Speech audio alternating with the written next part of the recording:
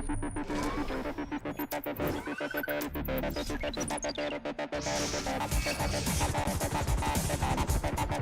who know performance know AMD Ryzen.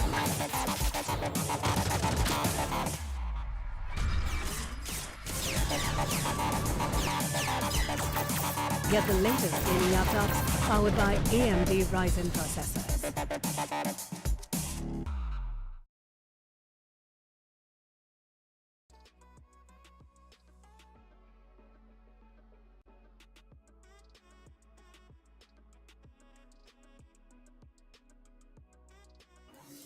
Welcome back to the SCS. After a brutal, bloody battle yesterday, we ended the day with a win of Velocity taking down Union Gaming. We'll be opening up today with Exceeli taking on Orangutan. The new kids on the block of Orangutan will be duking it out against the established titans of Exceeli. There's only one thing lacking in this series, that's going to be Mercy. I'm your caster, Kramer3, also known as Purple Ranger, and joining me, also known as Pink Ranger, is the beautiful Tania. How are you feeling about this one?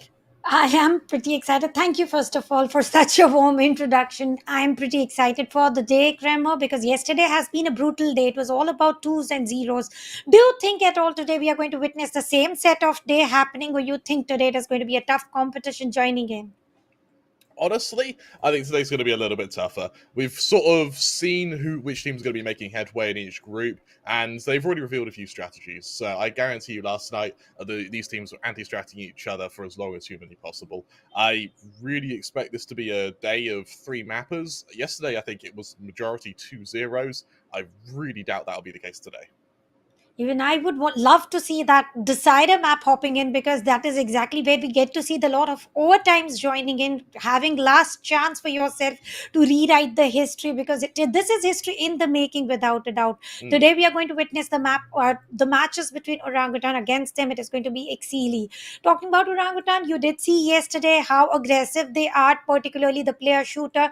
He doesn't stop no matter what, walks in the garden if at all it is the map of Ascent. So I'm very sure Orangutan is going to pick map of Ascent.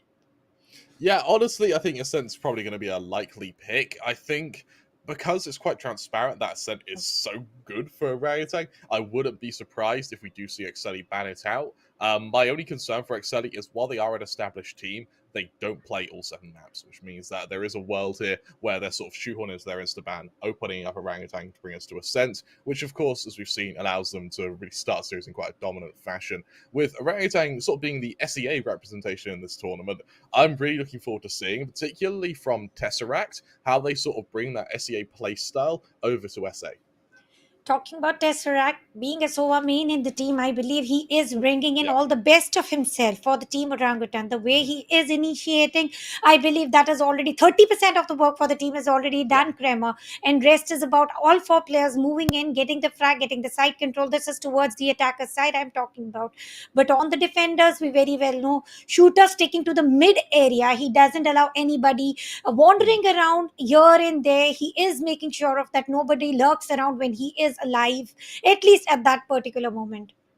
No, you're absolutely right. And to expand on Tesseract a bit further, I really want to highlight the fact that I've cast him a few times in SEA when he was on a team called Action PH. And in that time, he was unstoppable on that Sova. And, you know, Action PH, they were a very aggressive team. The reason they were able to justify being so aggressive was because almost every opponent they were about to fight had already been pinged by Tesseract's recon darts, by some impeccable Hunter's Furies. And I mean, sometimes they're already dead when they get there because he just happens to know the Sova utility so well that any Sova he's against is going to find themselves almost outclassed.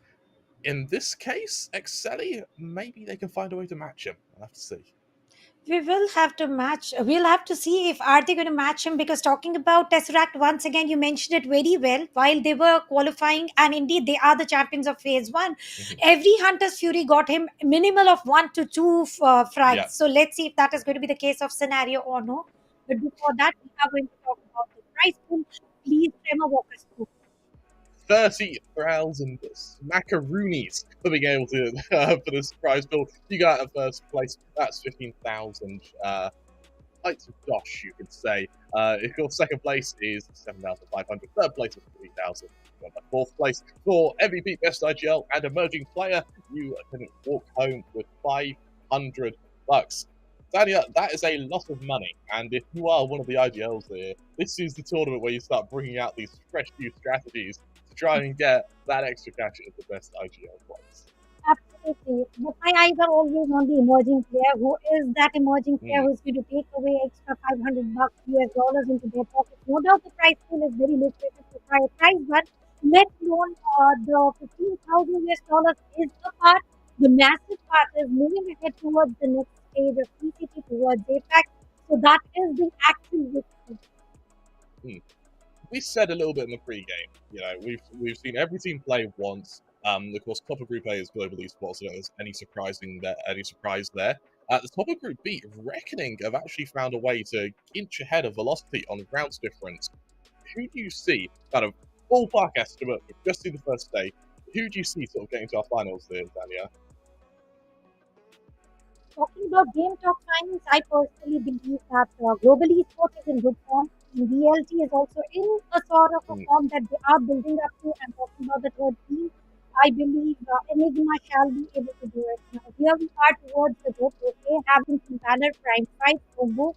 Revenant, Enigma, and Global. Top three teams here until now are going to be Global, Enigma, and Revenant. On the other side, we have got Reckoning, Orangutan, and it is Velocity into top three. So, combining, we do have teams in the top right now, but it is very tough to choose. It is too early to choose. My gut feeling is I think it's safe to say Global will be either in the semi-finals or finals. I think that Enigma, they certainly have a lot to prove. You know, the last time they went up against Global, let's be honest, they got thrashed. But now they can attempt to usurp them again on LAN. Over in Group B, Orangutan, they're a new roster. If they ever were to make a statement, if they ever were to sort of reveal themselves as a team to watch out for, beating Global would be the place to do so. Velocity yesterday, even though they won, I was slightly disappointed. I think that Union gave them a bit more hassle than we were really expecting here. So Velocity, if they can tighten it up, if they can really get back to their top form, I think it is actually going to be torn between Velocity and Orangutan to join Global in the finals. Now, this is Day2. Let's be honest. I'm not talking from anywhere. I've not got an orb. I'm not an oracle, but that's what my gut feeling is. So that feeling whether it is going to work or not for the match one, just in case if I have to ask you what will be your predictions about the scoreline, it doesn't matter which team you're talking about, what do you think, what are your expectations? Because Orangutan on Group B, they are on number one, Exceeli are on the bottom half of the leaderboard, indeed they are on the bottom, rock bottom, number 6. So what are your expectations coming in from this particular? For me, I'm expecting Orangutan to take this. Whether or not it's one-sided, I'm yet to decide, purely because we haven't seen the veto yet. I think that'll be quite telling as to how Orangutan are going to be able to close it out. Overall, match 2 with Global taking up, I believe, Revenant. Again, I think I'm not going to be alone when I say Global definitely has that as favourites. And then it's the third match of the day that, for me, is going to be the most interesting one. With Reckoning rank 1 of Group B and Velocity rank 2, that's going to be a proper clash of titans and a sort of scramble for the throne, you could say. So that is really going to be the match to watch out for. But let's be honest, these appetizers for the starters of Orangutan and Global, they are really going to be some good games. They are going to be very interesting games. And Global Esports yesterday remained well in the map of Ascent, where he did have a conflict of opinion talking about the particular map where I said Global is the map who might be able to dominate. It's hard to say that no team battle is going to show up with a better set of skills. But imagine Global literally bulldozing them, steamrolling them without anything. And You're absolutely right. You're absolutely right. For me, I'm going to go on a bit of a tangent here. So buckle in, get ready. And if you're in the chat, now's the perfect time for news. I should please let the other one do the job. But as we go into this, for Orangutan, when you are in a new team, your premise is to try and make your map pool as convoluted as possible, at least appear as convoluted as possible, because newer teams are always going to have smaller map pools. That's just how it works. You haven't had enough time to establish yourselves. So what I'm really expecting now is for Orangutan to sort of, in the qualifiers particularly, to have played some kind of maps they may not be expecting. I mean, I think the one to highlight was their game against Brown Gunday, where they brought out an Icebox and Ascent, Ascent we already know is their powerhouse. Then that curveball of Icebox, they won that 13-4. So the reality is, Orangutan, we know they're dominant on so many maps now, it's going to get very hard to be able to decipher and go into a veto against them when there isn't that much data on them. Talking about That being said, oh god. if I had to talk about Orangutan right now, they are very prefixed about what sort of play they want to go for. Each player has a decisive role, pre-decisive role. One wants to go as an initiator, one as a duelist, and they really want to stick to it. So talking about Exceeli, the players are ready to switch the roles as and when needed. We have seen Sentinel going ahead as a controller, initiator going in as a controller as well. So for Team Exceeli, it is going to be very unpredictable about the agent selection lineup. Yeah, you're absolutely right. What we do know is the 3 maps that Orangutan have proven themselves on, that being Haven, Ascent, and Icebox. We've seen nothing of Fracture, we've seen nothing of Breeze, we've seen nothing of Split. We have no clue which one of those 3 is their into the map. And so once again, we'll allude back to the fact that, yes, you may have a loose idea of agent composition. Remember, we've just hit a new patch, and you've only got about 3 games on record for the maps beforehand. So Orangutan truly are an unknown here. The only thing you can guarantee is that Tesseract's going to be on that Sova, and that's about it. They've gone for KOs over Chambers, they've gone for Sages, they've gone for Killjoys, Omens, Skies. There's such a vast agent pool here from this team that anti-stratting them, unless you know specifically what they're going to do when, is going to be really, really difficult. But, Tanya, let's talk about Exceeli, because these guys, they've been around for a while, haven't they? Talking about Exceeli, they have been about. It has been a long time since the roster is working, and I believe they need to work a little extra. And this is going to be a game changer for sure. But talking about Orangutan, once again, Persia goes with both Tesseract and Shooter. Shooter is not going to switch his roles no matter what. He is going to continue to be a jet, taking care of the mid with the operator skills that he possesses.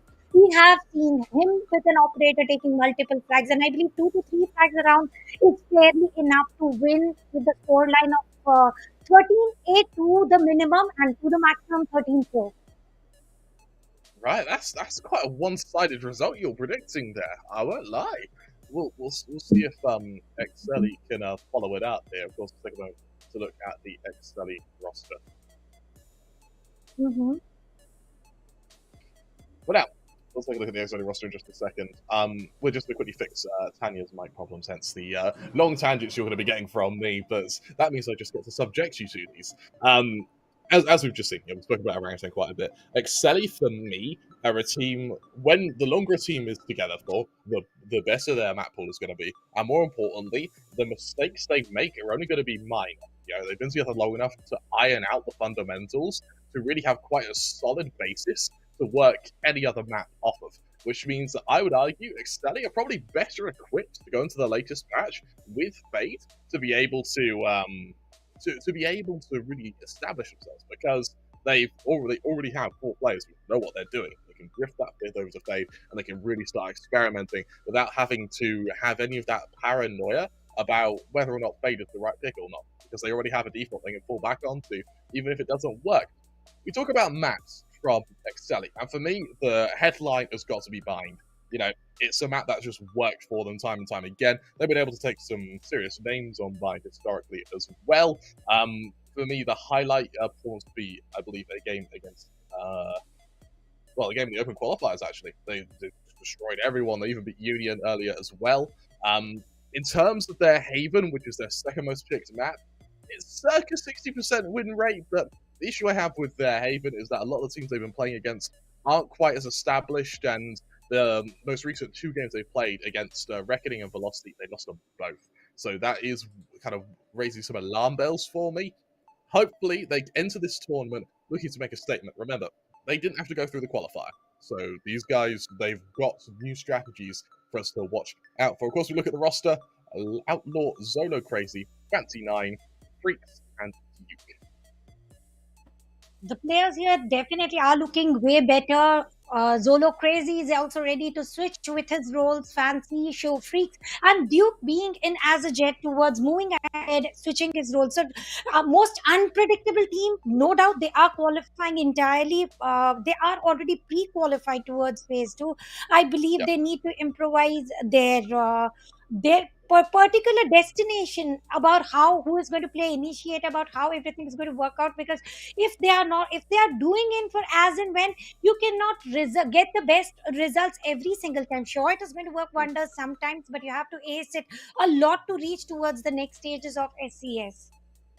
You're absolutely right. And, on topic of SCS, to quickly take a look at the format of the tournament. From May the 9th to the 16th, we had our regional qualifiers. After that, from the 19th to the 24th, which is of this month, we have our group stage. That's right, including today, it's 4 days left of the group stage. Then we have playoffs from May the 31st to June the 5th. And those playoffs, Dania, they're on LAN. LAN definitely is sounding very interesting. It is all emotional, not only for the players but also for the viewers and for the TOs as well. It is going to be considerably even more fun to watch out for. So I am definitely waiting for the LAN to happen. But which are those six teams who are going to immediately reach out for that? Because it is going to be best top three teams from each group moving in towards the LAN. And now the competition, the way the run show is going in, I believe show run is going in. I believe it is going to be tougher and toughest with every passing day. And no predictions are working as well, except for the team Orangutan newly formed working wonders. You're absolutely right, and we can't take away from Orangutan. Yes, they're a new roster. Yes, they haven't really established their map pool, but how much of that is to their plan? Because they have played formidably. I believe in the last kind of 6 or 7 games, they've won all of them, including series, which they've been taking 2-0. This is a powerhouse of the region. The question now is whereabouts on the sort of SA tier list do they fall? Are they going to be amongst the likes of Velocity, Enigma, trying to get to the top but not quite there? Or are they going to be able to try and usurp Global, who, let's be honest, have been the titans of SA for quite a while now? They are the champions of Rosa. They are trying to be the titans here. I also had some word with Mr. Yash, owner of Team Orangutan here itself. He is telling they are prepping up for the score line of 5-0. Crema, just imagine if they are able to Whoa, achieve that. that's I confident. I That was is pretty confident. excited to hear that, because 5-0 does look like a dream come true. And if they are able to fulfill this dream, Orangutan is going to be one of the team who is going to flawlessly, well, they don't even need to run. It is going to be a mere crawl that they have to go through towards next phase. Yeah, absolutely right. So to highlight as well is their opening game was against Full Power, so it's not like they've had an easy start. They've really had to fight to get that first win on the board. They did so in a convincing fashion, 2-0 once again in the orangutan fashion. And so now, if I'm Velocity, if I'm Velocity, if I'm Reckoning, I'm worrying a little bit because these new guys have come up and they're killing everyone. That being said, we should be able to get in game in just a moment because, well, what's better than talking about killing people? It's watching it happen in, I guess, a very morbid way. It is going to be a moment to watch out, and especially coming in from Shooter. I want to see how many frags is he taking, or is he Hmm. going to be the MVP as always? For Team Orangutan, Shooter has been on the cards of MVP for as long as I particularly remember, throughout the Rosa qualifiers until now as well. Yesterday also during the phase one, but yesterday we did witness a fade hopping in. Do you believe today again? Are we going to see any fade play? Because when I had some word with the players, Hmm. they are not enjoying as much as we are enjoying to cast. A problem that Fade's players have had at the moment is the sort of Fade skill set is like a Sky Breach hybrid. And so the playstyle that comes with that is usually quite reserved. But from the looks of things, Fade is sort of being played a bit like similar to a Chamber, similar to a Raider, sort of pseudo duelist, where they're trying to really frag out on Fade, which isn't the premise of the agents. And so until we start seeing Fade take a more tertiary role, where it's a matter of supporting duelists and then using that that Nightfall similarly to how you would see Rolling Thunders get deployed, that's when I really think we're going to see Fade come as their elements. Until that happens, though, it's still going to be a lot of guesswork, a lot of feeling up just to see whereabouts Fade will fall into the mix. We take a look at our veto, and I'm going to level it with you. I'm kind of scared here, Tanya. Well, it starts with Icebox. That is pretty scary. Next is going to be Ascent, Orangutan's most dominant match in the final decider map. If at all we are reaching there, it is going to be Bind. We are going to see some race showstopper if at all we reach there. But talking about Icebox, Crema, what do you think lineup shall be? Perfect lineup according to you on the map of Icebox on the attacker's side. I actually think that Killjoy's fallen out of favor, so I'm really liking Chamber Sage, Jet, of course, Viper, and then Adversova in at the end. I think that Chamber has a lot more impact than a Killjoy does because you do have that pseudo duelist. It means you can be a little bit more aggressive, and when you are in the boots of, say, Exceeli or Orangutan, actually, you want as high a tempo as quick as possible, just so you can start showing zero respect to your opponents, and you can start really trying to snowball yourselves. Having a second kind of pseudo duelist really helps with that. That really helps. I agree to you. And on the defender side, what would be your picks? Because I would personally go for a double sentinel lineup. If I initiate as a defender, instead of starting on attackers, I'm going to stick to the basic double initiator side. And on the controller, Mm, I'm not watching anything else. Vibor sticking into his particular controller side, which is Viper. mm. Something I want to highlight, and this is, I think, is where I think we have a bit of a regional difference, is kind of coming from Europe. We don't, there isn't a attacker or defensive setup. You pick your agents as if you were playing the whole map. That way, when you play one half, you're not under constant pressure to do better. You always have that second half where you still have agents that can work.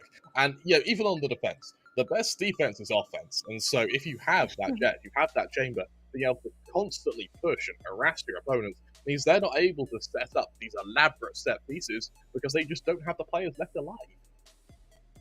And you need to make sure you have your team alive and kicking to get the round in the favor in your pockets Hmm. flawlessly. And Orangutan is one of the player. As soon as they realize that attackers might pick out one of the players, they go back foot. Now this is one of the key factors to learn.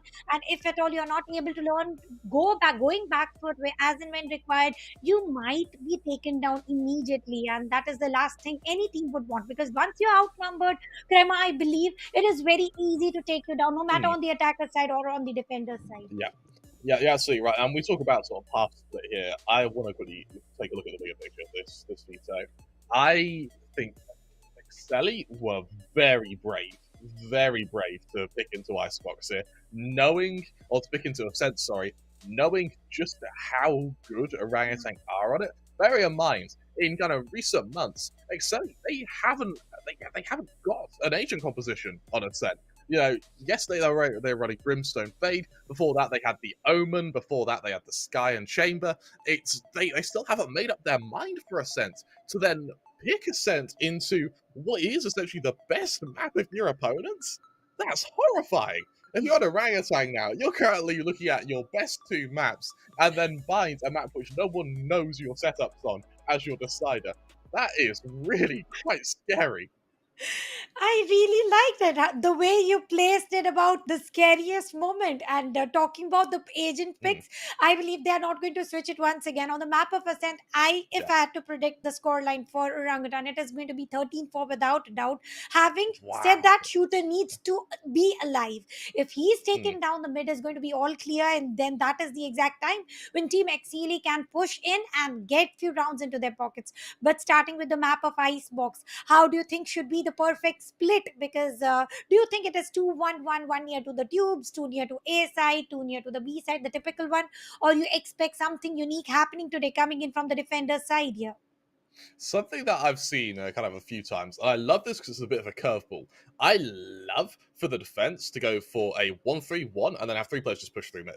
And then go for the info gather there. Then you'd have your chamber over on the A site. They use pro for info. They blink away the second they end up kind of spotting anyone. The jet on the opposite side. Then you have your sentinels do the pushing.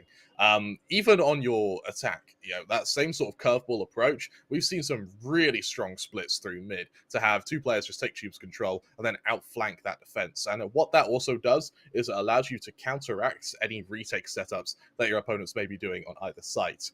That being said, I think for Orangutan particularly, the faster, more aggressive plays are really going to work out for them here, purely because the less strats they show, the better off they are. If they want that 5-0 prediction, if they want that to come true, then they really need to be able to win these opening games without revealing too much. Yeah, they are going to save some tricks for the future matches for sure, without a doubt. Mm, And the curveball trick that you're talking about, it is all nothing but wasting out the attacker's side or maybe defender's side, wasting out all the utility. So you have nothing left for yourself to push on the different sides. So I believe if at all the attackers are trying to stick to this curveball pattern, Icebox can be pocketed easily because Exceeli is going to mm. be on the attacker's side, going for the false alarm on side B and then sticking to side A. Something unique need to be created against team like Orangutan, who is just precise with aim, and also Mm. let alone aim with the prediction, because one player is fairly enough to entirely predict from where the players are pushing in. So the study of the map is also pretty clear for team Orangutan. No, you're absolutely right. And for me, let's talk a little bit about Exceeli. They are the established guys, which means that they've done their rounds through the kind of SA sort of scene. They're going to be used to teams trying to show them no respects, and they would have been used to reacting to that together.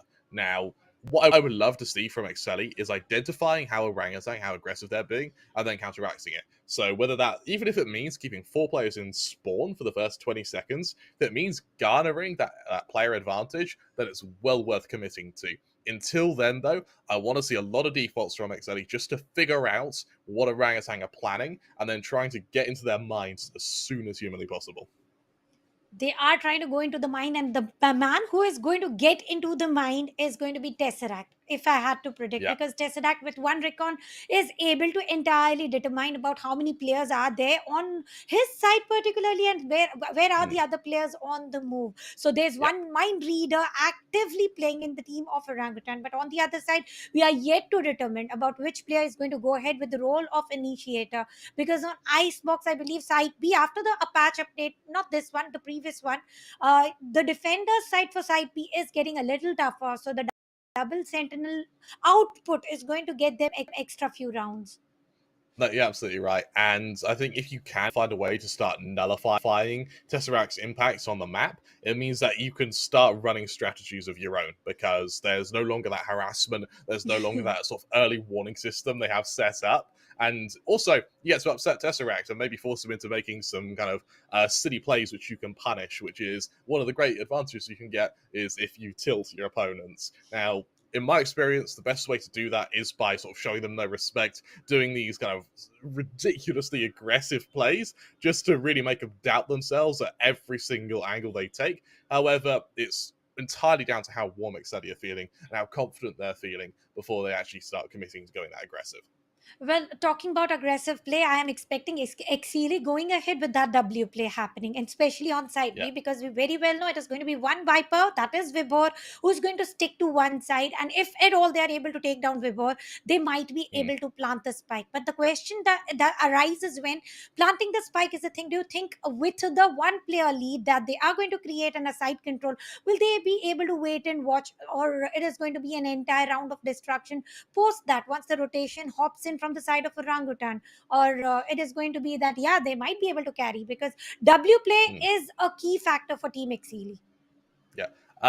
For me, I think the afterplant is going to be the biggest telltale sign of that. What you find in kind of all regions, the higher your success rate at afterplants depends on how quickly you commit to your retake. If you start retaking, but just as the spike goes down, your opponents can't quite dig in, they can't quite get to afterplant positions, and it allows you to really punish them as they move. If you've given them kind of 10, 15 seconds, then that's when things really get a little bit worrisome. In just a second, though, Daniel, we will be able to head in game. Of course, you've heard us yabbering on for far too long. However, what's better than talking about Valorant than watching Valorant? Now, I'm inclined to think this will be a 2-0 for Orangutan. Do you think the same, Tanya, or are you thinking that Exceeli might have something up their sleeves? Oh, well, I personally believe Exceeli, if it's sticking to their plans of W play, that is how they can take picks on Team Orangutan. Because Orangutan, if at all they are going for Mm, the mind play, mind tricks, there's nothing that can be, there's nothing that they can outplay against them.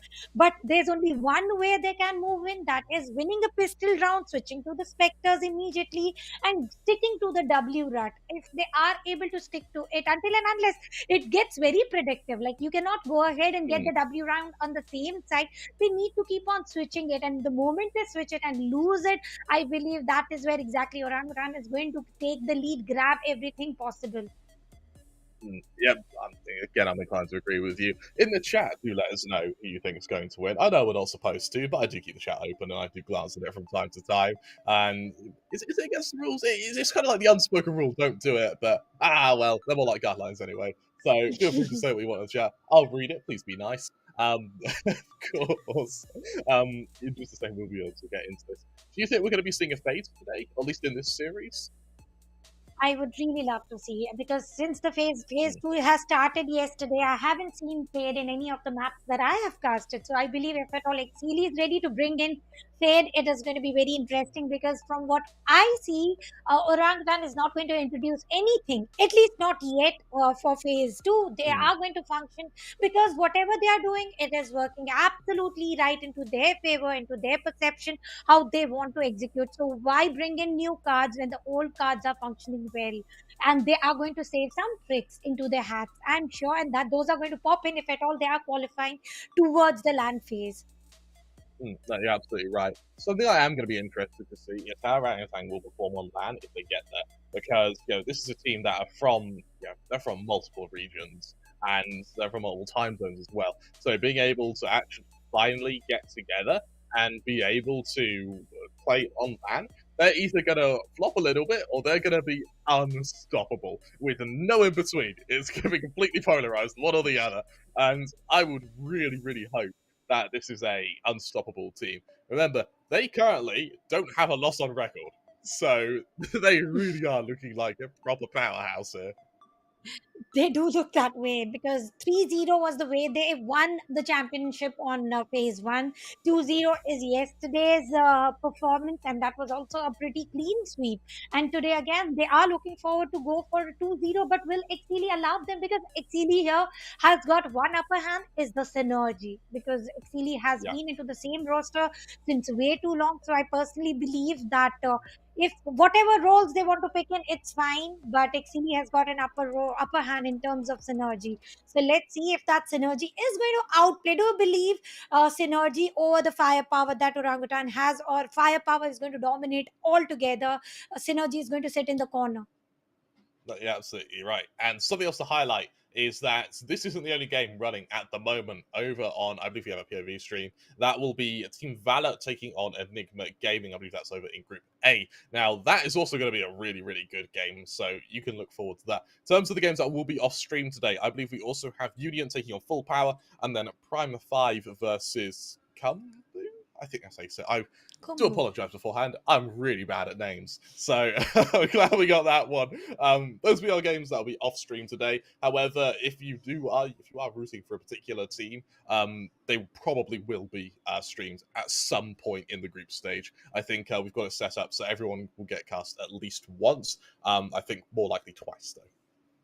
Yeah, they are. We are going to get more likely like twice. Let's see how are they going to perform off Mm, stream as well. Though the stream is on the router app, just in case if you want to have a look. But for now, here we are going to stick to these two teams. And the team that you're talking about, Kumbu Esports, is also directly hmm qualified team. They did not have to go through phase 1. So Yeah. let's see how are they going to perform. But there's one team yesterday which is Prime 5.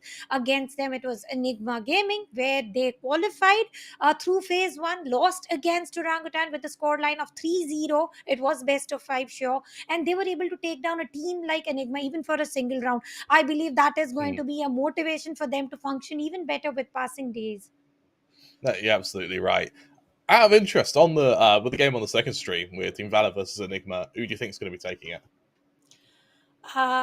Valor has taken down Enigma sometimes, but Enigma does have upper hand without a doubt. On paper, it is clearly indicative that Enigma has got a better synergy, let alone synergy. They also have got direct qualification towards phase two, so they have got a better performances into the previous stages as well. But talking about Team Hmm. Valor, they have qualified here into phase two with the scoreline of 3-0 as well. So I believe a 3-1. It was 3-1 if I'm not mistaken. Yeah, it was 3-1. So something, and it was against Reckoning. Their Team Valor Hmm. won against Reckoning. So let's see how are they going to perform. But if at all, if I had to choose just randomly, Enigma might be dominant there.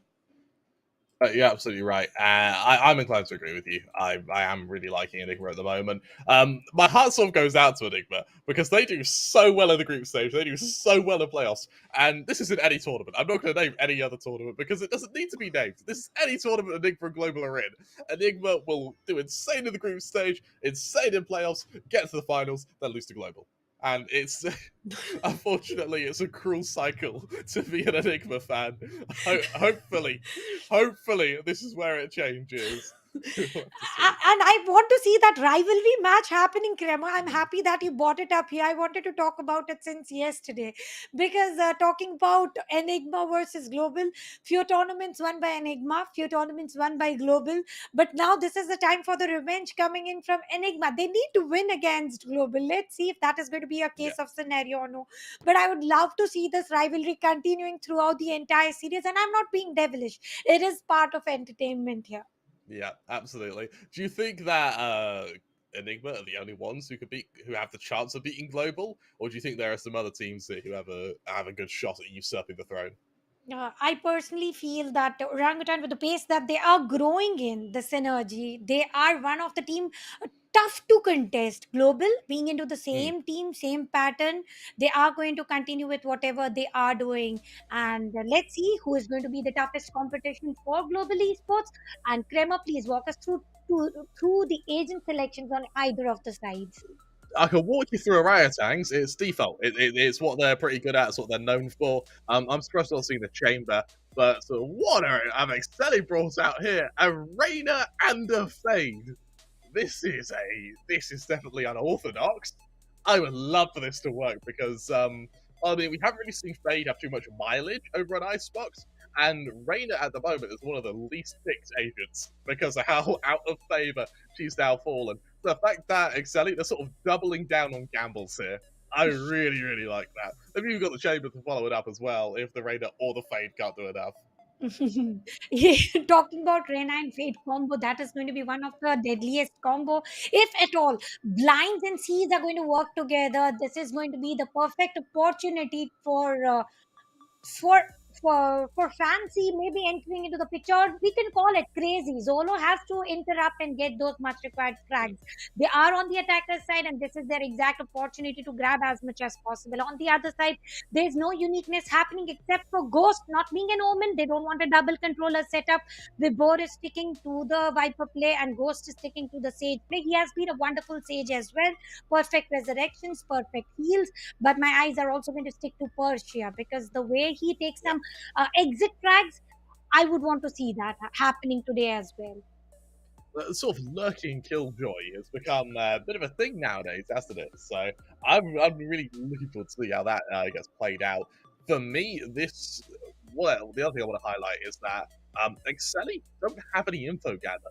You've got the static utility with Chamber, but I guess Fades flashes count as info gather. It's not much. It's nothing compared to Orangutan, we've got Sazerac for the active vision, and then you've got Persia for the static defense, or for the static vision, and that info gather is going to really help Orangutan in trying to set up entries for Exceeli if they want to peek, if they want to fight someone they've got to peak with their bodies, and that, frankly, is a difficult thing to do.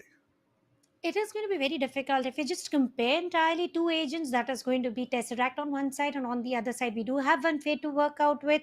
I believe Soa has got an upper hand, except for let's see how they are going in with the Nightfall performances on the attacker side, because as an initiator, Orangutan has got an upper hand for the duelist.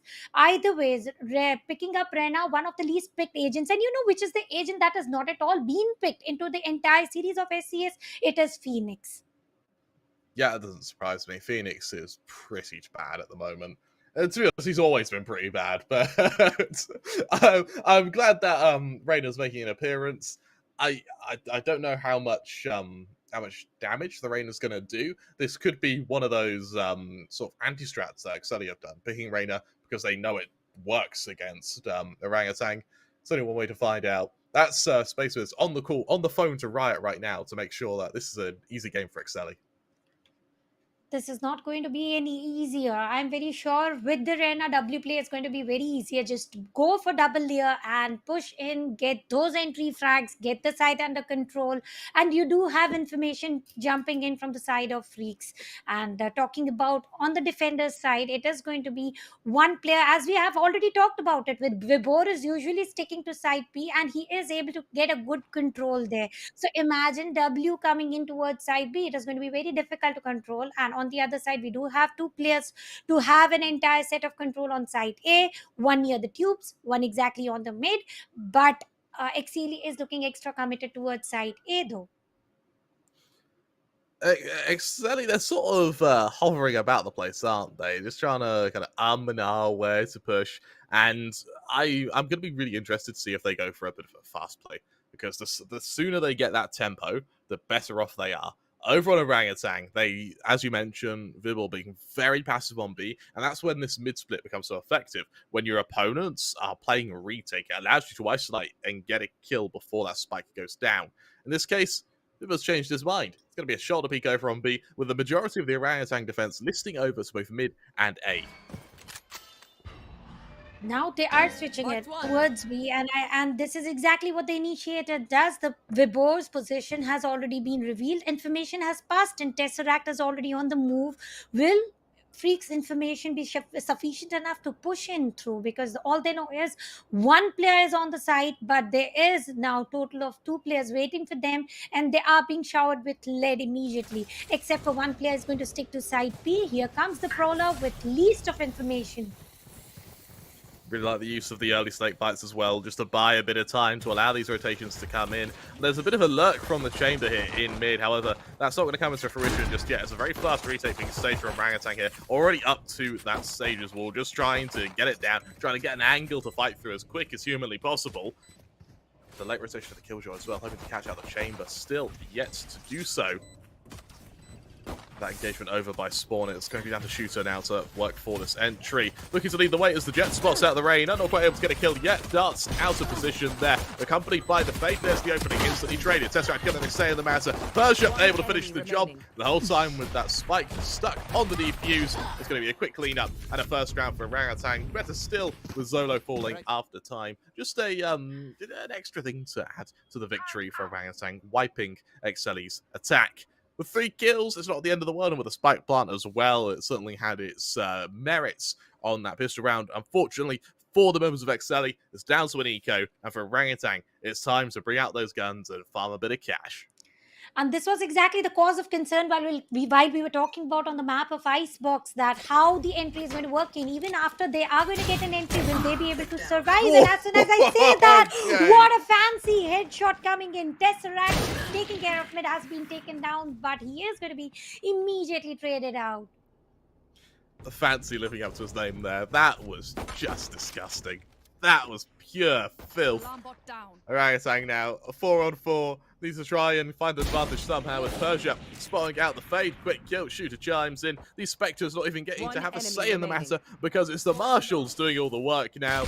Vibble going to catch out the lone lurking chamber. And the lurking chamber from Exceeli is an interesting decision there.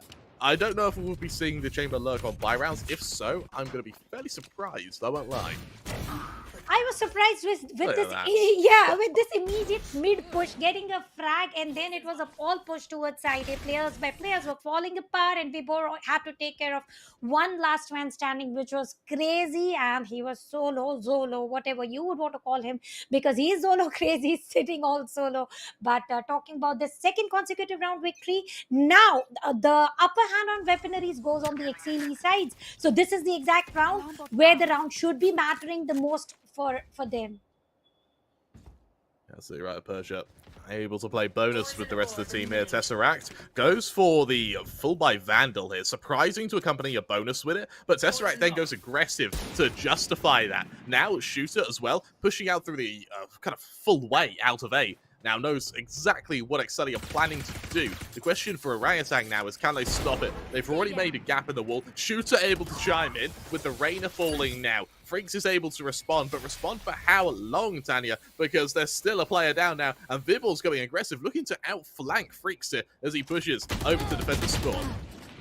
And here we go, the switch of weapons. They did not have so much of time. The Freaks did pick up an advantage there, and Tesseract has already managed to reduce the players to 2. It is going to be 2v3. Orangutan still has got an upper hand, but the control of the spike still remains under the hands of Team Exceeli. Let's see, where are they willing to go? Well, it is going to be side A, and a Shooter is already secured his better position here to the heaven side, and Tesseract with the triple. Well, it looks pretty clear scenario. Shooter is going to go for the pick here without a doubt, and here comes the shutdown. It is going to be third consecutive round going into the hands of Orangutan. Kremer, with this sort of a play, what are your score predictions? I'm thinking Orangutan take this pretty one-sidedly. I wouldn't say as one-sidedly as you think. I'm not thinking 13-4. I'm thinking closer to kind of 13-7. I think Exceeli have the pieces of the puzzle to be able to sort of slap back, but I don't know if it's enough to win. Tesseract as well being handed that defuse, get that Hunter's Fury up on him as quick as humanly possible. Understandably so, because as we said earlier, Tanya, he's just that good. And something else I want to highlight as well is going for the force buy of that Vandal on the one player who didn't have a weapon going in from the bonus. It means that you have 4 bonus weapons and a Vandal, which is that extra firepower which Tesseract use masterfully. We saw pushes get the early opening and then backs off, joins the rest of the team for the retake, and then just keeps plucking members of Exceeli out of the map one at a time. 5 Vandals versus 5 Sheriffs. We can clearly see that upper hand going into the hands of Team Orangutan. Let's see if we are going to witness any one taps. It is all heavy push towards side A, and the Haunt was set about right. There was no information though, so they exactly don't know what are they battling against, except for Vibor literally knows that there's one player on side B. He was supposed to get that frag, missed it, but Persia isn't going to miss it. It is going to be Tesseract supporting, and Freaks is going to take down Tesseract. Spike control is also in the hands of Team Orangutan. It is all up to last man standing, and I'm afraid how long will Freak stand? With a Vandal, they do start a bit of bite to them. However, gonna learn that the hard way. Ghost able to finish the job. Something I want to highlight there is the little bait and switch that Tesseract and the Killjoy had, which was Tesseract on the close angle. That was the Killjoy to get that first contact. Persia gets the first kill. Tesseract swings out, gets the second, and the Fade then has to turn 180 to then get that third kill. Now, it's certainly, yes, they do kill Tesseract, but how frequently are they going to be able to turn 180 and then trade? In that case, Tesseract got a little bit unlucky, but it doesn't matter because that setup was enough. It allowed Shooter to push through mid. It allowed the rest of the team to outflank these players who were pushing onto this safe site. A really strong bit of stratagem from Orangutan right now, and this is showing. We really started to see how established they are on what is their best maps. And for Exceeli, the further into this game we dive, I can't help but think that this may have been won in the veto.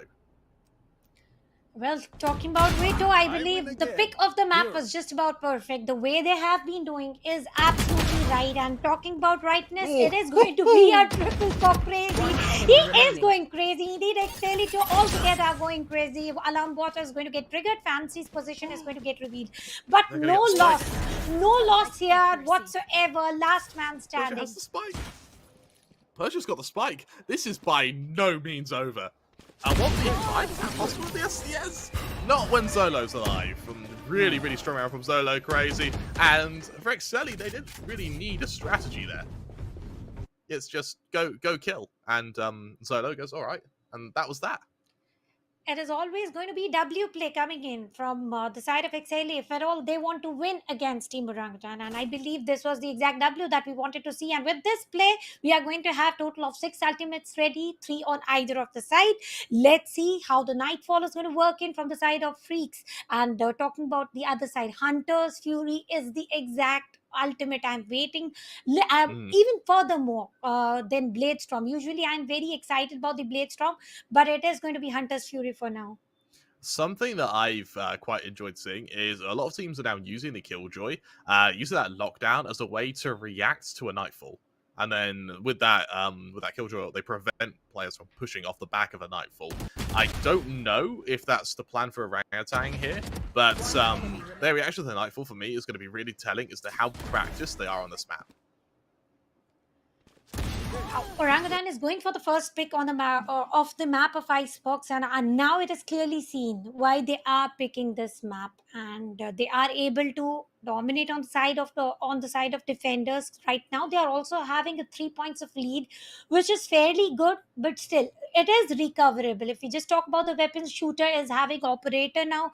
We can expect the mid peak coming in. So I believe if at all Exceeli avoids the mid rush, they can survive. At least they can go ahead and plant a spike. If they are going for the mid push, it is going to be all chaos, losing players one by one. The players are going to fall, and then there's no chance of victory because it is a full buy round Crema. And I believe if you're not able to make out the best with the full buy round, then there's nothing left for next round except for taking an L.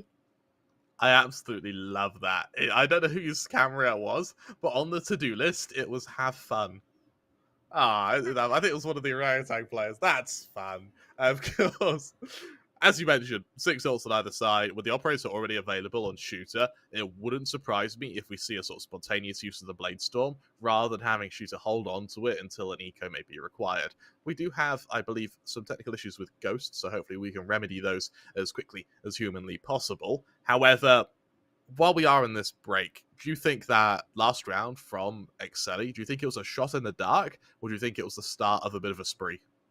No, it was not shot in the dark. They went for the information. They dodged the SOA's recon. They did try to outplay them, and I believe all they had to do was just push and get some early frags. And as soon as they were able to get a double, they were on the upper hand at that point of time. And if they are able to do it this way every single round, if they are able to take down 2 players within the very first few seconds, it was not even a minute complete when they started getting the frags. So if this is how exactly they are going to play, there's no stopping them.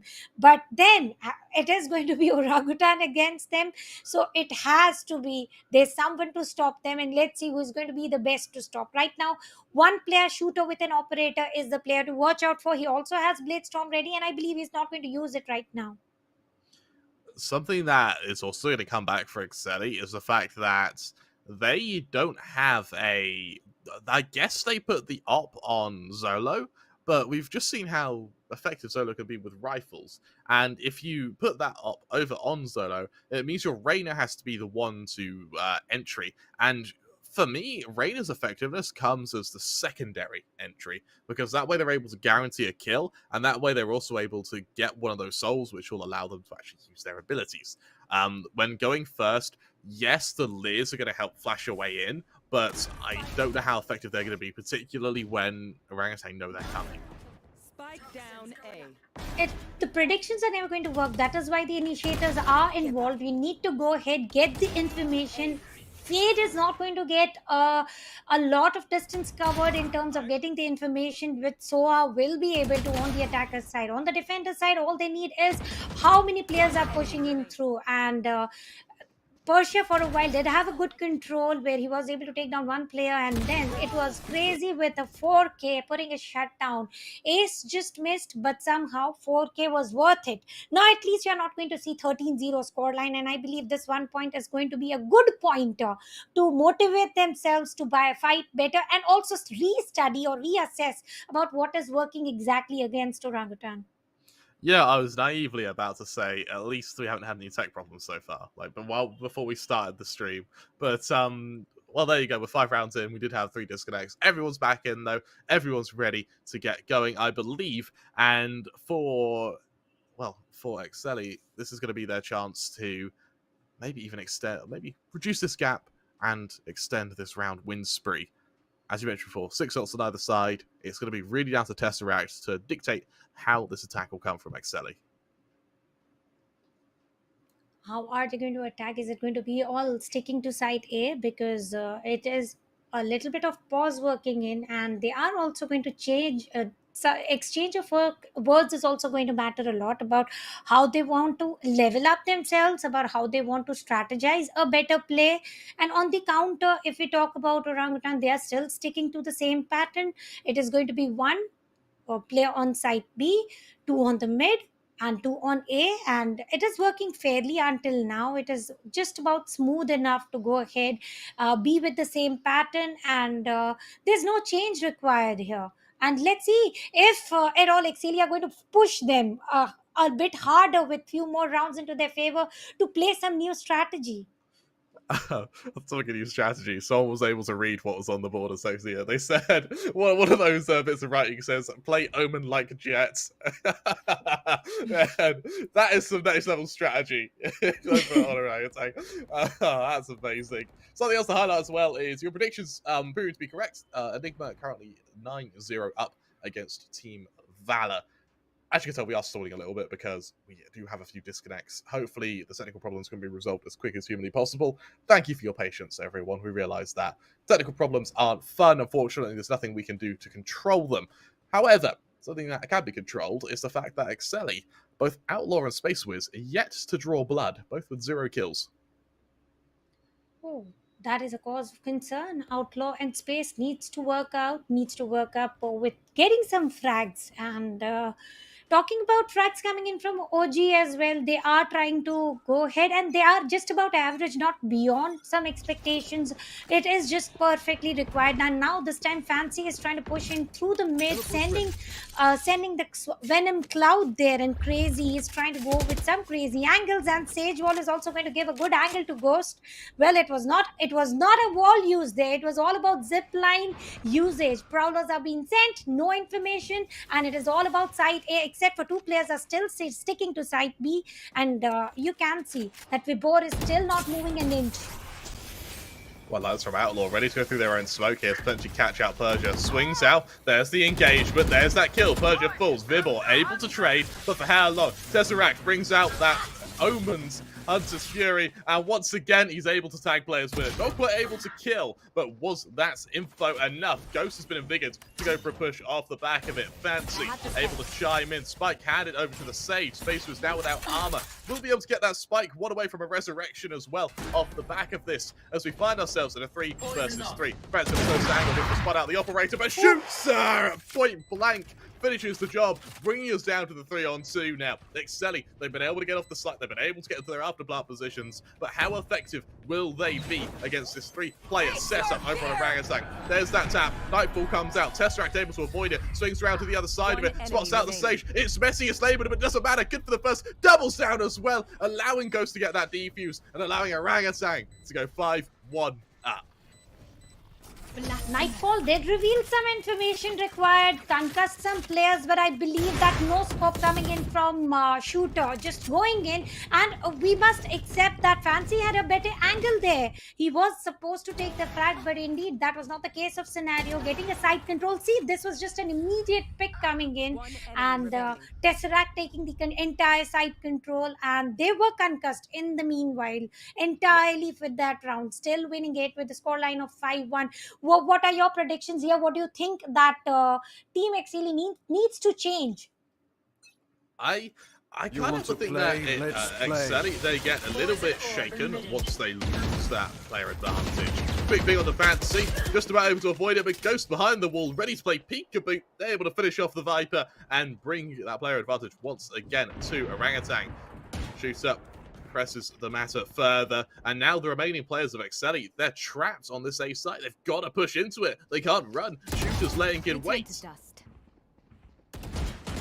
And as soon as Shooter does it, he is going to go for a few more frags, but will Persia allow it is going to be the question, and Vibor is going to knock the final nail in the coffin. It was a flawless round 1, and this is going to be a harsh economy stats for Team Exceeli, and Yep. this is the last thing that they would have wanted. I think they might just be able to squeeze out a buy, but they're really having to work to get it here. There are going to have to be the odd investments of sheriffs. Without the tour de force as well, Zono was able to get very little mileage from that big scary weapon from the chamber. They do still have a Viper's Pit for an afterplant. They have that Empress, which may be used with a Spectre here. We'll have to see. I doubt we'll see the Resurrection committed to what is essentially a bit of an anti-eco, though. Shooter's already aware about the positioning, but before Shooter could function it well, it is all about Ghost getting a double and maybe a triple as well. It was a good triple for Ghost, and Tesseract has been taken down by Crazy. It is going to be 2 versus 4 with 4 ultimates ready, and Ghost is going to get an entire spike control. Enemy remaining. What I love here from Ghost is that wall. I thought, oh, Ghost has messed it up. There's a hole in it. That was completely intended. There are no accidents. So when you're Ghost, no one hears you coming. Orangutan, they sit on the precipice of a dominant first half. You look at the cameras, they're enjoying it. They're living the high life right now, and they're living with a 7-1 lead over on Icebox with the looking forward to what is going to be Ascent as your next map as well. Look at this from Ghost. Just a perfect gap to have there. And you can tell that's been rehearsed time and time again. The way Ghost was laughing, I believe what you said is absolutely correct. It was well rehearsed about going in, getting 4K, getting the round, and now this is a full buy round on either of the sides, and immediately Viper's Pit is going to come into the action on side A, so there's no way they are going to push in. If at all they risk to do that, they are going to lose players. Good ball now. Here's Viper's Pit laying in wait, able to avoid the Prowler. There is a little bit of shotness straight, but it from Zono finishes off Bibble. There goes that Viper's Pit, and now Ghost going to be pressured to drop a lot of utility just to delay a push here, but they don't know when that push is coming, and they don't know with what power behind it. Tesseract needs to get as much info as possible here. Confirms 2. Here's a 3rd, and that may be all that's required for Orangutan to gamble it and stack this site.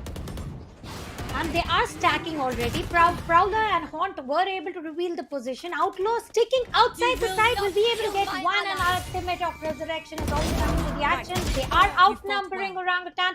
And as soon as I say that, Ghost with the triples. He is taken down by Fancy, and it is all about Viper's Pit. Again on side A, KJ does have a lockdown to work out with. Is he going for the same? Spike is planted. Portia joining in the lead, and he is trying to get as much of information as possible, but with that information he's also going to gain that frag. 1 versus 1 now. Persia trying to spot out the Viper, able to do so, but with not enough HP to take the gunfight. Fancy is able to end the round with just 20 HP remaining.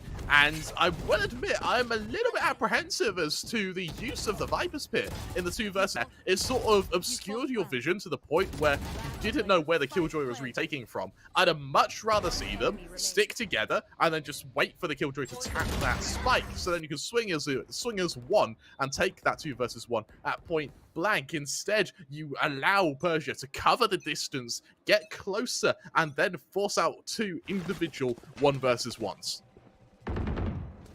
Individual 1 versus 1 were forced in. I like the way how the entry was joining in from Persia, but then ultimately it was all about Exceeli with low in HP. It was able to procure that frag, but for now, it is all about the utilities coming in from the initiator.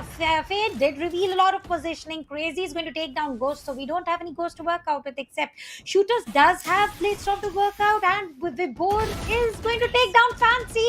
Portia taking down Outlaw. Now that is turning into a quick action. 4 versus 3. They don't have any site control. All they have is a spike control, making a move towards site B. How difficult will it be with Vibor still being alive? Tesseract as well, flanking through A, is going to be able to catch out the chamber here, which is just going to make the life of Exceeli even harder. Timing doesn't favor Tesseract, but aim does. The lockdown going down as well is just going to force Exceeli off of this site. Orangutan, they don't want Exceeli to even get a plant here, and I love the South drone usage from Tesseract as well. It means that he doesn't have to risk fighting. All he needs to know is, have they disengaged? That's all the info required. Accompanied by the Viper now, Bibble is going to be able to chime in. Exceeli have no way to even leave the narrow corridors they've been shoehorned into, and with Bibble able to make it 3 in the round, Orangutan, they sit 8-2 in the lead, turning what was a first half battle into a first half slaughter. The slaughterhouse, and who is being slaughtered? It is Exceeli. And I like the way how Team Orangutan once again is keeping everything far apart and flawlessly cruising through the map of Icebox, and they have been doing it several times. It is their pick, the way they have been performing, but this time there's something unique happening here. Kremer Shooter is not going to be the top fragger here. It is Ghost with a 1 frag lead. I'm sure it is going to turn the tables. Here we initiate with the mid revelation coming in from Tesseract. Tesseract trying to do the odd bit of damage here. It does harass the Fade a little bit. Remember, that Nightfall is one of the few ults that Exceeli are going to have in the space between now and the end of the half. So they need to keep that Fade alive. But Shooter, he's got other plans. Good for the first. Has the Sage to assist as well. Goes aggressive. Spots out the chamber. Can't kill him, but it doesn't matter because the bait switch is in place. Shooter overstaying as well. Could potentially able to get one more before being quelled. But that doesn't mean Ghost isn't laying in wait. Tesseract reveals himself. Ghost chimes in. Solo left alone in a 1 versus 4. The Headhunter, good for the first, but for Zolo, you blink and you miss it. He sort of cries out, guys, where are you? His teammates, they're not there. They're all dead. Orangutan have put them to the blade, and as they sit 9-2 in the lead, Exceeli, they've had to learn that the only thing you're getting from Orangutan is cold, hard steel. And there's some more steel joining in with the power of lead. It is going to be Tesseract spotted. Well, he did buy Odin a little while ago. Now switching back to Vandals and Phantoms. He's confused with the weapons. But certainly all they are trying to do is outperform in every single aspect. And I believe this is going to be a round where we can expect 9-3 happening with Tour de Force being already activated.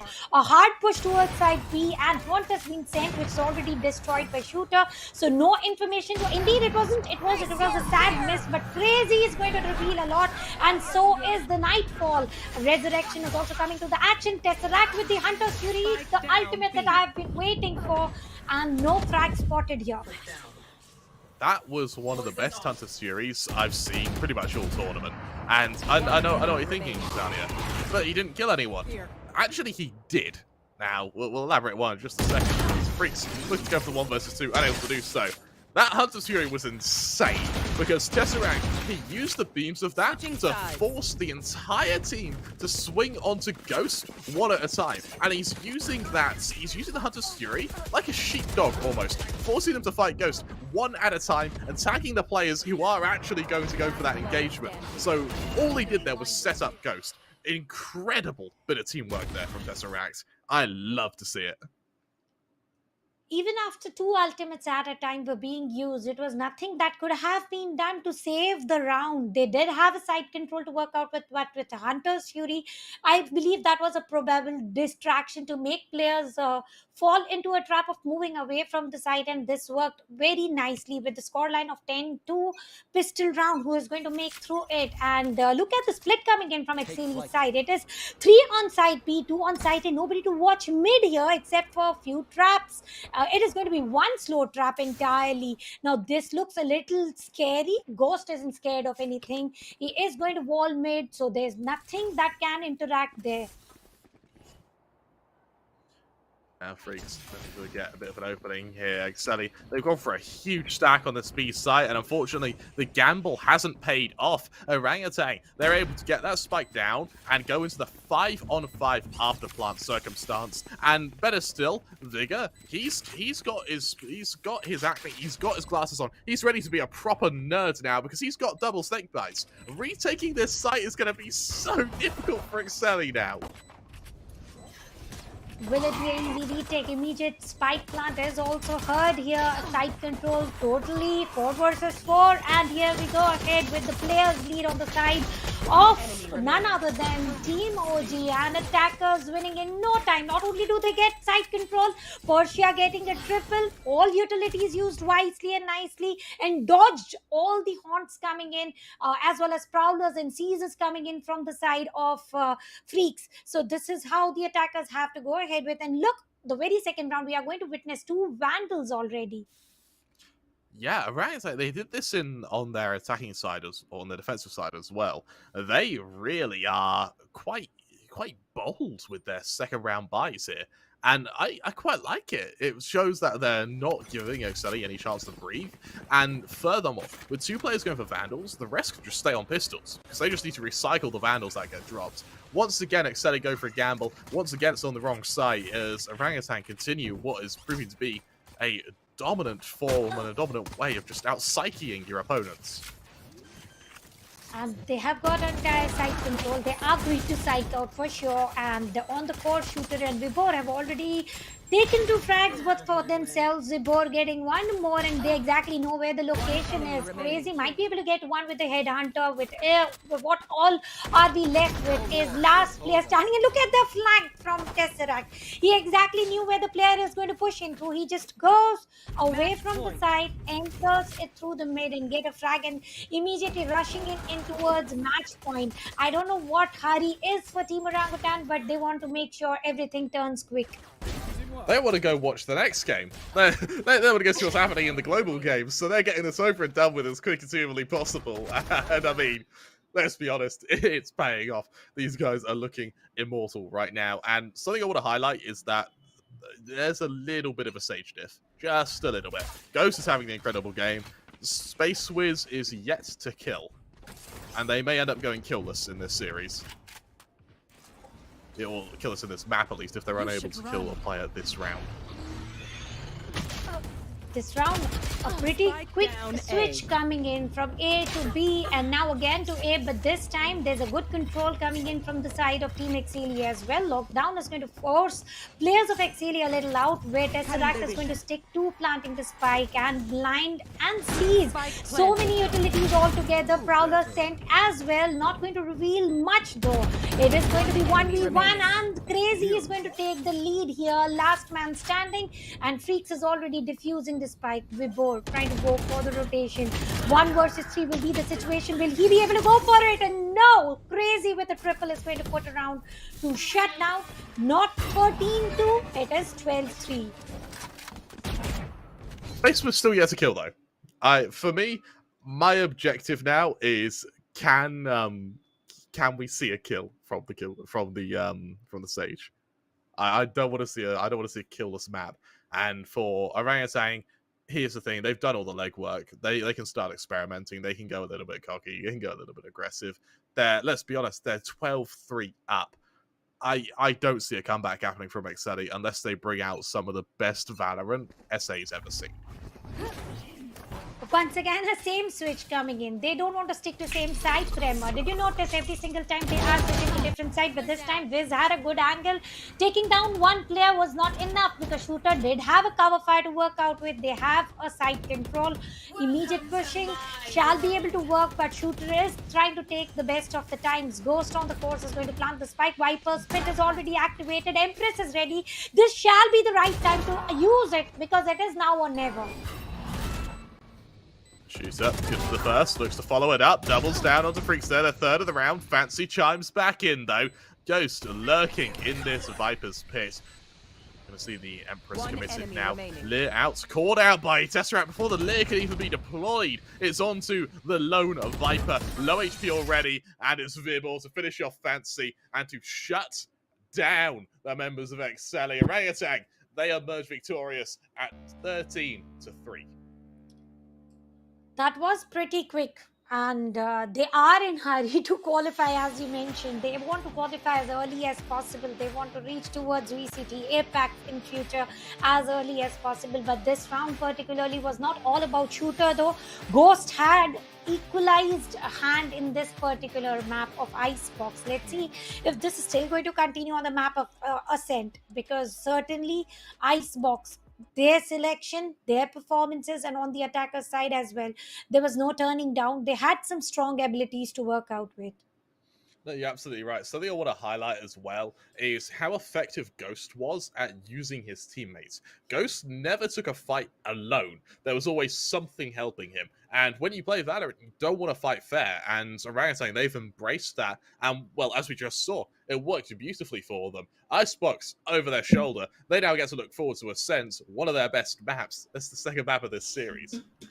Icebox is turning my favorite as well, because I used to feel a little scared. As soon as Icebox used to pop in on the screen, I Mm, used to feel how everything is going to work out. But now Orangutan, with their performances, is making it everything easier. And maybe we can call it a vanilla map, particularly for the team OG, yeah. at least for now. And next map is literally going to be the map of Ascent. And I don't know how everything is going to work out, because Ascent is a map where every player is comfortable with.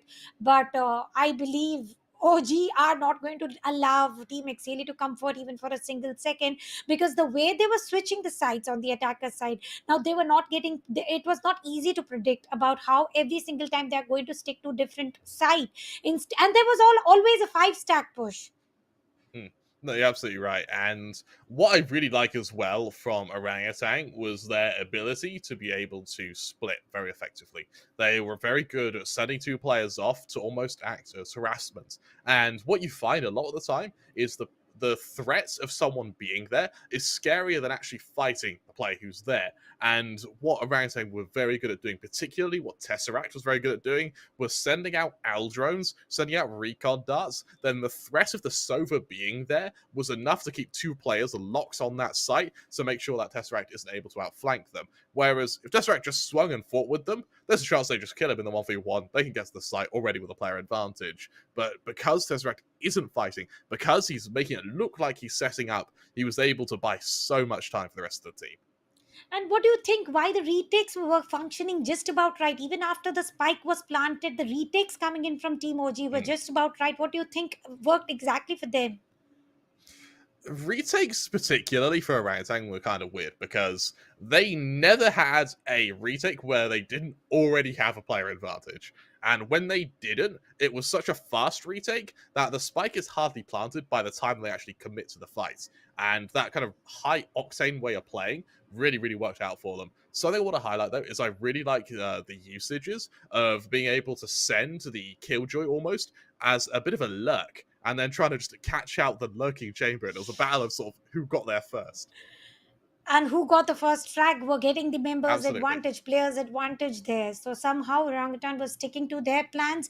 And I would like to talk about the very first round, where several players were alive on either of the side, but Mm, Ghost using opponent's wall orb as well as there immediately between the spike and sticking to defuse rather picking the fight. He left the teammates going ahead with the fight. He defused the spike. Even after that, the players were going ahead for the frags where there was no need to as well. So Ghost did mm, have an upper hand in this particular map as a sage, because I have our eyes are usually very well set to see him as an omen.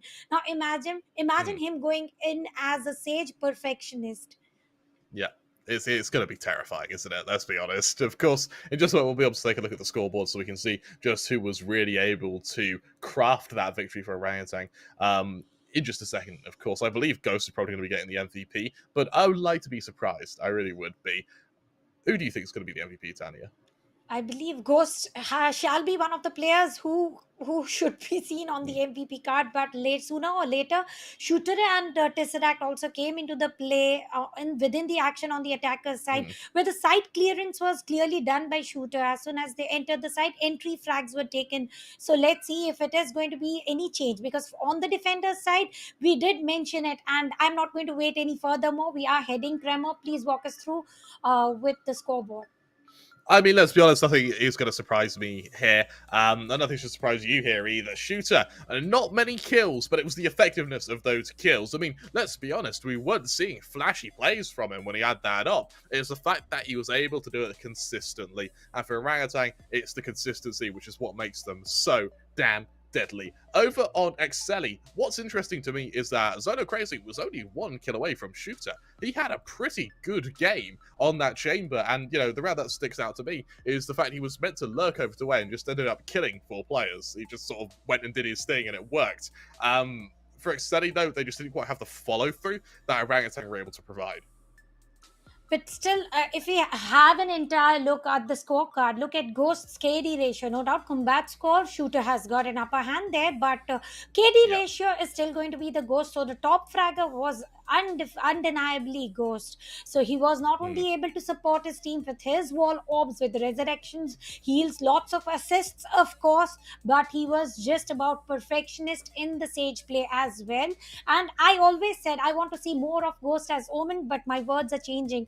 On the other side, it is crazy. One man only with the 1 KD and above, rest all beneath that. And the player that I would want to talk about is Space with the KD of 0.07. That is a rare case scenario where we witness such score happening. So somehow Orangutan literally dominated on the screen with the performances on the map of Icebox.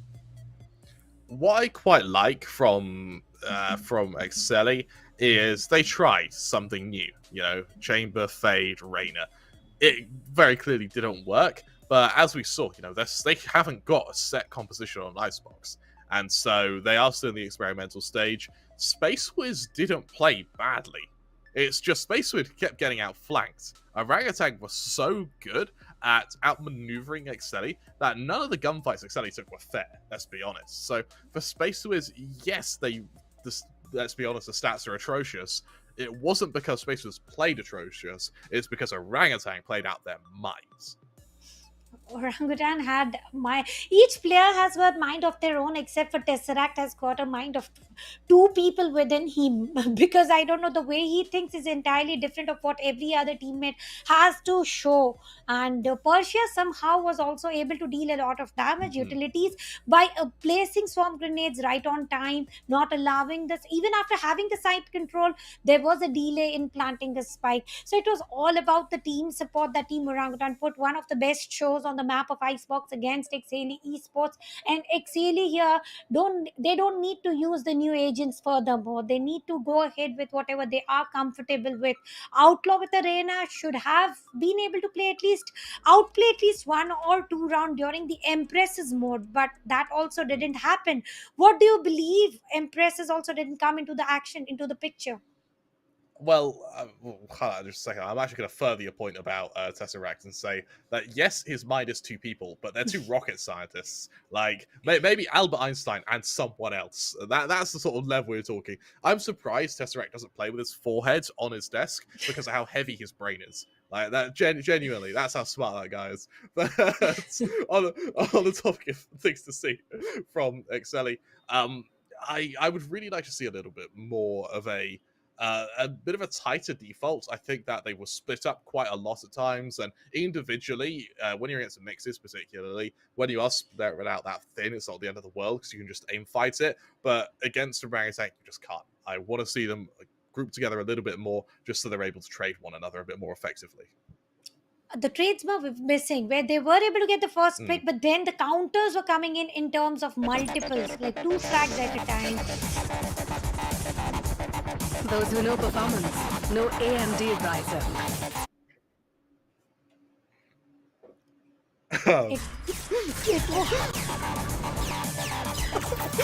Get the latest gaming laptops powered by AMD Ryzen processors.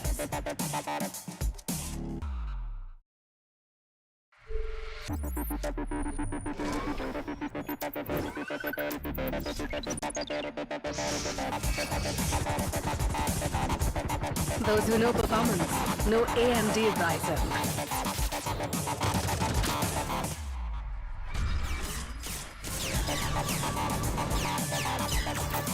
Get the latest gaming laptops powered by AMD Ryzen processors.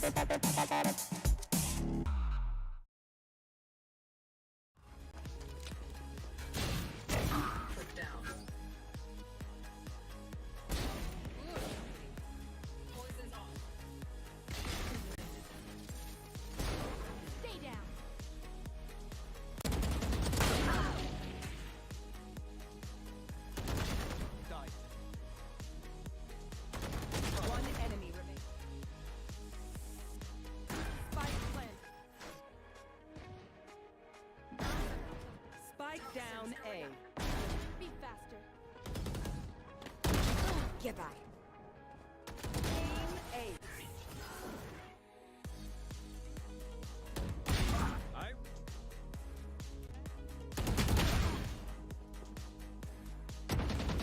One enemy remains.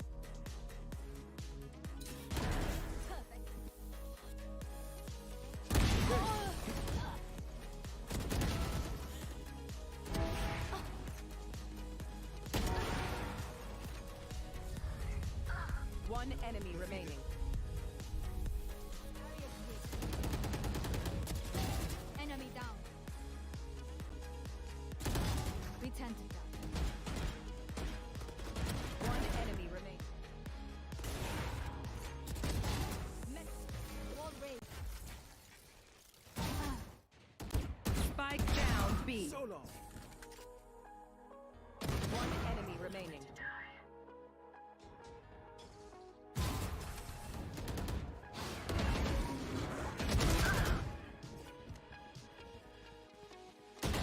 My allies. Right. You fought. You fought well. Last player. Spike planted. One enemy remaining. Poison.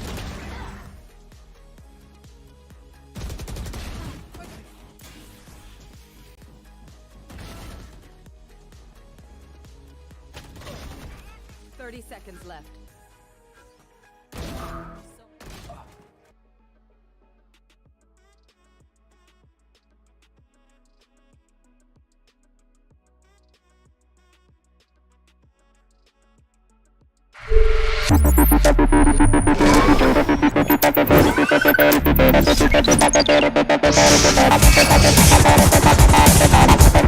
Those who know performance know AMD Ryzen.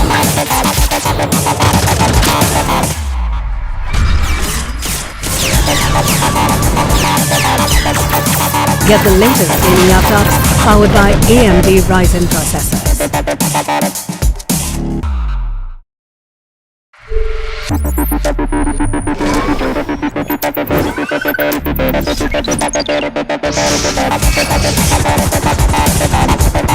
Those who know performance know AMD Ryzen.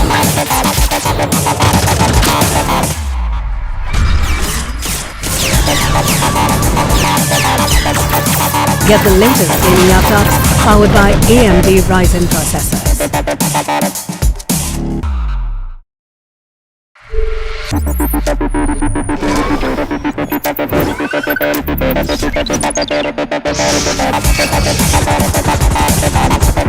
Those who know performance know AMD Ryzen.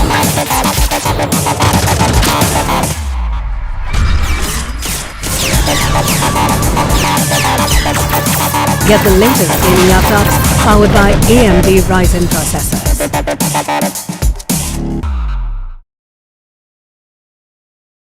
Welcome back to the SCS. We just saw Orangutan take one of their best maps of Icebox in a very convincing fashion, doing something frankly unspeakable to Exceeli and taking the map 13-3. We're now going to be moving to Ascent, their other best map, which Exceeli definitely have the odds to beat here because, let's be honest, Orangutan looked unstoppable.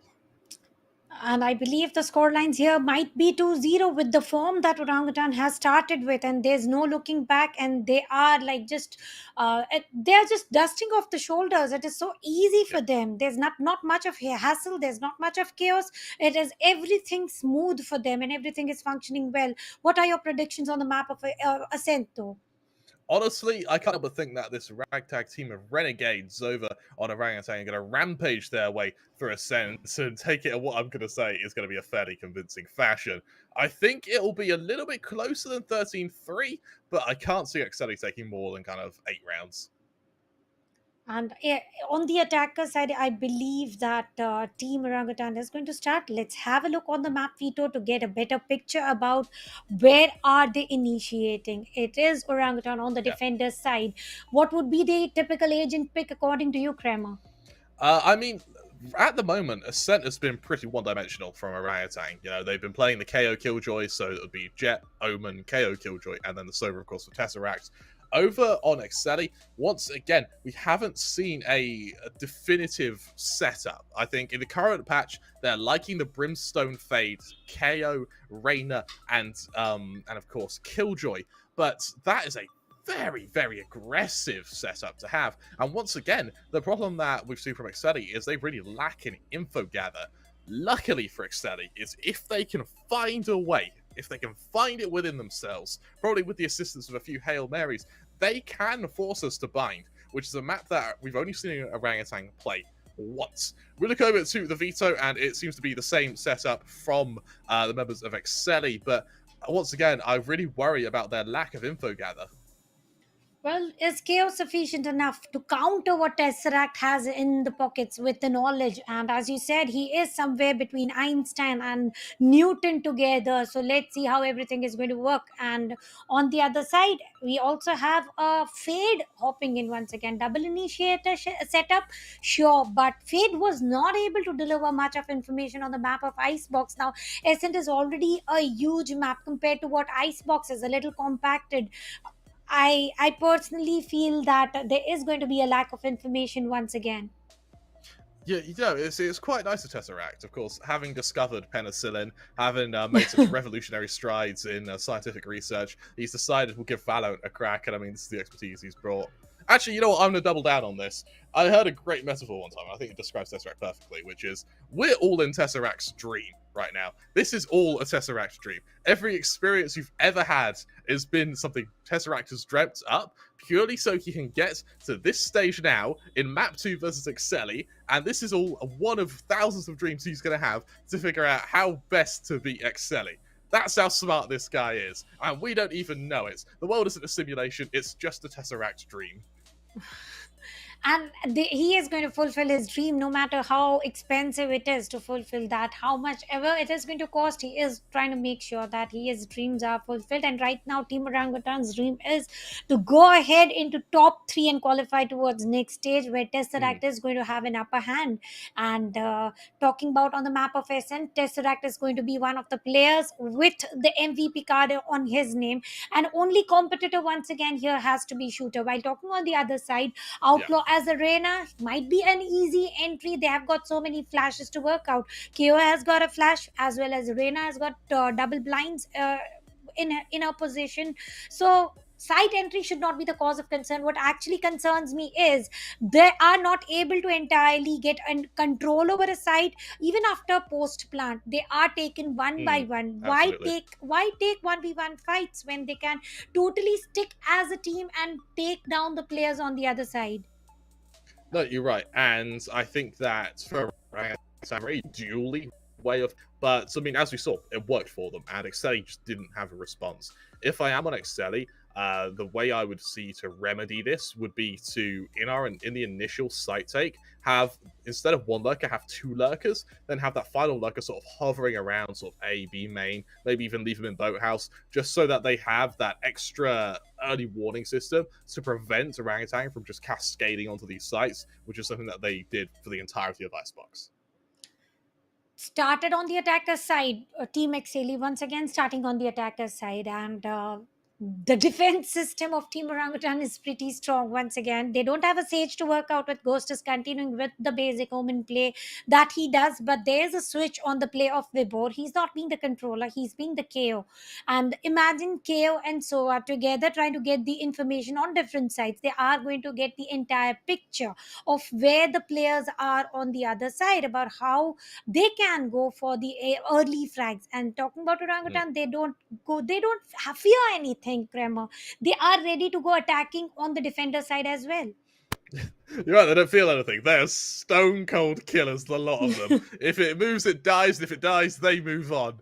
And you look over, I just noticed another thing on that whiteboard. Cool, calm, and collected. And honestly, if Icebox was anything to go by, Orangutan, they are taking those messages to heart. We get ready on to Ascent. Orangutan's one of their best maps. And of course, it's down to Exceeli to try and find a way to usurp them. With the defense starting for Orangutan, it's a very heavy commitment to mid. And judging by the setup from Exceeli, it looks like we are going to see a huge duel here now in B Divider.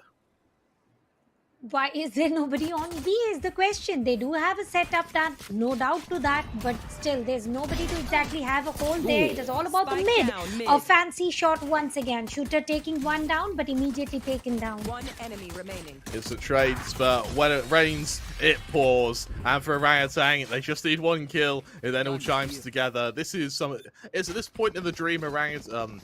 Tesseract might twitch a little bit, but it's okay. This dream is what he's foretold thus far. And as they go for another really heavy second round buy, Shooter again with a Phantom on the second round. And what it means is that for the remaining 3 players, Ghost, Tesseract, Persia, they don't need to buy primaries because they're just going to start juggling the dropped Phantom or the dropped Spectre from Vibble or Shooter. It's a really nice methodology to a second round buy, and it's like the equivalent of going for a force buy. Instead, you're just setting yourself up to have as strong a buy as possible for investing as little as possible.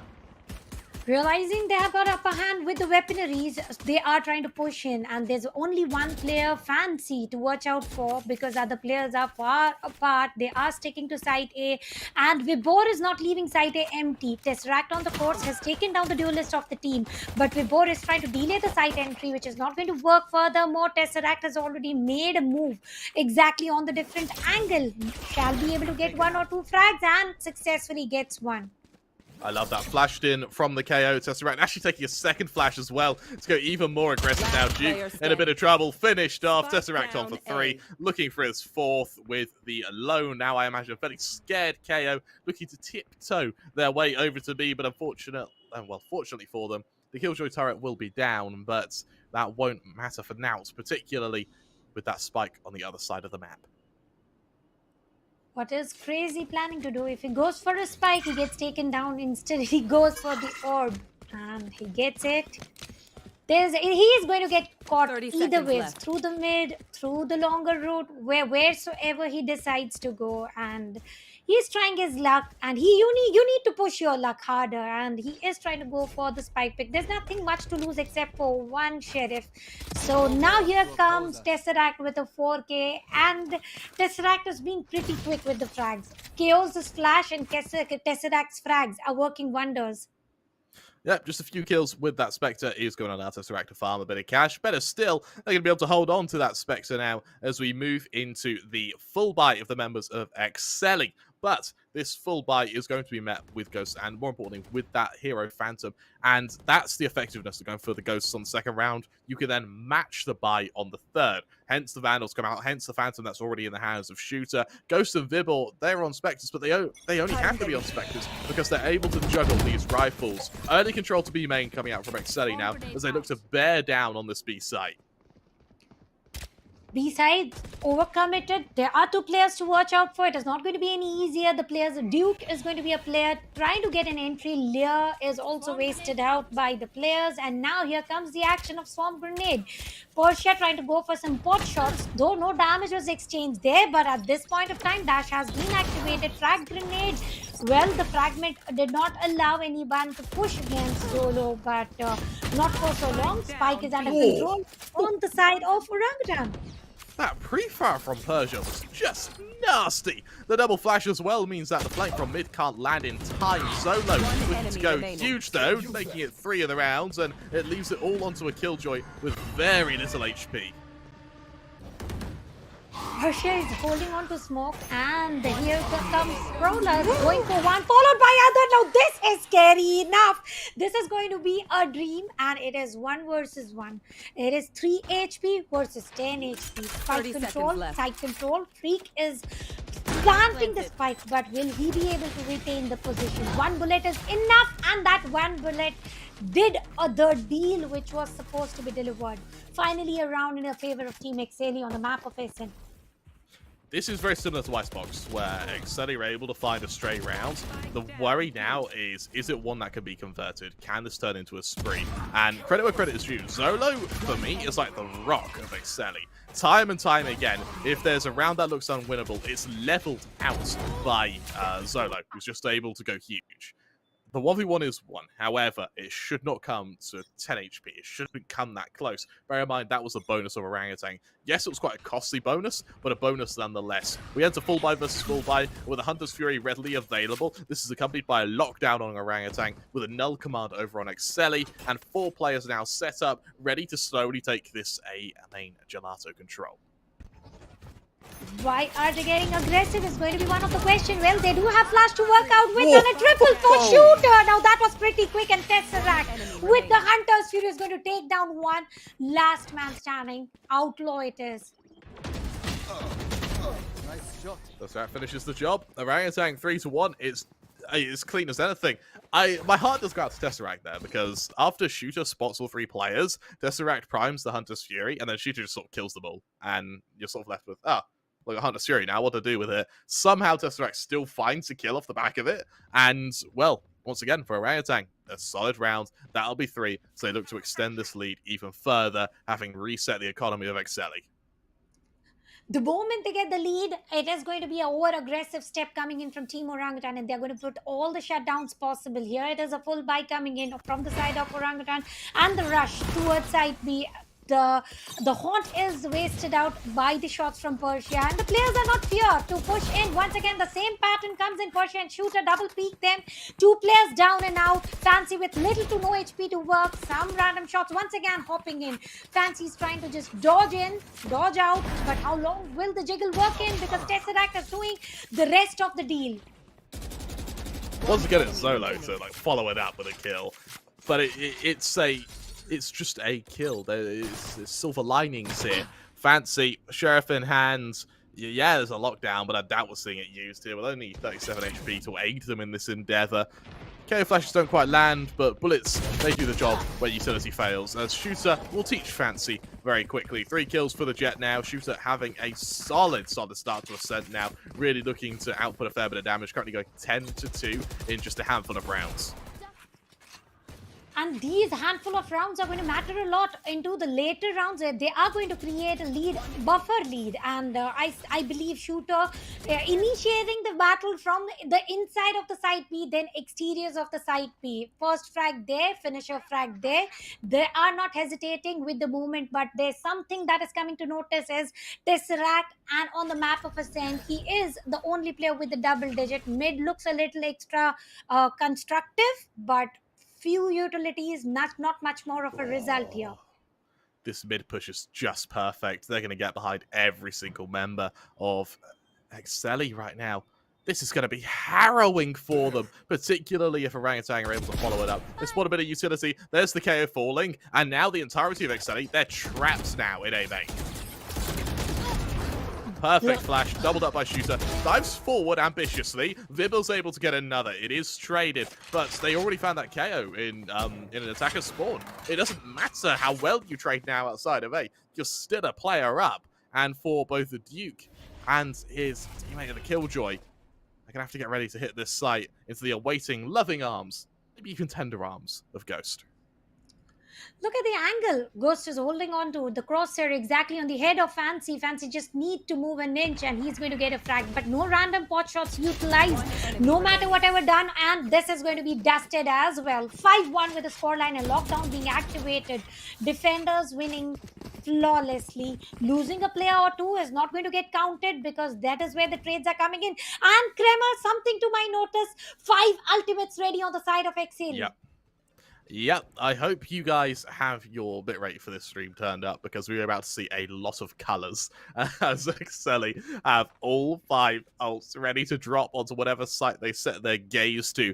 Yes, their money isn't great, but if their ults can be committed, this could be a 1 round. And for Orangutan, this is the first time in a while they've actually not been in the right position. The null command goes out, fast strips away, and there's no response yet from Orangutan. Nightfall also coming into the action. Once again, they are able to get an entire site control. Haunt is used. No revelation whatsoever. Vibor sticking to his old pattern about using the ramp.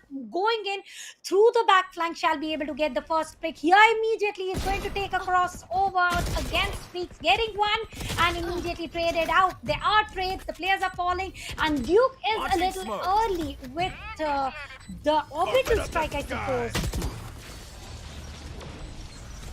Strike going to be used to destroy the lockdown, but there's still a player down. They need a trade, they need it fast. But Tesseract, accompanied by the paranoias from Ghost, is another chance to pay homage to just how effective this teamwork from Orangutan is there. You see, they push us two, they trade us two. Tesseract, even though he's fighting solo, he's assisted by Ghost, who's throwing out those paranoias. Incredible spot of teamwork from Orangutan right now, and it is frankly outclassing Exceeli. They are classing out. They are indeed the team who qualified very easily towards phase 2 is being taken down quite flawlessly by the team who took it all the way through to from phase 1 until now. Tesseract and Shooter hand in hand are trying to work in the best of possible ways. On the other side, Duke is going to go ahead with a Guardian play and few Sheriffs and one Spectre. Once again, Persia and Tesseract. Revelation has come into the action and Shock Dart is going to push the player Fancy away. Fancy finished off by Persia, and once again that's Orangutan with the opening shooter. Still fighting a little bit of mid, does see the odd bit of utility get thrown from the fade. Is going to be assisted by the Aldrone here, just to try and zone out mid, see where Exceeli have been poisoning themselves, and, well, Vibble, his turn to aggress, hits the fade down to half HP. I'm surprised Orangutan is still fighting right now, because they still have a fairly significant player advantage here.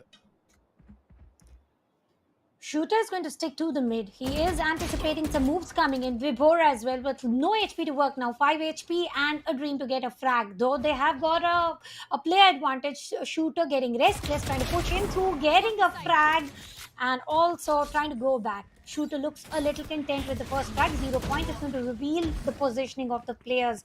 But is the revelation fairly enough to stop them from entering side 3? Flash Punch, Zolo, just to find some form of silver lining here, but right now, Orangutan, they have just been decimating Exceeli on the repartee. Through the fragment, Zolo is able to get that opening, takes a bit of damage through the wall, but they're able to get to the site. Unfortunately, the spike hasn't got to the site as of yet. Juke good for one, that spike now still in circulation, and for Tesseract, it's a quick clean-up on the already wounded KO, as Orangutan goes 7-1 up, once again, looking like this is truly their playground.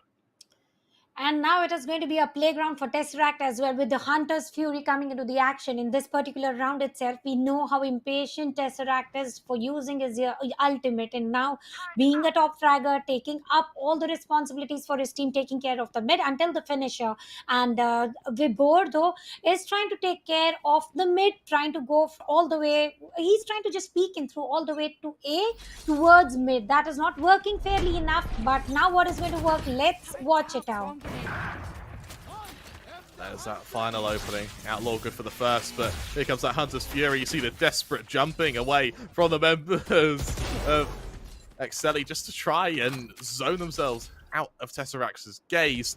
But in the process, that just allows Shooter to wake up and run rampant. 3 kills for the Jet now. And once again, Exceeli find themselves a little bit separated. This separation of Shooter is going to pay a lot of dividends with a 4K and a round in their favor, and also Bladestorm earned here. 8-1 is the scoreline, and if this is the way Team Orangutan is going to play, I believe the scoreline is going to be 11-1. They don't want to give a single round as well. Shooter going for a dash, getting an early pick, again repeating the same position, and is able to get the pick with every single peak that he's trying to follow. For a moment, I was going to say Shooter is being a little bit too cocky, holding his knife out, but he switches to the weapon at the perfect timing. This man, he is so... He's not quite as smart as Tesseract, but let's be honest, no one mortal is as smart as Tesseract, but he's coming in a close second now. Fairly fast-paced setup to be here, which Tesseract is finally potentially going to be tested here. The null command's there to counteract it. Flash through the smoke is going to need to buy time, allowing the teammates to rotate in the nick of time. Vibble on the close angle now, ready to crossfire with his teammate Tesseract, and for Exceeli, they've heard the utility, they've heard the rotation, they want nothing to do with this. They try to get out of there, but in the process, Ghost is going to see all of them. The info gather from Orangutan here is just so perfect. They know everything that Exceeli are trying to do here. They know they're trying to run. They know Zolo is lurking, but it's just a matter of time and getting to the safe site. On the fight of chaos, every single time Vibor is losing between the fight of chaos. He is trying to get a control over his side, but now it is in the hands of Tesseract, where he's going to put down a shot over Crazy. Porsche is also going to join in the lead, and with that, he's getting a double himself with the operator peak. Tesseract now joining in the lead, and this is going to be a spike control, last man standing. There's nothing much more that can be done here except for few exit frags to follow. Mid-market peak coming into the action, and there are multiple crosshairs on the mid, and thanks to the turret, information has been passed on. Oh, and the second the op misses, Tesseract's there to clean up the pieces. 9-1 Orangutan now sits, looking to turn this half from what is a one-sided half to an absolute stomp. Both Shooter and Tesseract are seriously delivering right now. And Exceeli, they seem almost lost, not knowing what to change. Sexy, the coach on his phone. He can be, frankly. Orangutan, you guys still winning? Ah, right, okay, whatever. Just goes back to, I don't know, Tinder or something. As Exceeli, they find themselves now when, yes, they have a few ults to wield, but well, you see, even in rounds where they have 5 ults readily available, is that enough, Tina? Well, I believe what Sexy is doing is he's chilling. He knows his team is playing well. He knows his team is leading. All he needs is just chill around and let the team play whatever they want to do. And Crema, the way Orangutan is playing, I believe this round is already pocketed, even without completion. The way, and as we say about his using mobile phones, he is still sticking to the same chill pattern. Tesseract looks a little extra focused here, and he needs to focus without a doubt. I just love how relaxed Orangutan are. They're like, oh, we got to play another map. Yeah, God, all right, I suppose. So. Hey, Tesseract, do you want some stats? And Tesseract goes, yeah, I guess I'll take some stats. What about you, Shooter? Shooter goes, no, I've had too many stats. But Ghost is going, oh, come on, please just have some stats. So Shooter begrudgingly goes, all right, I'll go play for some stats. Orangutan, 9-1. I believe we are in a brief timeout, though. What do you have to tell here about the dominance of Team Orangutan on the map of Ascent? Because we were expecting dominance without a doubt, but when I asked you pre-round, you said you can expect a 13-8 happening or 13-7 maybe. Yeah. But now the score lines are far, far away from what we predicted. I believe it is going to be 13-3 max out. To be honest, this is on me. I should have assumed that Shooter and Tesseract were going to kill everyone. In my naivety, I thought that it would be a little bit weaker performance from both of them. But Exceeli, yeah, they've just been stomped. You know, Orangutan, it looks like it's a 2-man band, but Tesseract and Shooter, they're just getting set up time and time again by their teammates, and it's working beautifully. It truly is. Just the teamwork is looking just insurmountable at this point. The teamwork is pretty sincere. It is the apt word that I would want to use for Team Orangutan here. They are sincerely trying to reveal the positioning. We did mention that Vibor is not getting frags fairly enough, but 0 Point is revealing all the positioning. The duel between two chaos, Vibor is fairly losing every single time, but the information that he had to gather, the work was already done. Not much work though, but 20% of the work was done, and then comes nobody but Tesseract into the action, and I believe those required frags and shots are enough. Shooter seems to be AFK for now, and if you have a look at the kill feed, the scorecard, Outlaw, Fancy, everybody, Zolo Crazy, the top fragger, is also nowhere near to the double digit. On the contrary, Shooter and Tesseract are on the verge of reaching on the scores of 20s. You're right, and I mean, just look at them, Tesseract and Shooter. They're just unstoppable. And for the members of Exceeli, Zolo was able to match Shooter on Icebox, but that's just not happening here. Like, it just isn't. Shooter's giving a godlike performance. There's no response. Tesseract currently boasting a KD of 8. I mean, that should really speak for itself, right? Almost KD of 9 as well. So, I'm really starting to worry for Exceeli. This is turning into a bit of a humiliation. KD of 8 speaks for itself, and the way they are getting aggressive on the defender's side, fairly good. They are doing their work just about right. I would want to see what are the actions on the side of attackers themselves, because Though we are not going to get much of rounds to witness, but few rounds are fairly enough to see about their placement, about their initiatives, and about their side switches. Just like on Icebox, they were toggling between side A and B. So what I want to highlight is that Space Wiz being replaced by Duke going into this game. One enemy I don't know how effective that change was. I mean, sure, Space Wiz had a pretty dire game going. I think 1-14 at the end of Icebox. But like, as we mentioned in the kind of post game, that wasn't that wasn't Space Wiz being bad. That was Orangutan just not giving him any opportunity because Orangutan are just that good. Something else to highlight as well, actually, is because there's currently another series going on at the moment. Someone has said it in the chat. I have no clue if it's right or not, but considering how Enigma were able to take map 1 13-2-1, I think it's safe to say Enigma, they won that series 2-0 against Team Valor. Now that is a good news to know. Enigma, well, losing one round yesterday, they have learned enough lessons for themselves. They don't want to lose furthermore. The only team to not get the scoreline of 2-0, except for every other team who won into the same pattern today, they are initiators here with the scoreline of 2-0, and I believe they are not going to lose the momentum furthermore. Talking about Exceeli and OG are closing in towards the scoreline of 2-0. Not going to be any easier. Sexy still sticking to a chill mode on, and he is going for the discussion, maybe with the break, or because there's no strategically change required. They are just about right, just about perfect. And on the other side, Outlaw, I don't know what is he up to. He needs to duel up just about perfectly to get entry frags at least.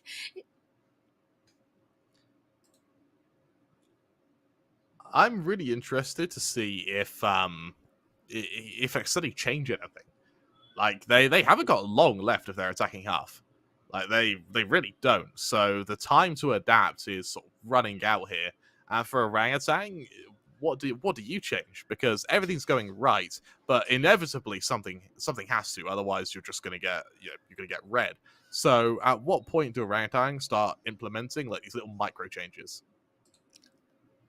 The micro changes are already spotted. The way they are switching up on sides, the locations on the mid that they have to take care of, they are switching players. Sometimes it is Tesseract who is spotted on mid, sometimes it is Vibor who is near to the market area to take care about mid as well as side B. So micro changes are repetitive, and the major changes, there's nothing that they are planning to do, at least not yet. They are going to continue with the same agent lineup, with the same play set, with the same mindset. Because why not, Kramer? If everything is working perfect, why would you want to change it? But you're absolutely right. And for me, I would love to see if Exceeli have just some strat that they haven't tried yet. Like something random, something that they've gone, we'll shelf that because it's kind of weird, but we know it. This is the time to bring it off the shelf. Whether it be some booky sort of rush to tree through defender spawn over to B. I don't know what it could be, but I would love to see just some strategy which Exceeli haven't tried yet for the sole reason of it's bad, and now would be a time for that Hail Mary. I would also love to see that Hail Mary happening, if at all. That is actually this scary side would have come from Shov's Freaks, particularly. He was holding one of the most scariest agent. We did see several Nightfalls, we did see several Haunts, Prowlers, but nothing is picking up the pace for Team Exceeli. I believe on the map of Ascent, Fade is not the right pick. It should be the basic scale, and so this agent selection that they have done is not working for them. On the contrary, everything that Tesseract is doing, because Tesseract is ace, and ace on the map of Ascent, and there's nothing that can change my perspective for him. I'm really interested as to adaptations, but let's be honest, this could be kind of hard to analyze because Exceeli have won 4 rounds total this series, so there's only so much we can talk about at this point. Hopefully, this timeout ends fairly shortly, maybe for our sake actually, but yeah, it's. Well, let's talk about the remaining games of today because this is but one of 3. I believe our next match is going to be the global game, Global Esports versus Revenant Esports. Do you think that's also going to be a stomp, or do you think that'll be a little bit closer? That is going to be a 2-1 scoreline for sure. Revenant Esports versus Global Esports. Though Global has got some new cards to play, some new tricks to show. They are ready to go on the map of Ascent with 3 initiators. This is just the start. We can expect something new happening today. With every new day, with every new opponent, they tend to show us some new colors. So let's see what that color is going to be for the day for Team Global Esports. And talking about Reckoning Esports, they lost against Team Valor, who just lost against Team Enigma with the scoreline of 2-0. So Global has got an upper hand. They might be able to cruise in towards the win streak, but it might not be 2-0 today. It might be a 2-1 scoreline. I think this time it may go on for a bit longer because we do have some power outages. So we'll ask the chat now because there will be a delay.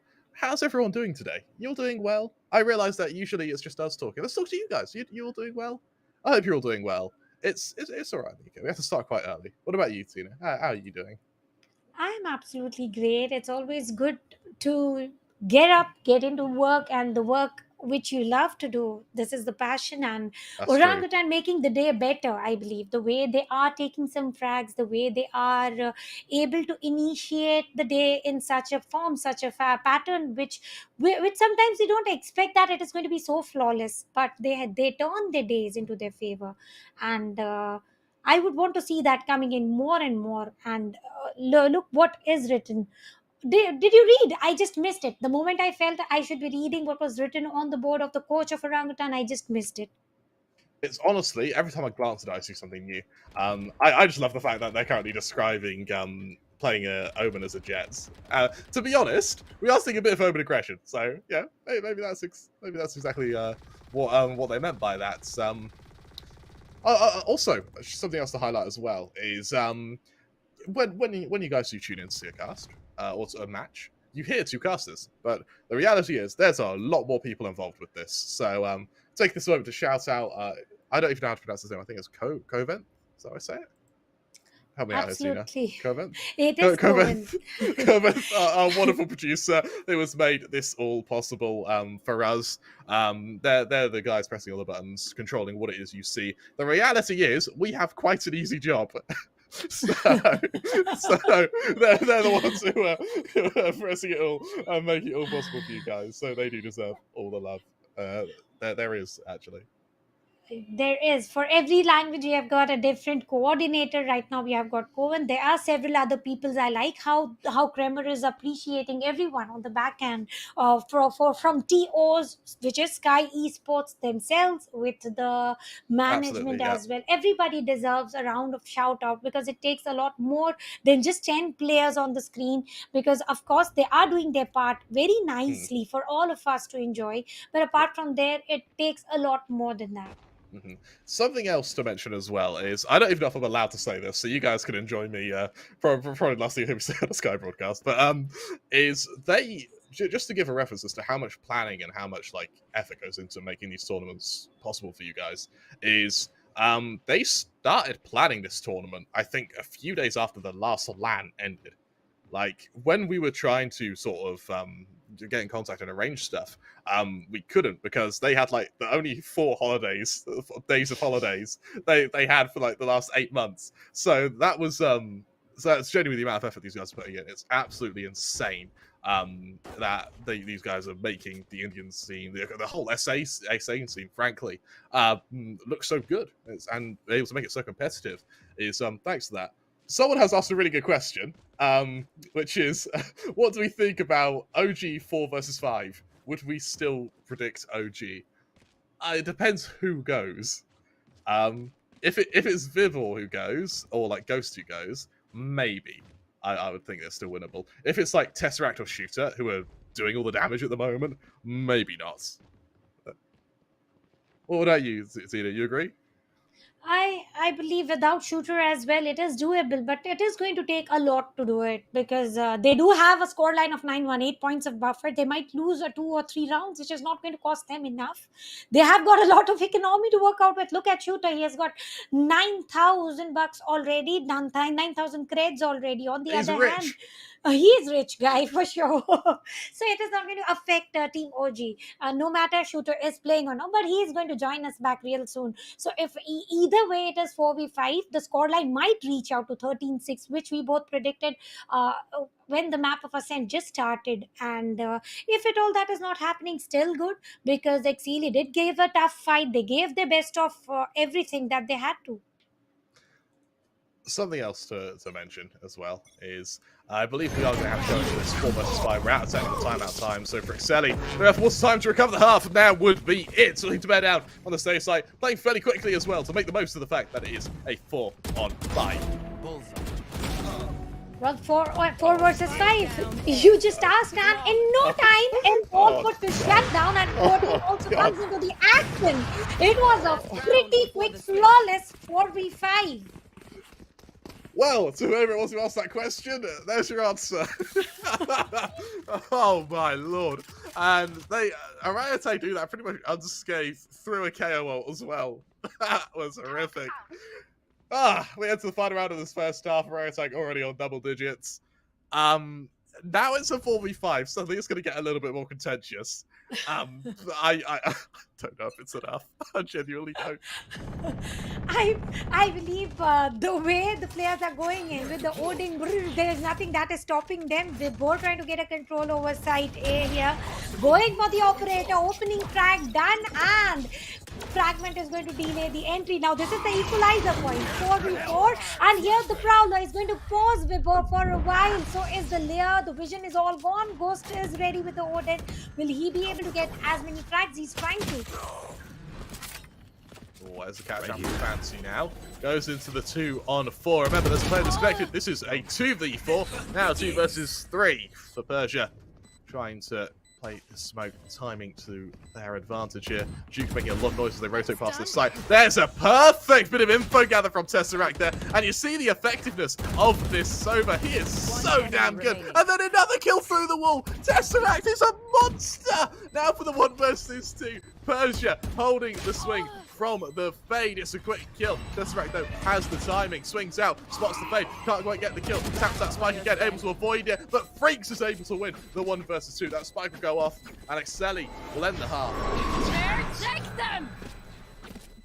But why would he use the ultimate here? Not even sweating.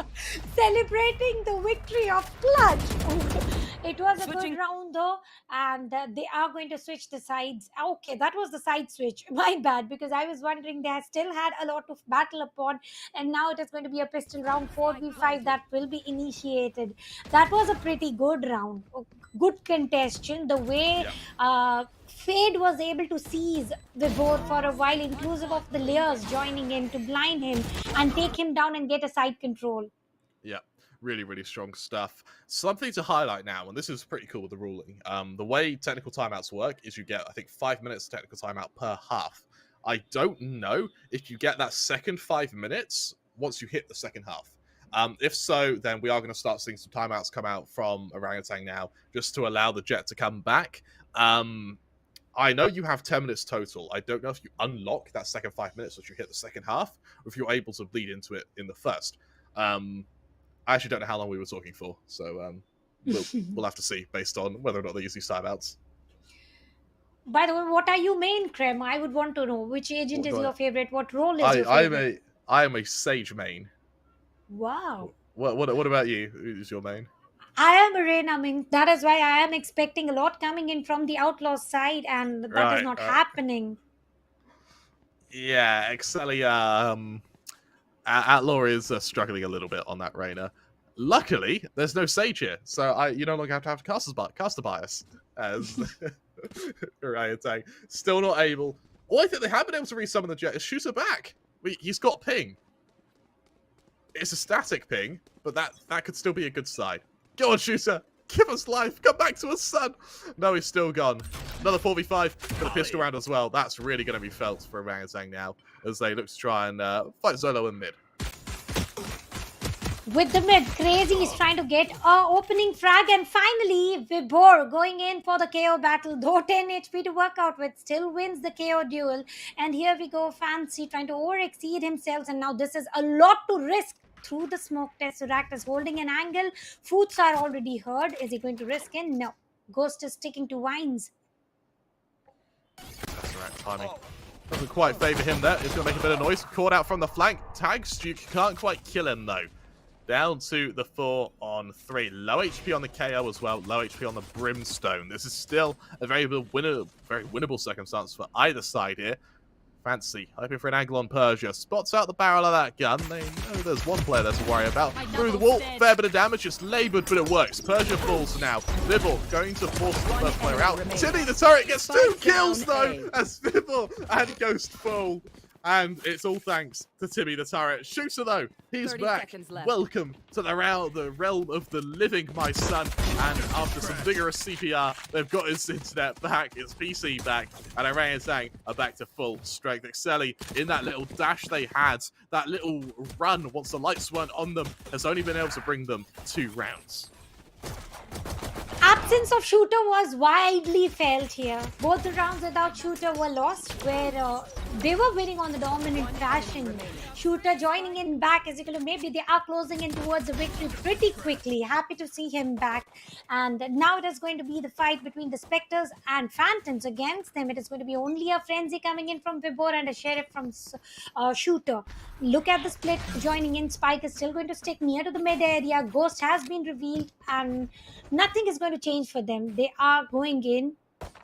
Duke versus Shooter, 1v1.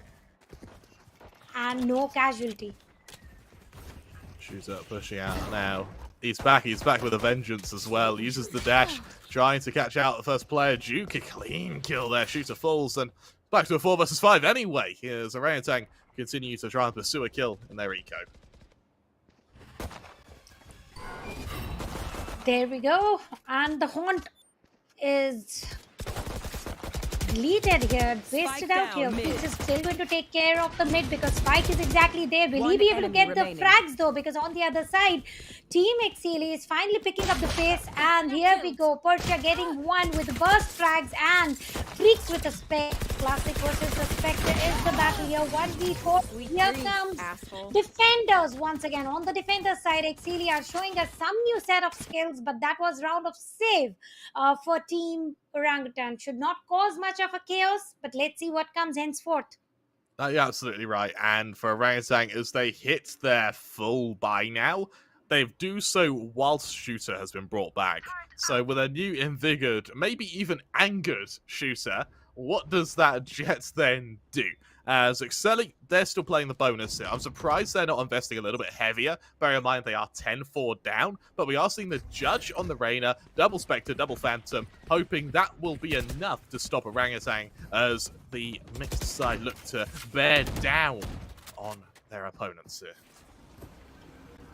Mid battle is avoided. All they are trying to do is sticking towards side A, and now Fragment should have delayed, and Fragment is doing the work very nicely. Shooter is going to hold on for a while.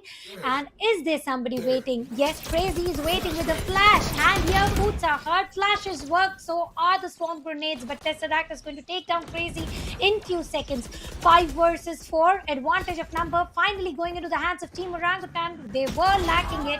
With the presence of Shooter, everything is changing on the better side. Duke is really waking up on the second half now. He is eventually shut down. It's all on to the fade. Already spotted out, swung out. Vibble finishes the job. Orangutan hit 11 now. Just a hop, skip, and a jump away from being able to secure their victory. But let's see if Exceeli has something to fight back with as they hit their full buy now. with the full buy, I believe there shall be one round, a quick round going into their favor. And now there's only going to be one step away from the match point. It is going to be full buy on the side of Orangutan, but look at the armors. It is going to be half shields for 3 players and Spectre for Outlaw. Where are they going to push in? Does look a 5-stack push, entry with a paranoia, and the players are definitely freaking out, moving towards the interiors of the site. Not only that, Shooter gets a site entry and is going to go for the frag. Is he going to get the opportunity though? Indeed, yes. The flash is working with and against the team as well as opponent. One enemy remaining. It's gone into a slaughter now. Just a full push, completely ruining them. And while Fancy with a Vandal is trying to have a last stand, unfortunately, last stand, so as you can imagine, last. And with that, Orangutan, they go 12-4 up. I mean, Exceeli, they desperately tried anything to find even the smallest nook or cranny in the Orangutan defense, but they have been unbreakable. I don't think anyone's been able to find the Achilles heel of this team yet, because they're about to go 6-0, winning every single game they've played as a roster and every series 2-0. If that doesn't fill the rest of the group with fear, I don't know what will.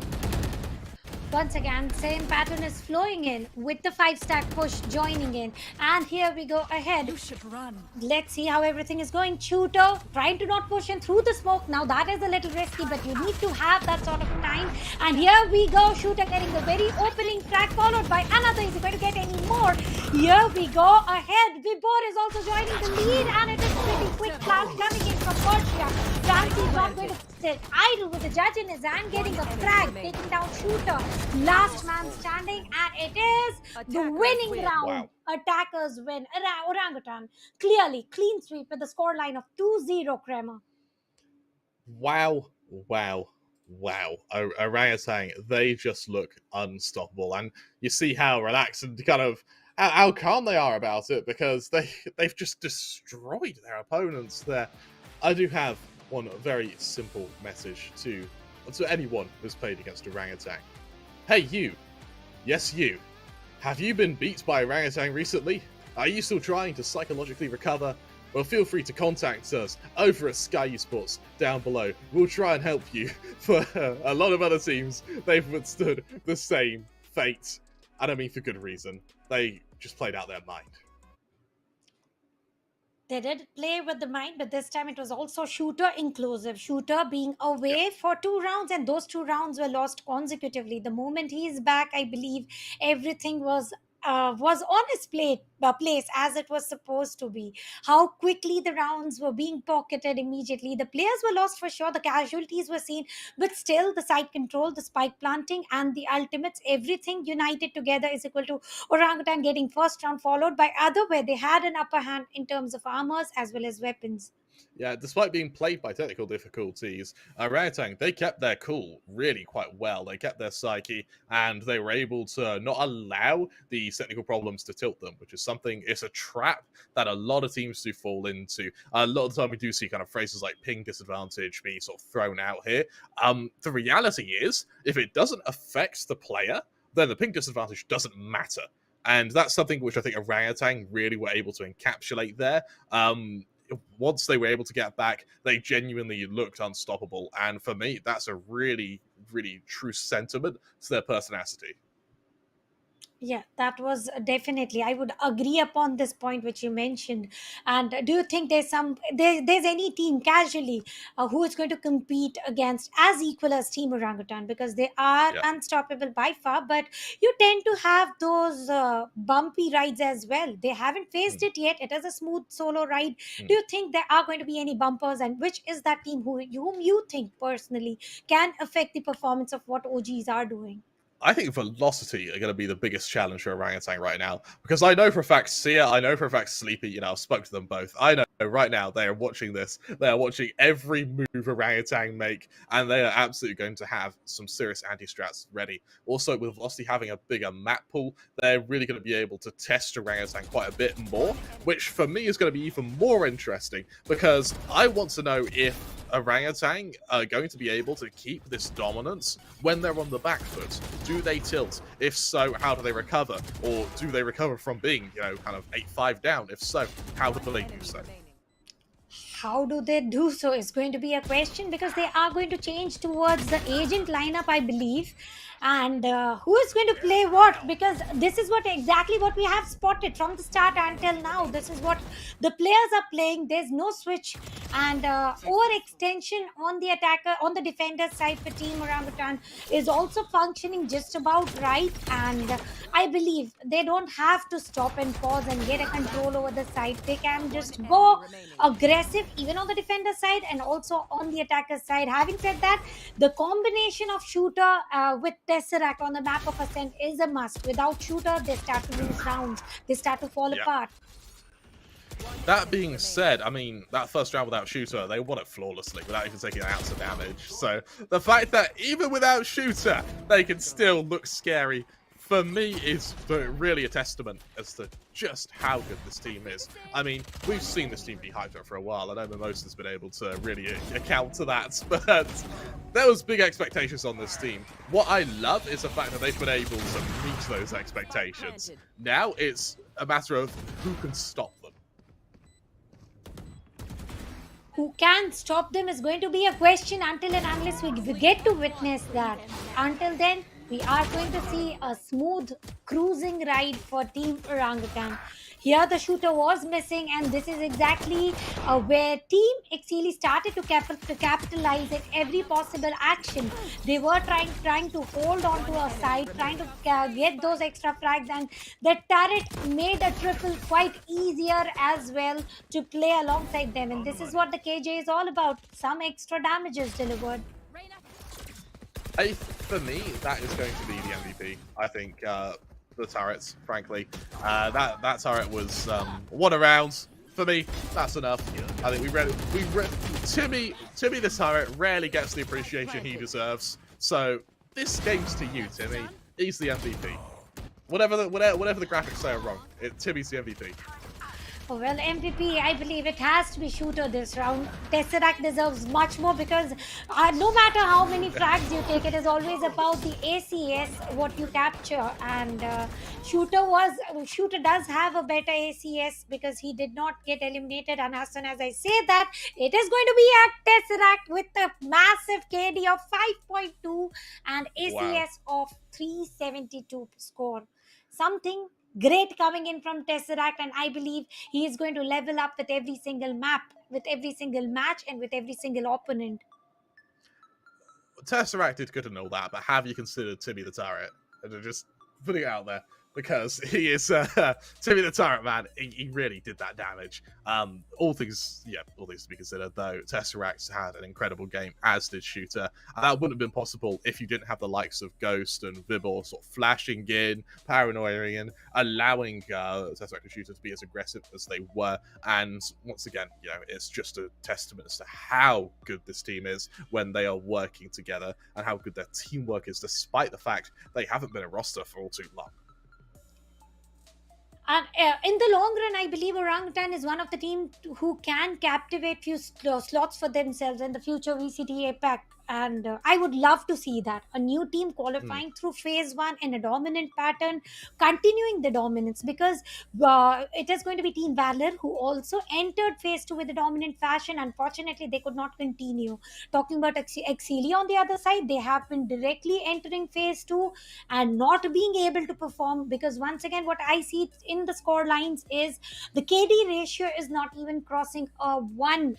Now, that is something massive they need to work on. Yep, it absolutely is. There just wasn't any stopping power on Exceeli. But there we have it. Orangutan only losing less than 5 rounds total, I think it was. Less than 7 rounds total. I do apologize. Never do maths when you're on camera, ladies and gentlemen. But nonetheless, Orangutan, it's dominant, regardless of what the scoreline was. Absolutely ruining Exceeli there. And with that, though, that's not the only series we have today. We've got, I believe, Global Esports versus Revenant up next. That'll be in about, I want to say, about 45 minutes or so. That should be when the pre-game starts. So there'll be a timer that'll be a lot more accurate than I am for you guys to look out for. However, if you aren't able to follow the channel, then, subscribe to it. You'll know when we next go live, and we'll be able to bring you the next game through that. Make sure to hit the subscribe button. Make sure to follow to get the update. And right now, Crema has just updated all of us about Enigma winning against Team Valor with a scoreline of Yep. 2-0. Other matches are also going to go simultaneously live on the Router app, though. So let's see if it is going to be the same day pattern about the scoreline of 2-0, or it is going to be some changes happening. I would love to see some 2-1 scoreline as well. And as I said, that Global Esports versus Reckoning looks like this is the match where we can expect a scoreline of 2-1. Yeah, you're absolutely right. It's going to be a hell of a game, that's for sure. I've been your caster Kramer 3. I've been joined by the wonderful Star Tina. Will you be joining us around this next game, Tina, or is it someone else? I don't know the schedule very well. It is going to be Crips joining you for the Crips, next. we get Crips. So thank you so much for casting with me, Tina. Any kind of closing thoughts? No, it is like Team Orangutan making our day better, making us more energized throughout the day. And I hope next match also serves you the exact way, like more energized, more better plays, and more level ups to watch out for. So Yeah. this is me. Alongside me is Crema. We are going for a short break, but ladies and gentlemen, don't go away. Be ready with your popcorn and also a can of drink nearby to enjoy your favorite teams battling against each other. So see you on the other side.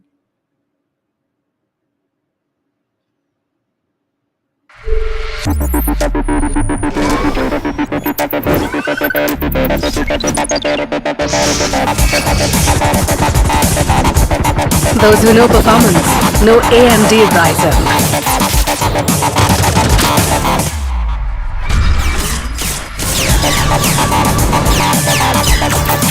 Get the latest gaming laptops powered by AMD Ryzen processors.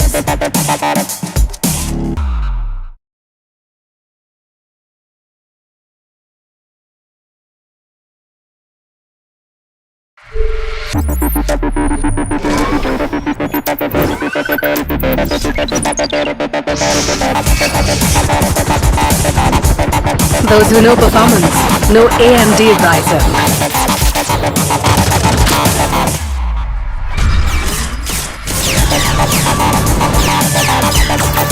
Get the latest gaming laptops powered by AMD Ryzen processors.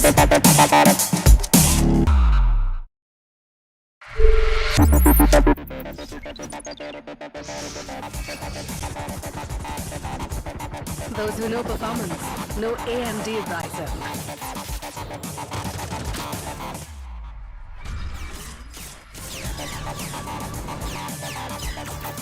Get the latest gaming laptops powered by AMD Ryzen processors.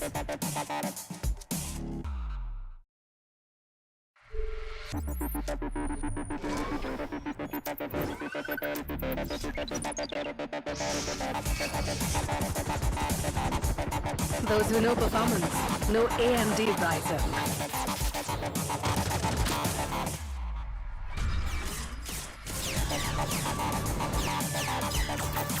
Get the latest gaming laptops powered by AMD Ryzen processors.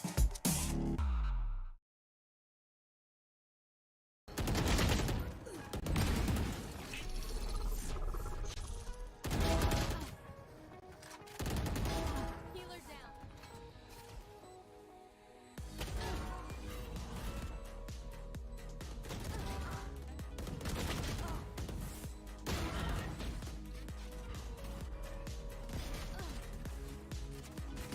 Last player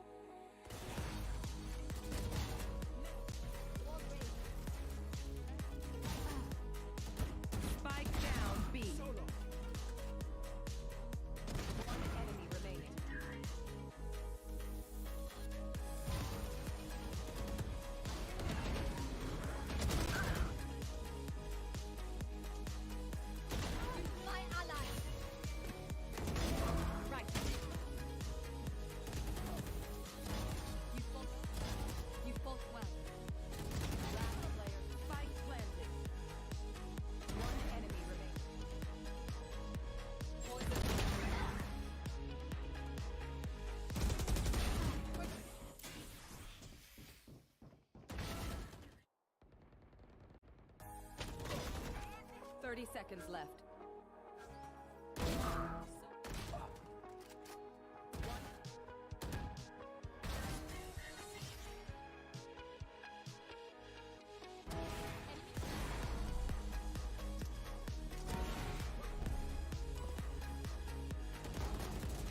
One enemy remaining. Spike down. Mark one.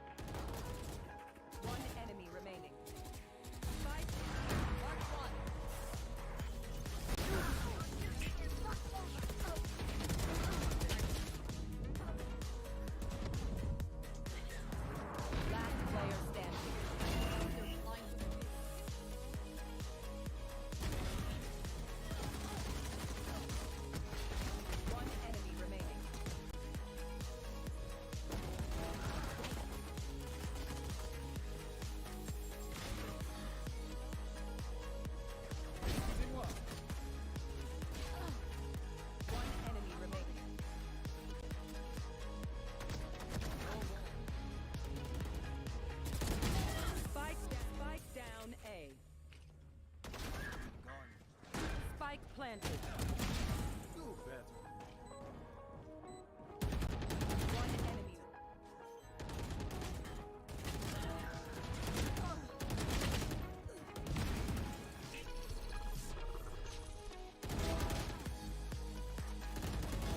Healer down.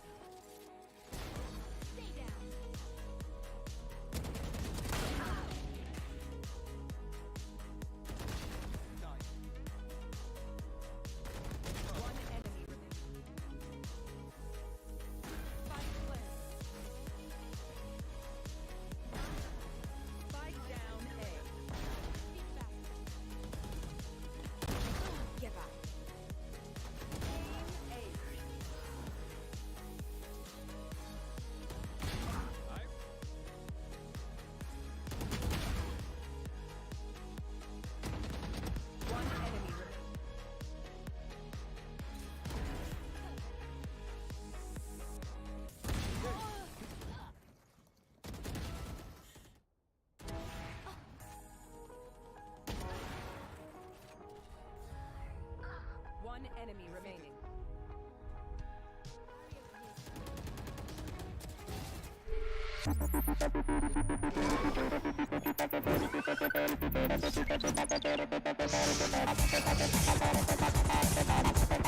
Those who know performance know AMD Ryzen.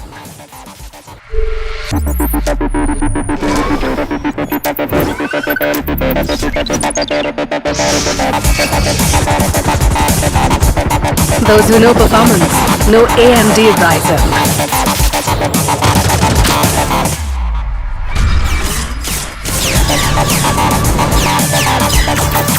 Get the latest gaming laptops powered by AMD Ryzen processors.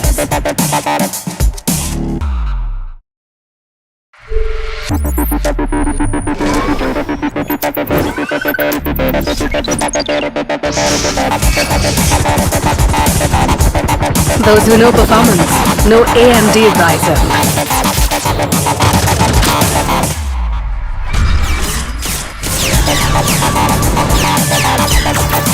Get the latest gaming laptops powered by AMD Ryzen processors.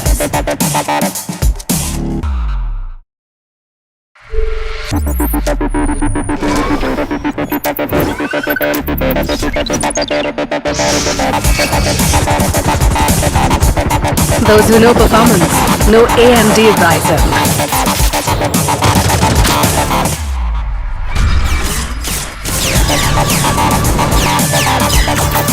Get the latest gaming laptops powered by AMD Ryzen processors.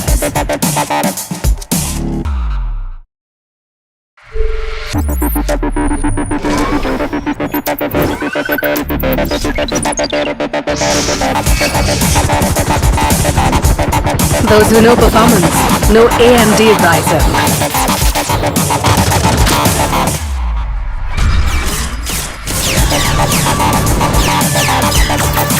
Get the latest gaming laptops powered by AMD Ryzen processors.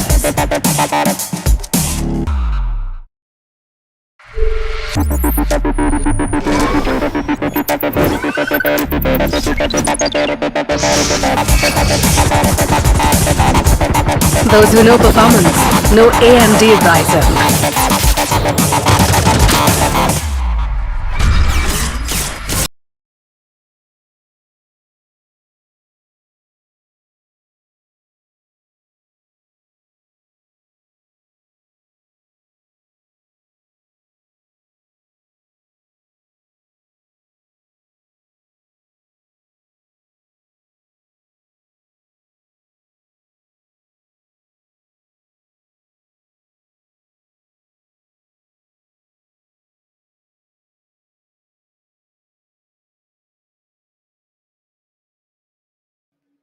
That's what the name Revenant suggests to me.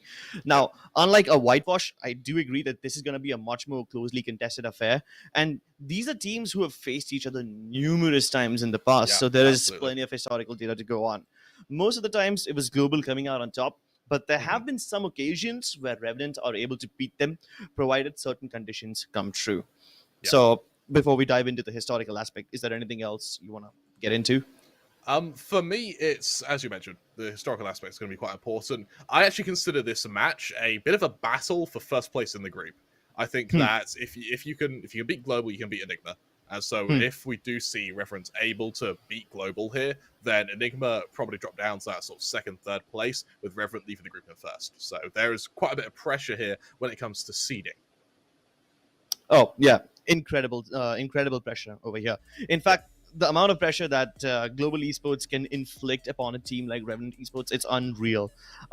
Now that we have Global Esports in front of us, it's kind of unfair that I'm still talking about Revenant because I happened to meet these people just one day before the tournament started.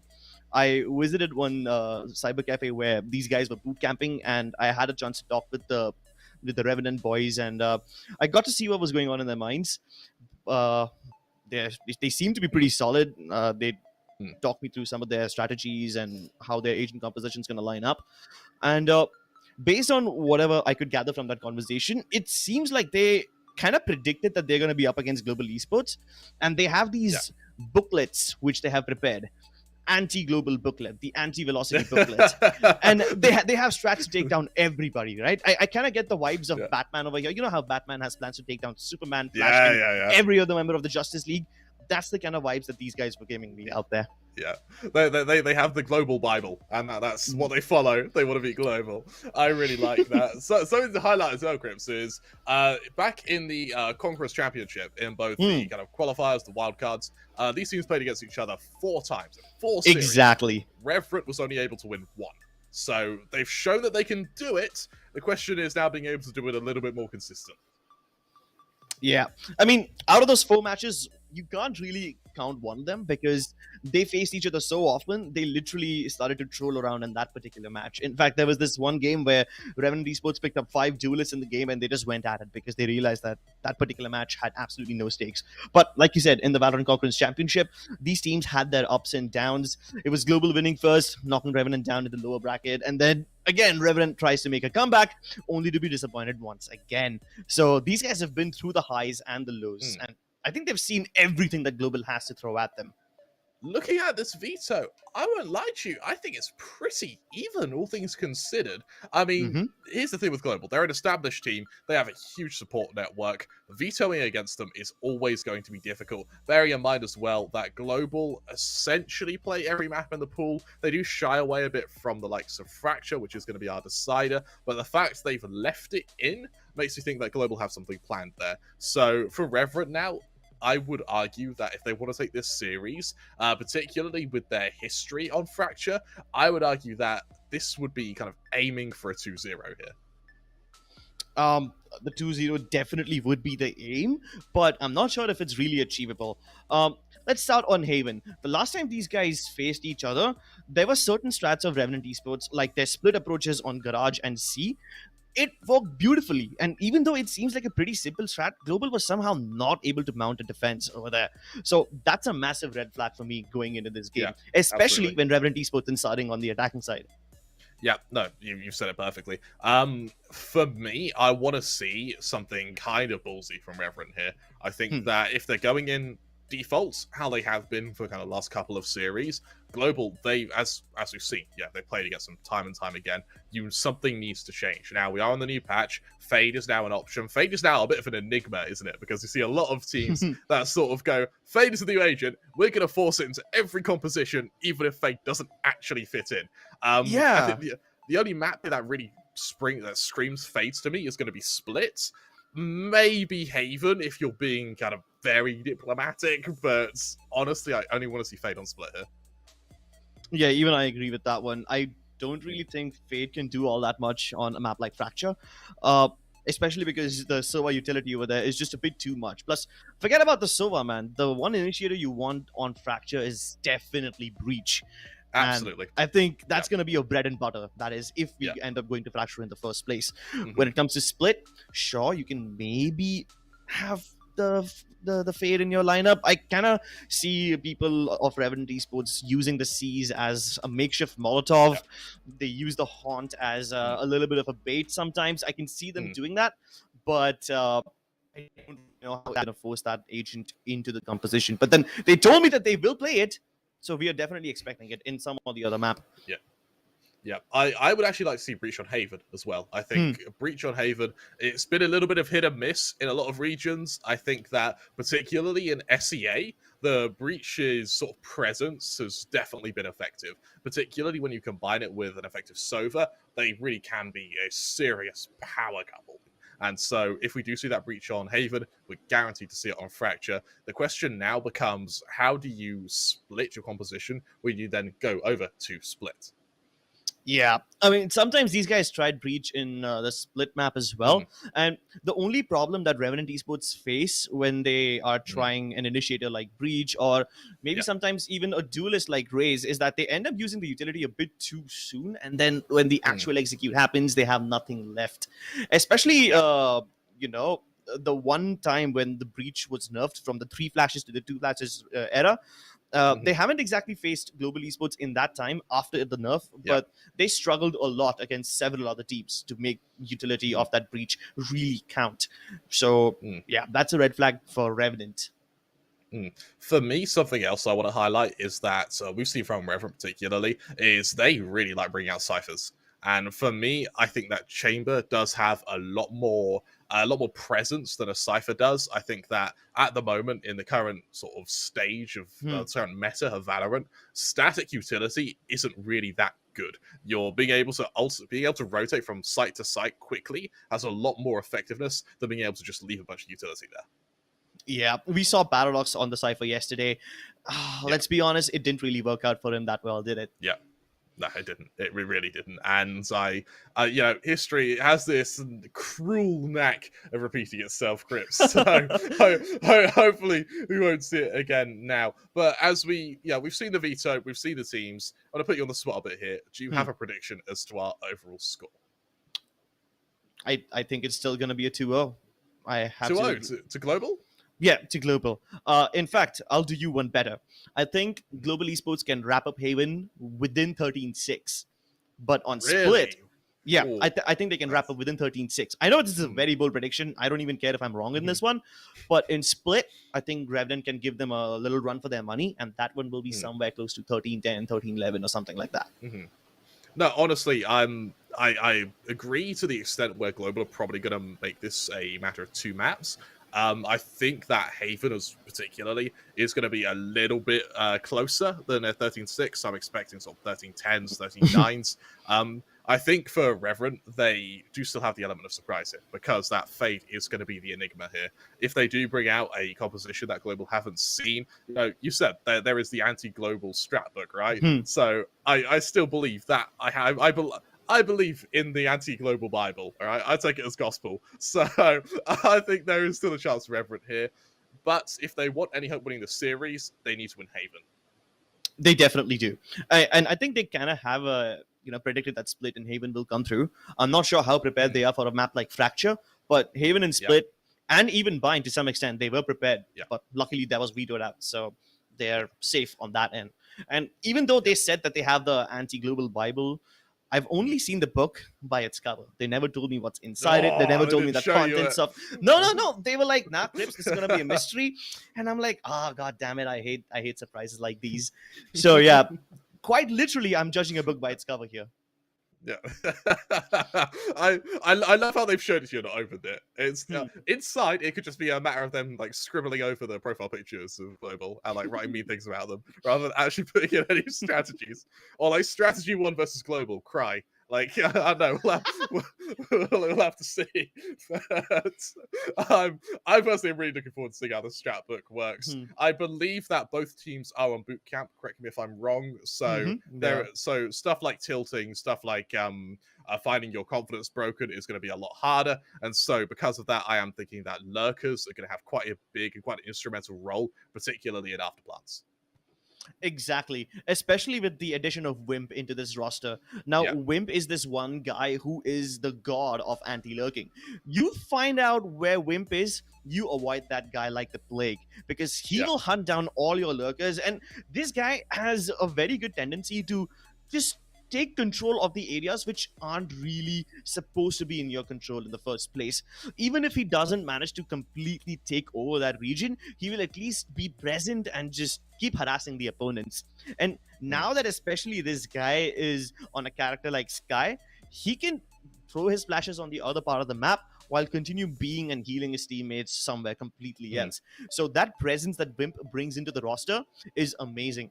Surely the firepower of Shivi will be missed, but hey, Wimp has a few tricks of his own, and I'm really excited to see what this guy brings to the table. Something else I quite like from Reverend is we are seeing that breach, and for Scargod, I mean, his breach has been something to behold. Something I want to highlight though is having SK Rossi on the chamber instead of bringing out the Jet. It frees up Lightning Fast to go to the Raze, and it means that you essentially allow that chamber to be treated like a duelist. The only worry I have with going for the Raze instead of a Jet on SK Rossi is the fact that it means that you don't really have an option for a double ops setup now. It's SK Rossi ops. Lightning Fast doesn't really have the maneuverability to bring out that secondary sniper, which means that Tour de Force can go a little bit wasted, particularly if Global Esports end up stomping this map. Yep, sure. I agree that the proposition of having a double op setup is not really there, but the maneuverability, it's definitely present. Lightning Fast was super agile in the previous game. I suppose it's his name, isn't it? Yeah, he's standing true to his name. This guy was really quick on the rotates and even skills for that matter. He was always assisting whenever backup was needed. And that one clip that Lightning Fast had yesterday, oh my god. They threw a breach ult on him. They threw a rolling thunder. He pulls out the showstopper to somehow avoid, getting shot at, hopefully acting as a deterrent. Hopefully they won't push him. And he misses the showstopper because he used it on JN and JN was a jet. He dashed away. Man stunned, turns 180 degrees and headshots him in the face. And that moment literally made me lose my mind. If we can pull off shenanigans like that again, I'm going to have a bunch of highlight reels dedicated just for this guy. Just Lightning Fast. the Lightning Fast highlight reel. I something else that I want to highlight is the fact we're seeing an Astra on skills. Now, Astra has really fallen out of favor recently. So the fact that skills is still trying to keep Astra alive is, I think this is maybe the first Astra of the tournament as well. He did it yesterday as well. Oh, I did it yesterday as well. Okay. Yeah. But even then, that's 2 Astra picks in what has now been, I want to say, 8 games. You really see how Astra's just fallen out of favor. For me, I think that the main highlight now, the main pressure, is to be able to use not just those smokes. The smokes are sort of a deterrent now. Being able to use those gravity wells to set up both Lightning Fast and SK Rossi. Exactly. With both those characters being really, really aggressive, you need to just provide them all the backup that they need. So if his gravity wells and concussions can clear out some of the areas, help SK Rossi focus on the regions that actually need attention, he can set him up for success, maybe alleviate some pressure off of his mind. But yeah, I mean, maybe the Astra on Haven does make sense because it is a pretty big map and you need to control quite a lot. But I don't think he can still continue this character when you go to a map like Split. But we'll get to Split when, we'll cross that bridge when we get to it. Yeah, something else that's also worked very well with Astra in the past is the Gravity Well Paint Shells combo. It's an oldie, but it's a goodie. But getting into the pistol round, it looks like Revenant are going to be setting their gaze to see exactly the same place with Global are looking to push. It's going to be some early contact and an early fight. SK Rossi and the Hellranger, both of them trying to take matters into their own hands, but Hellranger's kind of trapped. The flash is perfect. He needs backup. He has a teammate skills on the other side, but he's busy putting up a Nebula, hoping to give him some cover. Everybody's blind right now, but in the blindness, they poke out each other's eyes. No holds barred violence over here as Kappa's now in charge of the site. Logi approaching slowly. Kappa knows exactly where he is, but there's no trade potential over here. He doesn't need any trades. Kappa's able to handle this all by himself. I really like that from Kappa as well, to sort of back off to back sight, realizing that Lightning Fast just isn't there yet. So the more time you buy, the better off you are. And let's also highlight this flash from Hellranger. Hellranger, I think, stayed alive about 10 seconds longer than they probably should have there. And that allowed the rotation to come in. It allowed Kappa to be in position to just finish the job. Global Esports, they go 1-0 up. They move to their anti-eco. Spectres come out round the board. Lightning Fast on just a mere sheriff, because let's be honest, that may be all he needs. Over on Revenant is going to be the Lone Marshal in the hands of Knight Rider with a few classics to back it up. I'm also actually surprised that not everybody has purchased a Spectre just yet. A couple of sheriffs and ghosts on the clock. But Lightning Fast, obviously having this mark system isn't really up to the task. Even SK Rossi struggling over here. Ooh. Knight Rider getting a lot of mileage from this Marshal now. And tell you what, Knight Rider really looking to get the work done with this Marshal. Why buy more when you only need one? Even able to do a little bit of damage before they fall. Hellranger is unfortunately overwhelmed by Ember there, leaving Skills standing alone in a 1 versus 4. Yes, they have the superior firepower, but do they have the numbers? Goes through that smoke, just about able to avoid the first player, able to catch out Wimp now, dancing around the site. Paranoia's going to hit him square in the chest, turns 180, can't quite finish off the Omen, who has accuracy via quantity of fire. Revenant, they come straight back, replying to Global Esports with a mere Marshal on a very confident Jet. My goodness, the amount of bodies they threw at them. Unreal, man. At one point, I was worried that Knight Rider might not make it out, but he had backup all throughout this round. Yeah. And every single member of Global Esports, they were just outnumbered at every single point. Yeah. It's the even when they're outnumbered, it was just a matter of Knight Rider killing people. Now, what? Just a single ult point away from being out an early Blade Storm goes to the full buy over on Revenant. For Global now, it's their turn to eco. Let's see if they can mimic the success of their opposing Jet now. With SK Rossi, Vandal in hand, looking to make a bit of a land grab up through sewers and over to A main. Bait and switch. Oh, but this time the bait doesn't have bite. Lightning fast. He pays the price for this one. And with that, Revenant Esports got exactly what they need. They've been trying to adapt this slow-paced approach since quite a few weeks now. And the one thing that this approach had, which wasn't working for them, was the fact that they can't always get those opening frags. But now that they have it, let's see if they can actually convert it. Oh, no, not like this, Knight Rider. You can't afford to die to a classic. Hellranger gets a free weapon, and with that, SK Rossi takes this as his cue to start moving into window. He's hearing all the footsteps, acting as an early warning system. He might relay the information to his team to start rotating already, but Ember anticipates this backstab, and with this, the man advantage continues to lie in the favor of Revenant Esports. But the rotations are already here. Can they make it in time? Global now, I think maybe taken by surprise is how strong Revenant are looking right now. Scar got fakes the plant just to try and bait out a quick kill. Goes for those shots just to make it even safer than needs. Beat Hellranger laboured, but still able to get that first kill. Realizes that the flag from sewers is coming. Ember, can they follow it up? Another solid flash from Ranger there, but it does not matter. Ember able to follow it up. Skills chimes in with the classic. Logi there, able to trade though, leaving the Astra in a 1 versus 2. And unfortunately, the biggest killer here is the one no one sees coming, that being Gravity. Ah, the gravity of the situation here is crushing these shoulders down, man. Slippery feet, and not such an honorable death for Skills. It's okay. He can brush it off. He's been through worse, and he's come back stronger. That he has. We look at the ult management now. Seekers are available for Hellranger as well as a Cosmic Divide for Skills. A problem that we've seen recent towards the kind of latter stages of the last patch was that Astras would hold on to their ult for so long. By the time they use it, it wouldn't have that much effectiveness. I really want to see an early usage of this Cosmic Divide. Knight Rider able to open it up with those Blade Swords slightly fast now, trapped in the corner. Whip trying to trade it, digs him down, finishes the job. A 2-player advantage now for Revenant once again as Global Esports now finding themselves on the back foot. And they know that Global is going to be desperate. With 3 members alive and not much to lose, Global Esports will try to go aggressively somewhere else once again, even though they don't have any reason to do so. And that happens towards the B side, where Hellranger has made contact. And at this point, Global Esports don't even know where exactly the hit's coming. They've lost players on A, they've seen players on B. At least SK Rossi tries to bring it back to a more manageable situation, and he's done so, neutralizing the man advantage. But is he aware about one more player just behind him? The Seekers might help him out, but it's a bit too late. Knight Rider gets it. And with that, the spike can be recovered unless Hellranger can put a stop to it. He cannot.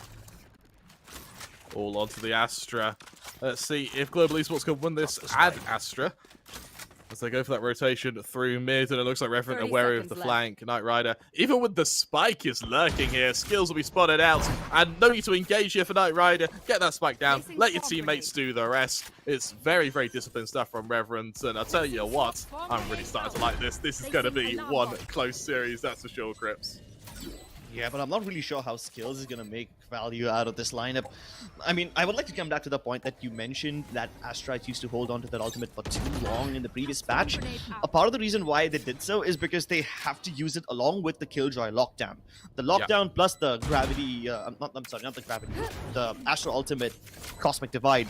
That used to be like the staple retake combination, and with Global not having a Killjoy on their roster, I'm not really sure how they're going to find value out of this Cosmic Divide. They can definitely use it very creatively on the attacking side, but on defense, I'm not really sure how it's going to be relevant. Revenant 3-1 up now on the attack of Haven. Now remember, Haven can be a little bit attacker-sided, but it's kind of a 2-round discrepancy attacker-sided. It's not what it's turning into a dominant attack side. Not Global yet. need to change something. They need to change something fast. In the past, whenever they've felt the need to change something, quote unquote, the best thing that they can do is switch up the positions of these players. SK Rossi does it every now and then, sometimes opting from A long, sometimes from short. This time he's got the 2 force active on A short, but unfortunately that's not where the action is. It's going to be on C, and the number of global players have accumulated over here. 4 players to be exact, but Nightrider cares not about the numbers. He sees the heads, he clicks them, and that too without any backup from his teammates. Now that the rest of the Revenant forces have encroached into the site, global esports are crumbling like a bunch of gods in a hurricane. Tour de force available for global, but what good will it do on to the chamber now? SK Rossi hoping to catch up one of these players. Unfortunately, with 4 bullets left, if he shoots that turret, then Revenant are going to have to share. And, well, they don't want to share. It's SK Rossi. And gets to this site, and I love how passive Revenant are being right now. They realize that if you hand in 1 duel at a time, SK Rossi will end up winning it. So they're being disciplined, they're being calm, and they're allowing the Killjoy to hunt. Perfect flash for the setup there. Killjoy finishes the job. Revenant go 4-1 up. Something to highlight, something we didn't really elaborate on, is the fact that this is Global's map pick. They wanted to be here, and that's why we're seeing this early timeout. They can't allow Revenant to build momentum, otherwise they're going to be in big, big trouble. Revenant already have the recipe to success. The last time, it was pretty evident that global esports struggled to defend the C side. That too when, you know, their opponents are splitting from Garage and C. This time, there was not even any split. 4 of the members of Revenant just pushed down the C-long corridor, flashes towards the backside, 1 smoke placed towards CT entrance, and Nightrider did everything all by himself. And I was hoping that they would have fixed this problem by now, but apparently not just yet. An adjustment is needed for sure, Kramer, but how is that going to come through? What exactly will this adjustment require from them? I would like to see something a bit more aggressive. At the moment, it's sort of Revenant make the first move of every round, and Global sort of playing reactive from that point. I mean, on the pistol round, the 1 round they won, you saw it was a push through C long. They then took an engagement. They're the ones who forced Revenant's hands. When Revenant are the ones leading, Global, unfortunately, they just sort of get tugged along like they're on a leash here. SK Rossi does go for the early op investment, and I would love for there to be something aggressive off the back of this. Lightning Fast on merely a judge here, and you can see the sort of economic damage really starting to add up now. The fact that it is only a judge Lightning Fast can provide to this round. In terms of ult management, yes, there is that Cosmic Divide. I doubt we'll see it used. Logan's Gargoyle do have that lockdown and that Rolling Thunder as well, but I believe the Seeker's about to come online. Exactly. That Rolling Thunder can be used to easily overwhelm a site, and if it doesn't work, you still have the lockdown as an insurance policy to keep the defenders away from retaking it. And especially with no ultimate available, especially on the global esports side, that Hunter's Fury, it can't stop the lockdown. So if there is a chance to use the lockdown, it has to be in this round. Better to use it now than, you know, wait for Kappa to do something. Rolling Thunder comes through, and global esports have effectively given up. But Hellranger is still on shot. That position has not been cleared. This little thorn in the side, Hellranger going undetected, could be a massive problem for Revenant.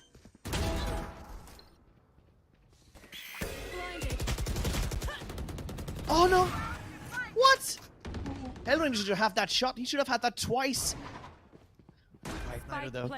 He's taking matter into his own hands. He doesn't care about hiding in a post-mount position. He tries to go for more blood. SK Rossi, though, can he find the angles necessary? So far, there's 1,000 pieces of utility in between him and his targets, and it seems like he's not going to be able to get through those hurdles. The save call is here. I like the fact that they are going for the save. Frankly, there isn't much you can do in a 2-on-4 retake, particularly when it's this far gone. SK Rossi revealed the old Revenant. They don't need to fight for this up. If they can shut down Lightning Fast, which they do, then the economic damage has been done. Global, they're at the stage where even if they won the round, buying next round is going to be a real challenge. And with a hero up, this now becomes a matter of how does Global wield it? Do we see something aggressive? In fact, we don't see anything at all. Logic goes on a hunt. He's like a bloodhound. Hunts down these players, finishes the job. Doesn't save the op, surprisingly. Yeah, he's like a hungry bull, you know. When he sees a tiny patch of grass on a field, he's going to go ahead and graze on it until there is absolutely no green left. And over here, green obviously means the moolah, the money. Global esports have none of it. Here we have the wild Loki, feasting on the credits of the savannah. 3 ults available for Revenant here, and for Global, one away from a Hunter's Fury. I mean, Kappa has had a lot of success from these Hunter's Furies, but again, when you're on a round where it's just a couple of pistols, the odd Spectre, you don't have the firepower to follow it up regardless. In fact, you don't have the HP to follow it up regardless. Knight Rider, a clean opening. It's traded by SK Rossi, but traded to what avail? The rest of Revenant, they're nowhere near the safe side. They've set their gaze to mid, where Lightning Fast is to be the player to be tested, and they've only got a Spectre to defend themselves with. And no backup. Global Esports have spread themselves out so thin. There's practically nothing left on the B side. It would make sense if they give it up and play for the retake, but Skills is hearing things towards Garage. He's giving out the call-outs. Spike is not moving towards Garage, though. They're going to leave ScarGod in this location as a deterrent. In case Global Esports have any funny business, if they try to go outside of Garage and towards the bottom of mid, trying to deny retake positions for Revenant, ScarGod is going to be the man to deny that play. And I don't think he even needs to help his team out over here. His team is doing everything by themselves. Will they even go for the plant, or will they just click mouse 1, kill all their opponents? SK Rossi, though, could be the man who makes a difference. Gets the kill onto Ember. No more line of sights available for him onto any other enemies, but the Seekers, can they make a difference? Skills is blind as a bat, but he still gets that kill. How? Oh my lord, that is unreal. How was Skills Manhandling his allowed? opponents. How was he allowed to do that? That now the alarm will start to ring there. Reverend, the premise is brilliant. The idea, all right, we're in a 2 versus 2. Let's just double up and push one of them. You've used the Seekers. You know that they're separated. Really nice bit of decision making, but to then flash and not push us 2 was a real big shame from the members of Revenant there. And Global, they show the second Revenant make a mistake, they're gonna punish it. Well, so far Global Esports have made quite a lot of mistakes. I mean, the fact that Skill survives this one, it's a miracle, right? He was flashed, he had no business winning that duel, let alone the second one. And it takes a heroic effort, individual brilliance from Skills to get his team the second round. But you can't rely on individual brilliance too much. Yeah, it's those flashes of brilliance, which is really what gives Global the kind of the reputation that precedes the name. In this case, we enter a bit of a lull before we go into this next round, and I think that for Knight Rider, it's a chance to think about bringing out this op. Now, I know some teams sort of hesitate and they shy away from bringing an op out on your attack. How do you feel about it? I mean, it all depends on the comfort factor, right? If you've got the op and you're using it as a tool to pick off players, is the difference. But if the defenders aren't really making those aggressive plays, if they aren't making those aggressive pushes, then the op doesn't really have all that much value. Unless you're an absolute god and you can entry with it and clear out all the close angles, that's a different story. But you don't always do that. And Global Esports, while they have some patches of aggression, while they do push out corridors of C-long or maybe even A-long sometimes when they find the opportunity, it is always a reactive push that happens after Revenant have made contact with some other part of the map. So yeah, you're right. I mean, Global Esports are playing pretty reactively. They need to take matters into their own hands, maybe take the initiative. And if they're able to do that, that would be brilliant. Even if it doesn't work, if it's enough to make Revenant hesitate before their next engagement, then that's enough. We do see we see a forwarded position from SK Rossi here, over in mid, and the bait and switch is there with Lightning Fast, but for Revenant, it's a push for garage control, and it's, again, some great IGLing on their part to actually identify that being the weak point of Global's defense. And having gone quiet now, Global, they're left questioning how many players are in garage. Are they still in garage? SK Rossi in a position where they can't run. Ember punishes it. Hellranger on a close angle, spotted out now. And a lot of trouble for Global now. Fully blinded Hellranger, desperately trying to get away. The counter flash is enough. But Hellranger gets away with a hair's breadth. Now no more flashes available for what is going to have to be a defense of the safe site. Yeah, but that one push from Hellranger baited out so much utility from Revenant Esports. Sky flashes, breach flashes, fault lines, nano swarms, everything except the kitchen sink was thrown at this guy, but he still managed to make his way back. And with 30 seconds left and Revenant not having too much utility to go on, they're going to have to use their ultimates if they want to make a difference. And here comes the ultimate. Lockdown invested. Global Esports have the Hunter's Fury. Did they use it? Yes, they do. Will they try to deny it? It's going to be a bit too late because Revenant have already reached the site. No more laser beams left.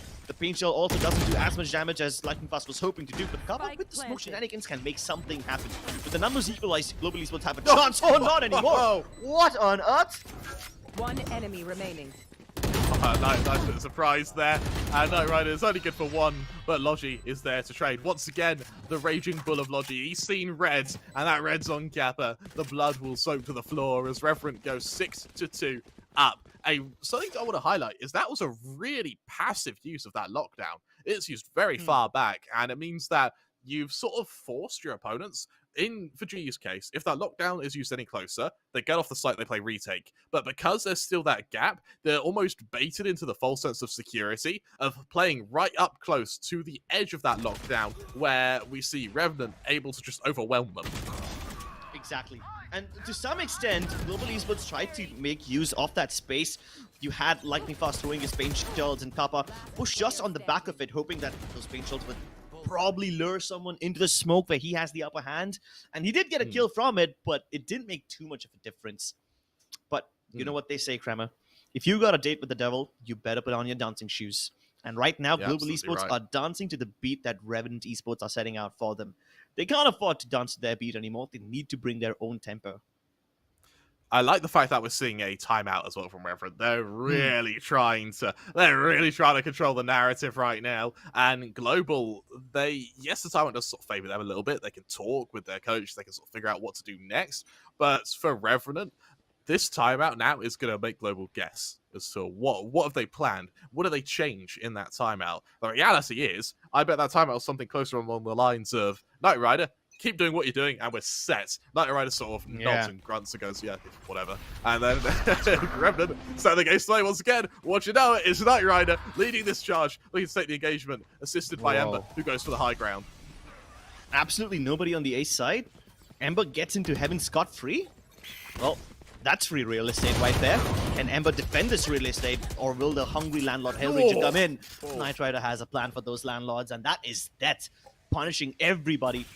But they still haven't gone for the spike plant. Oh, that's why they haven't gone for the spike plant. They were waiting for the preemptive shock darts. And now that the shock darts are out of the way, SK Rossi comes into the play. There's no way for Knight Rider to cross. He can use a cloud burst, but the spike is dropped all the way back. If he can go ahead and retrieve it and keep himself safe from heaven, that could be ideal. Loki protects him. That was exactly what they needed. And now SK Rossi having the option can't really do all that much unless he changes his weapon. Or hit some really nutty shots. Either one of them. But this is most likely going to be a save. Yeah. Something I want to highlight here, this round was all about the speed of Revenant and their adaptability. I love the fact that we see Ember teleported to Heaven using that ult. Great, allows you to clear sight. The issue I have with it is, you're against an eco, you're now alone in Heaven. You get overwhelmed and you get killed, then that's a weapon you've handed to your opponents. Global, they're going to use it against you. However, that's where ability comes in. It was some incredible sort of reflexes from the Jets to then jump up, get into Heaven to assist the Omen, trade, get a twofer for it, which in itself was quite impressive. And in the process, you also delay the retake, and better still, you also mean that that rifle can't be retrieved until they're fully committed to a retake, which at that point was already doomed. Exactly. I mean, the normal setup for any other team when they're assaulting the A side would be to smoke CT, smoke Heaven, continue moving in, and hope that you don't get highlighted because of any drones or any Sova utility so that you can get shot with smoke. That's like the play there. They don't even smoke Heaven. They just send that Ember into Heaven and hope that he can defend it all by himself. And if he cannot, there's always Knight Rider. He's got the spring in his feet. He's going to updraft and get the kills on them. And this is not the first time he's updrafted into Heaven and shot someone square in the face with the Blade Storm. Yeah. He likes working point blank. Skills through Garage. He's going to spot the engagement coming his way. Kappa there to assist with a few shock darts. And Knight Rider will take a little bit of damage, but nothing too worrisome. Scargod able to open. Skills falls. Lightning Fast brings out the showstopper. Deploys it instantly. Knight Rider takes it to the chest. Traded instantly by Ember though. Backside continuing to fight, but Wimp able to chime in onto Kappa. Leaves Global once again. Not just without players now, but Grips without hope. Is it another save for SK Rossi? Surely at some point they have to start commits potentially the series. Oh, but they never have enough fuel in their tank to even commit to these retakes. They always find themselves losing members in just hopes of defending that region. And sure, there have been some instances where they managed to fall back safely, retain the numbers advantage, and hopefully regroup in order to go for the retake, but that never really panned out in their favor, because every time they think they're safe outside of any particular bomb site, Revenant Esports push beyond their line of control. You have Knight Rider uprafting into heaven in some rounds. Sometimes you have these guys on the back of Seaside still fighting, even though logic dictates that after a plant, people will just hold crossfires and, gather angles onto their opponents. Maybe build a trap or something like that. Nah, Revenant don't do that. Revenant can smell blood. They're like sharks in the water, and they just want their meal. Yeah, but absolutely right. one silver lining, Lightning Fast finally got a kill or two. He's been having a pretty bad game. Yeah, he's been really shaky going into this. Yeah, that's his first frag too. Yeah. And it came on the back of that showstopper. Which is quite the contrary, I mean, yesterday, Lightning Fast was absolutely crushing it. I would argue that Global are actually the sharks here. Revenant are just the killer whales. I mean, you probably watch more Animal Planet than I have, so yeah. Dude, the second any cast is done, up goes Blue Planet, and we watch nature documentaries. It's great. But, Skills opens it up. There's the jet to fall. Flashed off the angle, switches to the shorty. Skills has no intention of leaving this position now. SK Rossi chimes in, and this looks a lot more like the Global we know and love. SkyGod making a push into the site here. Flash off the angle. Hellraiser swings out. Able to get the first kill assisted by Lightning. Bastard. Here you go. A clean sheet. Just about. Ember still able to bite before he goes down, but it doesn't matter. Global, they show Revenant that they still have the power to bite. My worry, though, is that was the penultimate round of this first half. Have Global reacted in time, or is this all too little, too late? Yeah, you stole the words right out of my mouth. That's exactly what I was going to say. You got to consider what Revenant were trying in, right? Every time they try to take control of mid or garage, they go for the contact play. They don't come in all the utility right at the beginning, but after they get a pick or two, and when they're like, yep, it's go time now, the smokes come in, the rest of the flashes go in. This time they voted those smokes. Global Esports had to hold that crossfires, and it actually ended up working. This time, they get the opening pick, but can they convert it? That's the big question over here. Rossi sets off that alarm bot. Revenant now know that the attack's coming from the flank. Already a player down, though. They have to make up for this somehow. Ember sees the trademark. Question now is, can they stop it? Skills already ready with that Astra utility. There's the teleport across. Does it set off the trademark? Yes, it does. Ember, a bit of a whiff there. Now almost trapped in this position, as Skills is going to look to try and swing onto the lone Omen.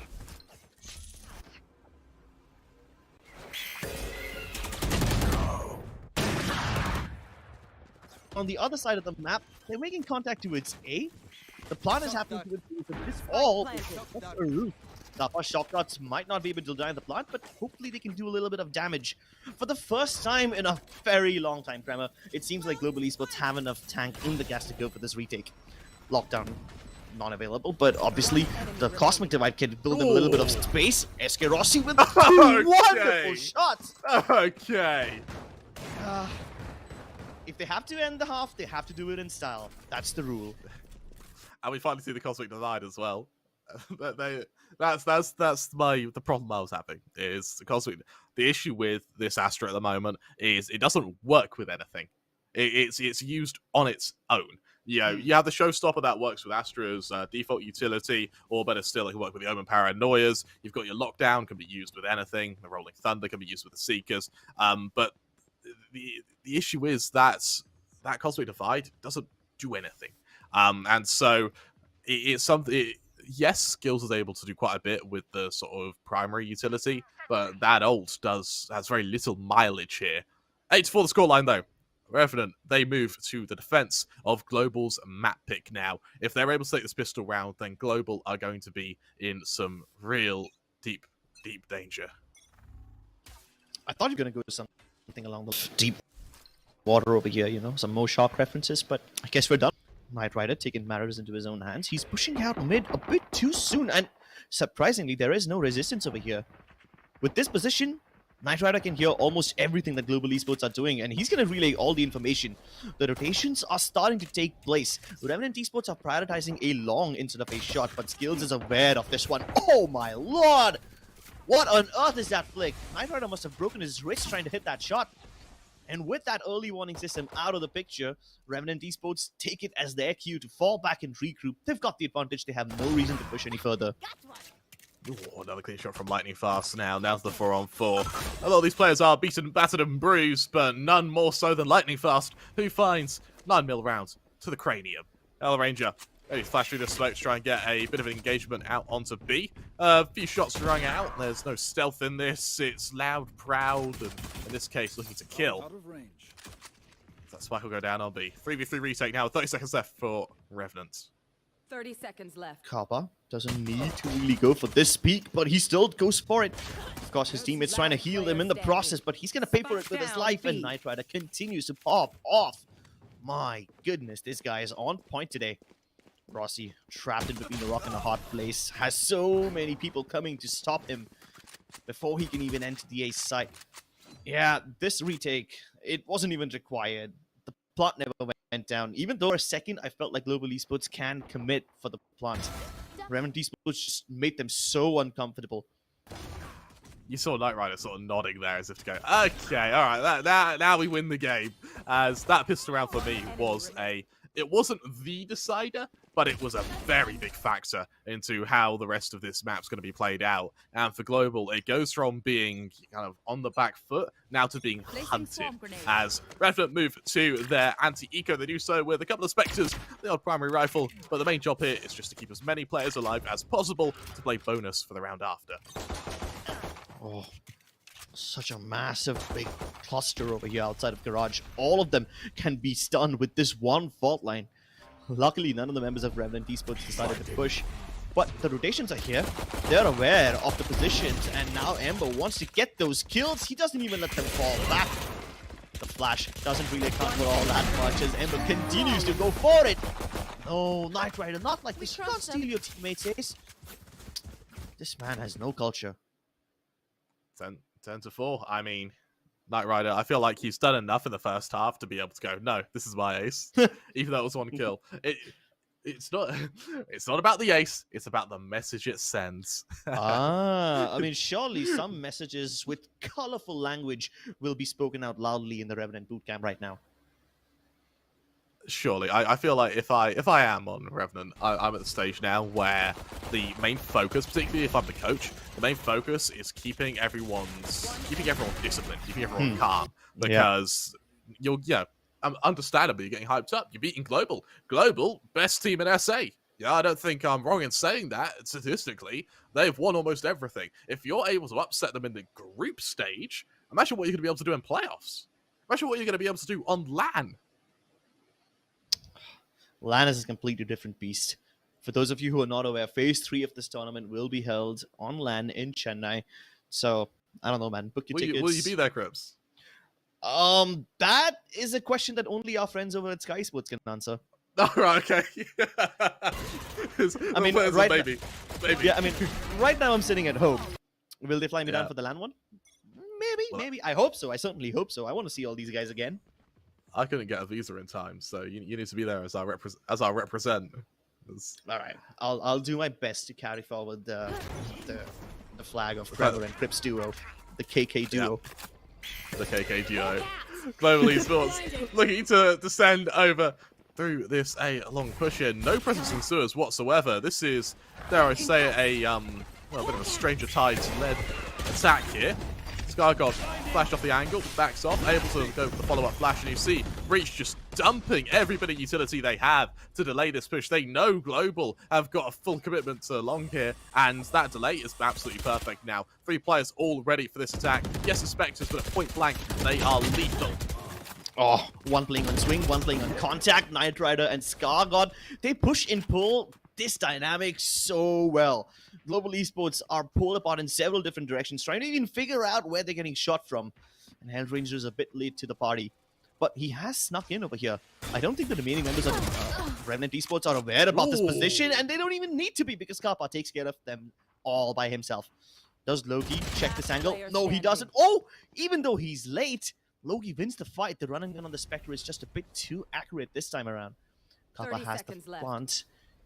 Doesn't go for it. He wants to neutralize the numbers before he can commit to this one. But that is not going to pan out in his favor.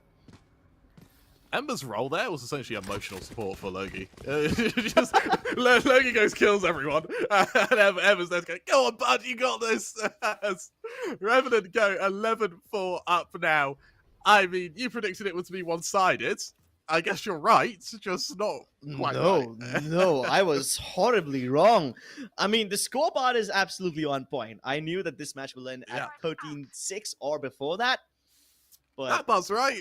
That part's right. I mean, I get participation points, right? Yep. It's got the gold sticker for showing up. Him trying to catch out on player through the Astra smoke, and this time Global are being a bit more reserved with how they're pushing now. Just shoulder peeking where they can, using a lot of their utility early on now. And for Logi, actually also being quite disciplined, not overextending into being baited into fighting SK Rossi, instead working with the information they have, knowing that Global, with mid control, are going to set their gaze to Garage, where Knight Rider's able to chime in, get that opening, back off, relocate, and force Global to guess once again as to how this op is positioned. Oh, Lightning Fast had absolutely no backup over there. No trade potential as he tries to go in for a sneak play to it. Say, didn't really work out. His teammates were really trying to sell that fake over towards this garage region with so many members being committed. But this poor guy, his sneak attempts have gone in vain. Now, Global Esports don't really have all that much time, nor as many men. At least the silver lining over here is that Global Esports can move into the A side without being contested all that much. Revenant Esports aren't present over here, and they're more than comfortable going for the retake.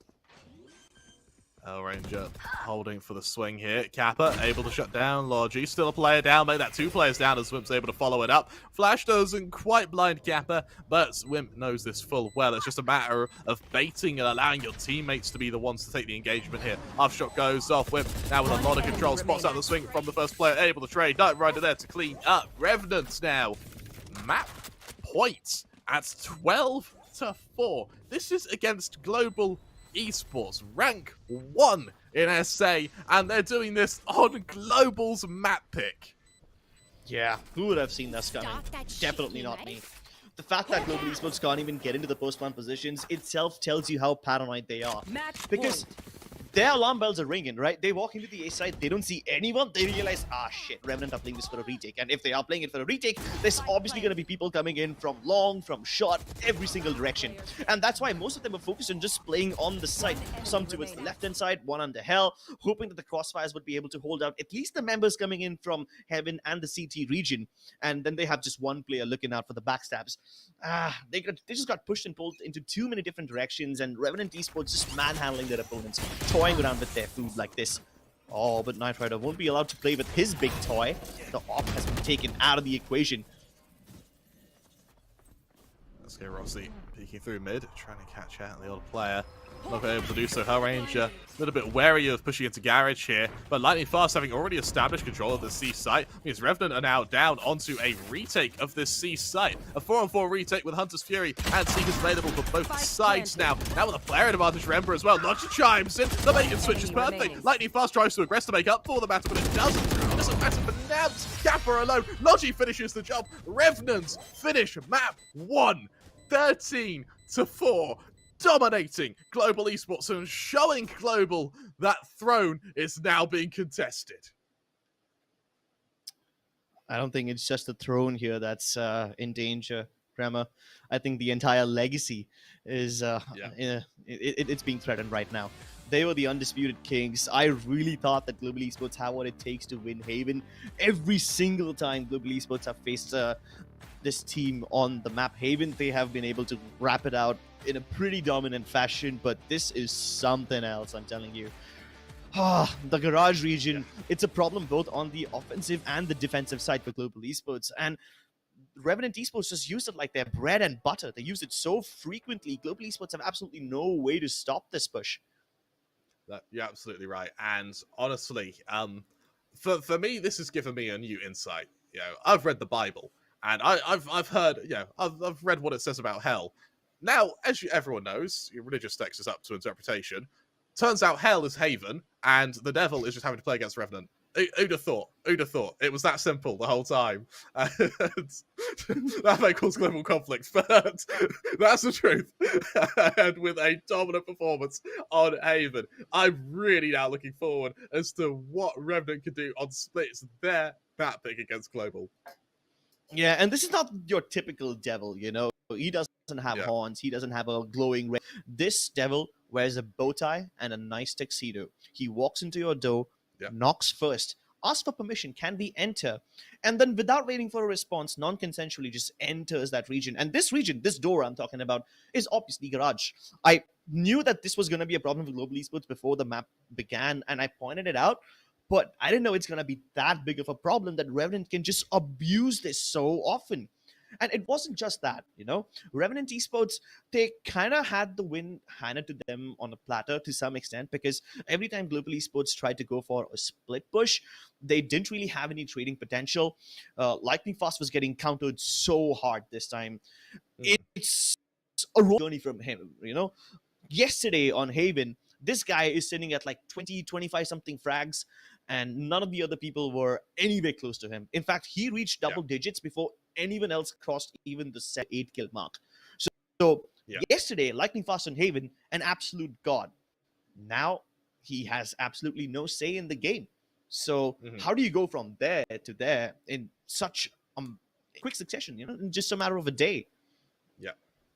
What's actually more worrisome for me is how'd you get back up again? Because of course this is a series. You now need to find a way to recover and then find your previous form as you then move on to Split. Yeah, Split is gonna be a really messy affair. Given the way how Haven was, unfolding, there were so many instances where the teams just burrowed down to go in for the. Both to some extent were able to figure out that the hit is coming, and to some extent they were able to stack up the site.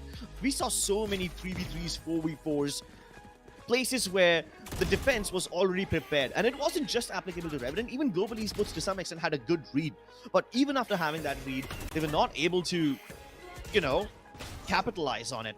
Spike down A. Hey, absolutely right. We're going to go to a quick break. We'll be back shortly.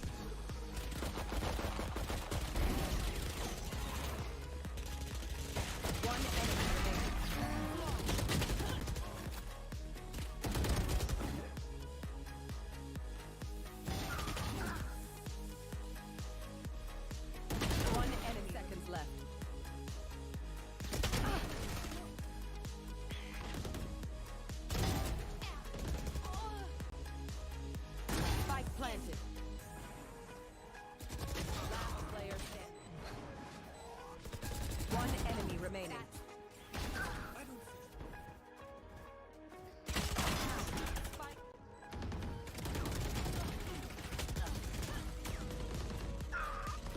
One enemy remaining.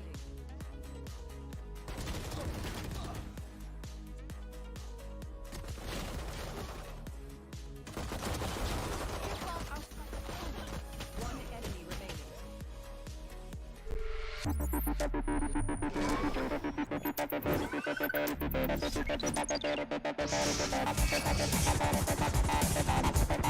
Those who know performance know AMD Ryzen.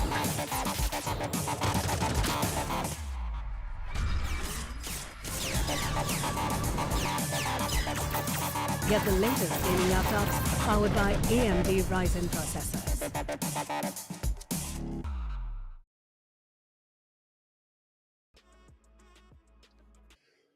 Well, let's be honest, we just saw something incredible over on Haven. Of course, welcome back to the SCS. I'm Newcastle Crabber 3, joined by the wonderful Grips, and we just saw what was Revenant absolutely decimating Global Esports on their map pick. Maybe we are about to find the new kings of SA. There's only one way to find out. Remember, this is a best of 3 series, so the next map being split and our decider being fractured. That's assuming Global can win split their opponent's map pick and force us to that third and final map.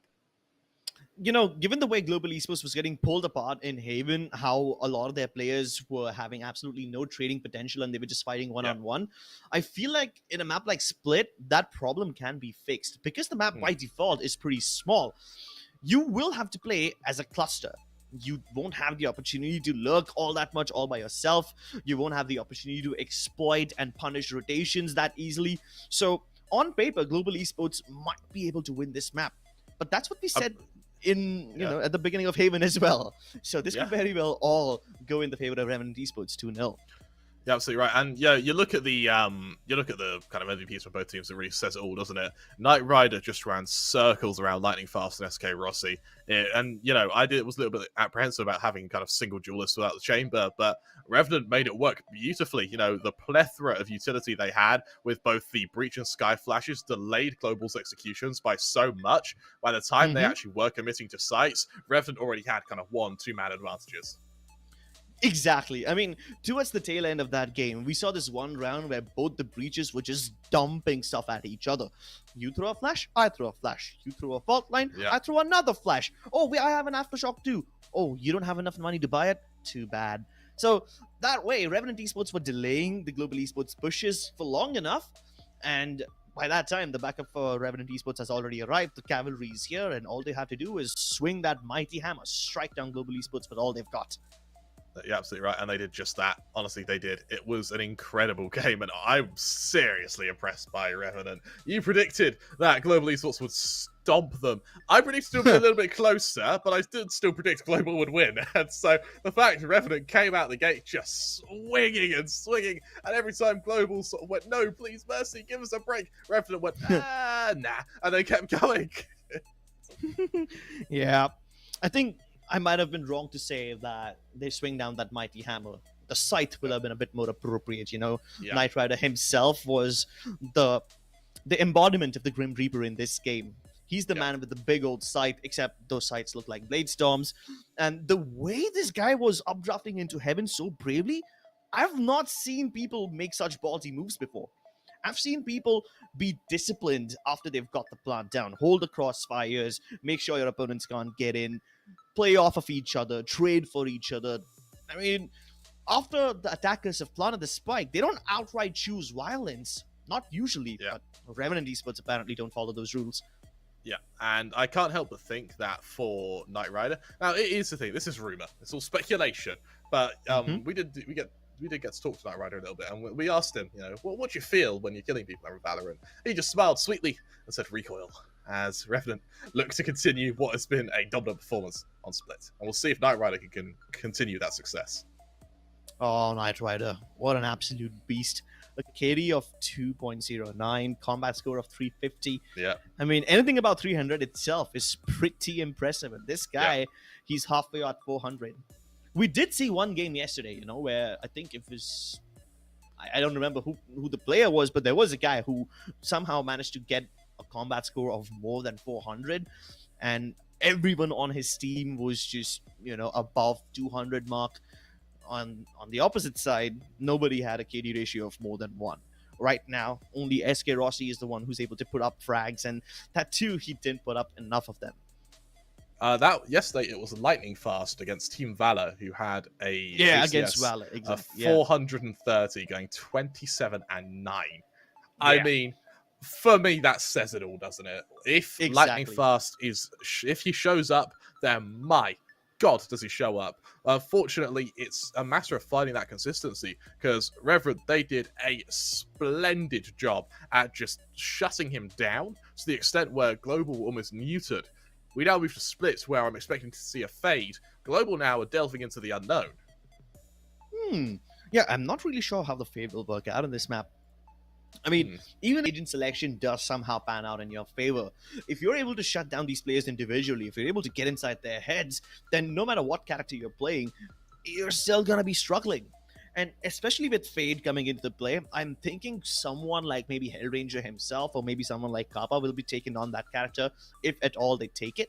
And while Kappa is, known as the clutch minister of this country, while he's one of the most experienced players, sometimes if you don't give him enough space, that guy can't do all that much. The same goes for Lightning Fast. If his teammates set him up, then he's going to be successful. There used to be this really big meme about global esports, how SK Rossi just carries them all the time and whatnot. And they also accepted it, right? Even global esports accept that they set up SK Rossi for all the success in the world. They play around him. But off late, they're trying to not do that all that much. They're trying to not base their success off of just one man, and everyone's just trying to lift the weight equally, not isn't in terms of just setting up someone else, but also taking up some of the attacking responsibilities yourself. So that little shift in roles and the dynamic of the team has changed quite a lot since Eraser has entered the picture, their coach. But I haven't seen global esports play on Split. Eraser has entered, so I don't know what kind of adjustments they will be making. Same with Revenant Esports. Wimp has entered this team. Maybe on paper enough time to get used to a new team member. Wimp is the kind of guy who will always be playing as the lurk. If he's not playing the lurk, then he will probably put someone like Scarlord on that duty. So they also keep alternating between the roles of the team. And Split is this one map where lurking is really, really difficult. So even with all the adjustments, how much value can you really extract out of that push? You're right, and I can't help but think that when it does come to trying to gain value from lurking, I think right now lurking is the least of Global's problems. The fact that they're losing players just constantly on executions, you don't get to a stage where a lurker matters. They just become the player who has to save. We saw that on SK Rossi. He had to save that up a good 4 or 5 rounds in a row before it actually had any relevance to a round. And for Global now, as they move to Split, and let's be honest, a map which is harder to op on, I really worry what SK Rossi can do to pick up the slack, because if Revenant continue to shut down lightning fast, then SK Rossi really needs to step it up. Yeah, or vice versa. If Revenant Esports are able to target SK Rossi, which does happen quite a lot on Split sometimes, not just with Revenant, several other teams manage to do it sometimes, then Lightning Fast is going to have to step up. He's picked up the raise once again, but there are a few adjustments. Hellranger sticking to the sky as usual. Kappa has picked up a Sage instead. I thought this would be the guy who will be using the Fade or something like that, but there is no Fade in this game at all. I'm very surprised you don't see a Fade. Something I do like is the fact we're seeing a Neon over on Skygod. And, with Neon comes some of the fastest rotations you could ever hope for. Better still, you have some of the fastest rushes you could ever hope for. When you merge that with the KO flashes and the Breach aftershocks, you can really, and the Breach fault lines even, you can give Neon a perfect opening to a site. And what we saw quite consistently, pretty much in all regions, is when you go for the sort of rush plays with Neon, it can either work tremendously or it fails really badly and you never do it again for the rest of the map. So depending on how confident Revenant are feeling, is going to entirely depend on how quick they're going to be playing with this Neon. Given the composition of Revenant Esports, it always seems like they build their roster on the basis of which side they're going to start on first. On paper, the Neon, the KO, and the Breach can be the perfect way to break a side open and just bum rush into a site. But On the defensive side, how will all of this pan into play? They're going to have to continue playing aggressively if they want to make sense of this lineup. Because on the defensive side, if you're still holding your angles, playing passively, these are not the characters which you do that with. Global Esports lineup seems more of a defensive one, right? You've got the Chamber and the Sage, slow them down right there, break the pace down, and in case they're caught in your slow fields, which can be generated via the Sage slow up or the Chamber's operator, then the Paint Shell is going to pay so many dividends. Yeah, it's going to be interesting to see how Revenant are going to be shutting down lightning fast with this composition. I really like the KO. And I think if it eliminates all of the escape from both the Raze and the Chamber, furthermore, it also has that extra flashes to accompany the Neon, who is going to be that real player to watch out for. I think ScarGod is probably going to have a little bit more impact than Knight Rider will on this map, but that won't stop Knight Rider from being that secondary entry, that follow-up to really pack a punch. Or punches, multiple of them. What I'm really concerned about over here is that both the teams have picked up Astras. Now, sure, I have nothing against the Astra, but in a map like Split, where momentum and pace dictate the outcome of a round, I thought someone more like a Omen would be more appropriate. And since I'm an Omen main, there's a thousand different one-way smokes that you can put up on a map like Split. There's so many different nooks and crannies that you can really exploit the Omen dark cover and just create one-ways out of thin air. I really thought that Hellranger would do that because up until a few months ago, Omen used to be his go-to character on Split. And this was when Astra was, at full form, at full strength, and she had all the 5 stars and everything. So, yeah, I'm still a little concerned why they would pick the Astra. But then since both the teams have picked it up, it kind of just, neutralizes it. It mitigates itself, doesn't it? Yeah. Yeah. Going into this fifth round, looks like a bit of a split here from Revenant. Maybe even faking a bit of presence to B, with the Chamber already set up outside of A. Maybe a bit of a lurking play to come out. Thus far, though, it looks like it's going to be all quiet on the Eastern Front for the time being. Spike still standing outside of the B main region. Global Esports haven't played aggressively yet. Only it's either end of the map, but doesn't really go them. There's the opening. Now Ranger falls, and that was the lurker outside of A. That may actually force Global's hand here. They either need to aggress somewhere, or they need to commit to this rotation, because the Chamber will not be able to hold the safe site alone. And the fact Revenant are still relatively quiet means that Global's lack of information is really quite significant here. That's something we need to highlight as well, is they do not have information at the moment. Oh, speaking of information, they're going to need it really, really soon. Revenant Esports have already taken control of the connector, and now they're already infiltrating A Heaven. This will be so easy for Revenant to cut off rotations. They really can't allow Lightning Fast to get in here, and it seems like Lightning Fast won't be a problem. They need to get rid of SK Rossi first. Oh, but they cannot. SK Rossi is holding down this area like an anchor, but the moment I say his name once again, he falls down. Revenant. Very little time left. Can Skills find this opening? No! Logi just cannot be distracted. I love that little flick there from Logi. And we've seen Logi, while he doesn't have these insanely flashy rounds, he is consistent. And that was, we saw time and time again on the Killjoy. He was the player to hunt down every member of Global, even when they're trying to save those ops, they're trying to save those rifles. It's Logi to find them. And the Bloodhounds, he's got a sense and he's got a taste for it. For Global now, it's a matter of just running.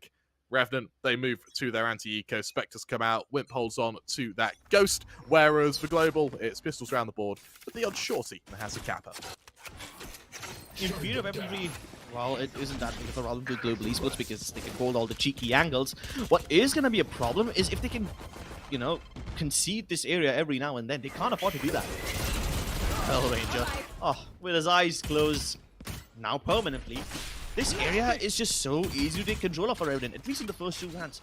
If this is the trend that continues, then like Garage was being exploited in the last game, Revenant Esports are going to exploit the hell out of this region in this game. Yeah, Knight Rider does take on Lightning Fast. Yep, Ember does fall, instantly traded. And if you are Revenant, losing one player to take down an eco is well worth it. SkyGod is on a fairly close angle, realizing Kappa may have a shorty, is going to back off. Kappa goes enemy through. remaining. That should be a quick cleanup, leaving it all on the skills. 1 versus 4. SkyGod will make it 3, all assisted by that Astra Smoke. And just like that, Revenants, they go 2-0 up. Potentially a repeat of history once again. I love the fact that most of the frags are being taken over by SkyGod and Knight Rider. This is going to help them farm their ultimates super quickly while they continue this. For now, we're going to see a little bit more aggression from the members of Global. Now they have that op, very early op on SK Rossi. Something to highlight, though, is there's no armor on him. So this is a gamble bringing this op out, particularly against the bonus round of Revenant, which we know is going to be played quickly. SK Rossi reveals himself. There's the opening. Gets the hell out of there. The rest of Revenant now, they stagnate in B main. They get the hell out of there. Instead, they set their gaze to mid, where it's going to be Lightning Fast, the player to be tested, the player who has so much to redeem himself for. The question now is, will he earn that redemption? Judge in hand, ready to be both judge, jury, and executioner to the Revenant push through mid.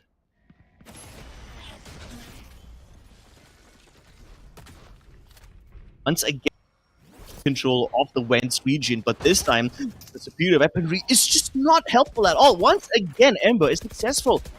Can SK Rossi make the difference? Some of them have already crossed over towards the left-hand side, but maybe SK Rossi can stop the rest of them from infiltrating. Nah, that's not going to be possible.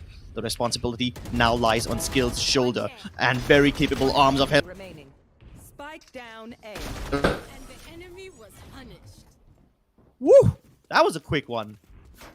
Really nice bait and switch there. Skills able to clean up 3 players off of the bait from Hellranger. Really nice spot teamwork, and just like that, Global Esports, they're able to clap back. Maybe this is the Global we were expecting to see. Maybe this is where Revenant find themselves truly tested. Remember, they were able to decimate their opponents over on Haven, and there were rounds won by Global. They were shot in the darks. There were stray rounds here or there with a attacking side operator to come out from Knight Rider. Potentially, this is where they put their foot down and try and engage with SK Rossi. Here. Yeah, he wasn't able to do all that much in the previous round, but luckily he didn't need to. At this time, they put Lightning Fast down here with the Judge. This is the best weapon to put in a situation like this, in a place like this, and especially when Lightning Fast isn't really having the best of days. A position like this can really help him farm up his frags and maybe build that confidence up once again. You're absolutely right. I'm going to be interested to see if Revenant have any solution to potentially try and take this control for this part of the map without having to risk fighting the Judge. SK Rossi quite a wide berth as well to Heaven, means that for Revenants, they need a kill pretty quickly if they want to be able to execute this B site. What happened to the Boombot there? Lightning Fast can hear the footsteps once again, and Ember has no response. No way to retaliate. But they're still being, they're still dumping utility towards that region, even though they have no intention of going there. Now their focus is on the B site. SK Rossi lies in wait. He didn't get his chance last time, but this time he can be the hero. Knight Rider, though, he's got an op too. But is that going to be enough? Lightning Fast extends beyond his Call of Duty, and he is in the perfect place. Kappa also arrives right in time. This one was well intercepted. It seems like Global Esports have finally found the solution to that ever-persistent mid problem.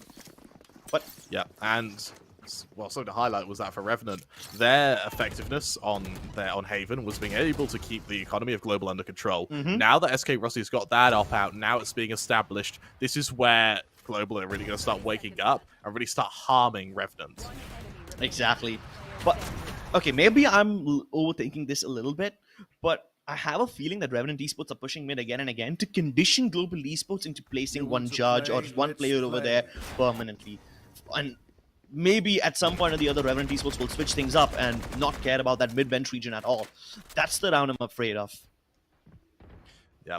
This time, there actually isn't anyone in ropes. That race has rotated to hold B from Heaven. And so that lack of presence in mid is just going to be down to Kappa shoulder peeking. Caught out by the tour to force a really clean reaction from Knight Rider. Flashed off the angle, Lightning Fast. Going to miss the shot as well now. Neodult comes out, ready to try and overwhelm these players on this B site. Oh my lord. SkyGod with his ultimate active. And I love that fast lane. Isolates poor Hell Ranger over here. But he's just not willing to give him the fight now, is he? Runs out of the ult also at the worst time possible. So this damage has been mitigated. Global Esports can at least put themselves in a situation where Revenant Esports have to concede a couple of rounds to them compulsorily, at least until they can build up their economy once again. But Revenant Esports now, once again, after taking control of mid and splitting into B, they're doing this a bit too often, don't you think? We haven't really seen any A hits directly. The only time they have gone A has been via mid, and that too after they got a pick or two. They haven't really committed to the A side fully yet. When will they do that? Will Global Esports even see it coming? I like the fact that we're seeing a timeout, a very early timeout from Revenant as well. They realized that if they want to control the narrative, they really need to start dictating the tempo of these rounds. And in order to do that, a timeout is a great time to call it. A really smart play from Novak there. And even though it wasn't too heavy an investment from Revenant, they did still commit a fair few ults to it. And only killing one player really isn't enough. Or two, even. I don't think the number of frags are going to matter over here. The speed of the rotation for Global Esports is just pretty quick. They're adapting to it pretty well. And if that is the case, and it continues to happen throughout the rest of the game, Revenant Esports are going to be playing a continuous battle of just fist fighting, brawling through, hoping that throwing bodies at the opponents is going to be a viable solution. I can't help but think that for Revenant now, yes, the op duel with SK Rossi is going to be important, but I think that SK Rossi was able to make such presence with that op over on that B site that Revenant now sort of tunnel visioned on trying to shut down that player, and it's meant that the rest of Global has sort of roamed free a bit here, like with Lightning Fast, who's just been alternating between sites. Oh yeah, the fact that he's alternating is actually damn good. And he's circled all the way around, but the moment he pulls out his showstopper, the null command comes through, denying that big bad rocket launcher. Either way, I'm very surprised that after all the maneuvers that have taken place so far, no casualties have taken place. The spike was all the way towards the attacker spawn, and it's now going to be collected by that Astra. But where will they decide to go? Revenant Esports have reached the top of mid, but they haven't really turned it into anything tangible. All right, with SK Rossi now, flashed off the angle. Nice bit of aftershock. Unfortunately, that social does have to go down first. SK Rossi now realizes it's coming. The question now is, can they get that opening? Swings out. There's the opening. Gets that out of there. Hit by the Rolling Thunder, though, as the execution comes onto this B site. Skargon trying to spam the smoke, trying to find an opening. And while they won't be able to get an opening, Revenant, for the first time since the pistol rounds, are going to be able to get a plant. Oh, thank God for that one. Ember won't be 30 allowed to seconds join his left. teammates over there, but maybe Whip can make a difference. He swings off his gun on Remaining. dissing Rossi, but he's a bit too fast. Can't strafe out in time. Loki having a little bit of trouble as he tries to jiggle around that pillar, and he's good for only one. And Skills will come in and finally put that nail in the coffin. You're right, and this is where we see Global really start to run away with this, and this is where they set up for what could be Fracture. I know I'm saying it a bit early on, but Revenant now, where we said SK Rossi needed to step up, he has. The question now is, what do Revenant do to change? What do they adapt? And I can't help but think that there were a few kills here. So, for instance, that one onto Skargon. Wimp should have been swinging a little bit earlier. It meant his teammate fell, and Wimp then overextends to make up for that. Also gets caught out, and it's like a domino effect. Once Revenant make a mistake, that leads to another, and that leads to another, and they end up in a bit of a downward spiral.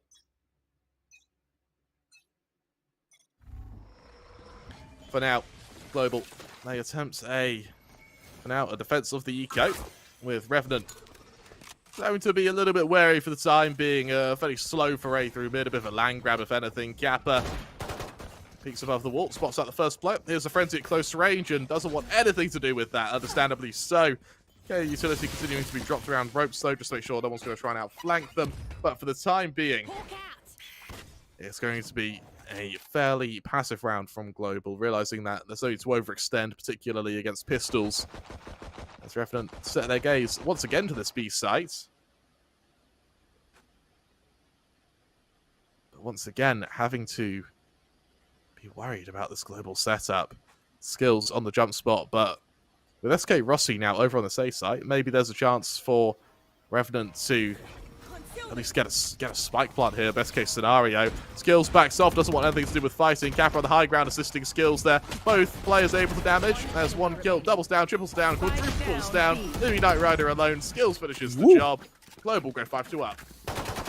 Oh, this is finally looking like a map where Global Esports have a little bit of say in what happens in the game.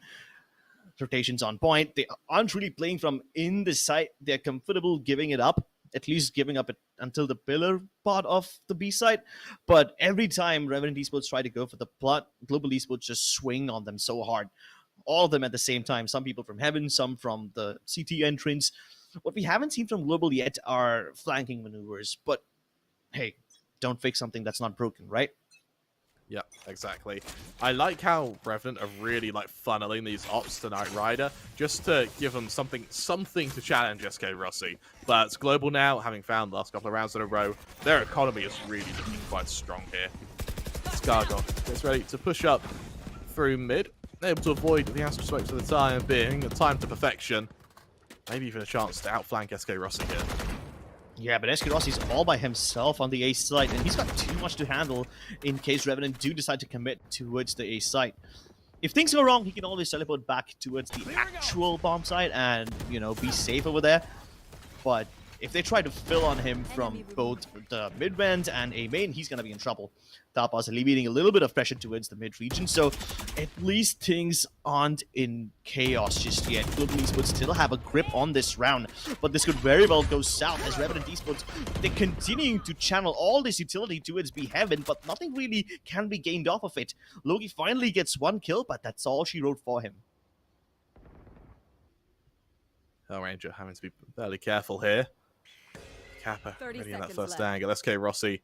The op duel is about to come into fruition. 25 seconds left. Hellranger falls. SK Rossi actually doesn't even risk the fight. Heads back to site. All he has to do now is delay. Buy time. Make sure that spike doesn't go down because with 15 seconds left, this kill is everything. Timing not quite able to favor him though. Swings out. Kappa gets the resurrection. Spots out Knight Rider with that up. Logi chimes in. Skills killed once again now. As SK Rossi with 10 seconds left just has to cancel this plot. That's all SK Rossi has to do now. Goes to the jump spot. He realizes his location's low. The spike will go down anyway. And right now, Revenant, they are toying with him. They don't want to fight him. And for good reason. SK Rossi good for one. Ready to get the second. Sees the head of the second player on the jump spot. Lightning fast. Not quite able to follow it up. Goes to the blast back. Goes high. Logi doubles down now. Logi on for the ace. Able to alternate around this Cosmic Divide. It'll fade in just a moment. That spike tapped once by Kappa. Kappa looking to get it at least halfway done now. Going for the full defuse. Pushed off it by the ground well. Logi on the jump spot. Sees that it's clear. Doesn't get a shot at. And that's the only warning he has. Kappa taps it again. Swing out by Logi. Realizes it's not being tapped. Continues to buy time. Kappa desperately trying to find this kill. There's the swing. There's the ace from Logi. Revenant. They make it 3. But my God, is it labored. Oh my goodness. He's more than comfortable doing the labor, Kremer. He's a laborer with sweaty hands and an even sweatier forehead. My goodness, it takes nerves of steel to stay calm in a situation like that, especially when Global Esports had it all planned out for them. It seemed like at one point SK Rossi's positioning towards that pillar was the linchpin which Global Esports were relying on, and he was creating so much space for his teammates that everybody else like Kappa and Lightning Fast could also chime in simply because they knew that SK Rossi can hold his ground.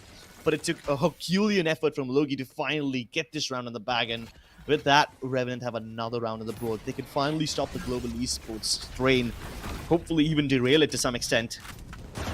Ranger bombarded with utility there. Scargod not quite able to catch him, and on the turnaround, Ranger punishes Scargod for overextending there. Revenant falling into the trap like a vice from Global Esports there. Kappa continuing to show presence in mid means that support cannot reach the lone player in ropes. So to highlight is that player is the one with the spike. So disconnected from the rest of the team. Ember needs to be so careful here as Kappa looks to engage. Not quite able to see the first player though. Kappa extending further in a place where Lightning Fast cannot really cover him. That was an unnecessary death. But that Global Esports might be losing a crucial piece in the puzzle. Can Lightning Fast make up for it though? The moment that wall broke, Lightning Fast gave out a sound cue, and now Knight Rider is aware that there's going to be a bandit around the corner. Can they clear him out though? Oh yes, he can. They can definitely do it. The judge can still cause a little bit of damage, but no cigar. SK Rossi now activated, has to step up, gets the spike carrier. There's a couple of Nebulas in the way that can keep them safe from B main, but again, the sound cube, Knight Rider dropping, alerts him off the position. Skills also protects him from B main, and the tag team duo defends this round. That is a insane round from Global there. It's the same from SK Rossi, who right now is single-handedly rendering whatever half of the map he's on, it's off limits. You just can't go there. And until you stop him from getting these ups, he's going to keep doing this again and again and again. Unfortunately, with only, 3 rounds left of the half, he's going to have it up for every single round. Revenant's best hope now is sort of get 4 rounds, maybe 5 if you're lucky, and then just play an effective defensive side. Ooh. One of the most standard Sage vault that we've seen from Global Esports in a while. Usually they've been saving it for the B Heaven push, maybe to give a Lightning Fast a little bit of elevation. But with this one, they can really slow things down.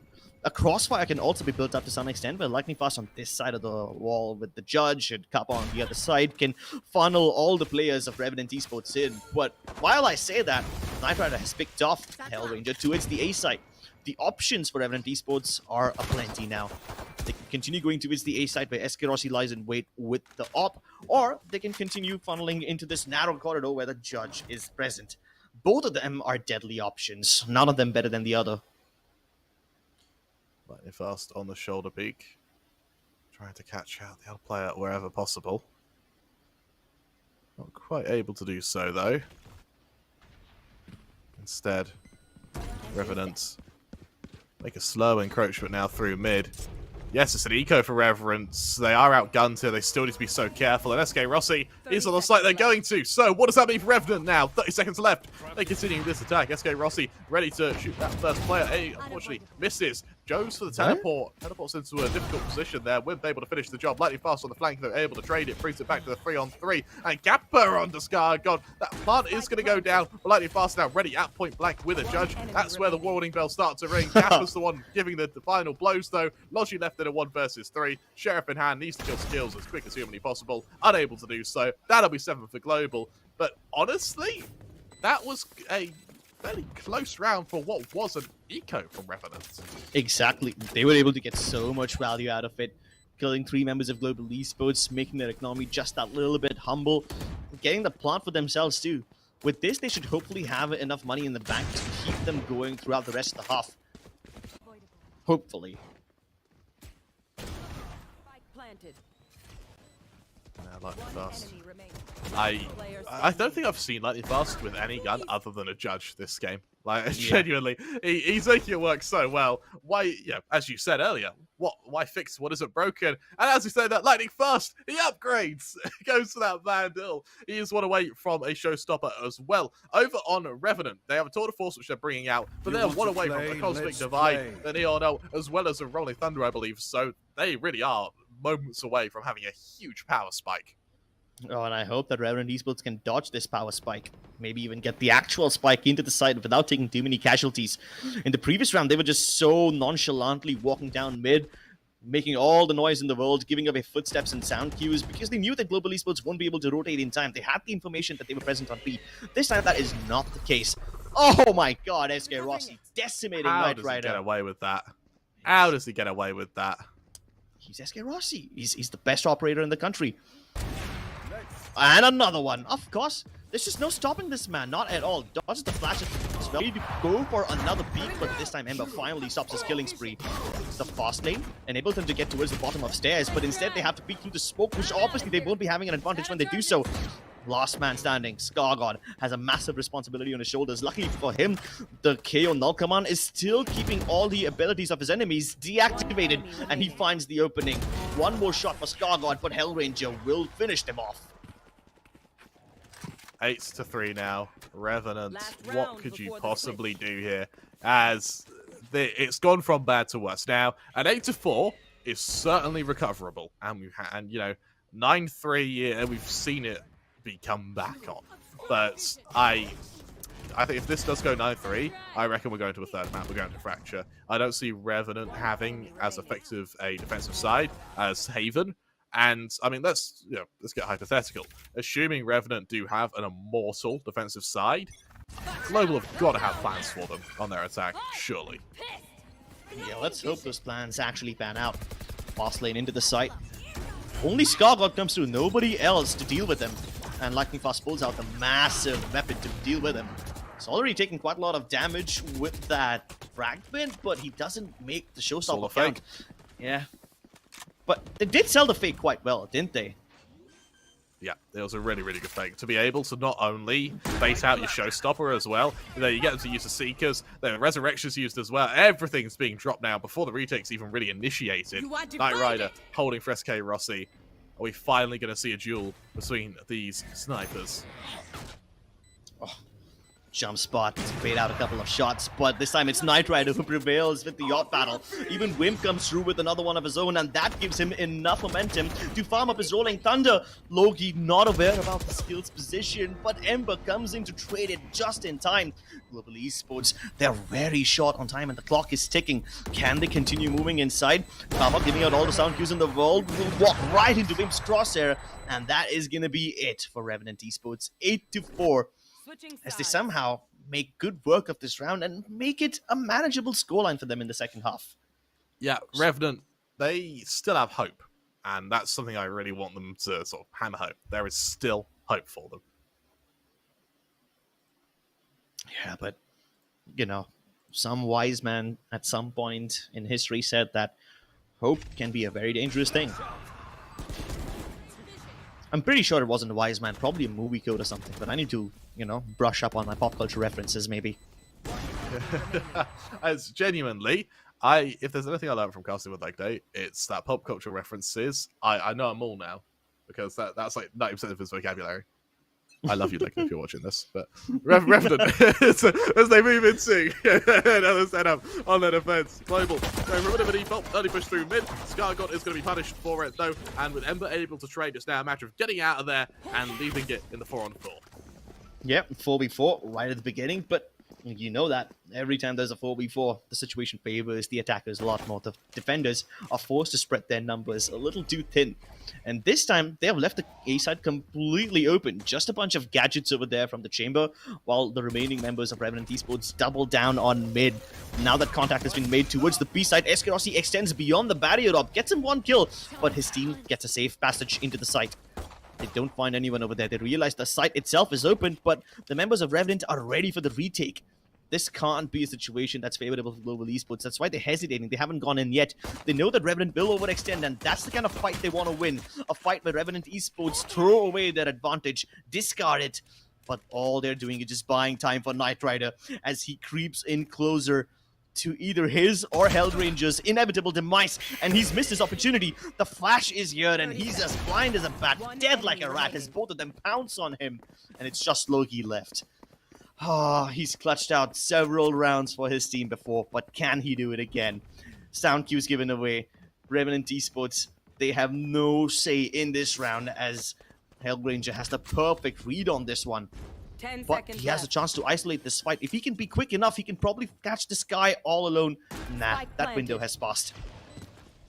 One enemy Down, remaining. spots out the first. There's the kill. Is it traded? Yes, it is. Hellranger brings the pistol round to Global, and that may be one of the decisive moments of this map. Global, they go 9-4 up, and there's the instant timeout afterwards. They want Revenant to sit there and seethe.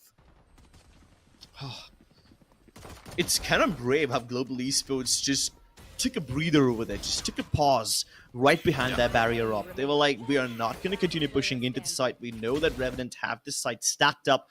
We will wait for them to make a mistake. And it's brave, you know, to expect your opponent to continue pushing even in a situation where they have no reason to do so. Global Esports called that bluff. You're absolutely right, they do. And with Revenant now left with a difficult position, recoverable, but difficult. And I think this is a pretty good time for their coach to sort of find something to figure out what on earth to do next. Because if you are on Revenant, things are still looking, dare I say it, dicey. You know, yes, you won the first map, but you're still against the current kings of the region, and you still have to play them on Fracture should you lose this. Yeah, and it does seem like they will lose it, won't they? Global Esports with the pistol win can easily get to double digits. Unless Revenant Esports can pull off a thrifty win, which doesn't seem likely anytime soon. This seems like a map which Global Esports can easily put in their pocket, get to Fracture, put the pass behind them, and forget whatever happened in Haven. A massive cluster outside the B site. Oh my god, if Logi continues to hang on around here, he's going to be met with a nasty surprise. The myriad of Global Esports players now descend upon him, but this stun buys a little bit more time for Revenant Esports to regroup on the B site. 4 members now available over here, and if Hellranger is wise enough to spot out all these attackers, all these defenders over here, he can probably give a call out to his team to start falling back, but that's not the case. They continue to push the issue, and Hellranger lines all of them up on the verge of an ace. Can he find it?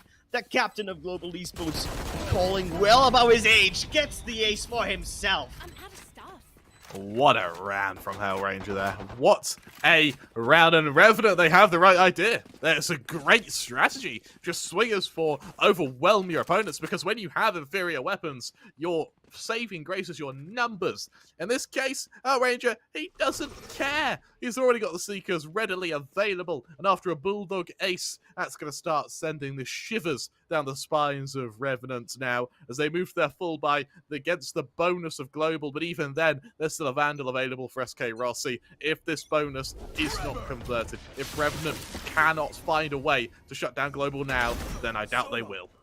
Oh, Logi getting shut down for the second time in a row on this B main region. SK Rossi, as usual, can be dependable to get that opening pick for you. And now that Revenant Esports have skimpy numbers on the B site, this breach has too much responsibility on his shoulders, but at least he can deal with SK Rossi, so doesn't need to worry about anyone coming in from B main now. The Seekers committed will reveal to Global Esports that there are 3 defenders in the region. Separate one of them, and that's Gargod down. Will B-side be accessible once again? Wimp says no, not yet, but maybe something can be done as he gets bit by the Seeker. Knight Rider makes things better, but he's all alone over here. Backup is far away, and he needs his fellow KO to step in soon. Blinded. It's okay, so no sense to do just that. He's able to drop down in the nick of time. Hellranger hunting for an opening on the jump spot. Spots out the first player. Ember then strikes skills now into the 1 versus 2. Knight Rider ready to be probably flashed through this smoke here. Primed ready on the KO. Remember, there's only about 6 minutes left on Knight 30 Rider here. seconds left. So as they back off, Ember, no flash either.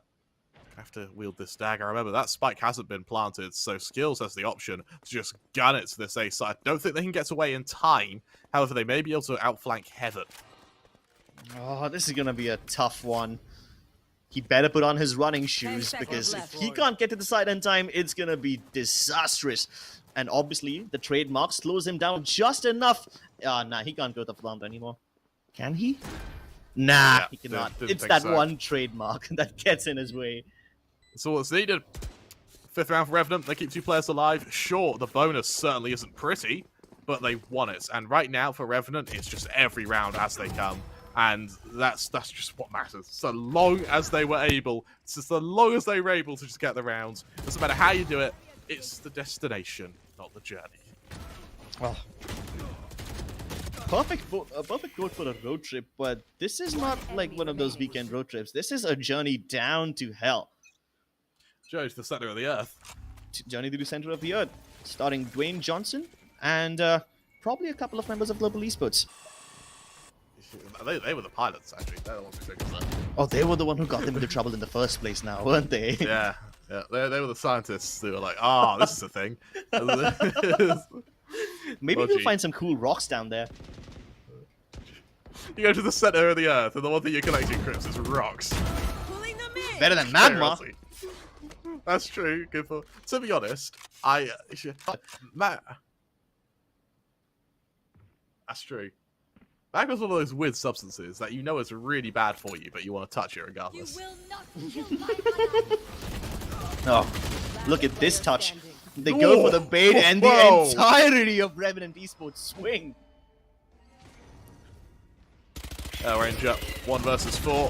Flashes themselves out. It's a clean flash, but Logi, he's got more plans for him. There's the 4th for the Astra and a 6th for Revenant, who are now starting to claw their way back into this. They've got SK Rossi under control, and if you're on Global, that's where the alarm bell starts ringing. Revenants, they seem to have found something to go in their favor now, and with a full buy, with a Cosmic Divide, with a Rolling Thunder, one away from an Null Command, one away from Neon's ult as well. Global, all they have is a Tour de Force, which they'll probably bring out this round. I hope that the Tour de Force can pay off dividends. You want to play? Even if Let's they play. can't make any good use of it, I hope they can at least bait someone from Revenant Esports into pushing aggressively. You know how you asked me what I feel about the op on the D side? Yeah, you'll find your answer soon enough. But with a pick already in the bag of Revenant Esports, things are looking pretty breezy for them. They can disengage, continue falling back. Hell, they can even afford to give up mid, because no matter where they go, the Revenant Esports will have the numbers on the site. The only thing that Global Esports can hope to do right now is bait out a fake rotation, or maybe put the Revenant members into awkward positions so that they can isolate them or something like that. Break open the crossfires, maybe. They still have the Rolling Thunder available, Revenant Esports. So in case they do manage to lose out a couple of members, a retake shouldn't be that big of an issue for them. SK Rossi ready for Wimp it. Sees the breach. Unfortunately, the breach saw him as well. Forced off the angle, 35 seconds left. Global, I love that Rolling Thunder. Global, they've got 30 seconds. 30 They need to seconds push left. to somewhere and quickly. And that Rolling Thunder's just delayed them categorically. They now got 25 seconds to kill everyone Ambi and get a spike plant. That's too tall of an ask. Skyesports making sure that this massive order cannot be fulfilled as he acts like the deterrent. A Ooh. dink, but not the kill. And they're funneling through this narrow corridor. SK Rossi is trying to widen the gap, hoping that his teammates can funnel through, and they will eventually. This time they can get the spike down, even with the clock against them. A 2v4.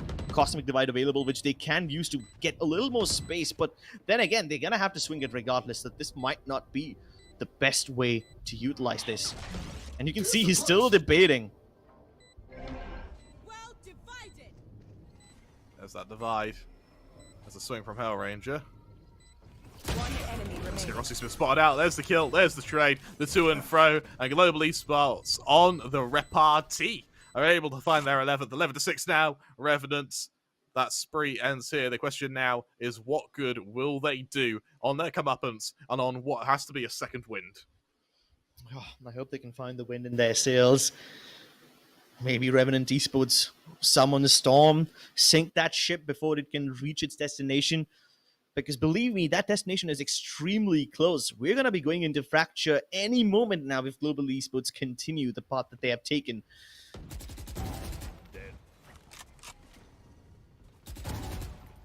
I also love the adjustment from Revenant Esports over here. It's been working for them so far. Every time they feel that Global Esports is hitting the B side, they don't actually play around the pillar or the actual side itself. They play towards the CT corridor and hope that the crossfires are going to be potent enough. And so far it worked for them, but I think Global Esports have found a way to deal with this problem. And now that Revenant Esports can't use those positions anymore, they need to come up with something on the fly, something a bit more spontaneous. The rotations are on point, but once again, even if your numbers are there, if they're not in the right place at the right time, it doesn't matter. Something that I want to highlight from Revenant there is the Rolling Thunder usage was absolutely perfect, but I think they sort of forced 1v1s afterwards there, and it just doesn't work for them. And I think if they'd got into crossfires a little bit more effectively, that's a completely different round. Yeah. Instead, now Global, they're just a hop and a skip now. They don't even need to jump to close out the map, forces to Fracture. For Revenant, this is the best buy they can bring out. The best buy they can bring out, and even that's not pretty. Judges, there's only 3 rifles. I don't know what SkyGod possibly goes for here. Potentially just goes for the ult and hopes to kill someone. But even then, you still got to rely on Logi with a judge. Yeah. I have to point out one thing, though. Skills used his gravity well in the previous round to stop the Revenant members from pushing out the moment they deployed that Rolling Thunder. So at least with that, even though Global Esports are slowed down, they get to retain the numbers with them. So that was one clutch gravity well. Can he pull off stuff like that again? This time, Logi has picked up the same weapon with which Lightning Fast was bullying him all this time. That's the Seekers available for Hellranger off the back of that ult orb. With that spike sort of left, listing over to A, makes me think that the Chamber's the one to be tested. And well, luckily for the Chamber, they do have a gun, but what good will it do when outnumbered 5-1? Chamber really has a lot of responsibility on his shoulder now, doesn't he? Can he live up to the task? He can teleport back if needed, but he doesn't get a kill. Now that the jig is up, he has no choice but to give up the site and hopefully play with the retake along with his teammates. If the rotation can arrive on time, they can maybe even challenge this before the spike is planted. Can they swing through the smokes though? Not anymore. Now they can't. There's an L command, instantly traded. Ranger chimes in now, and things are starting to get worrisome for Revenant. Skills gets the next say in the matter, and I tell you what, I think we're going to Fracture Crips. This very well might just go to Fracture. It's just the breach left, and even he's getting pressured by Skills, getting peppered through the walls, and the bullets are just chipping away at his health. Death by 1,000 paper cuts. That's worse than honorable death. Might as well just go for the save, because Revenant Esports, they don't have too much gas left in the tank, and I don't think this car is going to be going any further anyway. Global Esports are just at the finish line. A little touch further and they would have done it. They would have pushed us into Fracture. Which, by the way, by the look of things, it seems inevitable. Match point. Yeah, you're absolutely right. And we look at sort of historic preferences on Fracture. Revenant have actually played Fracture a lot more, but with a lower win rate. For Global, having played it kind of like 6 times in the last couple of weeks, they played it at the last Skyesports tournament, and in the grand finals they played it against Enigma, which was a very, very close game. But at least every other game was, apart from Fracture, where Global were able to beat Enigma 13-6. Interestingly enough, though, for Revenant, their victories are against, they're against some pretty decent teams. Velocity, Enigma, teams you wouldn't turn your nose up at. But is that enough to beat Global? We're going to have to see, because right now Global, 1 round away from forcing us to that very map. Logion point blank with this judge now. It's going to be the make or break for Revenant. Will this judge decide to rule in favor of Revenant, or are we going to abstain? Oh, he survived that utility dump. The gravity well and paint shell combination should have killed him, but Loki survives that at the cost of Ember's life. The stun doesn't really help as Lightning Fast obliterates Loki. Scargod does bring numbers back to some extent, but that is not gonna matter at all. Global Esports are taking a U-turn because look at SK Rossi's position. He's managed to clear out the entirety of the B side, and he might even be able to stop Knight Rider from coming through once again. Knife out in hand, and they are not at all aware about his position. He swings again! Nothing can stop this man when he's feeling himself. SK Rossi, he was what was missing on Haven, but when he's here, my God, do you know it? It's an incredible performance from both Global Esports, but particularly SK Rossi, who was able to give them the shot at redemption that Global desperately needed. After being, let's be honest, decimated on Haven, Revenant, this was their map to win, but Global, they show some serious sagacity to be able to chime in and bring it back. Both the teams winning the map pick of each other. A little switcheroo has happened, but it all boils down to Fracture. I really thought we'll never get to see Fracture in the first place, but boy, I'm glad that we are going all the way. Yeah, absolutely. And I agree. I wasn't expecting to see Fracture at all. Now we are. This enters a kind of realm of options, because Revenant particularly, they haven't decided on a composition. They've been sort of umming and ahhing about Brimstone, sometimes adding Neon, sometimes adding Chamber. It's a kind of series of combinations. Up until recently, they were playing Cypher still on it. So I'm going to be really, really interested as to how Revenants are going to be posing their agent comp against Global. Now, you said they have their Global Bible. They have the anti-strat book. Is Fracture considered in those anti-strats? I don't think so.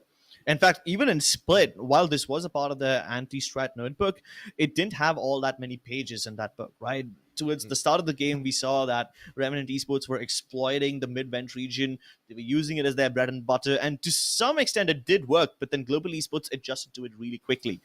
And when they realized that Revenant Esports have given up on the aspect of trying vents again and again, Global Esports positioned their players heavily on the B heaven region and always have one guy rotating around quickly in case things go south. That one particular player either has to be Kappa or Lightning Fast. They were the ones who were running point between the A side and the B side, always being there in time. Yeah, sure. The few rounds that Revenant Esports managed to win were on the basis of dissecting the map in half, as in they get control of A heaven and then stop anyone else from rotating via the defender spawn region. And only in those rounds were Revenant able to establish some sort of authority, some sort of map control on the A side. But the rounds in which they couldn't do so, Global Esports had free access to that staging area. And when they are all regrouped, they rain down upon Revenant Esports like holy ghosts and just obliterate them within a matter of seconds like this. Yep. It sounds like that anti-global strat book. It's more like a pamphlet. Or like a little leaflet, or one of those signs that you get posted through your letterbox by random people. Like, and they've scrawled as much as they can onto a double size of an A4 and gone, yeah, that's the book. That's good enough for me. But is this the master A4 sheet? We will have to see, because as we've just seen, Global, they've really woke up on that second map. SK Rossi really woke up on that second map. If he's able to keep that consistency going to the third, then that just spells danger for Revenant. Well, I mean, they are playing a dangerous game. Fracture is uncharted territory. And if I'm not wrong, I don't think they've faced each other on Fracture before, have they? Let me just check. They have. No, they have. Wait, they have. It was a while ago. It was quite a long time ago. That was on 28th January, yeah. And at that time, God Particles, that's what Revenant Esports was called back then, they were able to beat Global Esports. So if it does go to Fracture, and it is, I think Revenant Esports might just be able to pull off an upset based on their historical data. But again, it's been a long time, right? Even Fracture has gone through some changes after that. New agents have been released. New players have been added to the team. So I don't think we can really judge them on the basis of the previous game. That's true. That is entirely true. I'm really looking forward to seeing if it was 4 months ago, have Global changed anything going into this map? Because we spoke about how Revenant are the ones who need to be anti-straight in Global. Let's be honest, Global, we've seen that they're a huge, they've got a huge support network. They've got analysts, they've got coaches, they've got managers. I guarantee you that they've seen that VOD on Fracture against Revenant time and time again. And now they have strats of their own to try out against this team. Yep, let's see how Fracture pans out. There were several instances where the members of Global Esports were being targeted on Fracture, and they were at the whims of the smokes of their enemies. What I mean by that is, the last time they were facing Team Snakes, they were getting swung on through smokes. Those members were just pushing out, getting a pick, and falling back. Now, on paper, pushing through a smoke is risky business, but those guys were able to pull it off. There's absolutely no reason that Revenant can't do the same. You're absolutely right, and we'll have to see so in just a moment. But before we go to Fracture, we can go to a quick 2 minutes break. We'll be back shortly.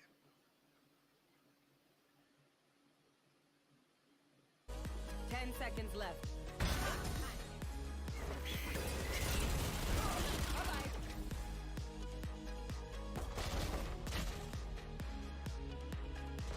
One enemy remaining.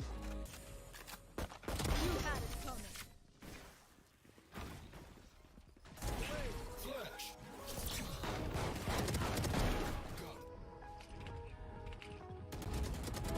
One day, One enemy remaining. Down A. and the enemy was hunted.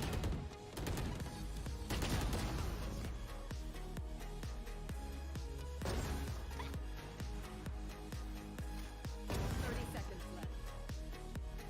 One enemy remaining. Player standing. I broke you. One enemy remaining. Last player standing.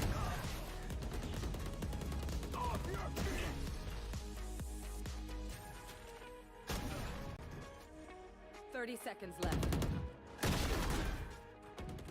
Spike planted. One enemy player standing. You dead.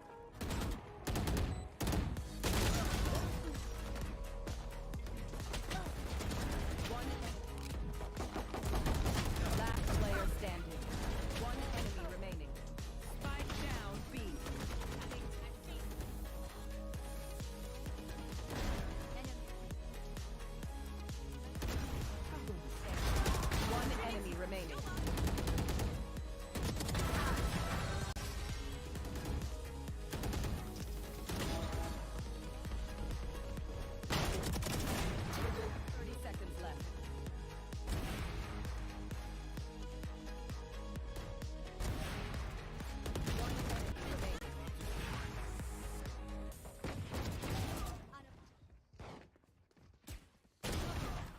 planted.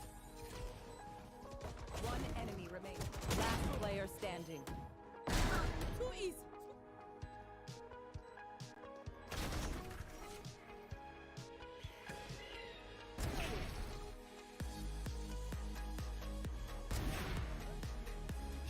Obscuring vision. Nice try. Here. One enemy remaining.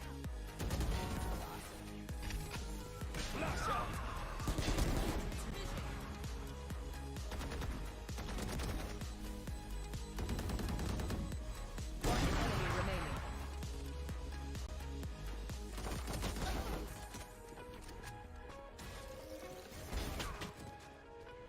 One enemy remaining. Last player standing. That's done.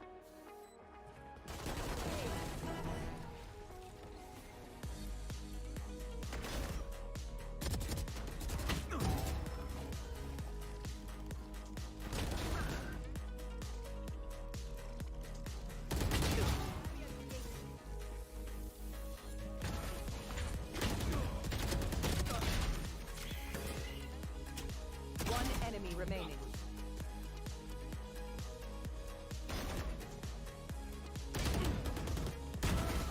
You will not kill my ally. One enemy remaining.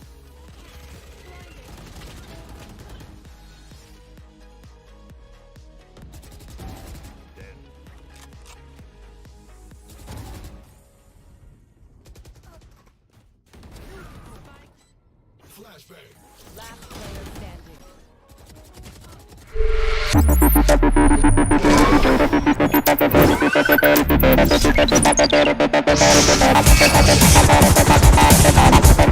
Those who know performance know AMD Ryzen.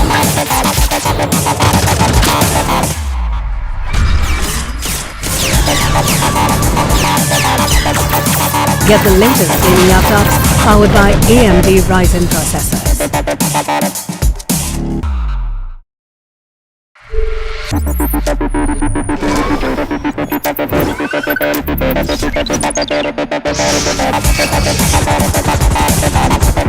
Those who know performance know AMD Ryzen.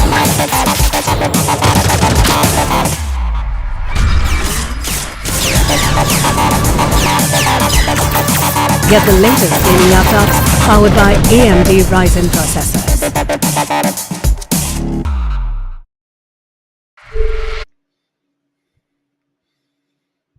Welcome back to the SCS. We just saw an incredible comeback, incredible regain of momentum from Global Esports as they recovered a 13-4 defeat on Haven with a very swift victory on Splits. We now move to Fracture, where they're going to look to drive it home. Revenant, the last time they met Global on this map, it was a victory to them, a 13-9 victory. Certainly a hard-fought one. That was 4 long months ago, though. Now we enter what is going to be the deciding map of this series, and I guarantee you both teams have a lot in store for one another. I'm your Castle Crabber 3. I'm joined by the wonderful Crips. How are you feeling about our third and final?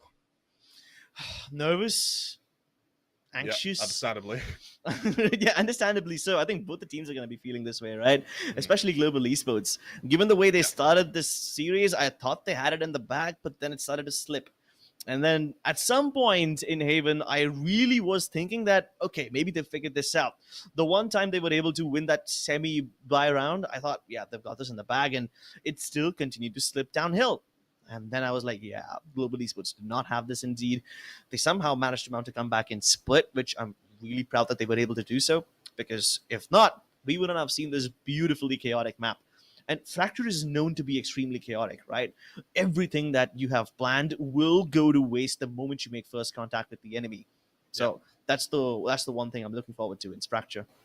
Yeah, something else to highlight with Fracture is that Revenant still haven't decided on a composition when it comes to Fracture. So there's still room for a fade. There's still room for some weird kind of Brimstone Breach combos, which have worked really well in the past.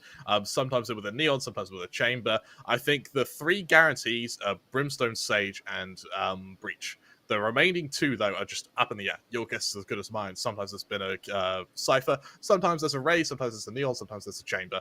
It's entirely down to what they have planned specifically to play against Global. Something we'll be able to see in just a moment.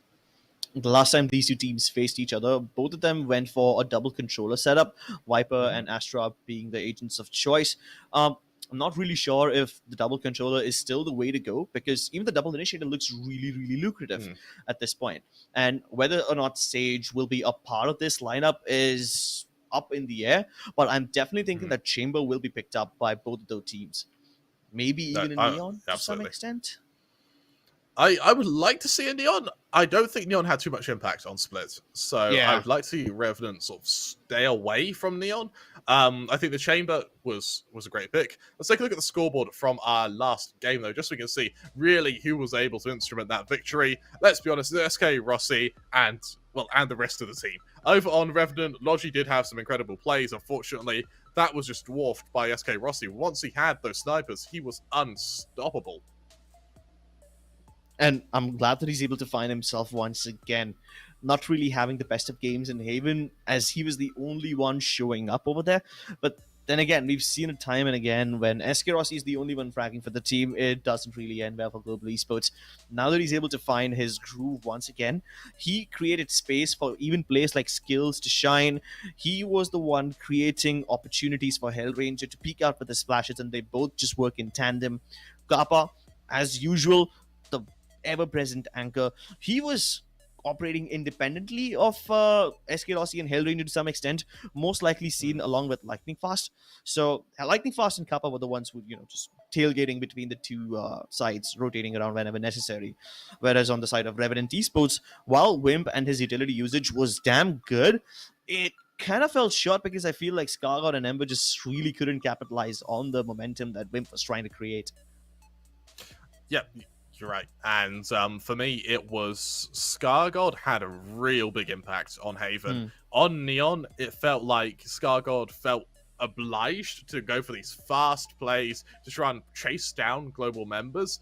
But you can't really do that in this case because, well, Global Esports, they know what to do. We saw, I think, a very memorable round for me was Scargod trying to chase down Hellranger, who just 180'd and killed him after a couple of seconds. And for a Neon, it just doesn't have that same impact as, say, a Chamber, for instance. As we move to Fracture, I do not want to see a Neon. I want to see Chamber make a reappearance. Oh, you do not want to see Chamber make a reappearance? No, I want to see Chamber make a reappearance. I don't want to see Neon. Don't want to see Neon. Okay, yeah, understandably so. The one time they picked up a Neon, the one time they experimented with it, it didn't really end well. Although, in the North American VCT, I've seen so many people use the Neon effectively on Fracture. Kind of felt like maybe even Global Esports can experiment with it a little bit. But if they do, who's going to play it? Maybe Lightning Fast. He's been playing the Duelist all this time. He's been sticking to his signature raise. Maybe he can continue going for it in a map like Fracture as well. I mean, especially since the entire map is just a bunch of narrow corridors. If you're able to slow down your opponents, the Pain Shell can do devastating amounts of damage. But then again, this is just speculation. Whether or not they will continue to have Raze or even a Neon for that matter.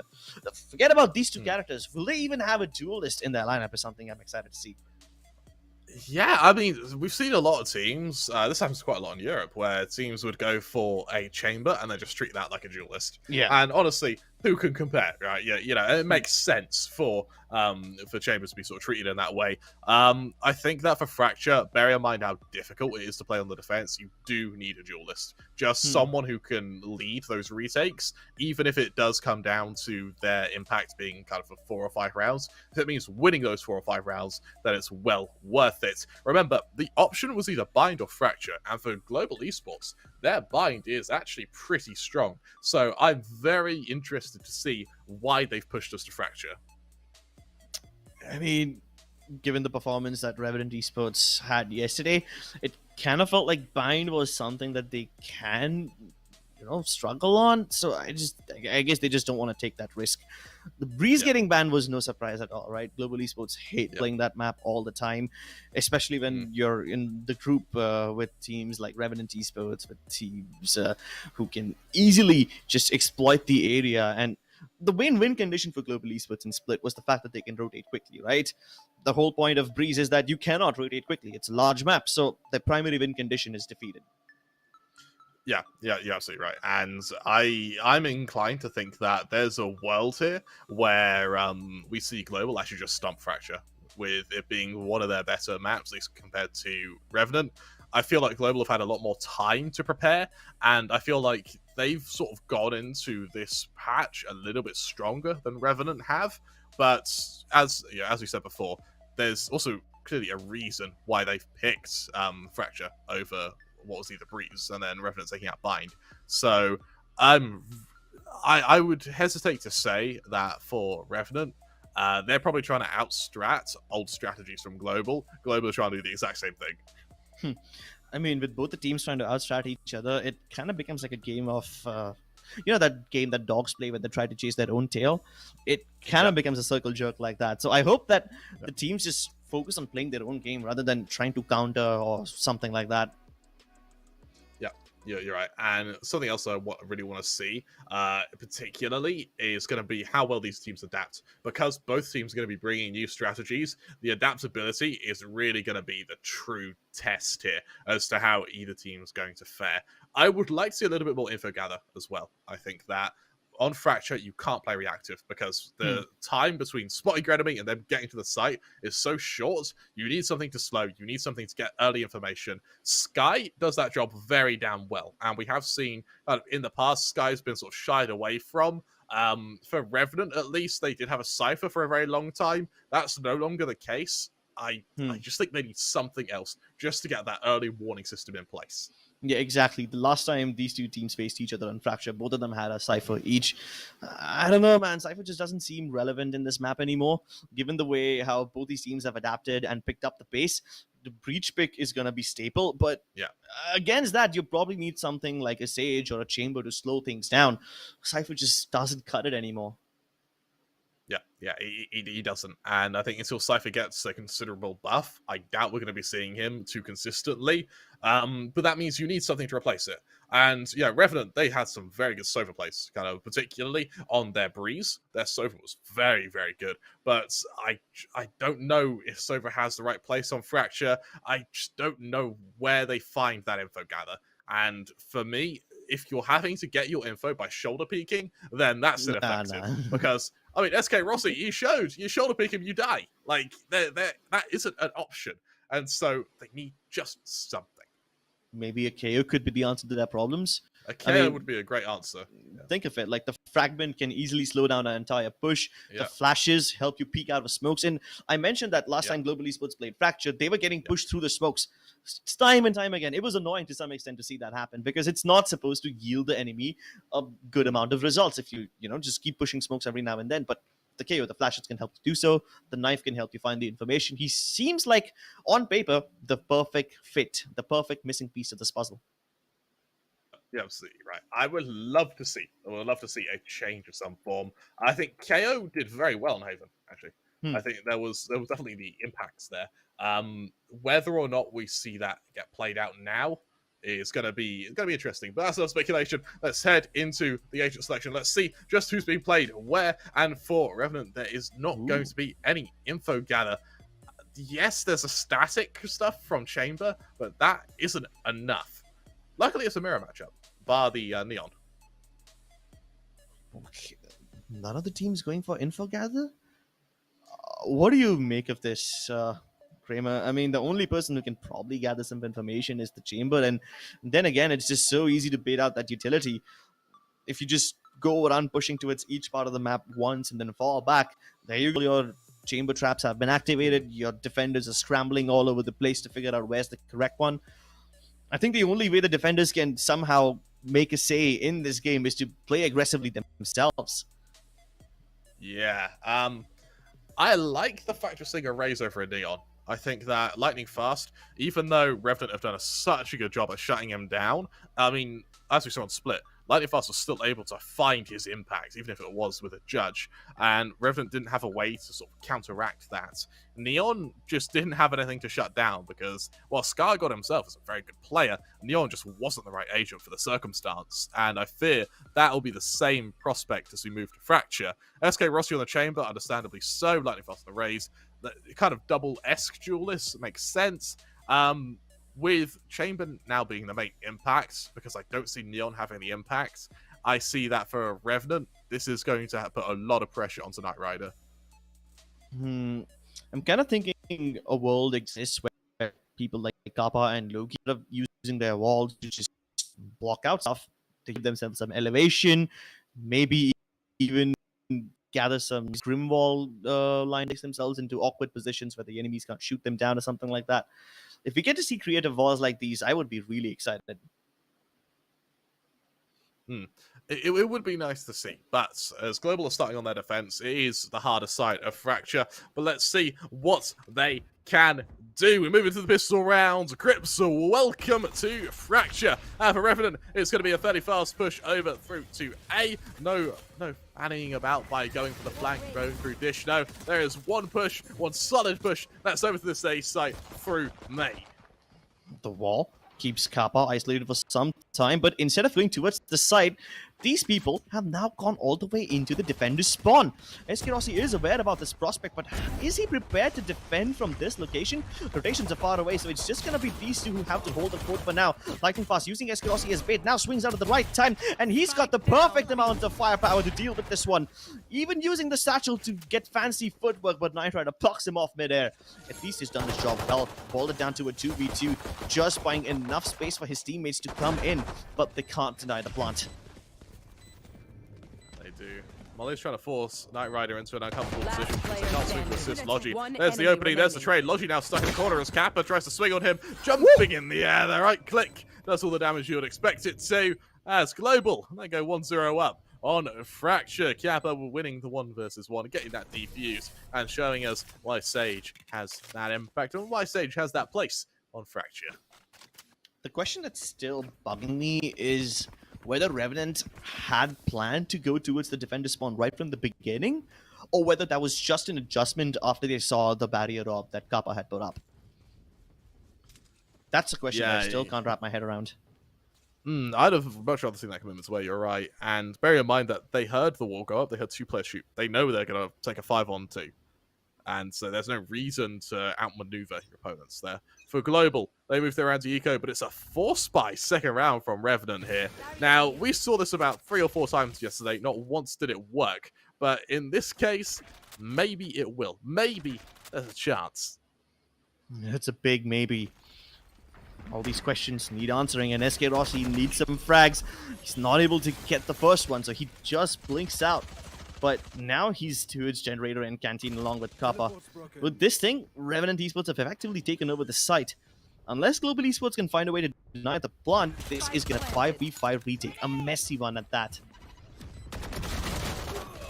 Swing, Skyesports caught out. That's the Vandal now in favor of Revenant. And I tell you what, they're making this force by work down to the 4-on-3. There is low HP on 2 of these players. Make that one of these players is lightning fast. Is able to finish off with tapping that spike. There's that swing. There's the opening now. It's all of the lightning fast. Good for the first. Can't quite get the second. Ember with the 3K will bring Revenant their first round, equalizing at 1-1 and showing us that the second round force by has its place.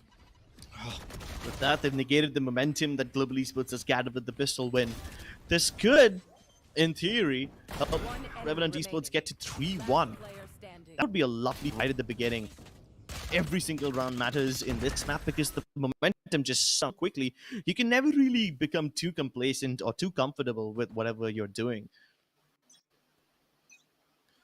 No, you're right. And for Global, now with a eco to come out now, Revenant, they hope to follow it up with as they get ready to try and once again outflank these members of Global. Oh, using the underground region. I don't think Lightning Fast will expect this. It's going to be Kappa who makes first contact. But does Lightning Fast swing? Yes, he can. Right along with the shorty. He's able to get at least 1 frag, but that's all she wrote for him.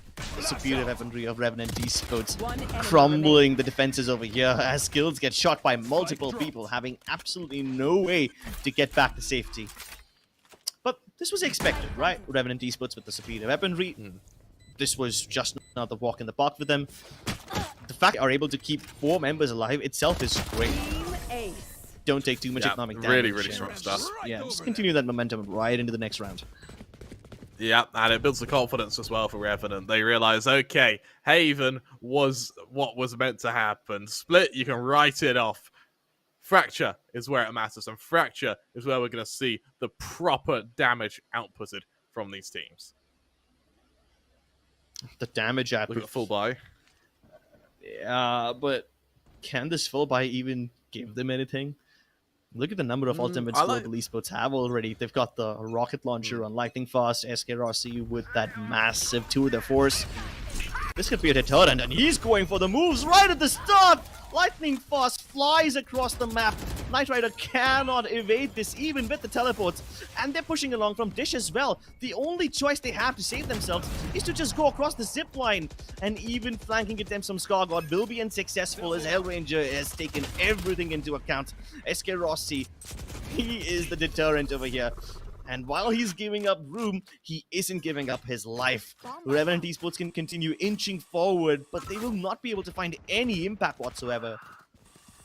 They're able to shut down skills as well before being shut down. Lightning Fast tries to push Wimp. There's the trade. Wimp now really having some impact. And it's actually opened up this A site. They'll be able to retrieve that Vandal. And the only player they have to worry about is the rotation through Dish, which will be the Sage. Slow and steady. Kappa. And here are these footsteps. He's going to relay the information to his team, but won't take any action before the backup arrives. SK Rossi with the knife out. He might just be caught with his pants around his ankles, and Wimp gets the better of him. Back to a 2v2. They know about both the positions of Revenant players, but can Global Esports bail them out of this trouble? The flash is good, but Ember dodges it. Oh my goodness, the rolling thunder doesn't arrive in time. Kappa still loses his life. And with that, Ember now has enough points to call down Hellfire from the skies upon his opponents. What a round from Wimp there. What a round. Being able to not only get 2 kills with that Spectre, but being able to then get to that A site, be able to isolate the Sage, finish the job, catch out SK Rossi in time as well, and then use that Rolling Thunder to assist Ember, who was already back site there. Really, really strong stuff now. And for Global, that's the shutdown they were after. My worry was that Global, if SK Rossi has a good round with that tour de force, then the operator's going to come and sink. And then there's going to be some big, big problems. However, now that Revenant have been able to shut down Global, they go for a force spy. It's a glass cannon op with pistols in the mix here. If SK Rossi dies, then that's going to be a huge stop for the momentum of Global here. SK Rossi really needs to step up here, but the amount of pressure that this one guy has on his shoulders is immense. Global Esports need to do something to alleviate this pressure, and maybe the judge up in tower can be the solution for this one. Aftershock doesn't clear out Lightning Fast. He's still holding strong. He's holding steadfast through the passage that preys upon the weak, forcing his enemies to scramble underneath him. He's got enough information, hearing at least 2 people around him, so that's going to call the rotation out for Global Esports. And rightly so. They are prepared. Upgrades to the Vandal as well and passes it on to his fellow Breach. Things are looking up for Global Esports. Maybe this Thrifty can actually pan out. And all of this is without SK Rossi having to even step up. Right, skills caught out. There's the trade. 4-on-4 now, but they know Lightning Force is going to be in tower. They don't know who else is there. They know Hellranger has some presence. There's that kill. Lightning Fast now has to be so damn careful. They know of his general location. He's spotted out, and with only a judge, what good can he do? I'll tell you what, he do a fair bit. Shuts down Emma. Shuts down Logi as well. Good use to the rival. Kappa's able to finish off Light Rider. It's all onto the whip. Finished off by SK Rossi. Global Esports off the back of a judge are able to get their second round with mere pistols in the mix. Oh my goodness. I feel so bad for Revenant Esports right now. They used the aftershocks, the flashpoints. They did everything they could to push and flush Lightning Fast out of that position. But they were just simply not effective. They keep feeding into the judge. They then decide to circumvent the tower region and just go into the site using the regular entrances. And they even managed to get into the site. They even got the plant down. But after that, they were just simply not able to get control of tower as Lightning Fast held onto it with an iron grip. And this time he's finally having a good game. After 2 games of underwhelming performance, he's got double the amount of frags than anyone else in his team.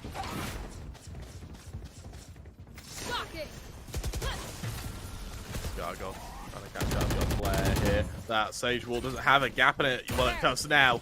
through the smoke, spots out the stage, sees it drop, able to get that first kill. Question is the second coming? There's the Skies vs SK Rossi. 2 quick kills, Knight Rider able to follow it up though for Revenant. They are now beaten, battered, and bruised as they are sent back to their own spawn now to consider what the hell to do next. Well, if SK Rossi is a little bit more aggressive towards the door region, he will spot that nobody else is present over there. This should be a clear indication for Global Esports to start manning up the B side once again. But will Revenant Esports change their mind? Will they continue going towards the A side? The fact that Revenant Esports are playing so clumped up together and so slowly, Global Esports might just start second-guessing themselves. SK Rossi hoping for an opening here.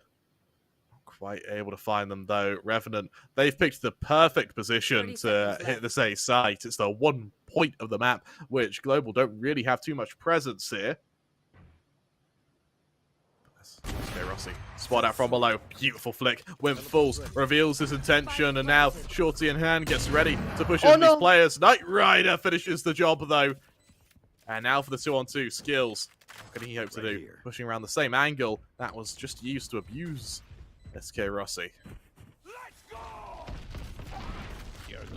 Thunder, it's been activated by the breach skills, uses it even though Knight Rider wasn't stunned. They are isolating everybody, and Hellranger puts that nail in the coffin. Oh, this is such a emotionally taxing journey for Global Esports. Not just emotionally, but even economically. They win a round, they lose a round, they win another one, they get a thrifty. It's just all over the place for both these teams. It absolutely is. For Global Esports, this is now where they really start patching together what was some early flaws, and it's off the back of SK Rossi. Once he has that operator, he is unstoppable. Something I want to highlight, though, is that in all 3 rounds Global have won, all of them have to be defuses. Revenant are doing a great job at actually getting to a site and getting that spike down. Right now, this is a testament as to how good Global's retakes are. Forget about retake. Sometimes they can even stop them from entering the site. Who needs a retake when you can just kill the spike carrier and his friends? But this time the Revenant Esports are going for a little bit of a B split. They've got the Sage position just outside of B main, whereas most of them are entering from Arcade. Unfortunately, that is where SK Rossi also prevails. Oh God. Trying to push out here. Quite able to do so. There's the opening. Resurrection onto Knight Rider is going to start racing with Arbos Global. They've got to push off the back of it though. SkyGod continues his rampage. Not quite able to make it 4, but my God, he comes close. 1 versus 2 now for Lightning Fast. The race who has been bullied this entire series. How do they respond? They're going to respond with violence. Ember, he's doing his best to block Lightning Fast away from the action, cut off his line of sight, and they're even playing close together. They're aware that Lightning Fast cannot come from the tower region, so there's only one avenue of approach, and that's going to be this side. A tiny gap in the barrier up, which he could have used to kill one of them moving into tower. But with this, he's got the isolation, and that's all he needed. The Boombot should cleared out all the corners, pointing out that the Sage is hiding inside the tower, and he gets the number. He calls it. Lightning Fast. I see his face, and I see his smile, and after a long time, I'm seeing him actually enjoy himself. Lightning Fast, that's his redemption. This is the start of his redemption arc now, as Global find themselves in the lead, 4-3. Revenant, their response is a full buy. The question now, though, is what good will it do? SkyGod, despite a insane recovery to the half, Skills was still able to do enough to mitigate it, and then Lightning Fast was able to do enough to render the entire round useless to Revenant. What a play from him. And now with the Showstopper available, a Sword of Force available, which you'll see brought out by SK Rossi. Ember has an Orbital Strike, but that's it for ults over on Revenant. And there isn't any on the horizon either. All of them have been used recently. So this Orbital Strike needs to be used beautifully. Oh, Lightning Fast, after clutching out in the last round, gets sent to his grave prematurely. Can Revenant actually capitalize on this one? This time, they don't even have a plan in mind. The spike's outside a dish, whereas they've got players all over the map. They're just hunting for picks over here, but they won't be getting any, especially with Hellranger on guard duty. Karpov sees multiple members, and that's going to be his cue to fall back and maybe create a little cheeky angle for himself. This is not a place where they will expect an Oppa to be. Definitely not on the stage. Oh, and there's the surprise element. Scargod gets it done nasty. Skills might be able to turn it even into something more beautiful. It feels like Revenant, they constantly get an opening, and then Global just recovers so well. Wimp, accompanied by the Breach, both have been both had some insane plays now. There's a Hellfire, doesn't quite do enough here. Kappa trying to find an angle here. Ember gets the first. There's Wimp using the Hellfire to get closer. Kappa are able to trade down to the 1v1. And all of a sudden, this becomes winnable again. Is it, though? It required a massive effort from Lightning Fast last time, and Kappa is known as the clutch bar. Tiny gap in the smoke, but Ember sees him first. There's that kill. 1 versus 1 after 1 versus 1. That's how close this game is right now. Revenant, they're just able to equalize. But this is where, when you are going blow for blow with your opponents and you are losing 4-3 players every single round, your economy is going to become so important. Because if you lose 4 players and still win the rounds, your economy still isn't going to go anywhere. You look at the money now. Revenant, even though they won that last round, they've had to reinvest. They have nothing. Over on Global, it's the same thing. Lightning Fast has to drop down to a judge. Luckily, SK Rossi can bring out an ops. Let's be honest, the round's probably won. But, you know, there's a chance Revenant are able to punish him here with a 5-man commitment to A main. Oh, make it 4-man as SK Rossi instantly neutralizes the numbers, repositions towards the top. And this Rolling Thunder is not going to do much. SK Rossi still has his arms about him, which he will use to manhandle Revenant Esports. And there's the spike down, right in front of him. You can't recover that. No way you can do that. Last player standing. But it's just not enough. It's all onto the Brimstone. Ember 1 versus 5 here. And Kappa finishes the job. 5-4 for Global now as they strike right on back. SK Rossi, he's just nasty good at this game. He genuinely is. It's like, I think he does this with the same ease as like stepping into something disgusting. He sort of goes, ugh, and it just goes about his day anyway. Like that's what using snipers is like. SK Rossi here. Revenant, they just don't have a solution. They don't have anyone to beat SK Rossi at his own game. Oh, they tried to do everything, right? They have the Rolling Thunder towards the doorway and the CT area. Even, you can see that that Breach had his flash out in his hand, ready to strike SK Rossi down. But this time, Knight Rider with a beautiful headhunter shot puts SK Rossi back in his place and exacts revenge for whatever he did last time. Kappa good for only 1 as he's getting overwhelmed.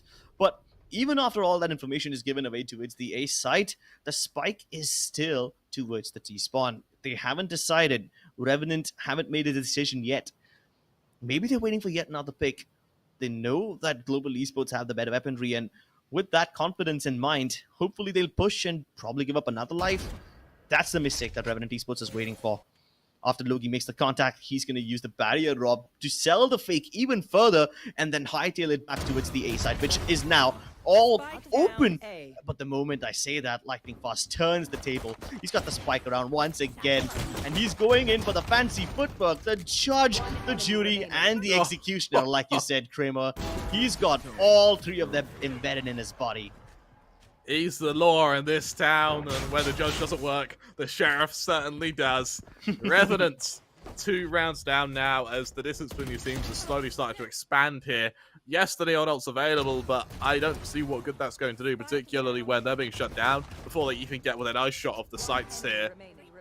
Solid round from Global, and this is where, if you are on Revenant, you start panicking a little bit. You look at the ult management, they're 1 away from a tour de force as well to kind of help out a bit. But as we hit the penultimate round of this first half, there isn't much time left to adapt. If they don't change now, then they won't be able to change till they're on their defense, and they have a whole new plethora of problems to worry about as well. Lightning Fast takes a bit of early damage through the dish, however, it's not enough to kill. Pretty stable approach from Global Esports, as they're only just using the utility and shoulder peeking to gather information, but they are still holding on to their areas. They haven't pushed out too deep, except for Dish, but they're going to make contact along with the Brimstone over there.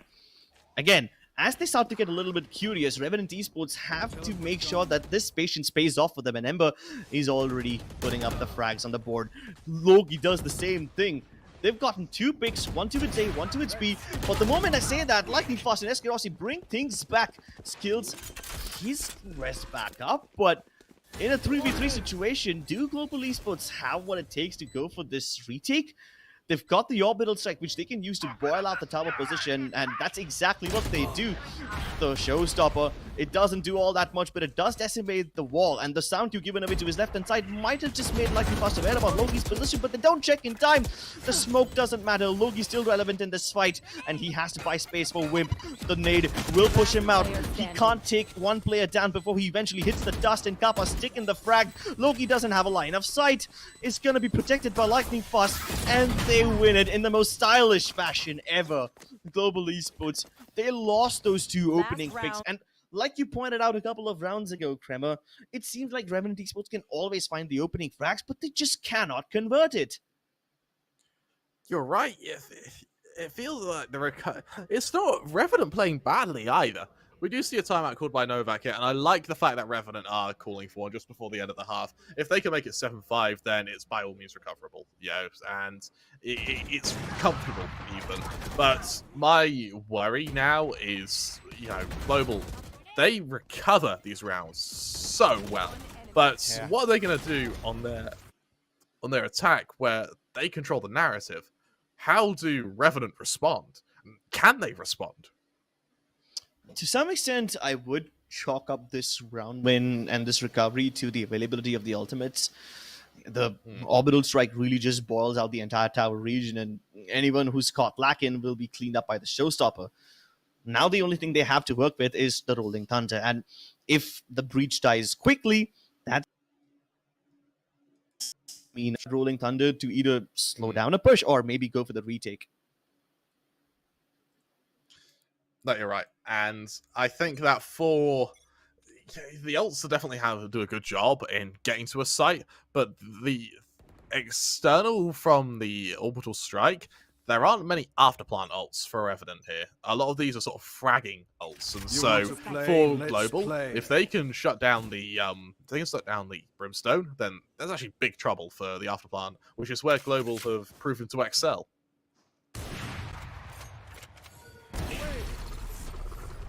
Just so good. He's just so good. Yeah. He's got the Solar Force, dodging the Hellfire just like that. He's just dancing around all this utility. How is he even allowed to live so long? Oh, finally Skyesports dies and Skyesports puts him out of his misery, but the moment Global Esports swing out of the smoke, Revenant are prepared for the action. Knight Rider, he might just be able to nail this down. But Lightning Fast, he's pulled off a 1v2 before in a similar situation. Does he have it in him to make this 1v3 clutch happen? Logi has a little bit of elevation on top of that barrier orb, and this might catch Lightning Fast off guard, but he has too many targets on his screen at the same time. I quite like the sheer panic that appears on Lightning Fast there. Where when all 3 swing at him at once, he sort of goes, "Oh god!" and attempts to hit all of them at the same time. So, we are going to be seeing Global lead the half 7-5. However, for Revenant, even though they are left on the back foot, it was a fairly respectable half by their regard. I think kind of 4 or 5 of these rounds have come down to 1v1s, which is really just a testament as to how close this half has been. And out of the rounds Global have won, 5 of the 7 have been in an afterplant, having to defuse a spike. So Revenant really had an effective attack there. It's just in their afterplants that they struggle. Now on their defense, we'll see what good they can do against a very hungry Global Esports. Oh, they have a massive appetite and a massive amount of frags as well. Global Esports seemingly want to go for this B crunch from both the sides. They've only left Skyesports towards the tail end of A, but after making contact towards both ends of the B side, they take the zips and they go for a high-speed push from A main. Skyesports even climbing up all the way to decimate Knight Rider, and another one tap onto him. Bro, stop. Stop. This is illegal. You can't walk out of smokes like this and get 2 kills. what Spike planted. SK Rossi proving to be the true royalty of the Indian scene, even able to tag Ember down to just a grimace of HP, finished off by Hell Ranger, and for Global Esports now, as they find themselves 8-5 up. Revenant now with a few questions to ask as to how do you adapt, how do you change, how do you stop SK Rossi, who frankly is just disturbingly good at this game. Exactly. He had no business winning that first duel, let alone the second one. The moment Global Esports made contact towards the B side and took that zip all the way to A, the rotation from Revenant Esports was underway. And the only task that SK Rossi was assigned was to stop that rotation before it can create problems for his team. And boy, oh boy, he succeeded that task so well. He absolutely did now, and with Global now slowly shifting over to A, they've gone for a bit of a slow start, which Revenant have been able to read because they did aggress through B, so it's a matter of getting to this site in time, but the execution's already afoot. Ember was able to get an ult all, but that may be a silver lining here. SK Rossi holds for the flank, spots out the first player. The Sky God, it will be a quick shutdown. The question is, will he be able to survive? No, he won't. Logi finishes the job, but Hell Ranger's already done enough damage here and will prevent Logi from being able to retrieve that weapon with skills assisting. 9-5, Revenant, they move their full buy against the bonus of Global now. Twice in a row, they've hit the A site, and both of them in such contrasting ways. Once they did it by going directly via A main, this time they do it by going through the doors. Every time, tiny little things which keep Revenant Esports on their feet, and honestly, that's the deadliest thing about Global Esports. They might just end up doing the same overall strat, but by changing these tiny details, they really screw over the way Revenant Esports position themselves to defend. Something I want to highlight is that when they got that final kill to the Logi, the Vandal fell out of the map. So that was a reinvestment that Rossi had to commit to now. And you look at his credits, he goes into the spy round now with just 100. So a bit of luck on the side of Revenant here. Only a little bit, hasn't dictated much, but it does harm the economy of Global a little bit now, as they get ready to crunch onto the speed site. Lightning Fast going for the fast play. That Judge, man, he is so good with it. He doesn't even switch to the Vandal, keeps with the Judge. Hell Ranger a little bit late to assist. The Sky God strikes back. Attacker spawn. That was this one though. Player remaining. He's trying to go for a fight towards another part of the map, and it's just down to the stage right now. Spike still on her. So if she can find isolations, she can probably go for the blunt. We bring in the body bags. Easy kill there. Whip finishes the job. And with that, Revenant, they find themselves with a, Someone get this? well, a 6th round. Sure, it comes after a fairly clean engagement. Spiker spawn. What do we see change now from Global Esports? I kind of feel like they make the same mistakes that they did on Haven in this round. The trades were not really on point. They were fighting all over the place, and the timing of either pushing one place is hella fake or just recovering it on the other part of the map, that also seemed a little discombobulated. So yeah, a little bit of Haven vibes at the end of this round over here, but let's just go right into it once again as a Blitzkrieg approach from Global Esports towards Dish is now underway. Hey, Rossi. Oh, uncharacteristic miss shot and punished now.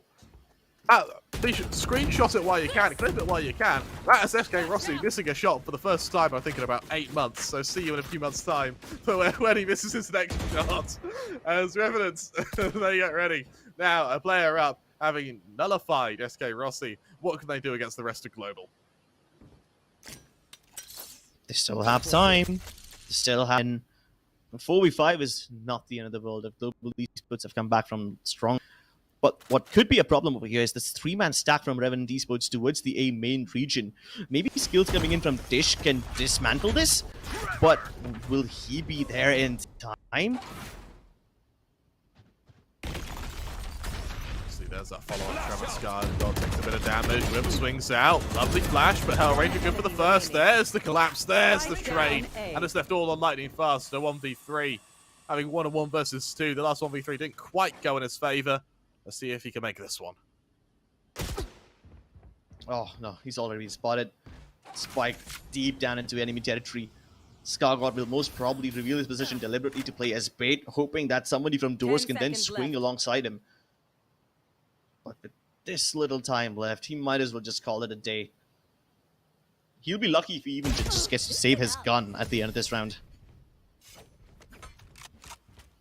Well, you know, one's alright, and being able to hold on to your gun, that's all you'd want if you're global. That's all you have to worry about. And for Revenant now, 2 rounds separate these teams, and an op comes out on Knight Rider. Knight Rider has had a fairly quiet game, let's be honest, so maybe this op is his ticket back into this, and maybe even a chance to match the likes of SK Rossi. Those are some really big shoes that he needs to fill if he's, you know, trying to go up against SK Rossi. So far, SK Rossi has won the more op duels against Knight Rider, but every now and then, Knight Rider is able to pull off that wonderful Sheriff one-tap or the Headhunter one-tap to put SK Rossi back in his place. I'm not sure if anyone's keeping count, but I'm still pretty sure that SK Rossi is in the lead in that 1v1 battle, except Knight Rider's catching up. If Knight Rider does wake up, then this could be a really strong position for Revenant here. With only 2 rounds in it, global, they can't get complacent. And Hellranger, he's gone to, I guess. Where's the reference? It's got to be here somewhere. Where? Ah, here it is. Pull it out. It'll come back in a second, and then that'll be where. And from there on, I guess global win. But for now, timeout. That's where from Revenant. Not sure what global have planned. Not sure how many pages they've got left in that book, but they were able to get the read on Global Esports this time pretty well. Just the Red Limit of Novak going, no! We've got 1 strat left, boys. Just default. Please just default. Get us to the end. We'll save the strat to win. It's Knight Rider. There's the opening. Rossi falls, and there's the revelation of the AWP as well. Yeah, at least Logi's able to get that orb. Can't go for the res now, can he? I mean, if they try to go for the res, probably Global Esports. Oh, that's what they're doing. Never mind. A counter wall. All 4 of them jump across. They're going through the doorway. The smokes are there, but Logi's waiting on the other side. And if there's no flash, Logi might just be able to kill all of them over here. It's gonna be like shooting fish in a barrel. He's also paranoid about Dish, but that's not a point of concern for now. Knight Rider on for the third as Kappa falls. It's all on skills. 1 versus 5. Hey, there's a nice little kill through the smoke. Unfortunately, that'll be all she wrote for that last round. Revenant, they make it 8 now, really starting to snap at the heels of Global.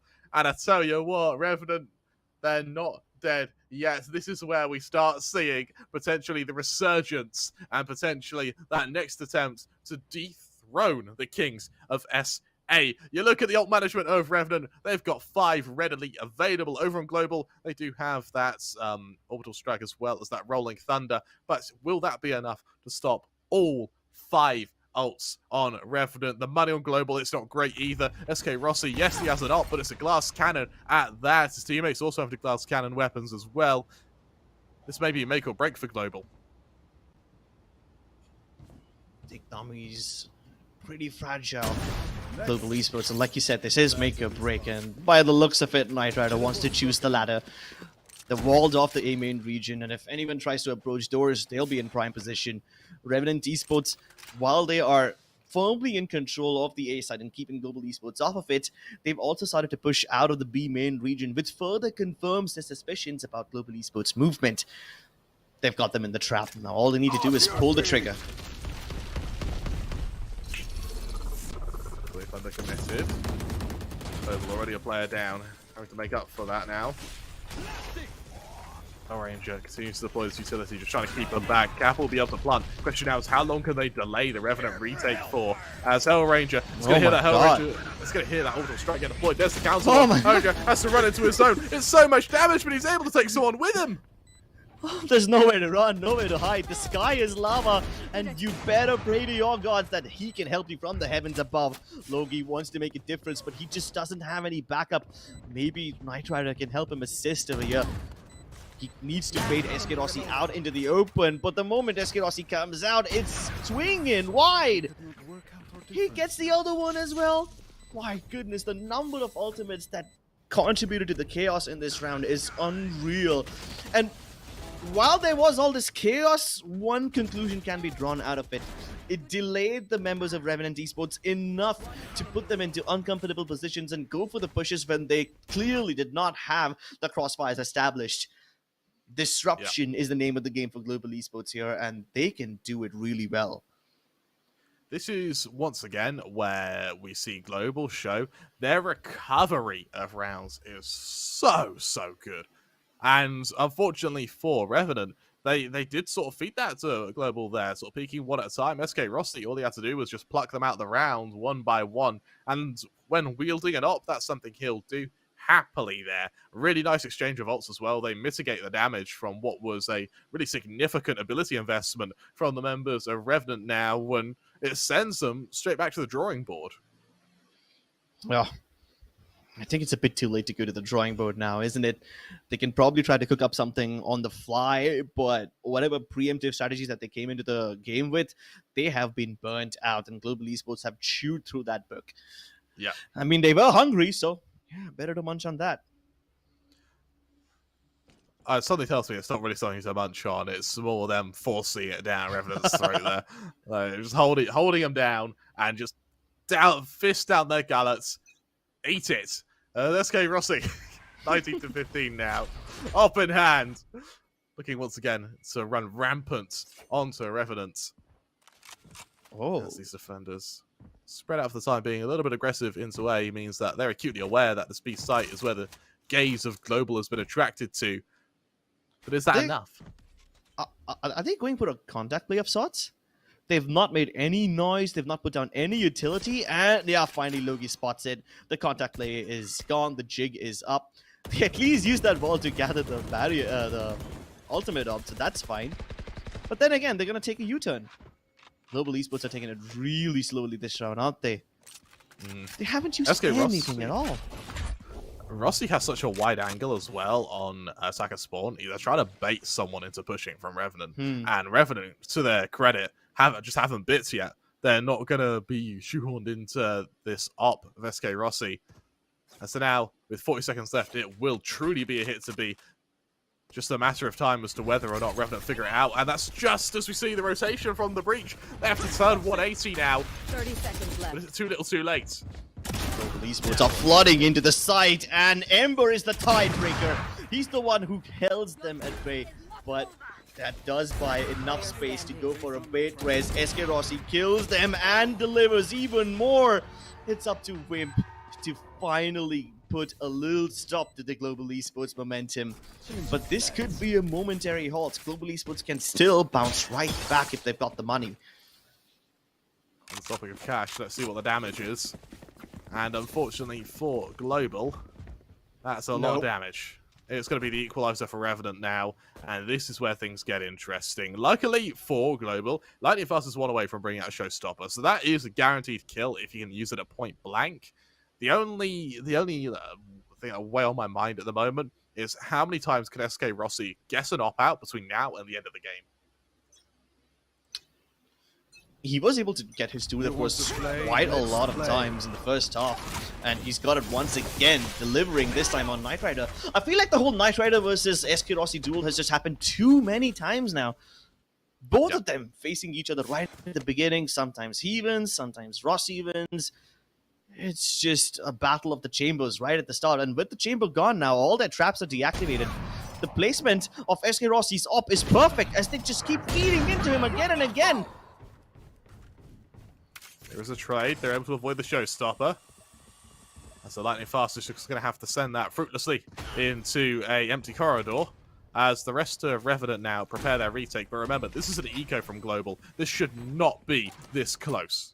Oh, it's not even close. Global Esports are in the lead, and with the spike down, Revenant Esports need to blitzkrieg their way into the site. And given the utility dump that Global Esports is doing right now, they just simply have no chance. Scar got isolated, Logi held back.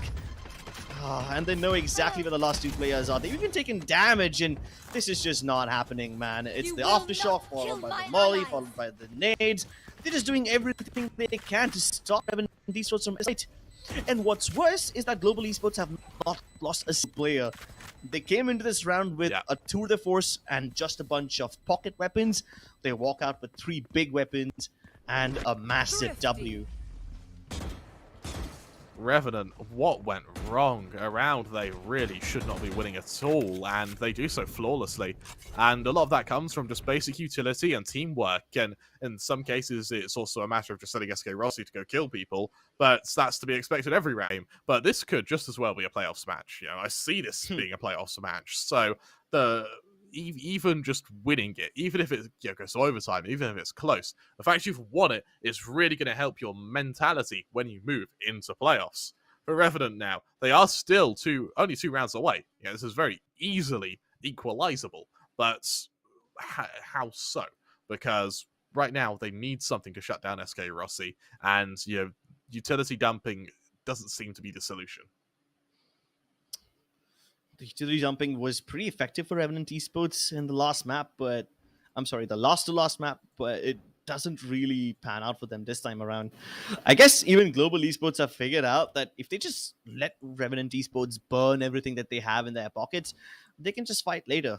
So every time you will see Global Esports, they will be comfortable giving up space around the map, but they will make sure that they retain the numbers advantage at the very least. They won't lose both of them at the same time. They won't try to fight hopeless battles. You're right. And for me, this is where there's going to be... This round here decides the entire series. Do Revenant give us a Hail Mary? Do they pray to whatever deity they worship to help them here? Or are we going to see them default it out and let Global be the ones to make the mistake? Regardless of outcome, this round decides it. If Revenant can win this, the comeback's still on. If Global win this, the game's over. With no in between. Yeah. On either extremes now, aren't we? Oh, disgusting! That's an opening. That is an opening. An opening and a half right there. Really thought that he would be able to land the shot, but the adjustment from that op, it's just brilliant. But it's not the end of the world. Global Esports have come back from this situation so many times before, right? It's almost like I'm a broken record right now. We've seen this 4v5 countless times. And the most dangerous player is still alive. SK Rossi still has that operator in his hands. On the low grounds. Kappa shuts down Ember. There's the equalizer. And now the recovery starts to come in again. Global are so good at recovering these rounds. Not sure the close angle spotted out. Good for one. Actually able to double down there. That's a bit more interesting. But through the wall, Kappa gets the next say in the matter. And it feels to me like Global, even though there's only 40 seconds left, a 2-on-3 is where they're at their best. That's where they're most dangerous. And for Skygod, he's able to level Kappa, putting it all onto a very lonely breach. Spike on back, Gleam and Eye, spring in steps, and 3 players to kill. Knight Rider holding the angle, spots him out. Slow reaction, but it doesn't matter. Hellranger finished off, Revenant make it 10, and all of a sudden, this game gets that bit more contentious. Gun here. Just put yourself in the shoes of these players for a second. Both the previous games were more or less whitewashes, with the scores being less than 13-6. Yeah. And now all of a sudden, they are in this all-out deathmatch, all-out brawl. They're exhausted. The game is dragging on much longer than it should have been. And who knows, maybe even an overtime is not out of the question. Yeah, it's entirely likely, actually, that we see an overtime. For me, Global, their cash is going to run out before the end of this game, especially if SK Rossi keeps dying. So, Revenant, if they can sort of hit 11, if they can scrape on 12, then that's enough. They've done enough economic damage, so they're actually set up to win. But for Global, win this round and you're set. Kind of scared over here. Revenant Esports have a 2 versus 5 battle up against them. The entirety of Global Esports are just bulldozing their way through this one. But after they get the man advantage, they pause. They take a chill pill. What's the next move? They anticipate the Revenant players rotating towards the A site. Does that mean they pull off a big brain move and go towards B now? I mean, there's so much of the map that's vacant. Or will they just continue waiting? Hope that Revenant Esports get curious, and hopefully that's what kills the cat. There's the option. There is the option for reaggression here, and Logi's going to bite, assisted by the chamber, but SK Rossi's laying in wait like a coiled python. Logi gets that kill. Knight Rider chimes back. This is not what we were expecting at all. And now Knight Rider has to go absolutely thermonuclear. Able to damage lightning fast is definitely going to assist him in this endeavor, but will he be able to prevent the plant? Will he be able to use this headhunter to its lethal usage? Swings out, spots out the first player, has to teleport away now. It's onto the flank. It's down to Ember. He has to be the one to make the noise now. Low HP on the raise makes this doable. There's that kill. 1 versus 2 for skills. Tries to shut down one of these players. He needs to force a 1v1 and quickly orbital strike goes out. Ember gets the second. Nice. That'll be the equalizer for Revenant. And all of a sudden, Crips, things get a little bit spicy as Global are starting to run out of cash. I just can't wrap my head around the fact that every time a team gets an opening kill, they lose the round. Like, does man advantage mean nothing in this game? Does opening frag mean nothing in this game? In the previous round, Global Esports, these guys were the ones who were getting the opening pick, and now Revenant win the round. And the same happens in the round before that. Revenant, I'm done over here. I really thought Global Esports were making a wise move by waiting over there towards A main. They anticipated Revenant to get a little bit more curious, and they did.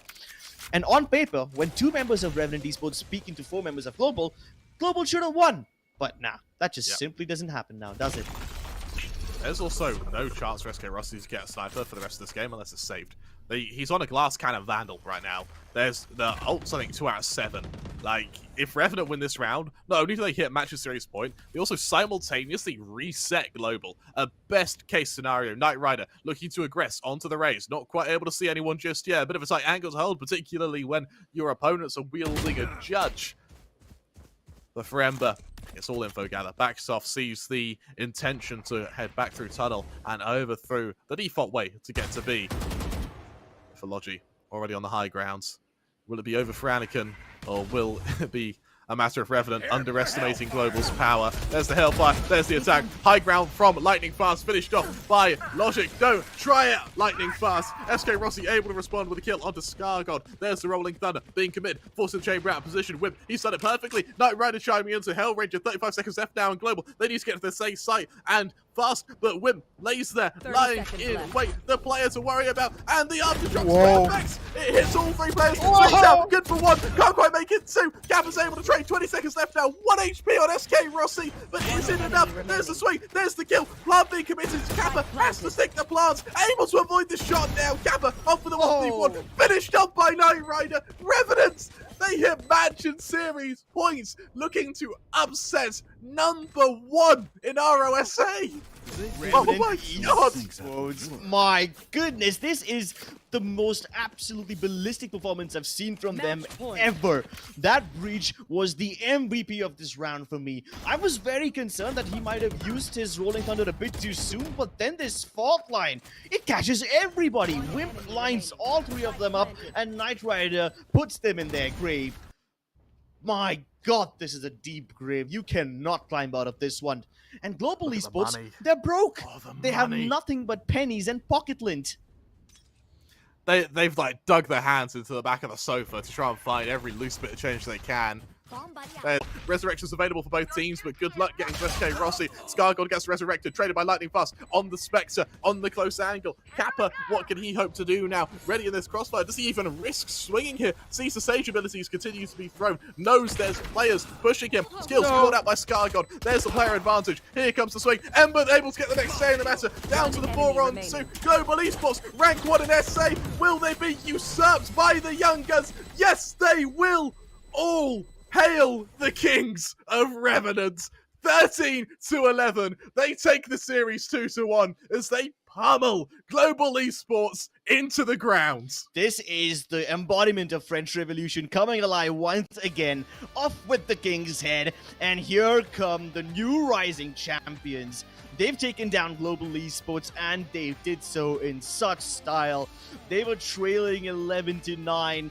And they stop Global Esports in their track. They don't let them move an inch forward. Without even letting it get to overtime, Revenant Esports have taken down what could have potentially been the representatives of India in the next VCT stage. But right now, the throne lies empty, and Revenant Esports want to make that throne and claim it for themselves. What a game.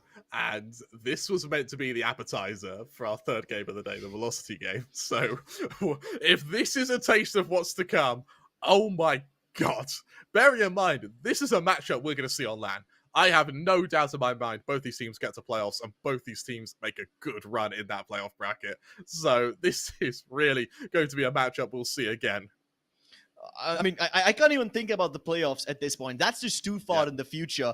If this appetizer match is supposed to be this intense, I can't even imagine what happens when we get to the main course. Our stomachs will probably even burst at this point. My throat's about to burst with the amount of screaming I've done so far. And my goodness, I have screamed out Knight Rider's name so many times in this match, it's not even funny.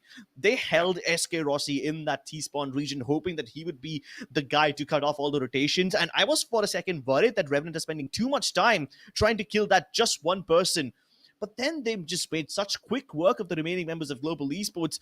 They blitzkrieg onto the side just as quickly as they had given up on it. And they take that throne for themselves. Whew. Wow. Intense. Wow.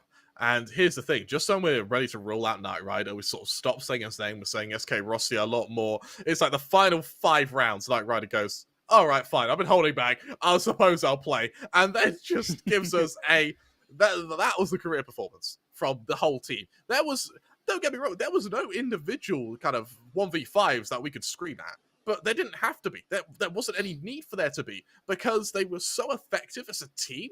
That was all it took. Exactly. The coordination between them and all of this was just impromptu, right? There was absolutely no way that Revenant Esports could have planned those retakes in advance, because every time they try to take a position or try to stage that retake, they're met with some or the other obstacle. Sometimes it will be in the form of SK Rossi holding them back. Sometimes it'll be in the form of Lightning Fast extending further to create more chaos. But they deal with those problems on the fly.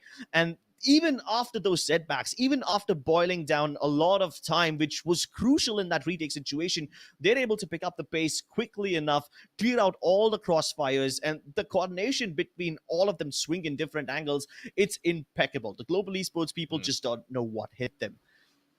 Yeah, I honestly don't know what to say. Like, I'm left speechless. That was such a good game. And here's the thing. After Haven and Split were fairly one-sided maps for both teams, I thought Fracture was going to be kind of cut from the same cloth. But no, Somewhat. That was just immortal. And I assuming the MVPs will be both Knight Rider and SK Rossi. I mean, but I saw some people in the chat at some point they were saying, chamber diff, like that wasn't the chamber diff at all. That was both chambers popping out of their minds there. In just a second, we will be able to see the statistics just so we get a really good idea as to who was able to help craft that victory. But even the Neon, which I was criticizing quite a bit, I mean, in that last round, they got the entry. They did what Neon was meant to do: push ahead, get that kill, and then hide for a little bit while the rest of the team catch up. Exactly. And even the fast lane was used pretty effectively all throughout the game. Sometimes to cut off the crossfires between the members of Global Esports, effectively rendering their hold completely useless. And in the last few rounds of the game, that's exactly what they were counting on. To break up the crossfires, to isolate the members of Global Esports, and then exterminate them one by one. I mean, even a few times on Split, we saw it used to fake. And even then, it was used perfectly. So Neon, while we did criticize it, they were able to prove us wrong. Revenant were able to find a place for them, and honestly, credit where credit is due. I bow to those convictions, because Revenant, they played so damn well. Exactly. I mean, regardless of the outcome, every single play that we criticized in the last game, they all just somehow mounted They patched it up. Right. Yeah. Exactly. The Neon didn't really have much impact in Split. This time, she was amazing. Even Lightning Fast, for that matter. He wasn't having that great of a game in Haven or in Split, but he really showed up over here.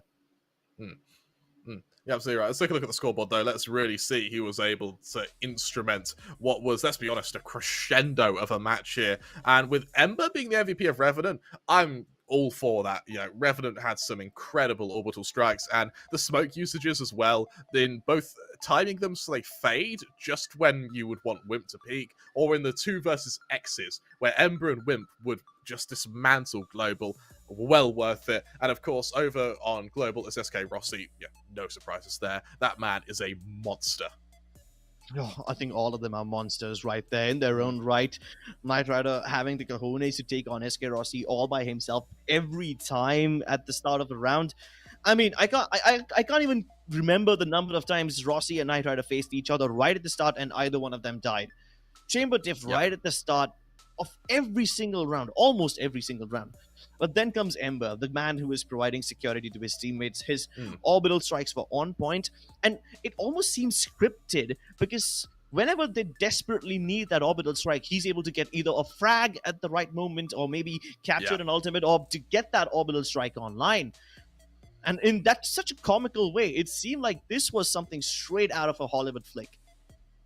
Genuinely, it did. Like that's how it was almost movie-esque this game was. And I mean, for global, this is now, I might head back to the drawing board, because that was once again a game you should be winning. So this is now where you start panicking a little bit, maybe you start worrying a little bit, because what do you hope to do next? What could you possibly do to try and recover now as you move into the rest of your group? Because everyone else has seen that, and now everyone's going to want to play Fracture against Global Esports.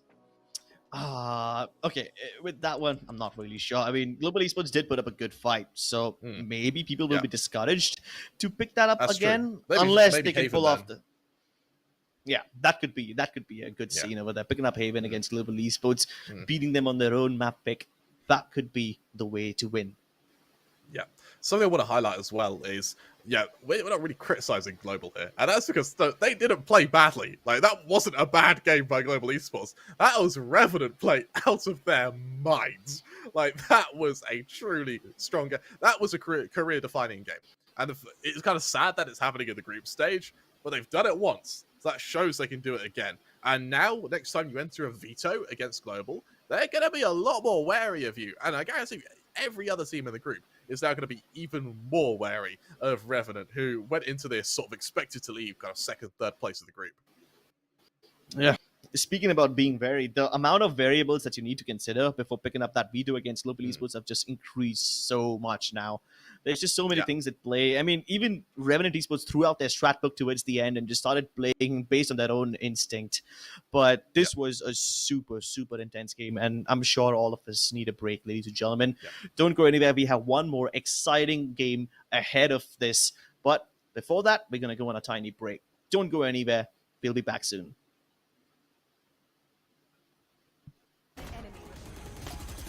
Last player standing.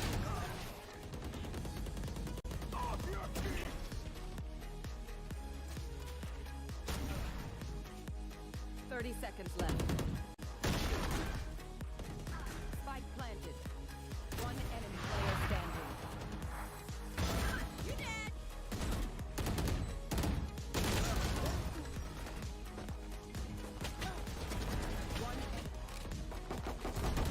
Last player standing. One enemy remaining. Spike down B. Enemy.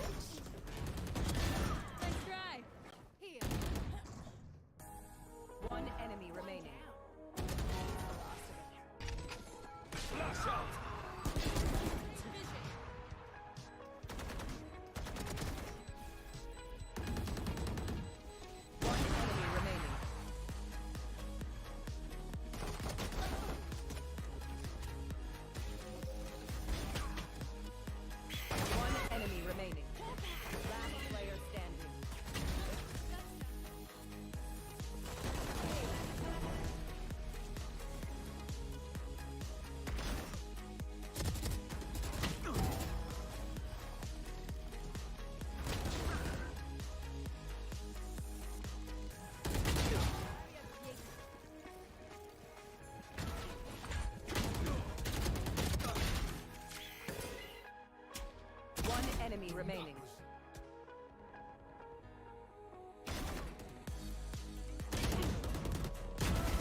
You will not kill my ally. One enemy remaining.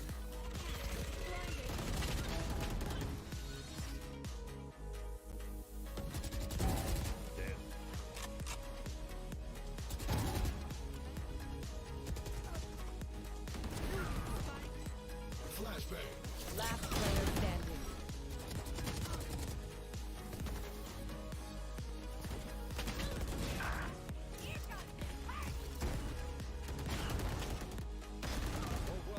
One enemy remaining. 30 seconds left.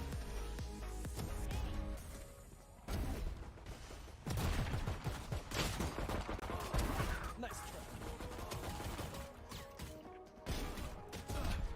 Spike down B. Last player standing. One enemy remaining. Last player standing. One enemy remaining.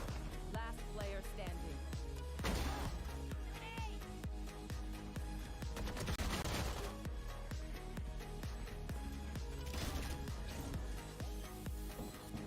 One enemy remaining. Last player standing.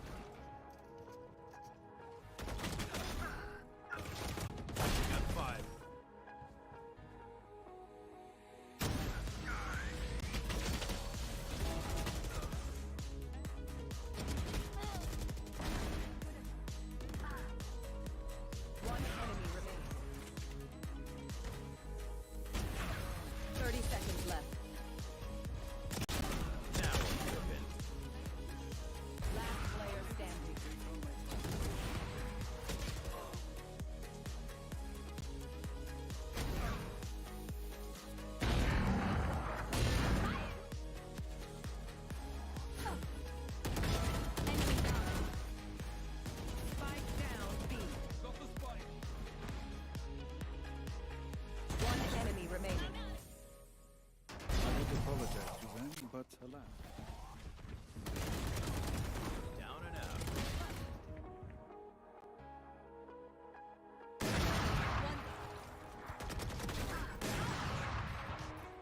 Spike planted. One enemy. Open up the sky! Prepare for hellfire! We can.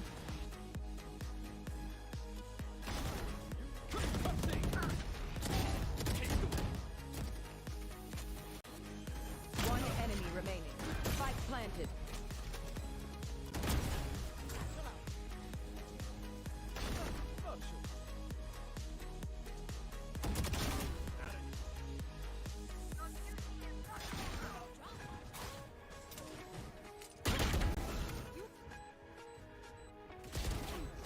Players.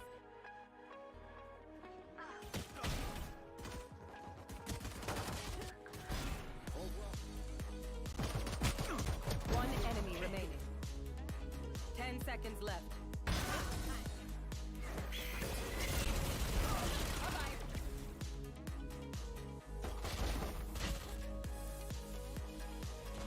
One enemy remaining. You had it coming.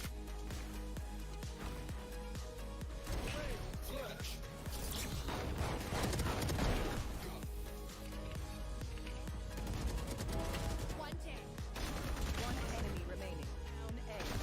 and the enemy was hunted.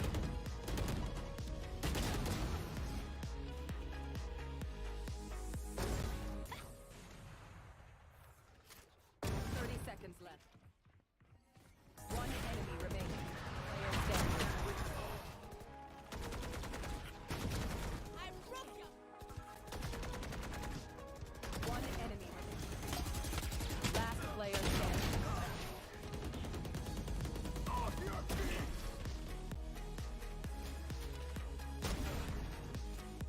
30 seconds left. Spike planted. One enemy player standing. You dead.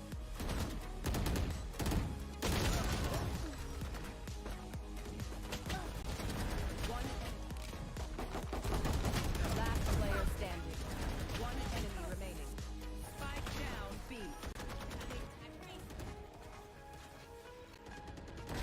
Enemy. One enemy remaining.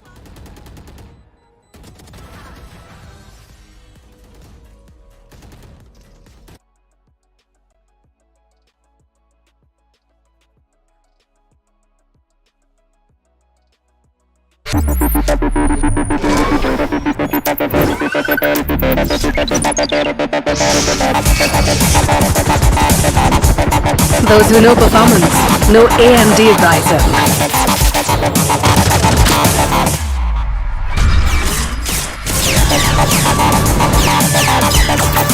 Get the latest gaming laptops powered by AMD Ryzen processors.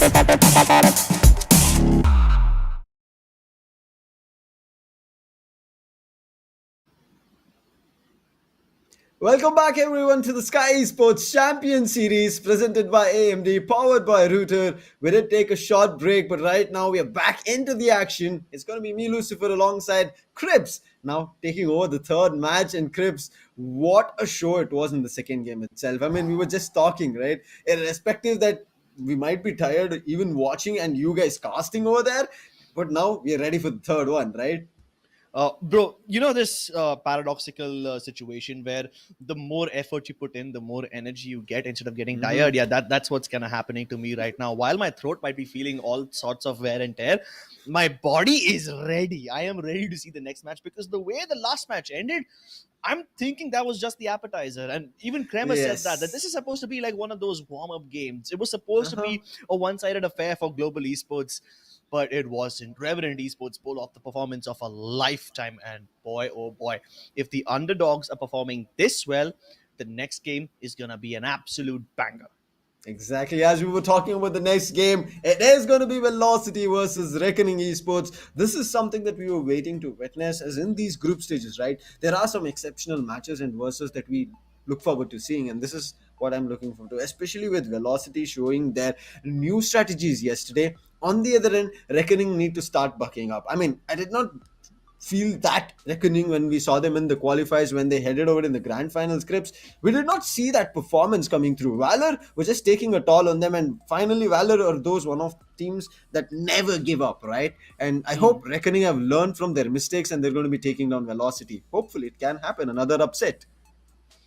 Yeah, I mean, based on what I noticed between Valor versus Reckoning Esports from last time, Reckoning Esports seem to be getting into that rut of trying to counter their opponent too soon. While countering your opponent is a damn good thing to do, doing your homework is important. Sometimes it's just a little bit more important to bring in your own playstyle, especially against a team like Velocity, who are also equally good at reading their opponents. So if Yes. Reckoning Esports are trying to base their gameplay off of what Velocity is doing, you're just walking into a trap. You're giving them the upper hand and maybe even the win on a silver platter. I don't want that happening here. No, But you right don't. now, in front of our screens, it's going to be the map veto. Split and Breeze out of the box. It's going to be banned. One from Velocity, one from Reckoning. Immediately, Velocity picking up Heaven. I mean, this is a good map for Reckoning as well. So I'm looking forward to what they'll be doing. But I don't know why Reckoning have picked up Bind. They've not seen a lot of success throughout their past history. But also, to again counter on the same thing, there is Velocity performing very well. I think right now they're basing this bind pick here, Crips, based on what Velocity played on day one. And I don't know if they're ready for it because that fade still is confusing for a lot of teams. I mean, the viability of a fade on bind is something that I'm still not completely in agreement with. We saw it how Velocity were just easily maneuvering their way around the opponent fade last time, and it almost felt like it didn't pose a threat to them at all. The Prowlers were destroyed before they could reach the target. The ultimate did absolutely nothing against against Velocity Gaming, because every time Velocity were getting hit by that Nightfall, they just held their ground. Yes. What will you do? Try to come in and kill us? Follow the trails and pick 1v1s against us? Go for it, buddy. I challenge you. That's what Velocity was like. They get hit by the Nightfall and they just simply stand still. They hold their ground. I mean, it's a simple solution, right? Monkey see, monkey shoot. That's what was happening. Yeah, I mean, it was like a powerhouse that the opponents were trying to contest. Velocity were ready for the fight coming right in front of their screens. But yeah, we'll be looking forward to how that pick is going to be working out. And the last map is going to be Icebox if we head over to a decider. And this part brings me to a questionable point where I would want to ask you, Cribs, where do you think we are heading over to be? Is it going to be another 3-map scenario or is it going to be a 2-0 for one of these teams? Oh, okay, that's a tough one. I mean, in this map, I can't really predict. Okay, let's see.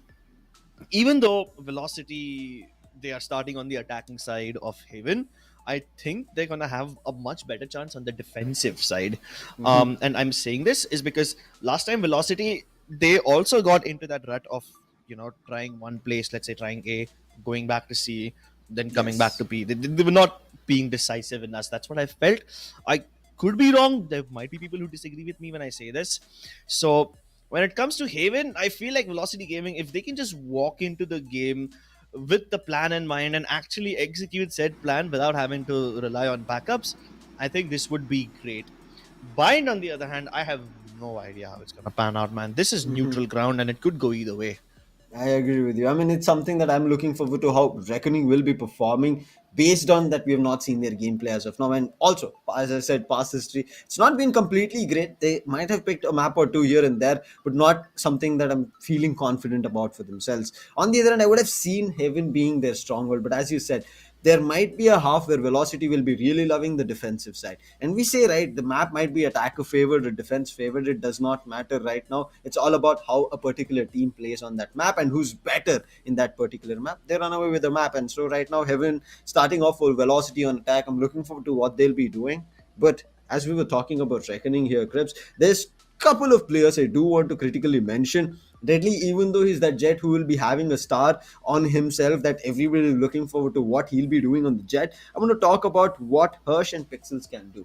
Hirsch, in the last grand finals, as I still remember, he was very crucial for the team. But somewhere it felt like it was not his day, and I did not even see him pulling off some spectacular plays.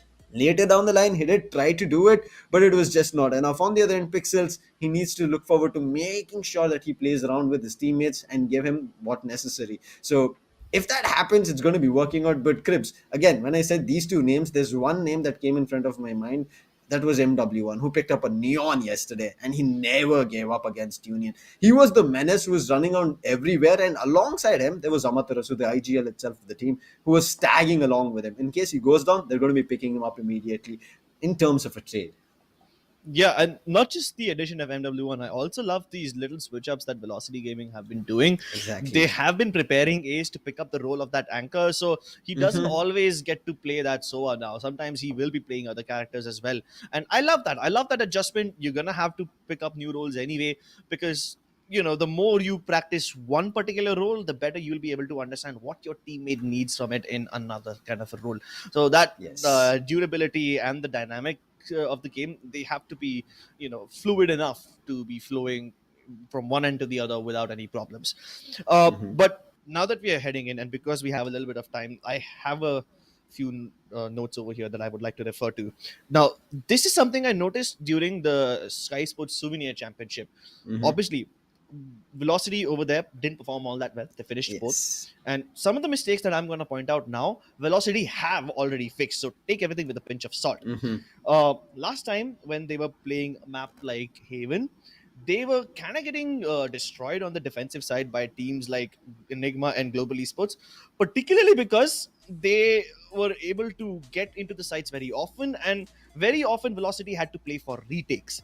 Now, this is a problem that they did fix in their game yesterday, Yes. which is great. I would like to see that they are able to continue defending that area and continue making good on their mistakes.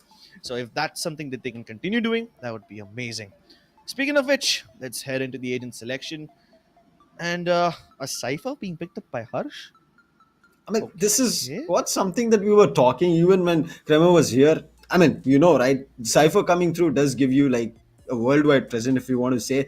But again, you can't keep, I would say, doing any kind of damage. It's more kind of I would say, pinging you of where the opponent might be coming through and your camera might work. But on the other end, if you bring in agents such as Killjoy and Chamber as well, which I'm surprised that Bad Love is not picked up. That's what I'm right now kind of freaking out, that Hirsch and Badlove have switched roles and they're not at all playing on the chamber. I mean, Badlove is detrimental for the entire team. He's just too damn good on that chamber. Yeah, he is indeed amazing on that chamber, but there is no chamber in this game except in the hands of Deathmaker, which is also a new thing. Before the start of Skyesports Championship Series, while every other star aimer, like let's say SK Rossi or to some extent even Raw Fuel, while they were both dabbling with the Jet and the chamber, Deathmaker was the last man standing who stayed loyal to the Jet. He has not picked up Exactly. the chamber before the start of this tournament. And I was just wondering, when is he going to make the switch? He's done it eventually. Yep, I agree with you. I mean, Rawfield also did that switch, and he did even say that's one of the agents which still kind of cohesive in terms of what Jet can do. He can still find a way to run away and also helps you play around with the operator. So Deathmaker is right now stationing with that, and I'm pretty sure that he's going to be bringing it in Krebs, but yes, on the defensive end. But on Bind, what he did started off with his headhunter. He's going to be looking forward to it a lot more, and Reckoning they need to be ready for it. Deadly versus Deathmaker is going to be a duel that we are going to be seeing, but also MW1 will be also coming into the play. As we keep seeing, right, the Chamber is still a pseudo duelist. How much ever you keep that name as a sentinel for him, it's just having too many gun-based utilities that you're able to do a lot in terms of the damage and take an MDL on. So Deathmaker, I'm looking forward to what he's going to be doing, but I really like this, as you initially mentioned as well, right to ace on that Omen. Because right to ace, we know he's the clutch master for the team, but he's not doing those initiations right now. So his gameplay can be still slowed, or he can completely change up the pace. On that Omen, it gives you an advantage of going aggressive. And then there is Hell FF coming through from Velocity. This man we know, right? Especially being a sentinel, he's enough to completely withhold a side from their opponent, and he's able to be running around the site and taking picks one after another. But him right now, playing on the initiator, it's kind of making him self-sufficient is what I think, Krips. Self-sufficiency is a very important term to note down over here. And I would like to touch upon that because there is no SOA present in Velocity at all. Almost every game that we have seen so far in the SCS has had a Sova in Haven. That's like the staple pick. Yes. You might add another initiator alongside him, but you never take the Sova off. That is a concept that Velocity will debunk now. Whether the Sky Exactly. and KO combination pays off dividends is something I'm not sure I can answer, but I'm damn excited to find out if it does. Also, the fact that Deathmaker still has that get out of jail free card, he can go for the pushes that he usually does. So there's no difference in his play style as such, but it's still gonna make him a lot more self-sufficient because when he's holding down an entire side by himself, his bots, his trademarks can at least make it a bit easier for him to gather more control and have a little bit more say in what happens in that particular round. But again, the Neon is the wild card over here, right? Exactly. Neon is the one character I think he can do it really well, but again, it's not the best way. We haven't seen this guy on Neon too often, and he's still getting used to that role. So let's see how it pans out. I agree with you. I mean, for a second, I felt like you got suppressed or something over there. I mean, I might be eye glitched out, but nonetheless, that as you were saying, right, we want to see how that pans out. But I'm still feeling a little bit disheartened, I would say, because I was expecting Harsh to be still playing on the KO and doing a lot more in terms of the damage and pulling off some insane stuff. Him not playing that and going on the Cypher might be more reliant in trying holding off sight and playing a little bit passive, especially with his camera, in case he wants to go aggressive for his team to know more information, can go on lurk. So there's so many things that he can play around with. Yesterday, we kind of ended up seeing, right, Valor on that Paradox was still going aggressive. It's just that playstyle and the nature that every individual has, that they will be playing the duelist, right? When they're going for a DM or when they just play the solo ranked games, they try to play the duelist role so that they're always on top of their aim game. And here, that's not a question at all these teams are going to be top notch in their aim game. But Rio is the man who's going to be playing and betting against Velocity, of thinking of this is the round, this is what their playstyle should be, this is the ultimates they have, this should be their weapon choices, and that's how we need to execute. So I'm betting on him on what he's going to be pulling off. We did talk about it, right? CA as well as Sleepy on Velocity, they're doing an incredible job. This changed so much of what Velocity is doing. You immediately mentioned them not having Sova. They're not at all brought Sova till now. Day 1, no Sova. Day 2, still no Sova. Exactly, and I'm not used to that, right? I'm always used to seeing right to ace on the Sova. That guy has played Sova so many times, he's become synonymous with it. And these iconic characters like Deathmaker on the Jet, Ace on the Sova is something that we are so used to seeing in the Indian context. Yes. This new Velocity seems like a completely reformed and reinvigorated team, the likes of which we have never seen before. So clearly, CA and Sleepy are doing a wonderful job in reinventing the way this team plays.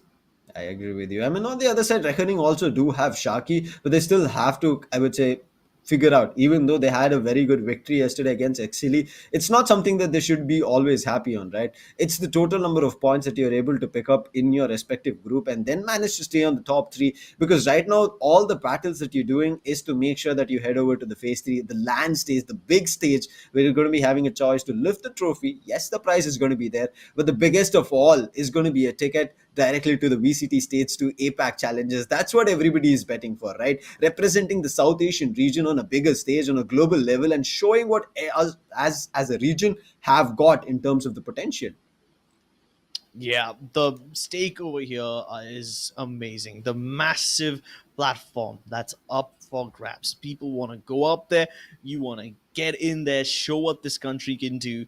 And there's so many worthy contenders in this region, but there can only be a couple of them who go forward. And out of all the teams that we will be seeing today and over the course of the next few days, one of them will emerge champions. And of course, while there will be another one who goes through, they will have to bear the mark of the second place, something that you do not want if you're looking for bragging rights. I agree with you. I mean, it does feel right when you end up being a runner-up. He's like one step away. I put up so much Hurts. effort. It's like, I mean, I was there. I was just there. It was an instance away, or it was a clutch away. These are the kind of situations. They pushed it to overtime. I was just one kill away. If I would have taken that, maybe that was our, I would say, grand champions title.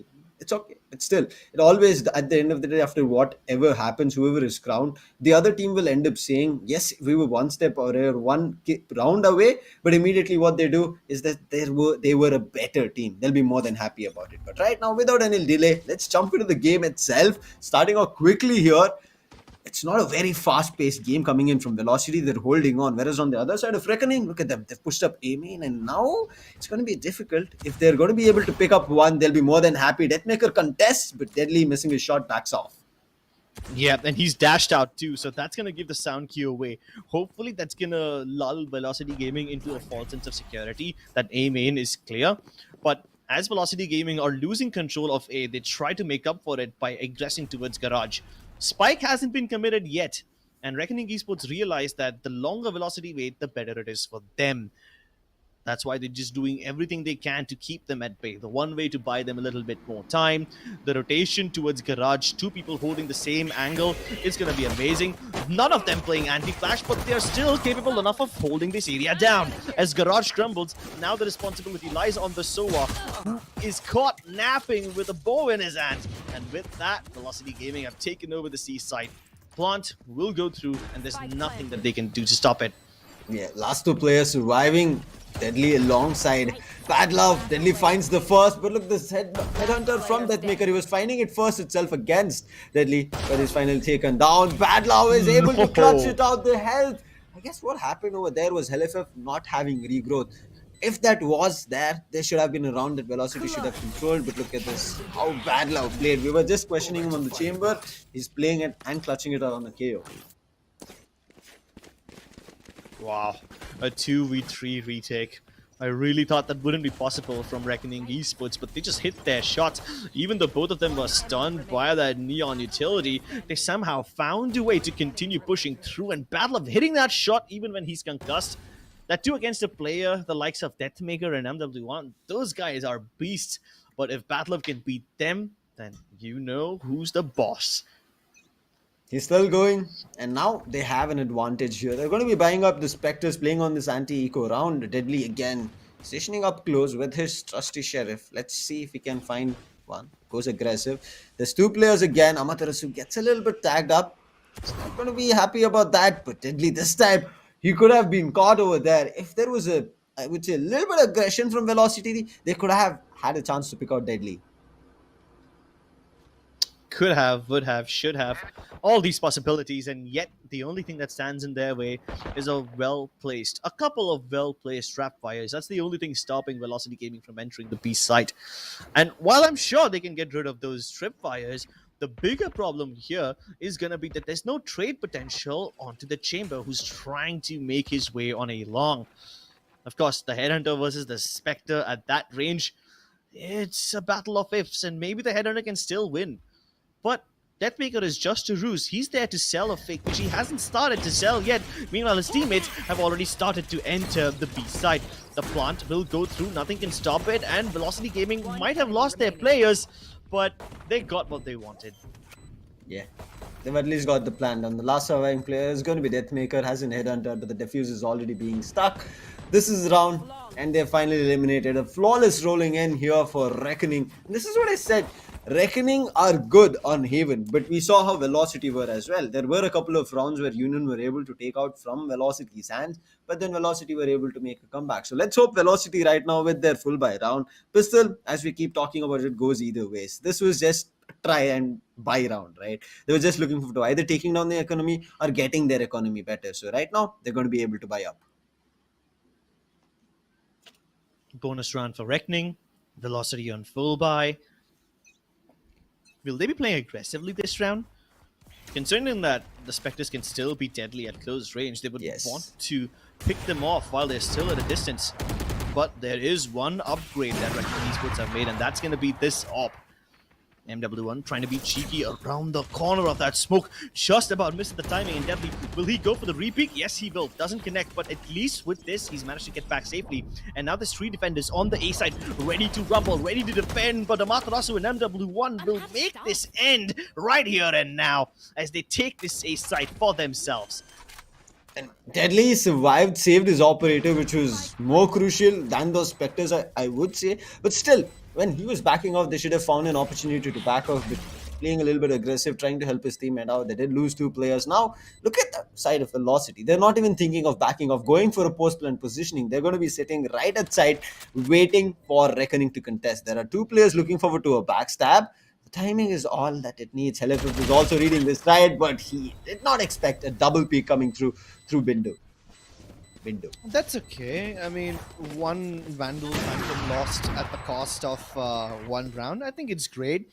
And if they can recover this up, then that would be even better. Oh, Deadly. He doesn't have anything to run back with, and they will pepper him through the smoke. Hey, that's a damn good round for Velocity, dude. They walk away with a free op. Reckoning Esports don't get to carry forward any weapons except for like 1 Phantom. It's all good in the hood. They were more than happy. I mean, that operator is the one that they were set to take down. Yeah. They were more than successful to it. They'll be taking on. I'm not too sure if they kind of recovered. I don't think they did because it's still the attacking half. I mean, it was Knight Rider who we saw who is just too damn good, whether it's attack or defense. He loves to play the operator. Hitmaker, he'll still be playing on the Vandal. Nothing in terms of that has changed. But Reckoning, right now, they have invested. Their bonus has been broken. So if they win this, they still have the lead. Otherwise, it's going to be broken into a equalizer. Very fast approach towards the garage region as they send the Trailblazer in. Even the Hunter's Fury will be committed towards the bottom of garage so that they can pick off any members who might be straggling over there. And Harsh uses that distraction to peek out of garage, get the kill onto Amaterasu and fall the hell back, instantly neutralizing the advantage that Velocity might have gotten if they continued down that path. But now Reckoning must take a chill pill. They've lost control of the seaside and they're aware of it. And Reckoning have nothing against it. Exactly. Now, because the Hunter's Fury was used already, there's nothing that they can do to stop this plant, except for maybe just go hurtling through the windows with 3 people per second speed, and that's what you get if MW1 tries to fight too many people at the same time. The Seekers acting as the headway. Will that lead to right to Ace getting a kill? Oh, and look at the switch in positions. One of the other players has gone to the other side of window, which means that this crossfire is as deadly as ever. Reckoning Esports trying to move in, but the paranoia blinds everybody. Another smoke put in? Is Right to Ace trying to go for one of those smoke shenanigans? No, Rio won't allow any of that. And they got the defuse, with still 2 members alive. Velocity Gaming, at one point they tried to go and stack the garage area so heavily that I thought, yeah, they've got this under control. But that attempt became their demise as they just couldn't circle around in time.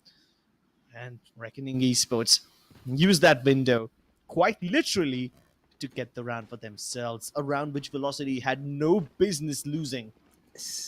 I mean, they did not waste any time. As soon as they got their way inside, they went for the defuse. I mean, they went for the retake from Velocity's end as well, but they did not believe that they'll be sticking it. But right now, immediately the round starting off, Velocity, they have understood that they've made a mistake giving that round away, even though they had it under control, using their ultimates to gain more information. But the strip fire finally gets destroyed, which gives again Hirsch the information that they're trying to enter. Batlov is the one who's going to be being the first point of contact, but they've pushed him back. And B-side is where the spike is getting planted. And look at them, they're pushing back the players. They're not even letting them come through A-link. They just push them to A-side, and now they're kind of trying to close them off and corner them while they're going in for a retake.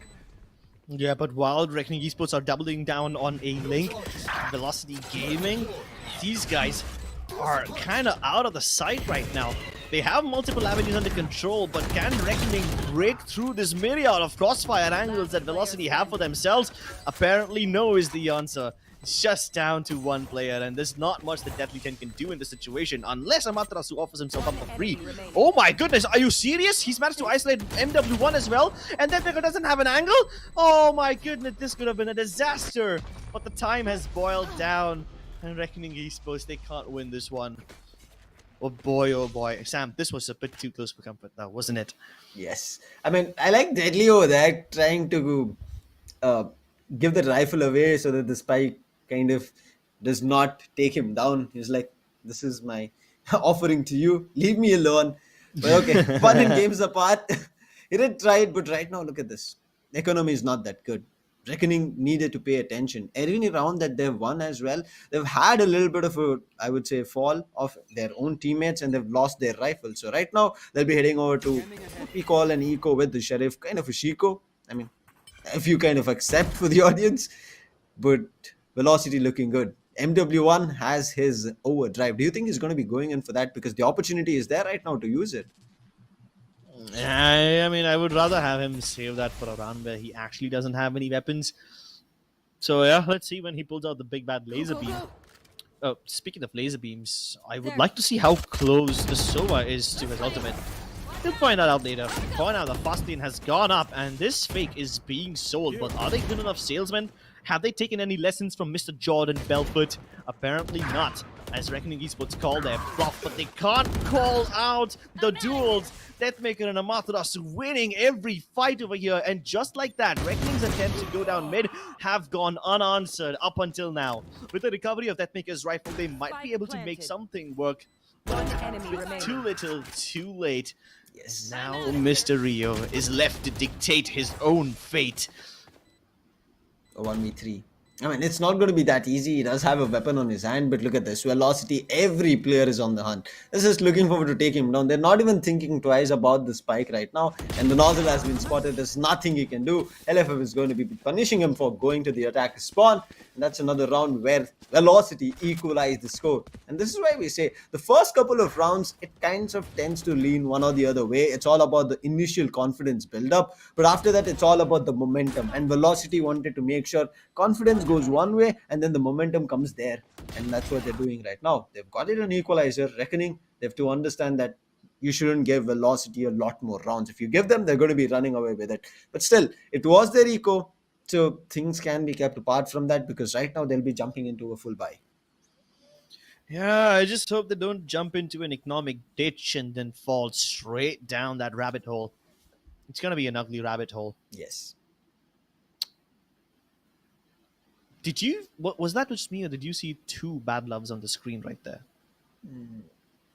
I think so, because right now I'm confused as well. I felt like I did see this, but I think that's the reason we also have hit a technical pause. I think so. Players are also thinking, and Hey, it's my boy Abhishek. Abhishek Bajaj, aka Godspeed. yes, Let's see what he cooks up against Velocity Gaming. starting off after the equalizer. As we said, this is the full buy round here for Reckoning. Operator back on Deadly Sand. I mean, he has been promising on the Operator, so there's no second questions on that. But after that pause, let's see, as you said, what they're going to be cooking up against Velocity. They do have two ultimates, one to force an aim duel, and the second to get more information of where those attackers are. On the other end, Velocity also have an ultimate, which is going to be already popped, the third force, and Deathmaker is stationing himself towards C-Long.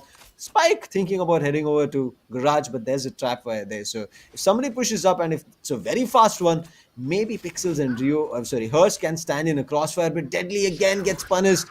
But at this time at B, Deathmaker finds one on Pixel, and right, B as well as C right now tend to be opened up. But the positioning on Bad Love backside was just brilliant. But look at this. The null command gets popped from Amaterasu. He's going in for the same deal. She does not want any utilities to be used. And immediately just takes control of C-side. Nothing to be done over there.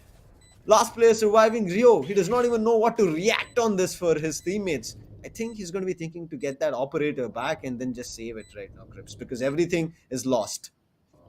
Oh, it's all lost, but hey, Reckoning Esports are not a lost cause yet. The reason Velocity was able to win this round is because after the initial attack on the B side, the fast lane kind of created a little moment of chaos where Reckoning Esports started to go away from the C side, focus more towards Garage and B instead, and that's when Velocity pulled off the good old switcheroo, went towards the C side where only one player was left in wait, and he was overwhelmed by the numbers. They know. They absolutely know. Oh! What? What a bait! That is Right just to brilliant. Ace literally threw his body into the furnace over there to set his teammate up for a shot like that. I still find it funny. Rio, he knew he's going to be taking him down. He was ready scoped then. But the moment LFF came, that's not what he was expecting. He was hearing the footsteps, I'm pretty sure. But he thought he had the opportunity and the time as well. None of those were in his favor. And again, immediate Sheriff round coming through. Ultimate's not at all used from Reckoning. I think they should have tried to do something with them, either the null command or anything, but everything just fell apart. And Bad Love right now going to be the first as well on Deathmaker's rifle. Yeah, but that blade, it gave away all the information that Reckoning Esports needed. They know that they need to stack the A side, but do they have the correct positions? Because they're getting sandwiched from short as well as long. And poor Harsh has absolutely no eyes left inside his sockets. In fact, all three of the frag that just took place in the last few seconds, all of them were blinded.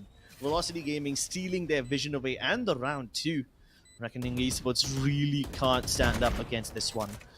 Whether it's hunting down the operator that Rio is wielding, or just surrounding every single person on the side of Reckoning Esports on the A side, even though they have 4-stacked it, they cannot match up against the sheer force and the will of nature that Velocity Gaming have running in their veins. Okay.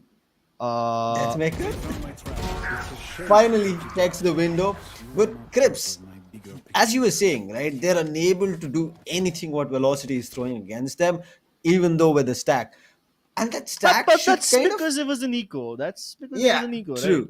But still, on the full buy, they need to cover each other. They're not doing that. They're reacting to what's happening. I mean, they're getting kind of confused. Wait, somebody's towards garage. They're running up. Okay, I'm going to be going towards garage. And then immediately the other guy also is looking towards garage and they forget belong. That's what happened in that upgrade where Deathmaker has this 2D force. They did put up a one-way smoke to deny him any kind of vision. But as soon as that smoke disappeared, they went for a peek. Let's hope right now in this full buy, they don't make those mistakes. They're there for a cover fire. Deadly does get concussed, but he's... Oh! MW1 goes down. Deadly, I thought that's done. He should not be able to survive. I thought he would have lost the operator. Yeah, but at least Reckoning Esports are able to get that opening frag. The moment the KO threw that knife, it spotted 3 members of Velocity, and that's what prompted the Hunter Spirit to come through. But now, with the Seaside, Assault Pixels is here to provide backup to his fellow teammates, but Harsh will not be able to do anything as the numbers just superior on the side of Velocity, overwhelming them with brute force and flashes. The null command has been popped, doesn't allow Deathmaker to get back to safety, but he's still good for at least one more frag. The crossfire between him and Amaterasu not potent enough, but the timing is lost, and Bad Love catches them. It's getting too close to comfort for both Reckoning as well as Velocity, but this is a map, right, Crips, which goes and swings either way. I'm looking forward to telling that Reckoning is still looking good on their defensive half. When we say, right, your defense falls weak if you lose your player very early on, and they're not letting that happen. They're making sure that they have their players ready for those retakes and for the fight. But I really like the way Velocity played for that bait and kind of playing with the minds where they thought, okay, let's try and do something towards A, where MW1 was there. As soon as he got picked, they got Seaside should be easy to take up, but there were 2 players working together, and that's what I said. They need to find trades which works out better, and that's the reason they got the round as well. Now getting closer to an equalizer, but this time it's a very hard push coming towards A. Deadly is already propped up with his operator. He spots a player. LFF out in the open, gives away a flag. Whoa. And Deadly spots MW1. Amaterasu reads it. He knew Deadly. He's getting too overconfident and punishes him for that. But Deathmaker, look at him. He peeks out of shot, does get punished and traded, but Amaterasu does the same from his end, and now they have A-side control. Spike will be recovered back to a 2v2 situation. Spike should be planned nonetheless, but they are wait. worried. Hold on. Actually, they cannot plant the spike just yet. The teleport from the Omen has come through, and with that, Reckoning Esports have control of A long. And even Velocity don't know exactly where the teleport has landed, so they need to be extremely careful. They can't afford to lose their lives while they're trying to go for the plant. After they cover up Heaven, Ace recognizes that there must be one player towards either CT or Heaven, and the other must be towards long. So there's no trading potential between the members of Reckoning Esports, and that's gonna be their downfall. Harsh drops down, but the Matarasu has barely any bullets in the chamber. Can he make it work with whatever is left? Cypher takes his hat off, but Harsh needs to pull a rabbit out of the hat to complete this magic trick. And Amaterasu, he debunks all magic. He debunks the myth, but this magician still has a few tricks left, and Harsh wins the 1v1. That was just a brilliant round coming through, and the timing was perfect. This is what we say, you need to play together as a tag team, and that's what they did. Even though you saw a player fall down from Reckoning, Harsh was immediately able to react on that as soon as he dropped down, took down a player, and then the round completely went in the favor of Reckoning. And it was a brilliant call coming in from him. Stuck that half defuse, bought himself time to play around with Amaterasu. Amaterasu, he did back off. I mean, we could have seen him playing Ringer Roses around the default itself, but he was worried, as you said, right? Just 6 bullets. If he did go for a reload, there could have been a wide swing coming through from Harsh at any time, and he might not be ready for a, I would say, fight. But CA right now telling them what went wrong and what they have to work around immediately. Because, see, that was not a lost round. They could have brought it back again, but Reckoning were quick on their heels to react. I mean, both CA and Godspeed.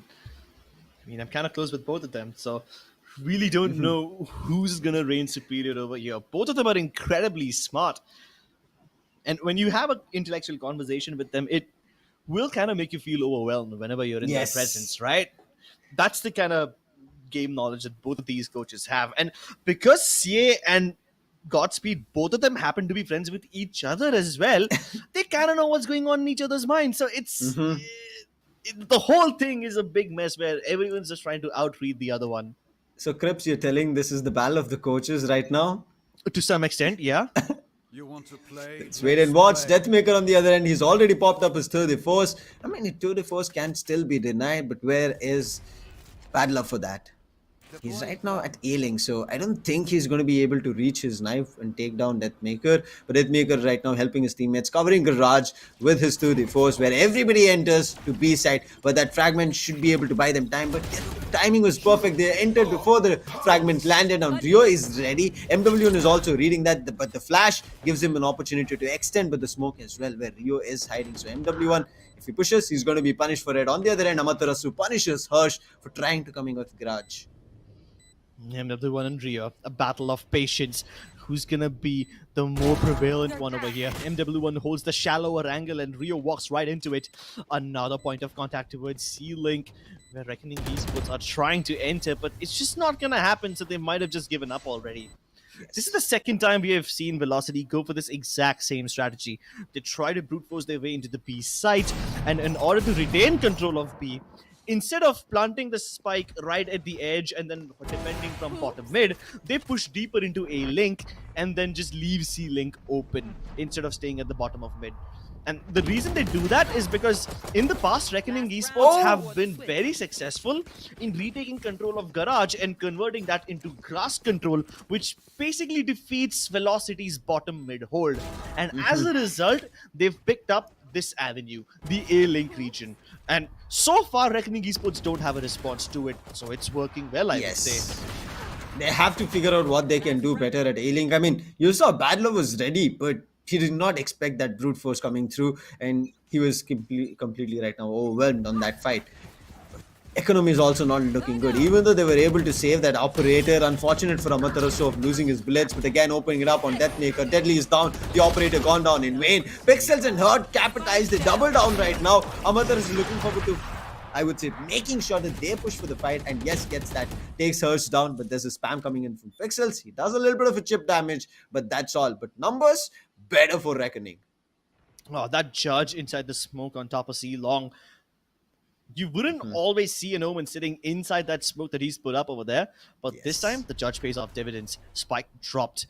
3v2. Velocity Gaming, both of them have gathered up together and they're trying to go in once again. Pixels finds himself on the receiving end of a smoke peak, but finally Amaterasu has what it takes to snatch it away. But does he get out of this one alive? Not probably. Nah, not happening this time around. The smoke plays by Pixels were the reason Reckoning Esports are able to win this game, win this round. I mean, there's still a long way to go before you can call GG. And 6-6 on a map like Haven, which is supposed to be Velocity's home turf. I don't know, man. I'm not liking this. I'm seeing all red the flags maps, pop up.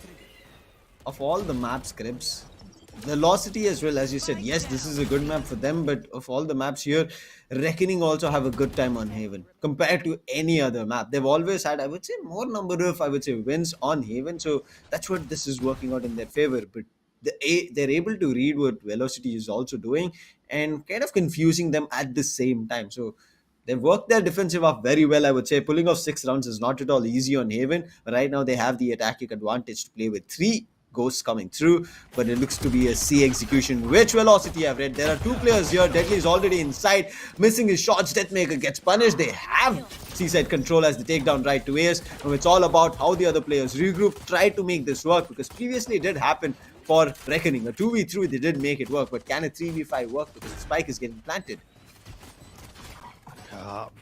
3v5, Velocity Gaming. There's really not much that they have left. The spike's also been planted towards the back of side, so everyone can defend it from long. Deadly 10 is just gonna stay here for lulz, just to act as a time consumer, a time sink. Just holding them back for as long as possible. I mean, Velocity Gaming already know that this round is slipping out of their grasp. And now with no utility, they can't even hope to buy some time with the flashes or maybe deny vision as they try to stick it. This round is mostly done and dusted. Elif does kind of try and find one, but that's all. Rio finds it, and now lead is taken back. We were thinking about the lead coming back in Reckoning's favor on their defensive end, but they did pick it up here. And like Velocity, as they started off, wanted to be strong. Reckoning did pick it up. They did convert as well in their anti-eco round, and again they're looking forward to doing their same. So the pistol rounds favoring Reckoning back to back is a good thing, which also tells us their confidence is right now sky high. Whereas compared to Velocity, even though they were good yesterday on Haven, it's not working out against Reckoning, and that's the reason we say, right, whatever you did against one team, it's not going to be the same thing that can work out. But I feel like Reckoning is a little bit better prepared here against Velocity, and that's the reason they're able to kind of hold things on ground and make sure it works. And right now, quickly executed towards side, positions consistently getting pinged, but Deadly finally finding a frag. C-side again opened up. Oh, I'm starting to see repeat of Skyesports Souvenir over here. Even over there, they were struggling to hold on to the seaside. They're struggling right now as well. Maybe I'm speaking a bit too soon because, you know, this is just an eco round for Velocity and they were never supposed to win this in the first place. But I just hope that they don't start getting flashbacks of the previous tournament right here. Either way, once again, this is the done and dusted round as expected. And what I fear the most is that Reckoning Esports will continue exploiting Garage and C until Velocity Gaming are able to find a solution to it. They're going to spam this execute as often as they can, and they're going to continue doing it until it doesn't work for them. It's working out brilliantly, especially in these pistol rounds. But again, now it's going to be the full buy. I was wondering and waiting for Deathmaker to prop up his operator and station C side. I think that's not going to be the case right as of now. I mean, yes, economy is not favoring him to do that, so he's going to be looking forward to try and play out with the Vandal.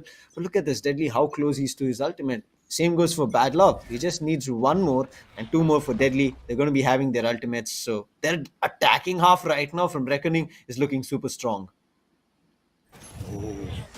Now, this time it's a Matarasu on the prowl. They're creeping up mid, and there's no utility over here that can stop them. There's a turret, but it's not going to stop them. Just one alarm bot won't indicate how many people exactly of Velocity are on the backstab.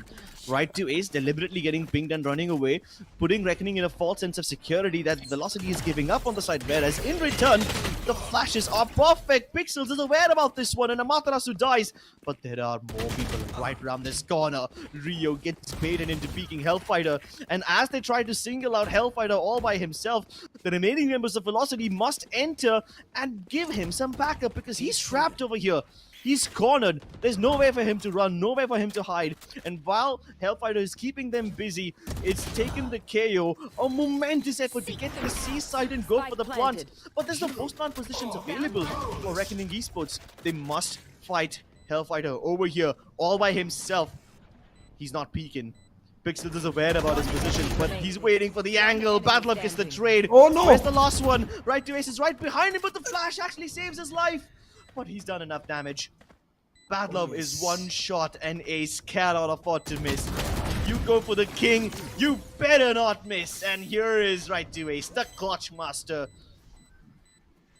You freak out when you get into a 1v1, especially barely surviving over there. Bad Love was the one who took up the first shot over there, but not connecting and eliminating right to ace. He had to pay for it, and Velocity, it was a much needed round for them, Crips. I mean, who are we kidding? If they lost that, it's going to be another eco for Velocity, but I do like how quickly Reckoning managed to switch things up. I mean, even though it was kind of sometimes luck favoring, because Bad Luck, there was no right for him to survive if that flash was not there. Right to Ace had him clean crystal as they in his sight. Exactly. All it did was buy him a little bit of time, just delay the inevitable demise.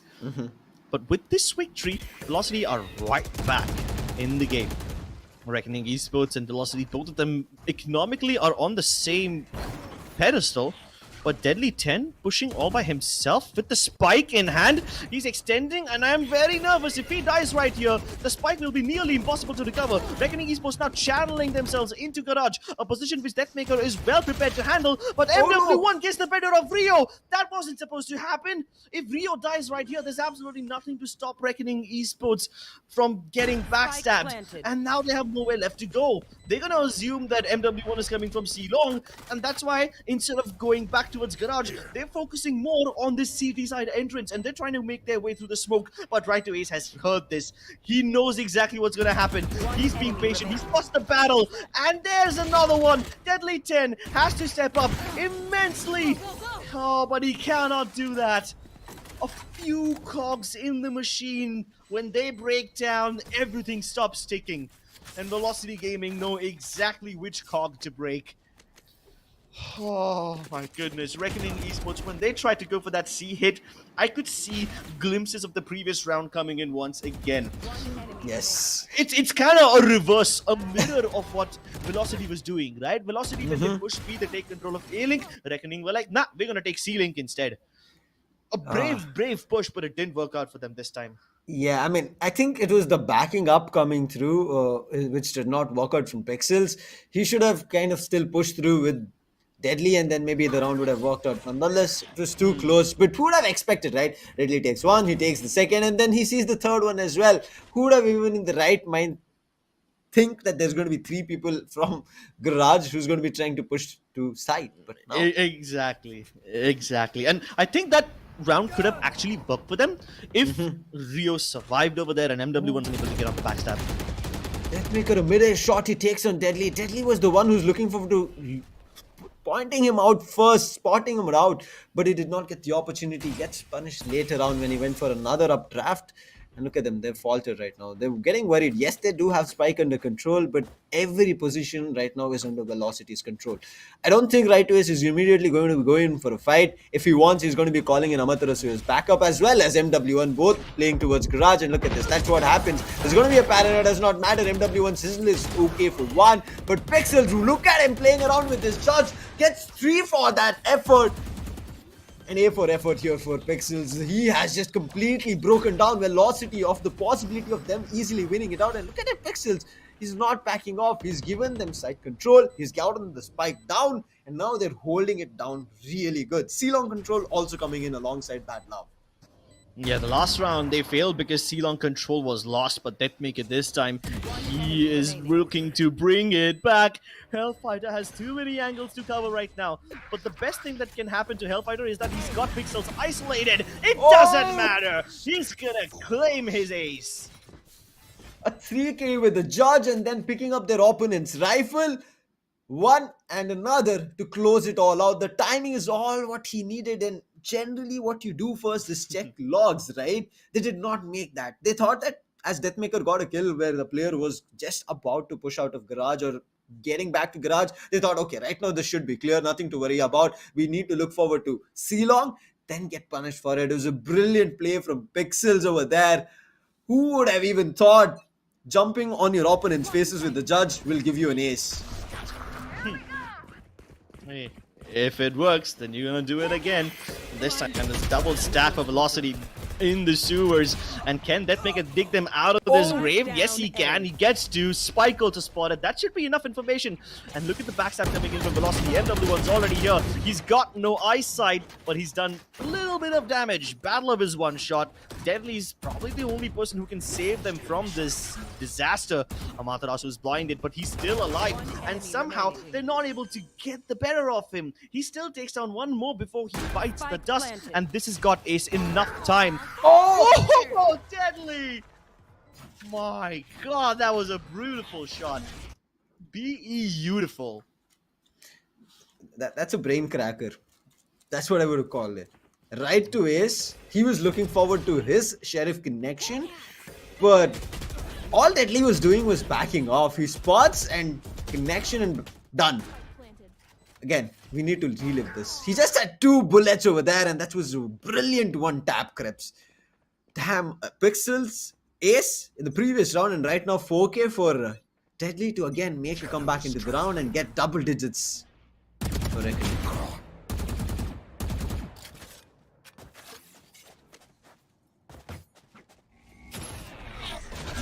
Starting off again, 10-8. This time they lose a player very early on. A player is down from Reckoning, and that's Deadly. He got a 4K and he's already out. Does not seem quite right.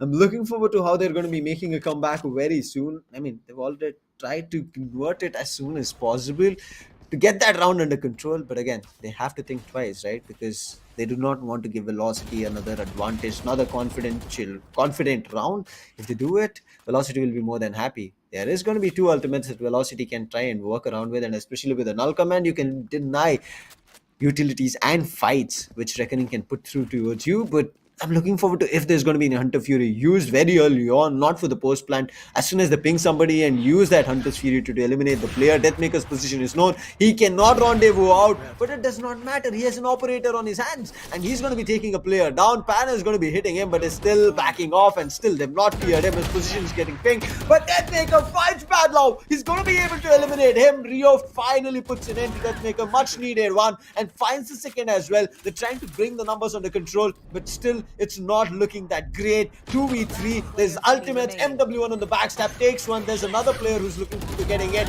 and the last player surviving gets hit by the relay, and now it is another round for Velocity.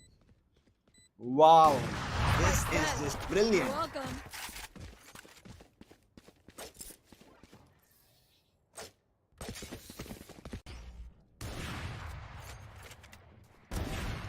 Teleport's gone. 30 seconds left. Taken out. Defeated.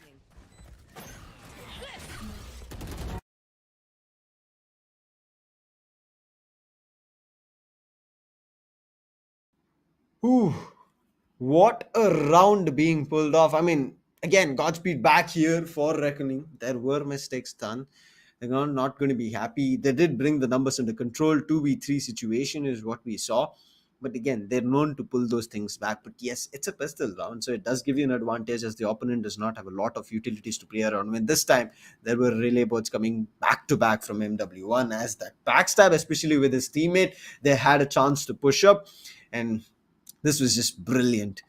Godspeed, let's see if he's going to be able to try and bring his team together, because they did have an advantage now. Velocity, they're jumping in closer. They can go for an equalizer, but that should not happen. But look at Velocity. They're already discussing using this opportunity, the window that they have, to figure out, okay, let's do this better. I think this should be working here. Maybe we can go in for an equalizer, but the weapon by here, not that great. Deadly just needs 1 kill here, Crips. As soon as he gets that, I think the ultimate can roll in, and we've seen Deadly's blades, right? We are missing Deathmaker for sure, but I feel like Deadly is fulfilling both the ends as that jet.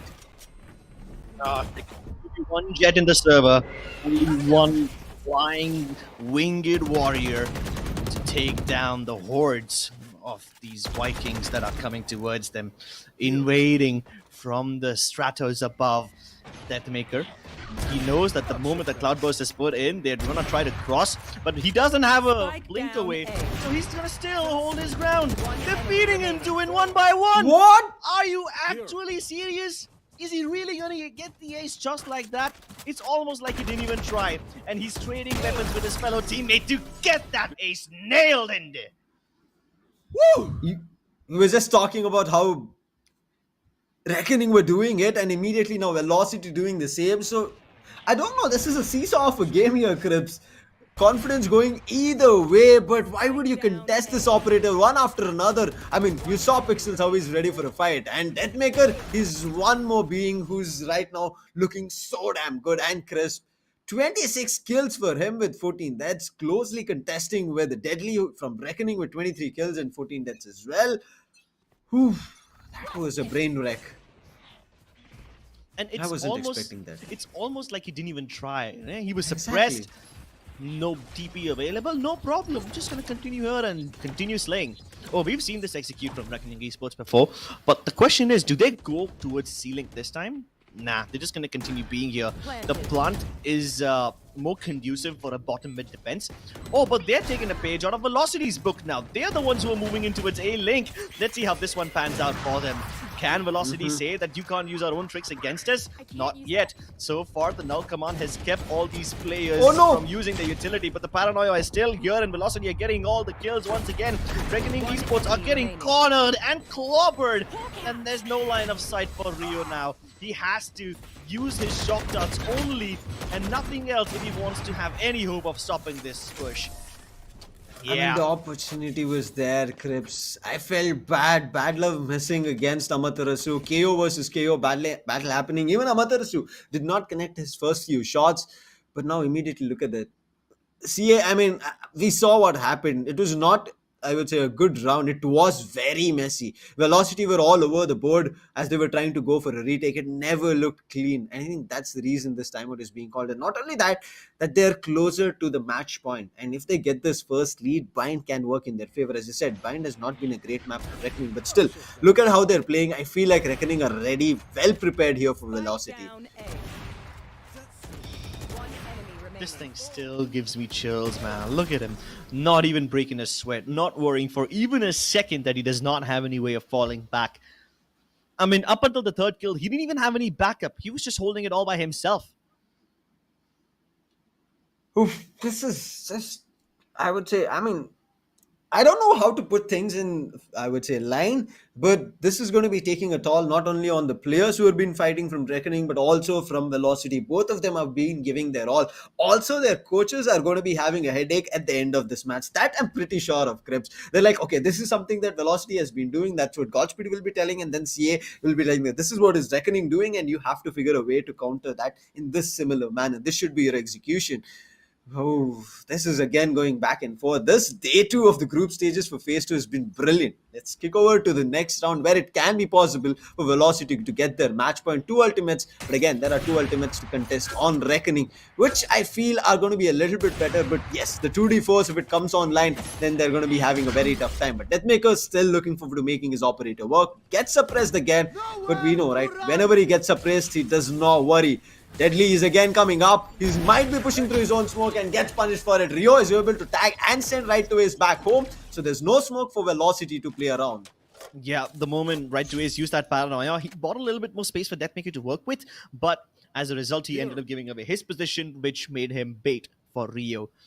Hunted down by a character's ultimate who Ace used to master at one point. He's going to be feeling really salty about that. But there's bigger problems to deal with for Velocity. Reckoning Esports, as they try to venture into the long and narrow corridors of A, the flashes from the sky are not going to spot anything. So at this point, Velocity still have no idea where Reckoning Esports are going. But they have a guess, a hunch, which will be confirmed as soon as this recon dot lands. Now that the spike has gone down, Velocity Gaming can easily regroup and continue moving in. But there are a few things that can make this retake a little difficult, one of them being this null command. With Velocity not having any utility or flashes to work with, how will they make their way into this site? That's a brilliant 0 point. That is going to be giving them information of what can happen, but MW1, he's already creeped up heaven. There's nobody covering that. Relay bolt is going to be the opportunity that MW1 will be looking forward to. But there's a cover up, but look at Bad Love. He capitalizes, but Helef and MW1, they're getting things under control. But what? He finds 2. One on defense, where they were trying to push up, and the other guy who was towards A main. How did he immediately switch up, even though MW1 was the one who sent the first few bullets? That spray... I don't know. Exactly. Did they line up for him or something? I don't think so. It wasn't a lineup. I mean, it wasn't, yeah. It's a transfer. Jesus, that's a disgusting transfer, man. I've never seen the likes of it. Every single player on this match is popping the hell off. Like, the number of stylish frags and the individual carry performances that we're getting to witness in this match are much more than what we got to see in the previous Fracture game. Deathmaker on the verge of dropping a 30 bomb. And even Reckoning Esports are going toe-to-toe with him. Now that potentially the penultimate round of this game has started, look at where the spike is. Rio has already gotten into the C site, but his teammates are falling like flies on the other parts of the map. MW1 will make his escape back, regroup with his teammates, but still no plant just yet. Ah, there it is. Deadly gets this thing done, but any backstabbing attempts from Deathmaker will be dealt with effectively, especially when Pixels is still holding this angle near the attack spawn. As all of Velocity try to move in from garages, there's going to be very little room for them to wiggle, and Deadly can go around with the jiggle of his wrist. Deadly is looking so damn good, but look at that immediate trades coming through. But Bad Love again capitalizing, takes it 2, and Pixels to end it all, and it's going to be Reckoning on match point. What a show. They knew what they're fighting for and taking advantage of the attack, and not only that, they're understanding what's happening here on the side of Velocity as they're over-aggressing various positions, and they're able to punish them for that. And I think that's what I'm loving coming in from Reckoning. They're able to immediately adapt to whatever Velocity is doing, irrespective they're going in for the backstab, if they're going for a very fast switcheroo. What I'm still missing from Velocity here, Crips, is going to be a fast retake. Give the site and then go for a fast retake. Do not let Reckoning react for a post-plant positioning. I hope they can bring it in. You're right. The more time Velocity Gaming take to regroup, the better post-plant positions Reckoning can hold. So maybe the pace is really important over here. Speaking of pace, Reckoning Esports are picking it up. Within just a few seconds of the round starting, they've already entered the B side. They're about to go in for the plant as well. This will be a 5 versus 5 situation. A retake which we have never seen the likes of before. Once again, Reckoning Esports try to go for the same A-link push, but Deathmaker will deal with every single person without any difficulty whatsoever. He just about missed the shot onto Deadly, but now Deadly's kind of trapped. He needs help from his teammates, but they are no longer in positions to hold up the trades, and Velocity is isolating every single one. The Seeker reveals Rio to be near the window, a position from where he cannot defend all that well, and Deathmaker's just sticking it. There's nothing that can stop him. And there we have it, ladies and gentlemen. The first overtime of the day, and I wouldn't have it any other way. Exactly. The start itself, these two teams are giving it their all, and overtime is what we expected when we started it off. As we said, this is complete seesaw from both the ends. Reckoning as well, putting up a brilliant show here. This is what we said. There are some mixed points that everybody has to work with and also deal on, and it's going either ways. They're able to immediately understand what's going wrong, what they have to do better, and they're pulling it back. But this round fell apart because of that A-link push. That flash did not pop off. Before that, he went for a peek, and Deathmaker got the better of that opportunity and took him down. But look at this, 31 kills on Deathmaker. He's becoming an unfathomable force from Velocity, especially on that operator. No ops available this time around. He goes in for a full buy of Vandals instead, but there is an op available on the defensive side, and it's in the capable hands on A-Long. While Deadly 10 is wielding that operator, Badlove is using that cover to move all the way up into A-Long, and this should give Reckoning Esports a fair idea about where Velocity is. They anticipate this push from Garage, and the Paranoia holds them back for just a little bit longer, but the rotations aren't here yet. Pixels is isolated. He can't have any trading potential with his fellow Harsh player towards the back of site. The Cyber Cage is buying him a little bit more space, but Deathmaker will eventually obliterate him. Deadly 10 gets burned alive by Amaterasu's fragment, and Velocity are on the verge of reaching round number 13. Oh, the knife. It detects him. They know he's stuck inside, and Deathmaker's ready for this one. We were just talking about Velocity playing this way on defense, but Reckoning wanted to play that way. I mean, the long time that Hirsch was holding towards Elevator, they should have helped him at that right point, and that did not happen, and that's where everything started falling apart. Otherwise, Reckoning could still have a chance, but making use of utilities and taking players down was just a brilliant thing to watch. Maybe if Reckoning do the vice versa, right? Velocity go for a faster retake, and Reckoning go in for a, I would say, well-executed, grouped-up retake. I think they should be feeling better. But again, they get another chance here. But still, it's a very risky one, Crips, to work around with. Because right now, they're at match point, and that is going to be leaning towards Velocity. If they don't push it to another overtime, this first map will be going in for Velocity, and that's their pick. So they'll be more than happy about it. Tensions are high. The pressure is unreal. These players, if they had any sort of humanity in their nerves, it would make their hands tremble and shake in fear.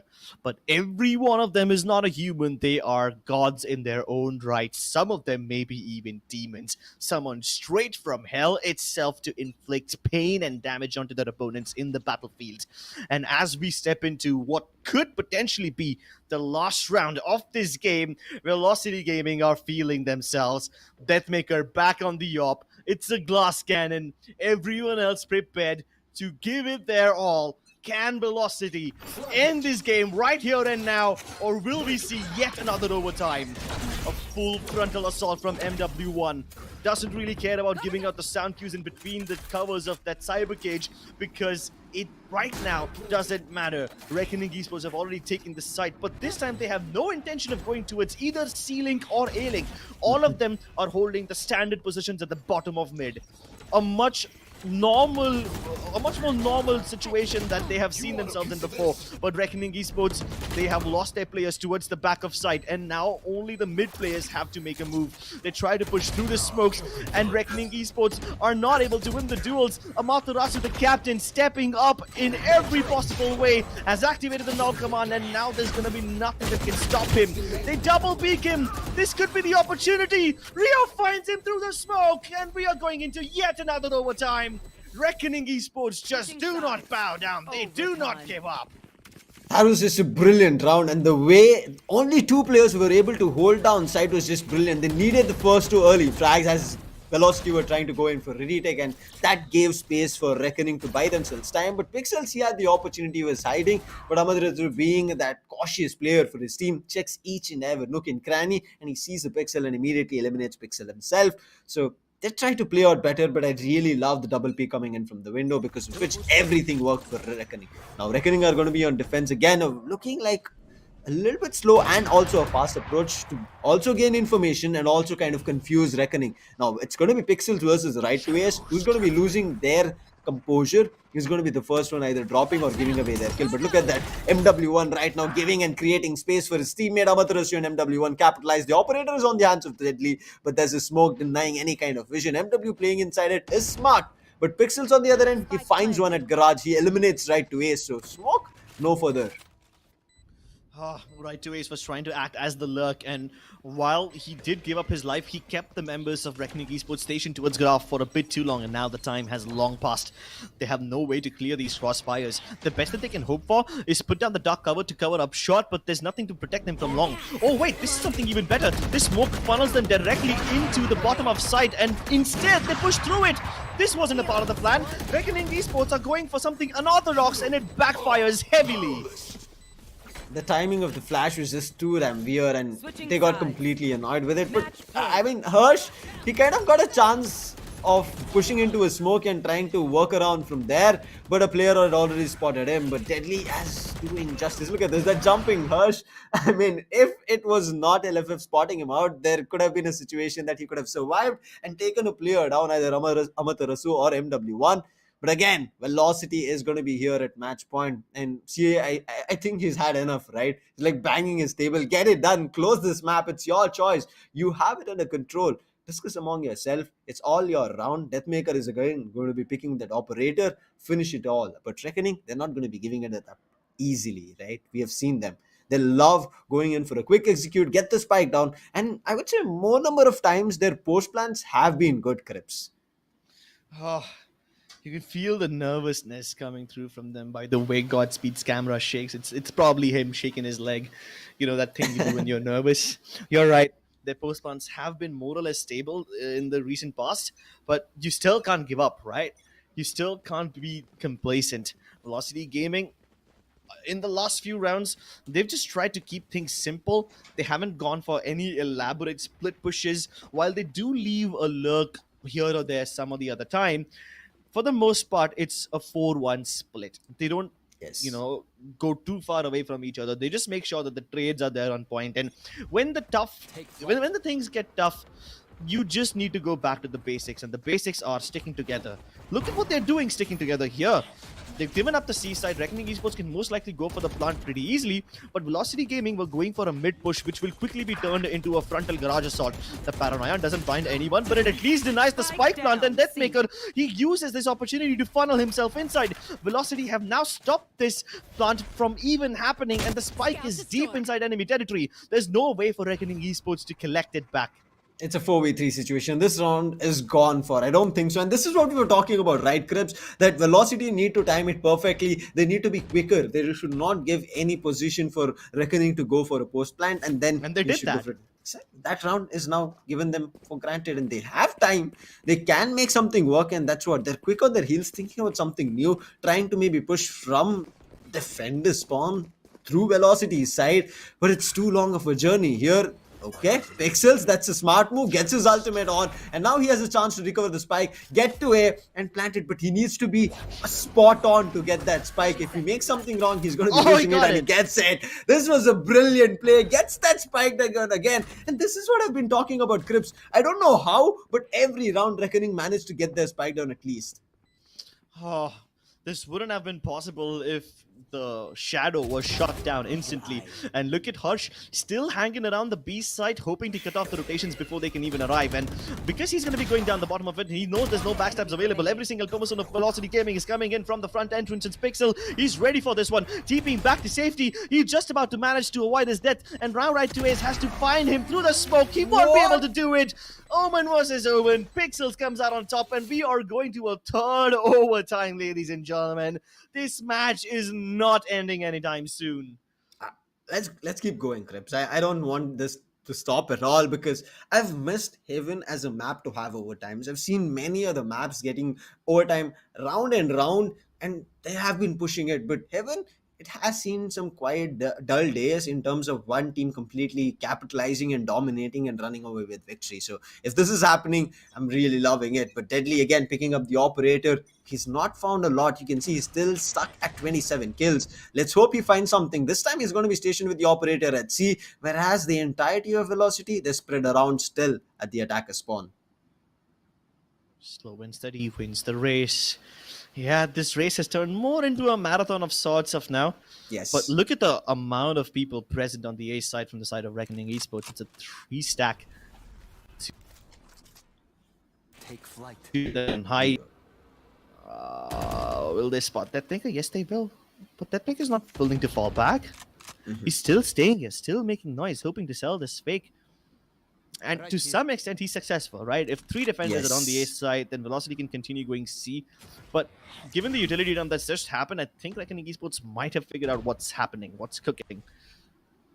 Ooh, the Trailblazer will give away Deadly's operator. He's trying to dodge it as much as possible, but also let goes of his tail when he had activated previously. Now they know where the operator is, and look at them immediately trying to brute force. It's all on Deathmaker's contact. If Deathmaker finds one, oh no, now Amaterasu is there to back him up. There's just 2 players here. They need to capitalize, but there's an A-long push as well coming through. The Paranoia does not hit anybody, so they're still safe, but side entry is already there. Rio is good for 1, but that's all, I guess. But the flash was brilliant. They get a 3, make it a 4 here, and he's looking forward to an ace, but okay, they still get the round. Deadly takes it away, but it's all about the round. Does not matter for the ace, but what a play coming in from Rio. The way he held from backside, that flash, I don't know how he survived it, but he made it work for his team. Oh, it was absolutely brilliant. The double fake from Velocity actually worked. They had managed to draw most of the Reckoning defenders towards the C side when they tried to make contact over there. And it was just down to Rio and Pixels over there. If it wasn't for that double kill, Rio would have instantly died coming in from the third person, but it buys him more space to swing around into MW1 as well. What on earth are Reckoning doing, man? They're channeling all sorts of demonic energy into their veins and stepping up individually. I have to say, Reckoning would have lost this round. They got bamboozled strategically, but it came down to individual brilliance, which allowed them to win. Ace must fall back, somehow survives this encounter, but at the cost of giving up the C site. And this has happened too often now, hasn't it? Yes. They try to go for the C assault. Reckoning Esports always get the plant, and Velocity find themselves in 5 versus 5 retakes a bit too often. The read is always good. Deadly is finding one. Amaterasu with his fragment takes a player down. Make sure that's MW and also getting one. Rio is surviving along with his teammate. Hirsch is there and able to capitalize one. But look at that. They're going in for the defuse. MW is up close at C-Long. Eliminates Rio. Now this defuse should come through. But I don't know why they're sticking. They waited to eliminate the player. And finally, it's going to be the defuse in another overtime. I don't think we are going to be ending heaven at all here, Crips. We are going to be keep pushing it. It's 30 already, and both these teams are not at all ready to give up. 30 rounds done and dusted. Yet nobody from the side of Reckoning Esports has touched 30 frags yet. Deadly 10 might do it soon. Although I have a feeling that Deathmaker might drop a 40 bomb by the time this match ends. Highly possible. Oh. My goodness, though, the disparity between Deathmaker and Hellfighter, though, you gotta see it, man. He's so far ahead of the rest of his teammates. Maybe if all of them start fracking as heavily as Deathmaker, this could have ended much sooner. But Reckoning Esports are relentless. They're not ready to give anything up, and look at this again. Information being gained from Velocity. This time Rio, that Trailblazer works, and because of that he messes up his shot out, but Pixels is still there to help him out. He's looking for another one, but Rio is able to survive. Look at this, the way they're able to distract the players. Deathmaker does find one, but he becomes the last one in Pixel with the 3k. We are heading to match point again for Reckoning. This is the second time that match point has come for Reckoning. They need to find a way to capitalize this. I'm looking forward to if they'll be able to do it or not. And I think they should be, because after fighting for so long, right, getting an advantage of round to make sure they get to overtime and also get match point, this is on them that they have the advantage right now immediately to close. It is too close in terms of maybe losing it as well, but it's always, right, 50-50 situation from the pistol as well, how overtime tends to function. It's always a 50-50 scenario, but right now you have the advantage. If you win, you're going to be closing it. Right to Ace, he's reading this side. Players are trying to push up. MW1 is also going to be there alongside him. They're able to slow things down, but Deadly and Pixel capitalize together, because of which Right to Ace and MW1 fall. Seaside is again opened up, but Amaterasu trying to holding it off. Flash is going to be brilliant. He uses another one, and it worked to buy them some time. That's all it is. It was no use of the flash in terms of taking a player out. But look at this backstab coming through. There's a trap fire over there, and they have to break it. They don't have time to right now rotate and go from Grad. So the information is completely gained. This looks like it should be Reckonings. Look at the way they're hosted at Logs. That is just a trap. There is 3 players holding out. Make it 4. Okay, finally they switch things up. They understand that there can be a spray transfer happening, just like Pixel said. The flash came in. Harsh and Bad Love closed it out, and it's Reckoning getting the first map here and making sure that it's not Velocity at all. What an intense matchup, finally working in the favor of Reckoning, and this is looking like, Crips, the day of upsets, and the upsets are here. I'm enjoying this. I did not think this will be happening. I mean, I thought Velocity should be able to close it out as this is their map choice, but how are they going to be making this work again and again? Back and forth is what we saw this match. I'm just loving this, the way it's going. We were expecting power, I would say complete powerhouse of a performance from both the teams. It did happen, as well as upsets, and yes, it is. Oh damn, I'm just super happy right now. Oof. I'm still unable to sum up, but I'm right now super hyped. I mean, even though there was so much energy in the entire matchup that even me and Crips completely used and made sure we talked about it a lot, I think we are still on the game for the next couple of matches as well. I feel this day is going to be a long day, even in this second matchup. One upset we saw where Revenant were able to take down Global Esports. It did go all the long way, but I did fear that it's going to be working out in their favor. But right now, we're going to be taking a quick short break and immediately jumping into the next match that is going to be on Bind. Let's see that soon. But right now, a quick break.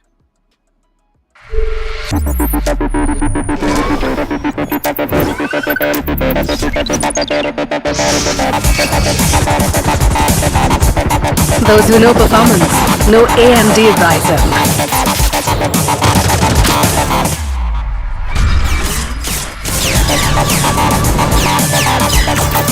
Get the latest gaming laptops powered by AMD Ryzen processors.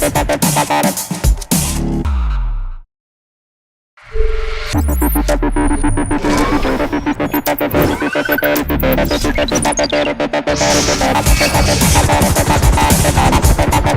who know performance know AMD Ryzen.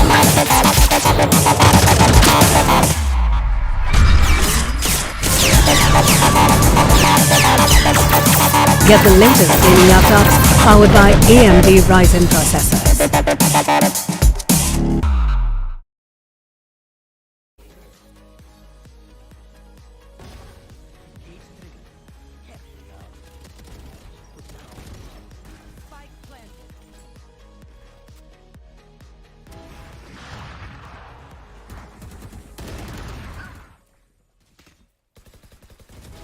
Spike planted.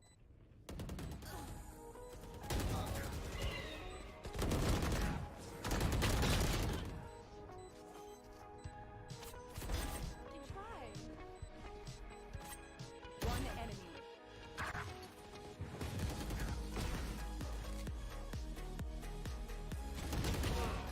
Spike planted. One enemy.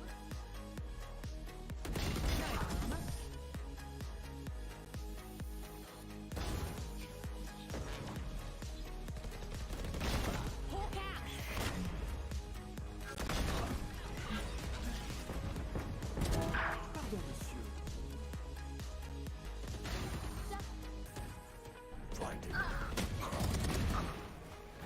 Gotta go. One enemy remaining. Spike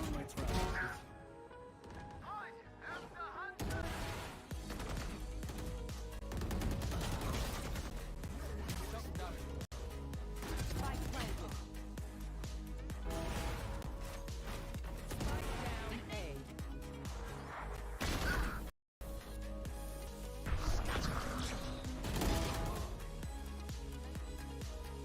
One enemy remaining. Last player standing. One enemy remaining.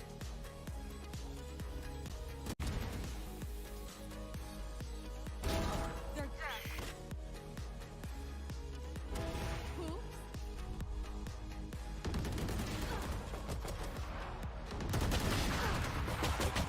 Last round.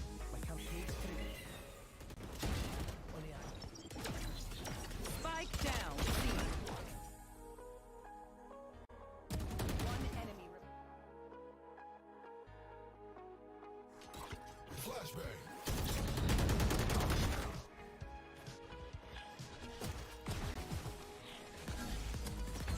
Enemy killed.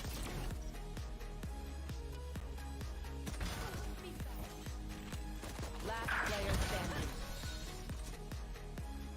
One enemy remaining. One enemy remaining.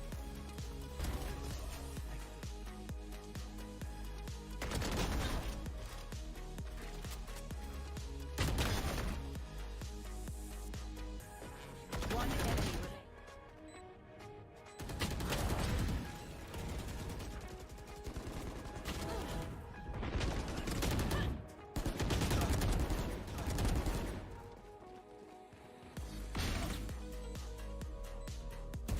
One enemy remaining.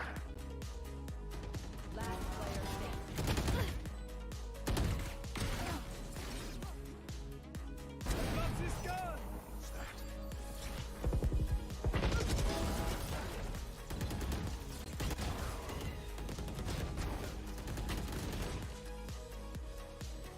One enemy remaining.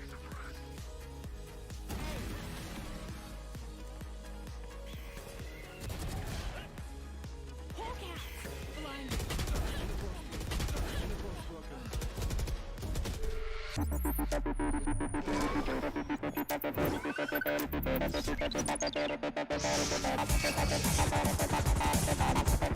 Those who know performance know AMD Ryzen.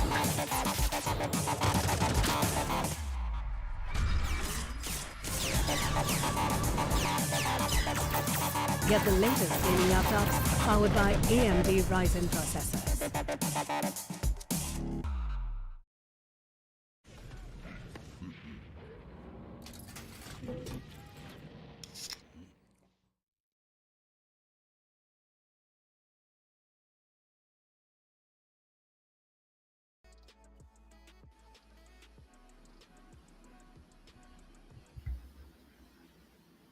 Welcome back, everyone. Hope you had a chance to catch a breather over there because this first map was just incredible, Cribs. I never expected it to be taking such a monumental effort for both the sides, but we said, right, Heaven is a map where I feel like Reckoning need to close out irrespective. Velocity chose it, they did manage to close it, and right now, Vine has some confusions. There's a question mark because Reckoning also chose it, and as they started off, they looked well prepared for Velocity. Oh, they seemed well prepared. And then towards the tail end of that match, I thought, okay, Velocity know what they are doing. They were able to counter that pretty well. They came up with a few original strats of their own as well. You know, that B to A link, that strat. It was pretty innovative. Yes. And Reckoning tried to do a similar version of it by going C link first. Would have worked if their backstabber, if the person that was watching their backstab didn't die. And then they were like, yeah, let's just try the opposite of that. Let's just try what Velocity did exactly, dot to dot. They went from B to A link. That didn't work out for them either. So Exactly. the Reckoning innovation didn't really pan out. But then the moment we entered overtime territory, Reckoning just kept spamming C-side, C-side, C-side again. And Velocity Gaming, they kept losing control of that side consistently to the extent Yes. where Reckoning Esports literally use it like their bread and butter, their primary source of round income. I mean, there was one round with this last one, right, where it should have Velocity been kind of pushing it to another overtime. MWN pushed out from Garage, right to Ace was there. The Paranoid had also come through, but they missed the opportunity. Both of them fell apart together. But right now, as we were talking about the game, let's jump into the scoreboard where you can deep dive and understand how much has happened in that one specific map. You can see MVP, that maker, but I would say Pixels just stole the show for numerous times. He had an ace, he had multiple 3Ks and 4Ks as well. Getting closer to another one also was what Pixels is doing. 27 kills, 269. And Deadly was also not far away. Cribs, look at him, 250 average combat score and with a ratio of 1.35 on his KD. Wow, the numbers definitely don't do justice to the amount of heavy lifting that Pixels did over here. Even Yes. Deadly 10 for that matter. These both characters were just absolutely on point with every single duel they were able to pick up. Sometimes using each other as bait, sometimes switching positions and bamboozling the hell out of Velocity Gaming. But you also have to appreciate Rio. The moments where he came in clutch was incredible. Some of the most important yes. rounds that Reckoning Esports were able to win was because Rio stepped up. And even though his combat score and KD ratio is not as high as Pixels, it's the impact that matters. It's the one round where he creates the opportunity for Reckoning Esports to stay alive. That's what matters. The numbers, Yes. they're just a secondary byproduct. The 29th round, to be specific here, the way he played around default, right, Krebs, was just too brilliant. And that's what we said, right? From Reckoning, there were just heroes in a couple of specific rounds. Even though you see that there are a couple of numbers which look kind of weaker, as you said, these numbers don't do justice to anybody, both Velocity as well as Reckoning. Hirsch, he might not have been brilliant and promising as we thought, but his position had elevated when he took two players down kind of helped his teammate to again get control. But Padlov, how he was doubling down on numerous opportunities. I mean, he was not going in for those 3Ks and 4Ks, but he was going in for those 2 kills back to back. He was able to get that two players immediately out without giving a chance for Velocity to react, and that is what is more crucial. 17, 15, 32 rounds is what Reckoning and Velocity fought against for again and again. But Bind is going to be where I have questions because Fade is what Velocity brought in yesterday, right? Without a Sova again. They have been a team who have constantly worked without a no Sova play. And yes, when Fade came into picture clips, even I thought Sova should be kind of maybe not coming into a lot in play because Prowler, right? That kind of helps you in terms of an offset of a paranoia. What do you think is going to be happening here as well again on Bind? I think this time Fade will be a little more effective for the side of Reckoning Esports. Velocity were able to overcome that hurdle pretty easily in their previous game. But given the way Reckoning Esports are adjusting on the fly and they're trying to Exactly. try new stuff, even though it was pretty evident that they haven't applied those strats before, the fact that they're willing to experiment in a very important SCS match like this shows that you cannot deter them from trying new stuff. You just cannot stop them from experimenting, and sometimes those experiments are successful, and even if they fail, they learn something or the other from it, which they can utilize during the later stages of the game. So nothing ever truly goes to waste over here. Reckoning Esports, man, they're like wolves. Like quite literally, the logo is of wolves, and you know what Yes. happens when a wolf smells blood, right? He doesn't go in for the kill; they go in as a pack. All the hounds rain down upon the prey. and all of them just tear them apart. Can Velocity Gaming become lions, the only one creature that can defeat the wolf? Is it possible? You've put it in the best way possible over there. As you said, they are going in as packs. Velocity, when they did, we were talking about it, right? They have to find an opportunity where they go in for a quick retake, not give opportunity for post-plan positioning on Reckoning's end. And they did get that round, right? It was too quick. Reckoning were not even thinking of that could have been an execution coming through. They let them get space and then cornered them at seaside and then completely got that round under control. So there were a couple of ifs and busts where we thought Velocity should have got a lot more. But I would say reaching match point first from Reckoning was also surprising. And I think that's what added on to their confidence that they could keep going and pushing ahead irrespective where Velocity is at. So they never left the battle. On the other end, Velocity, they're going to be commending for what Reckoning did. They were better, the way they were able to push up, and also understand that it is an attacker sided map on Reckoning, and they were every time getting that plan. They were concentrating on getting that spike down and trying to withhold it from being diffused numerous times. I mean, yes, whenever we also talked about it, right? Them trying to go in and push up on A-Link, they did try to see. When all of that failed, they started adapting, and as you mentioned, on the go, on the fly is what Reckoning were doing. And if on the fly they're able to do this good, I don't know if they're already pre-planned and prepared how deadly they're going to be. Yeah, I don't think they need to plan about it. They can already figure themselves out to be the one team that can spontaneously take down the big dogs of Yes. Indian Valorant. And to some extent, this whole day has been about the underdogs, right? We had Mhm. Revenant beating out one of the biggest teams in the country, Global Esports. Now, Reckoning Esports have taken a map off of Velocity. They're heading towards their own map pick, which probably indicates that this could be a 2-0 if Reckoning don't drop Yes. the ball. So this whole day is just dedicated to the underdogs. And it's proof that if you put your heart and mind to a single goal and you devote yourself to it entirely, not even God Himself can stop you from achieving it. Exactly. There's nothing that right now Velocity are able to do against Reckoning. I mean, even though they are trying to adapt and bring something new, it's not at all working for them. But this again, as we were talking about how Bind can work out, Velocity did close out yesterday against Union Gaming, but there were messy rounds, right? Where we saw Union were able to brilliantly come back. And that gives me again the idea about if that could have happened, Reckoning watched that game, they've found weaknesses in the gameplay of Velocity and they can again exploit it and then immediately take them down. So there is a possibility. Touch wouldn't cross my fingers. Reckoning can immediately try and take them down on a 2-0 fashion, and that's going to be a biggest upset that none of us, I'm pretty sure even the audience watching us all over the world, might not be expecting. They'll be like, wait, what just happened? A 2-0 coming in from Reckoning. Again, mind you, this team got taken down from Valor on a 3-1 fashion, and for them also, just because they were able to qualify here to the group stages, now they know they also had weaknesses, right? Even though they had a flawless run in their qualifier stages. Yeah, I mean, sure, defeating the big teams over here might have been something that you expected from SCS, but is it something you expected from Reckoning Esports, especially after their losses in the previous phases of the tournament? I thought that they would be the kind of team who would be struggling against even the other teams who are not exactly the top tier ones yet. Even the other underdogs would be able to give Reckoning a run for their money. But I have been delightfully proven wrong, and quite frankly, I love Yes, this feeling. I love it when things don't go according exactly. to what your expectations were. I love it when the underdogs win, and I really hope that Reckoning Esports can continue this good form. If they don't, well, then this is going to be yet another lengthy affair, which I think I'm prepared for. But are Mhm. Velocity prepared for this one? Are they ready for the storm that the Wolves are about to call in? Exactly.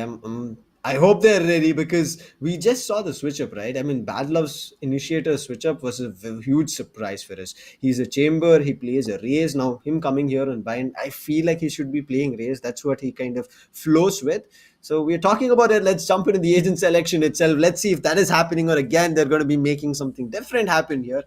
Deadly is going to be the one, and Bad Love finally comes back on the chamber. So I don't know how this is going to be working out. Previously, again, Krebs, when he played on the chamber, I'm sorry, on race on Deadly, it did not work out. He was picking up that judge too often, and never did he find those kills. So again, I have a question mark of how Deadly will be functioning today. Hmm. So there are certain similarities. Deathmaker and Battle of both of them opting for the chamber. Rays available on either side in the hands of MW1 and Deadly 10 respectively. Even the Sky and Brimstone for that matter are more or less the same. Yes. The key difference is the Fade versus the Breach. Fade obviously can cause disruption with the Seas and the Haunt, both of them gathering a little bit of information and even denying the sound cues to some extent. Meanwhile, the ultimates of them both operate in a similar area but in very different ways. You get hit by a rolling thunder from Breach, you're not going to be able to shoot back at your opponents until you land that one crisp, clean one tap. Yes. With Fade, on the other hand, you give, you get a lot of information with that Nightfall. You also deny them any sound sense, which means extra follow-up utility that you throw at them, your opponents won't be able to react to them. But still, the key difference over here between Fade and Breach is the fact that you can easily follow up with the Breach's ultimate. You can rush into a site knowing full well that your opponent will not be in any condition to fight back because they're concussed. Whereas when it comes to Fade, sure, you might know their positions, but you can still get shot back. That's the key difference over here. Yeah.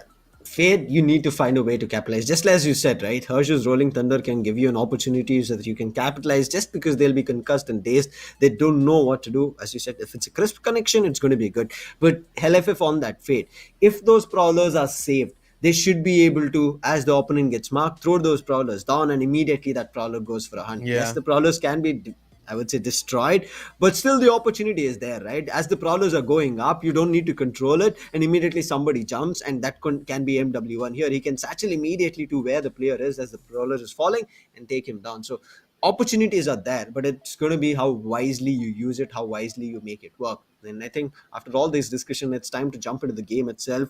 It's going to be player scam. We're going to be seeing what they're going to be doing. Did Deadly just switch up in between? Yeah, he's right now wearing a jersey. I mean, he was feeling comfortable. Right now, I think he's feeling cold, but nonetheless, his gameplay is just too hot to handle. Huh? What do you mean he's feeling cold, man? He's an ice cold killer. This Yeah, man has no mercy, no remorse. Starting off. No. Ooh, Deadly. What? Fate does get marked, and now look at this. The Prowler does give the opportunity, and no. Deadly, that utility usage does make things a little bit hard, but Deathmaker, look at this. He's still making the fight a little bit tougher. But it's back to a 3v3. Health is going to be better. I hope right now Amaterasu has a regrowth. Otherwise, it's going to be difficult because he's too damn low for Deathmaker. Did he invest in one? Exactly. Not really sure about that one. Even if he did, I don't think so. time to go ahead and heal all the way back is just not present, man. They're both covering each angle all by themselves. The Chamber, Deathmaker holding a shot. Sky holding the bottom of bathroom. And if none of that gets activated, then they still have Raze over towards the B site. Reckoning Esports, though, they have no reason to split push this time. They can group up together and hit this A side with everything 30 they've seconds got. left. There's two players here. Deathmaker spots, uses Rendezvous. I mean, he did not have his opportunity to take a second shot, right? Because he knew there should have been a chip damage. There was just too many players. Amaterasu also gets stacked up. He's right in the smoke. The flash is good. But look at them. They are trying to capitalize, missing a couple of shots. Amaterasu is still surviving at showers. MW1 has made the 10 rotation. seconds They're left. going in for the spike line. They need to because they just have 8 seconds with Rio. He makes the mistake. He did not have to push.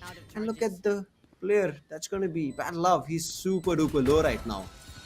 Ooh, clean round from Velocity Gaming. And they get that first pistol. I really thought that given the HP disadvantage that Velocity Gaming had, Reckoning had a chance to win this one. But they only give up Deathmaker as a start. And after that, the trades from Velocity are just too good. But not to take away anything from Deadly 10, his entries were the ones who facilitated this plant in the first place. If it wasn't for him, then this round would have been over before the spike would have even gone down. Amaterasu, I mean, how does he even get that, man? I'm pretty sure that the other Sky on the hand, the moment she let that bird out of her hands, Amaterasu shot it down, it blew up, and then all of a sudden everyone's blind. Thank you. These chaotic rounds, man. Crips, there was a force right now coming in from Reckoning. They're trying to make sure they convert this round. They forced it. Deadly again jumping in. He spotted a player, but look at that. He's not giving up. He's hit by the Prowler, takes the battle, takes a player down, but LF does the same thing. WK Gaming, he takes a player down, but double P, and the Stinger works this time. Pixels is able to take LFF down. It's going to be a 4v3 situation. Let them just slow things down, because previously they were just too aggressive, knowing that they had the numbers. But look at this. The thought of getting the spike done, but immediate rotation. There's nobody at B. It should be an easy plan coming through. The trademark does slow them down, so the opportunity is there for velocity, but already inside, and the spike going down. Now it's going to be a retake situation. Weapons are going to be on both the sides. Let's hope velocity they manage to convert this, or they're going to be on a economic disadvantage.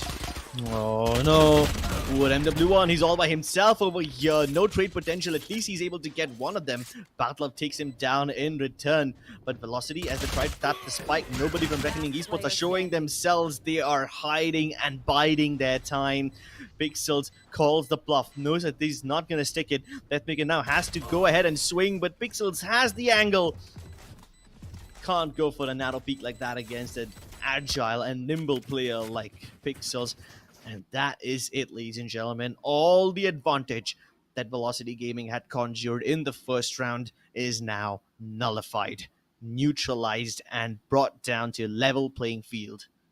I'm pretty sure Velocity were also surprised. They were not expecting for that buy-up to come from Reckoning. They thought that there's going to be them just playing with the Sheriffs or maybe the Classics as well.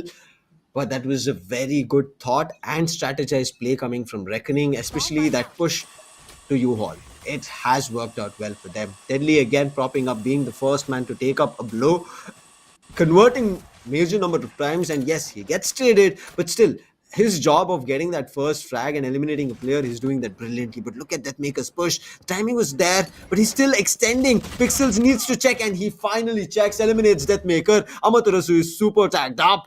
But look at that. They understood that there has been an extension at A. That means that it should be a weakness as well.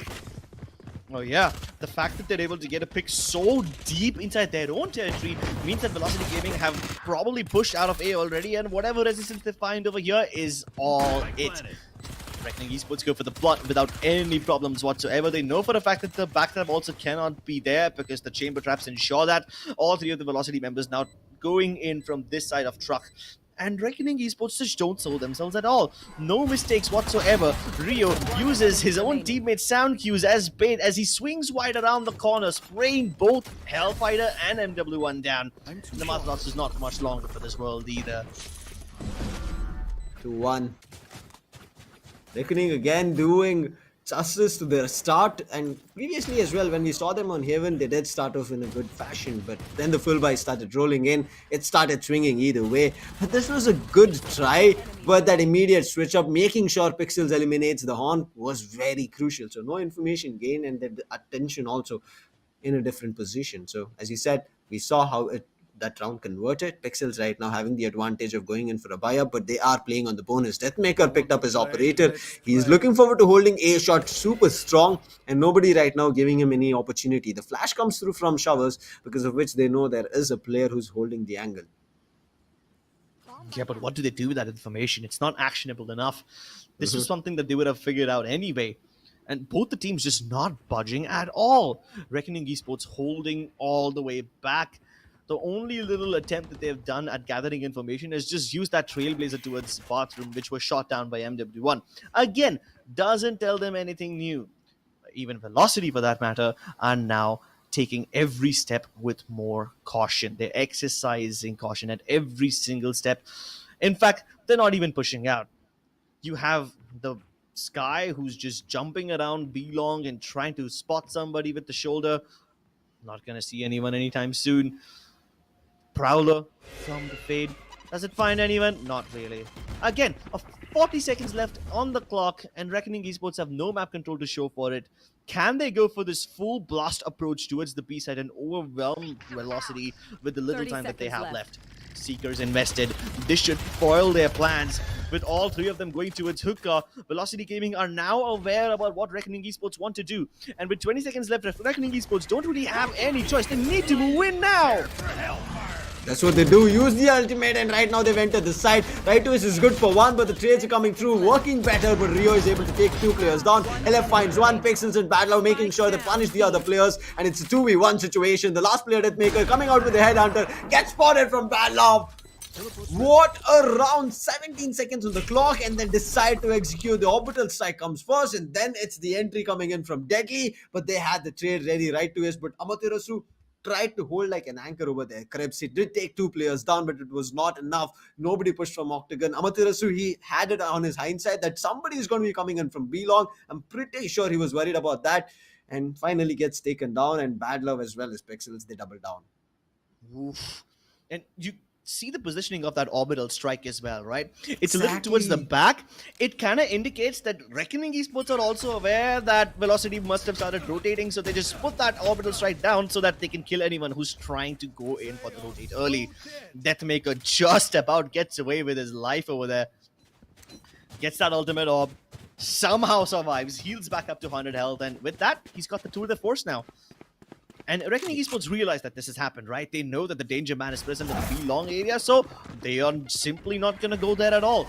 Smokes go down, the flashes and nades come pouring in, and just like that, this brute force approach from Reckoning Esports is coming into play now. They're being held back by the seas, but Deadly 10 doesn't care. He's going to spray down 2 of them. MW1 has to fight both ends at the same time, and it's just too much pressure for his nimble shoulders. But they haven't allowed the plant to go through yet. Seekers, now invested by the other side, indicate both the members of Velocity Gaming to be towards the CT side. Enough time for them to capture ultimate orbs and go for the plant as well. With little to no weaponry secured by Velocity Gaming members, they still have to work with their eco weapons and the one orb that Deathmaker now wields.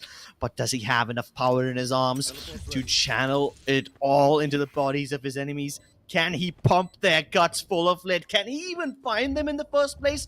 Nothing to find information with. There's no guiding light available on the sky, but Deathmaker doesn't need any guiding light. He is the light that shines bright, and he's gonna not go down without a fight. He continues to defend all night, but Harsh is here, and he will strike fear into the hearts of his enemies.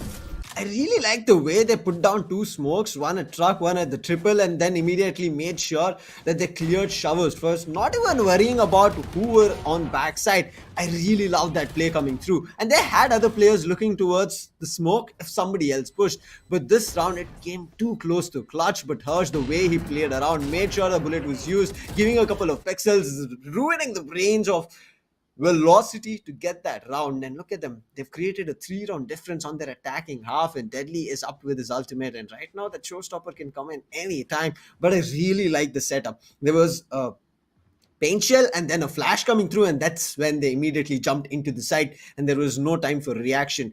MW1 did pick up those insane shots with the Sheriff, but that was not just enough. But look at this, Reckoning again, making sure this number of rounds that they're able to prop up just keep flowing in their, I would say, bank.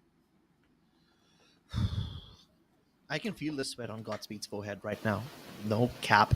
This guy is working so hard to create these executes. And the pace of the executes that Reckoning Esports are doing are also pretty blitzkrigy, right?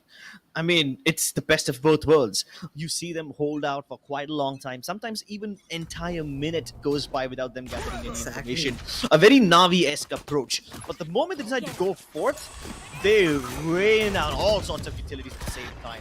So I guess the formula for Velocity to win over here is to break them down before they can set up this utility, and that's exactly what they're doing. MWL and Hellfighter, they go beyond what was required off of them to get those kills, and with that, the staging area of Reckoning Esports execute has fallen apart. But they can still recover it. There's still the Rolling Thunder available. Do they choose to use it now or save it for a better occasion? Again, look at this, Amaterasu is going into the heal. This is what is very crucial. The ultimate gets used and it goes in vain. There's nobody who entered U-Halls. At least they've waited out an ultimate, so that looks too damn good. Yeah. MW1 gets healed up. But look at this, every time the regrowth is used from Amaterasu, he loses more than half. That tells you that in case somebody else loses more of their life, he does not have enough fuel in him to get them back running. Yeah, that orbital strike could have been devastating if used at the right time to deny the spike plant, but that was an unforced error from the side of Velocity Gaming, and Reckoning Esports will be very happy to not just bait out that ultimate, but also get this B side under control. Bad Love pushing all the way into elbow. Even here, Reckoning Esports are paranoid that somebody might be available towards B long, so they just cleared everything that they can. And the moment Velocity start to come close enough, they're gonna let loose this massive earthquake and throw them down. The showstopper gets denied, and somehow MW1 cannot create the impact that he was looking to. It's all down to the good old man, Mr. Brimstone, Mr. Right to Ace. Can he clutch this one out? He's aware about the position of the chamber, but he doesn't know where Harsh is. Now the sun is given out. Correct. The way the confidence was there from Reckoning to get the spike down, even though they heard the teleporter, right? They knew they were going to be pushing up right to Ace. He brings it close, but he's not reading it. They're the right position. Harsh gives away his position. He shouldn't have done that. But there's no time right now. I'm pretty sure right to Ace, he'll be happy with 3k, but not getting it down. He'll be disheartened. Oh my god. Well, I was about to call him right to clutch before I realized that there's no time, but my oh my. The adjustments from Reckoning Esports. Absolutely spot on. Pixel so quick. If that showstopper went through, everybody would have died. And you can see how they were just trying to clear out B long before they went for the plant. The moment they heard the teleport, they decided to plant inside the metal tube instead of outside. And that was a brilliant decision. Almost lost that round when, you know, the last member, Harsh, started to spray a little preemptively. But he knew that the time has long passed.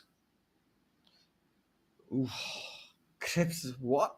I mean, I'm unable to sum this up, but still, I'm still trying to wrap my head around of how MW1 is denied, and on the other end, Reckoning confidently getting that spike down when they knew as soon as the teleporter happened, there is MW1 who's looking forward to his ultimate, and then Pixels, he faces off MW1 while that showstopper popped off. Here comes the party. You know how everybody runs away, right? There are two ultimates where everybody try to run away from. One is going to be the Phoenix, right? Another one is going to be the Race. They use these two ultimates to push back opponents or at least take an advantage and eliminate a couple of players out. But Velocity, they're not having a time that they wanted here on Bind, and Reckoning, they're proving why they chose this. I had my questions, but right now I'm getting my answers as well. Oh, everyone's getting an answer. Velocity is not just getting the answers, they're getting a firing back, a clap back so hard that they wouldn't have anticipated it. Much faster pace from Velocity this time. The utility dump from either team towards Bathroom has gone in vain, as no casualties have taken place yet. Oh, but this could be a casualty zone. The orbital strike along with the showstopper. Two ultimates invested to clear out just this one region, but still they haven't gotten control of the site, so Velocity can still chill a little. They might have lost a player, but they made out two massive ones. And if things go wrong, there's still the Nightfall available on Hellfighter. Oh, Deathmaker! I was reading this, I was watching on V-Long, push coming through from Bad Love, makes the mistake, gets punished. Now he has a chance to recover the weapon, but look at this, everybody wants to take him down. They've read that it's only Deathmaker on B side. They're pushing up, but look at this, Deathmaker, he should be spotted now any time, but Deathmaker is ready for the fight. He immediately rendezvous out, and there's no opportunity of that trade. So they bring numbers also under control. This is not a good buy. This is an eco here Velocity are playing on, but I don't know why Reckoning are making the mistakes of going in for these slow peaks, and they're getting badly punished. Taken out. Hellfighter gets punished due to a very ill-timed push from Rio. But it doesn't matter all that much. Deathmaker all by himself. 4 kills, lifting his team's spirits up and their economy too at the same time. Yep, you were right. You were right, Lucifer. Reckoning Esports have been pretty good with their pace of their executes. They've been bursting out and using the Blitzkrieg approach quite often, and it's worked with them so far. But the one time they try to slow down the pace or maybe go in one by one, Velocity Gaming pull off a round. A thrifty on top of that. And that's exactly why Godspeed has called for this tactical timeout. He knows for the fact that Velocity will shut them down if they let the pressure down. They will be able to fight back if Reckoning Esports do not keep up the pace. Again, this needs to be watched. Deathmaker, the way he played, punished them. I still like the slow approach coming in from them, but all they had to do is make sure they played together, right? That's what Reckoning are known for. We were just talking about them. They're a pack of wolves who like to play together, but as soon as they got separated, they were taken down on thrifty. which is not something Godspeed is happy about, and that is the reason he's immediately called this timeout. After getting a 4-round lead, right now if you're giving Velocity a thrifty round, that means that they're going to be bringing much more opportunities for themselves, and this is just a defense favored map. So you should not do that round in and round out. And Godspeed, let's hope he's immediately told Reckoning their mistakes. And also, to add on Crips, they used 2 huge ultimates over there. Showstopper, yes, they got one, but with that orbital strike, they did not find anything. The only thing that they were able to is push back the opponents. Satchel out. Oh my god, speaking of pushing, here comes Deadly. With that deadly pace, he's taken U-Haul all for himself, and that's prime real estate. They're about to conquer the site as well. Only need to do is kill Deathmaker, who's just around this corner. And with that, he's fallen back. MW1 is potent enough to shut down this push from the other side of TP. The roles have been reversed here. It's the attackers who are trying to push in outside of the bathroom. Meanwhile, the defenders are just laying low. But what hasn't occurred to Velocity just yet is that there's still an attacker inside the U-Hauls. The Raze is sitting right there. Amaterasu strapped over here inside the teleporter. He can't get out. But does Ace know the Deadly 10 is around the corner? If he picks his timing right, Ace is a dead man. Minced meat. They need to play on the back of Deadly 10's flank. Oh. He's the one providing all the information to his teammates. He got spotted. Right away, saw the minute pixel of Deadly, and right now he's already called it. The players are trying to regroup, but... Oh wait, did he find? That did not happen, but Rio does find a player. Pixels as well eliminates his own doppelganger. Doppelganger versus doppelganger. Deathmaker puts Pixels down. Spike is out in the open, but there's not LFF here, because of which they're able to eliminate Deathmaker and right now get that Spike, and they're going to be able to get the plant as well. But Deathmaker is already back off site. He's already pushed U-Haul and he's not watching it. Rio, he might get punished for that, and yes, he does. And now it's all up to Deadly. The horn comes in, which should give away his position, but it gets destroyed. He's got the ultimate, the prowlers, the seas. He's got all that he needs. An entire armada of utility available on Hellfighter, but he chooses to swing left, and Deadly 10 wins it. How? I mean, you saw the minute change that Deadly did though there, even though it was connection coming in from LFF first. Deadly immediately kind of did a little bit switch and immediately went for that crouch and got eliminated. You saw Deadly was also surviving with just barely 30. So a couple more bullets coming in from the Phantom could have taken him down. Nonetheless, again, keeping the difference same as 4 rounds, Reckoning are pushing how much ever they can, putting Velocity down as soon as possible.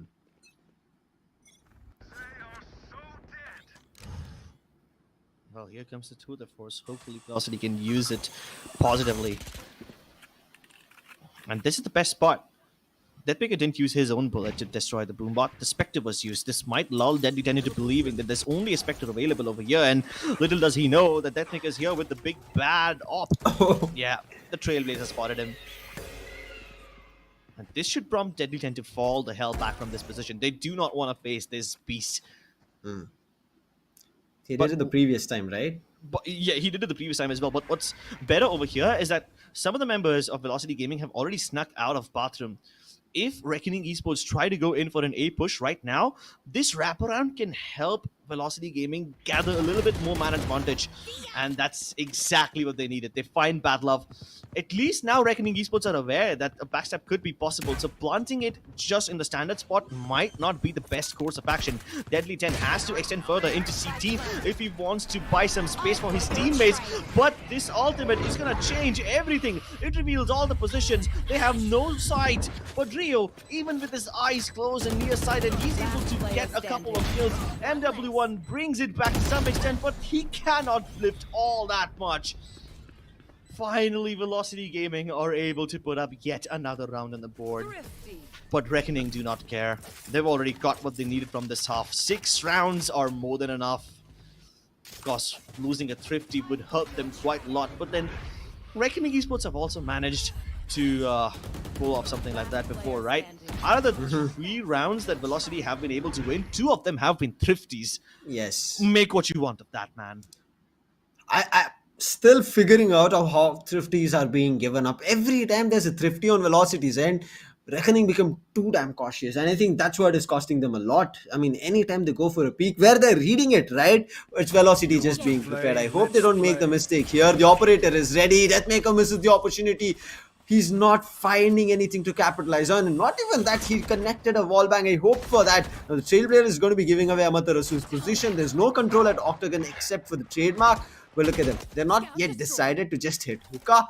But if they time it perfectly, they can, because there's just two players here. Finally, Right to Ace is here, and he's going to be trying and helping them out. And his Octagon is closed off for business with the smoke. But nobody's pushing from B long, so they don't have to be worried about it. That smoke will go down in win, especially Brimstone just has 3. He's already used one of his. I have a prediction to make. Oh, never mind. That prediction just went down the drain. I was going to say that the Beach will try to do something on the A side to sell a fake, and then they move into its hookah. Amaterasu caught with a bird in his hand, and Deadly 10 with the fancy footwork is able to get one, but that make is quicker. And with this one, they know exactly where the op is. Do Reckoning Esports continue to challenge this avenue, or do they go somewhere else? They still have 40 seconds, enough time to make their way towards the A site, and they should do it right about now. The rotation from 30 Velocity seconds Gaming left. is on its way towards the B side. 2-2 split for Velocity. The orbital strike, it's going to force them out, but it still doesn't matter. Reckoning Esports have a chance, but not enough time. Deathmaker calling well above his ears as he tries to hold down this region. The aftershock will force him out of the corner, but Right to Ace is here to help him out.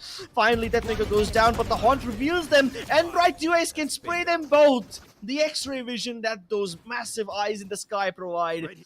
Get Velocity yet another round. They wasted a lot of time here. Reckoning outside of hookah especially. Yeah. Deadly found one, good, gets traded. That's their cue to rotate, right? There was just 2 players at A. I understand it's again 2 players holding really strong, and MW1 and LFF, they're playing one hell of a game, trying to make it work, and especially LFF's utility has, I would say, paid a lot for Velocity. Information for them to play around, especially, I would say, paranoia them. But they've not been able to capitalize on that. But finally, making a dent on Reckoning's economy was much needed. They're trying to bring it to closing it at a 6-6, because that's how much Reckoning have got right now. They're leading at 6. But finally, they're getting put down as well. The numbers not working now. The Prowler does give away the position of Hirsch. He successfully backs up, but what? As Right to Ace puts him down. It's just the Sky left, the woman from down under. The Australian muscle woman. Can Rio channel the powers of nature to bring together something cohesive? If nothing, at least just walk away with a nicer weapon, man. That also should be good enough. If he walks away with a better weapon now, he will have enough money to drop an operator to one of his teammates in the next round. That is, if they choose to go for a T-side op in the first place. But this round seems more or less dusted, right? Yeah. Oh, right? Oh no. The moment I say that, Rio starts to bring bells of danger, and he's going to be able to do a lot in terms of the damage around. But Deadly here, he does get his ult up. He is able to get the showstopper online, but gets a little bit, very little, minute. But at least that, I would say, chip damage. Yeah, sure. He is 0.25 bullets away from dying or something like that. That's how much damage it is. Oh my god, here comes the rolling thunder, and it doesn't cover Deathmaker, so he still has his weapons out. He denies the showstopper. It's his teammate who helps him out, but the numbers are still neutralized, and the moment I say that, Hirsch and Pixel step it up. They catch the backstabbers in the form of MW1 and Amaterasu. It's just down to Ace. He can hear Hirsch storming down that corridor. Noise cues get Ace one more kill. But he's already used up his orbital strike. He's only got 1 smoke and 1 molly left. Can probably use that molly to deny the plant, but first he needs to find where his foes are. Bad Love has crossed over, so the timing was just great for Reckoning here to cross over, and right now they're also getting into sight. Right to Ace is reading this all wrong on cards. They're getting the spike down, and finally here's the cue where he has to start backing off. I mean, that was the cue where he took down Hirsch, but right now they're a little bit further away. The spike is down. There is no ultimates to go for a post plant. That is going to be better for Reckoning, so they'll be looking forward to holding it strong in the positions at A shot. But Right to Ace, he has 1 smoke and a molly to play with. But Bad Love was stationed at truck. A quick and immediate elimination of Right to Ace guarantees them a 7-5 and a buffer of 2 rounds. Yeah, I mean, at least Velocity Gaming were able to pick up 5 rounds, right? There was a point where I thought that Reckoning Esports would run away with an unprecedented 8-4 or maybe even a 9-3 lead. The fact that Velocity able to string together a couple of rounds, even though their economy was more or less shit all the time, it's still good enough. Keep in mind that out of the 5 rounds that they've been able to win, 2 of them were thrifties. So that's a positive sign to some extent. If their economy breaks down in the attacking half once again, I hope that they can channel that same energy back and mount a comeback. Reckoning Esports, though, with this lead, if they get the pistol, they could go all the way up to 9-5 without being contested. Yes, they'll be getting closer to double digits. Yeah, they'll be getting closer to double digits, and they already got that one massive digit, the 1-0 lead of the map up on the board. This is all for this group stage series. Point and Deadly. He is able to isolate the fight, and this is why you need a breach. The fault line was making sure that nobody else helps Deathmaker over there as he was trying to push up. They push them all back, and Deathmaker gets isolated, and that was a brilliant fight now. B-Long is where Amaterasu wanted to contest, but he spotted Bad Love, and now he's worried because he has a net headhunter, right? That's even worse. Slow and steady. Reckoning Esports, slow and steady. Gathering information, figuring out people there at hookah. This inevitable B-rush has been read by the members of Reckoning, and Bad Love is in prime position to shut down at least one of them before Hellfighter comes through with the trade. But still, the Spike being killed boils down a lot more time. So Velocity Gaming decide to go for the other way around. But MW1 uses that teleporter sound cue as a distraction to kill Pixels, and he's also keeping Rio stationed over here. Rio realizes that it's absolutely pointless to fight this guy, so might as well just head towards the A side. But now they're going to be so paranoid about a potential backstab. MW1 must leave that position. Hellfighter gets taken down, and the Spike goes back towards the B side. They're making Reckoning Esports run all around the map.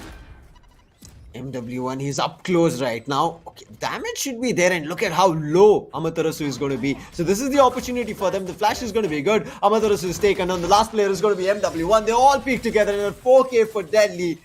A brilliant one, and we were just predicting if they get the pistol under control. But again, how Reckoning immediately went for an anti-eco force. I'm looking forward to if it's going to be happening here from Velocities. And are they going to be forcing the matter at hands and making sure they don't give up that 9-5 and a potential double digit? There's Jord written on the whiteboard, and the arrow points at Deadly 10. It's right. Yep. There's no second question on that. Absolutely not. Velocity. Speaking of Jord, isn't that the name of the Velocity pet? Oh. That Shih Tzu that they have? That's his name, right? Yes. And we're not seeing that. I think that's what is not working here for Velocity, right? Damn right! We found the reason. We found the reason Yes. for their loss. There's no emotional support dog available in the room. Okay, all jokes aside though, I love the way how Velocity were trying to make Reckoning Esports run around every single time. And I also love the fact that MW1 stayed back over there in the B side while his teammates TP'd away towards bathroom. And if MW1 was a little more instrumental, a little more active in this round, he could have dismantled Reckoning Esports before they had a chance. But there's only so much that you can expect of a single person. All the teleporting shenanigans, 2 teleports in this round, by the way, one from B to A and then another one from A to B. None of them seemed to bother Reckoning Esports because they were just comfortable running back down through defender spawn, sticking together and not overextending into positions where they don't know what lies ahead. I think that's the point that everybody needs to lean towards.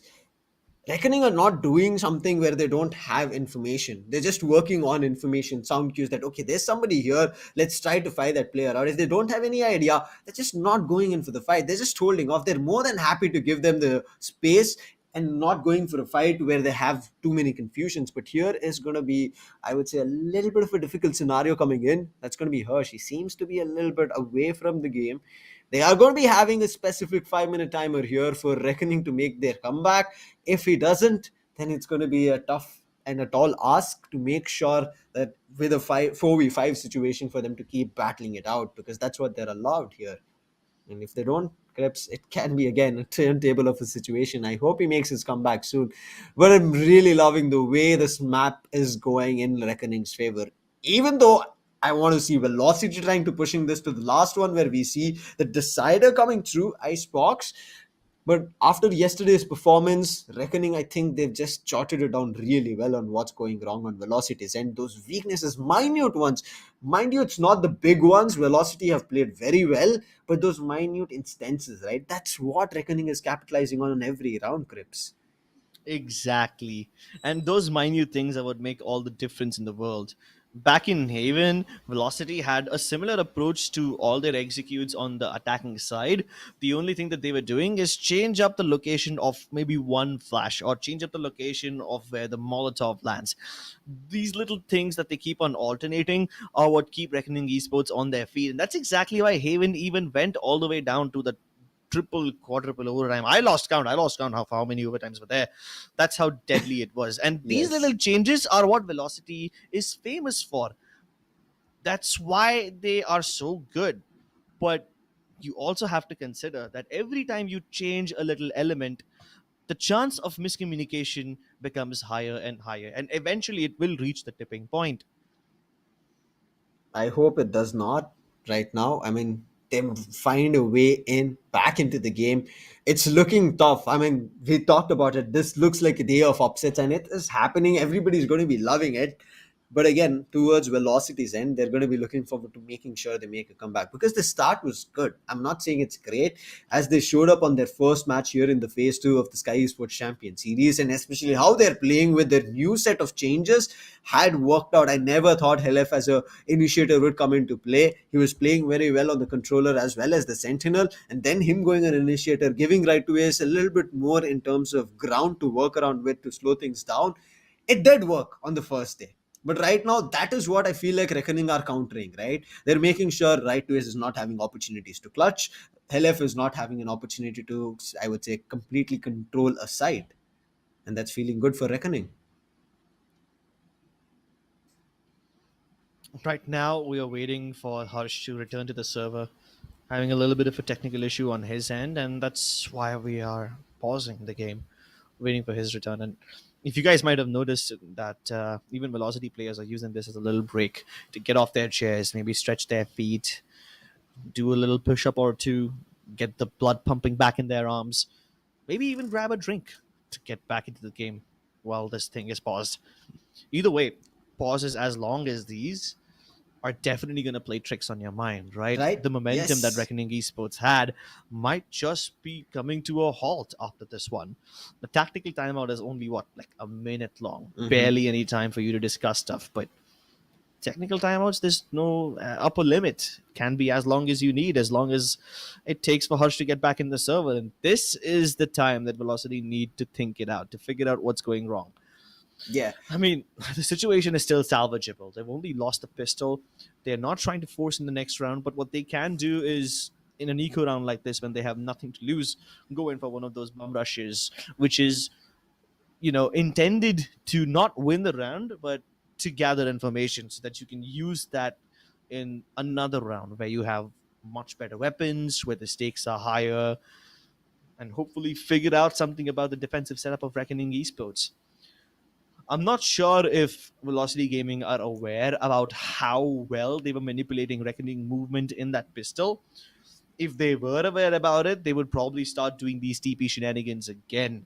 Yep. I mean, bear in mind, even though Reckoning were the ones who were able to win that round, Velocity kind of made them dance to the beat of their teleporter noises. Yes. Mind games is all about bind play here. That's what I mean. We have mid, right, where you can kind of have control in other maps. Here on bind, you don't have that, and that's the best part where you have teleporters to keep constantly jumping in and around. And certain times, just make use of your utilities. I mean, we know, right? Paint shell or boom body, you can throw it down and kind of make that noise again, and that kind of distracts your opponent. But as you said rightly here, that there is this technical gap. I'm not even going to be calling it a pause. It's going to be a gap, which can break down the momentum that Reckoning still had going on for them, especially on the second half, winning their pistol. Looking forward to getting the second as well. But Krebs, do you think that is going to be coming into play? Because the buy advantage is going to be there. Velocity, do you think they're immediately going to try and mixing things up? Nah, they can't afford to. Let's say if they do buy in this round, all right. If they win, it's all good. They can get back up to 8-7. If they lose, they will have to eco for the next 2 rounds, which will put Yes. Reckoning Esports on an undeniable 10-5 lead. That's Too not much. something that, yeah, that's too much of a risk, man. And these guys are not gambling men. True. You don't want to also, right? But I feel like anytime we should be jumping into the game. As I said, Hirsch will be allotted a 5-minute tech pause in between to make sure he gets his comeback. I mean, if his, I would say, opponents also agree, then maybe there's a chance that it gets extended, but otherwise they have to jump into the server and try to play it out. But right now, that's what we're waiting for a confirmation. But in the meantime, we are looking forward to where these teams are looking forward to head. There's that banner, right? Everybody can see Valorant Masters. But still, before that, it's the APAC stage 2 that everybody needs to head over to Crips. And I'm looking forward to who those two teams are going to be.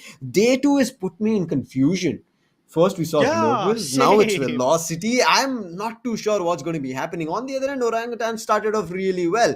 They are going ahead. They have not given up anything until now. Yeah, I mean, the three usual suspects, Global, Velocity, Enigma, you always expect one of those teams to make it, right? But given the way these underdogs are performing, Revenant Esports, Reckoning Esports, you never know what the future holds for you. I mean, there's still a long time, right? There's Yes. 3 more days remaining in phase 2. The round robin will make sure everyone fights with everyone. Phase 3, LAN, a completely different beast in itself.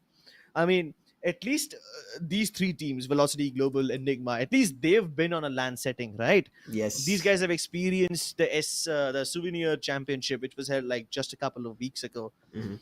I met you for the first time over there. These guys met each Exactly. other after such a long time. So LAN is a completely different beast. The audience screaming, the energy, the vibe, it's unmatchable, man.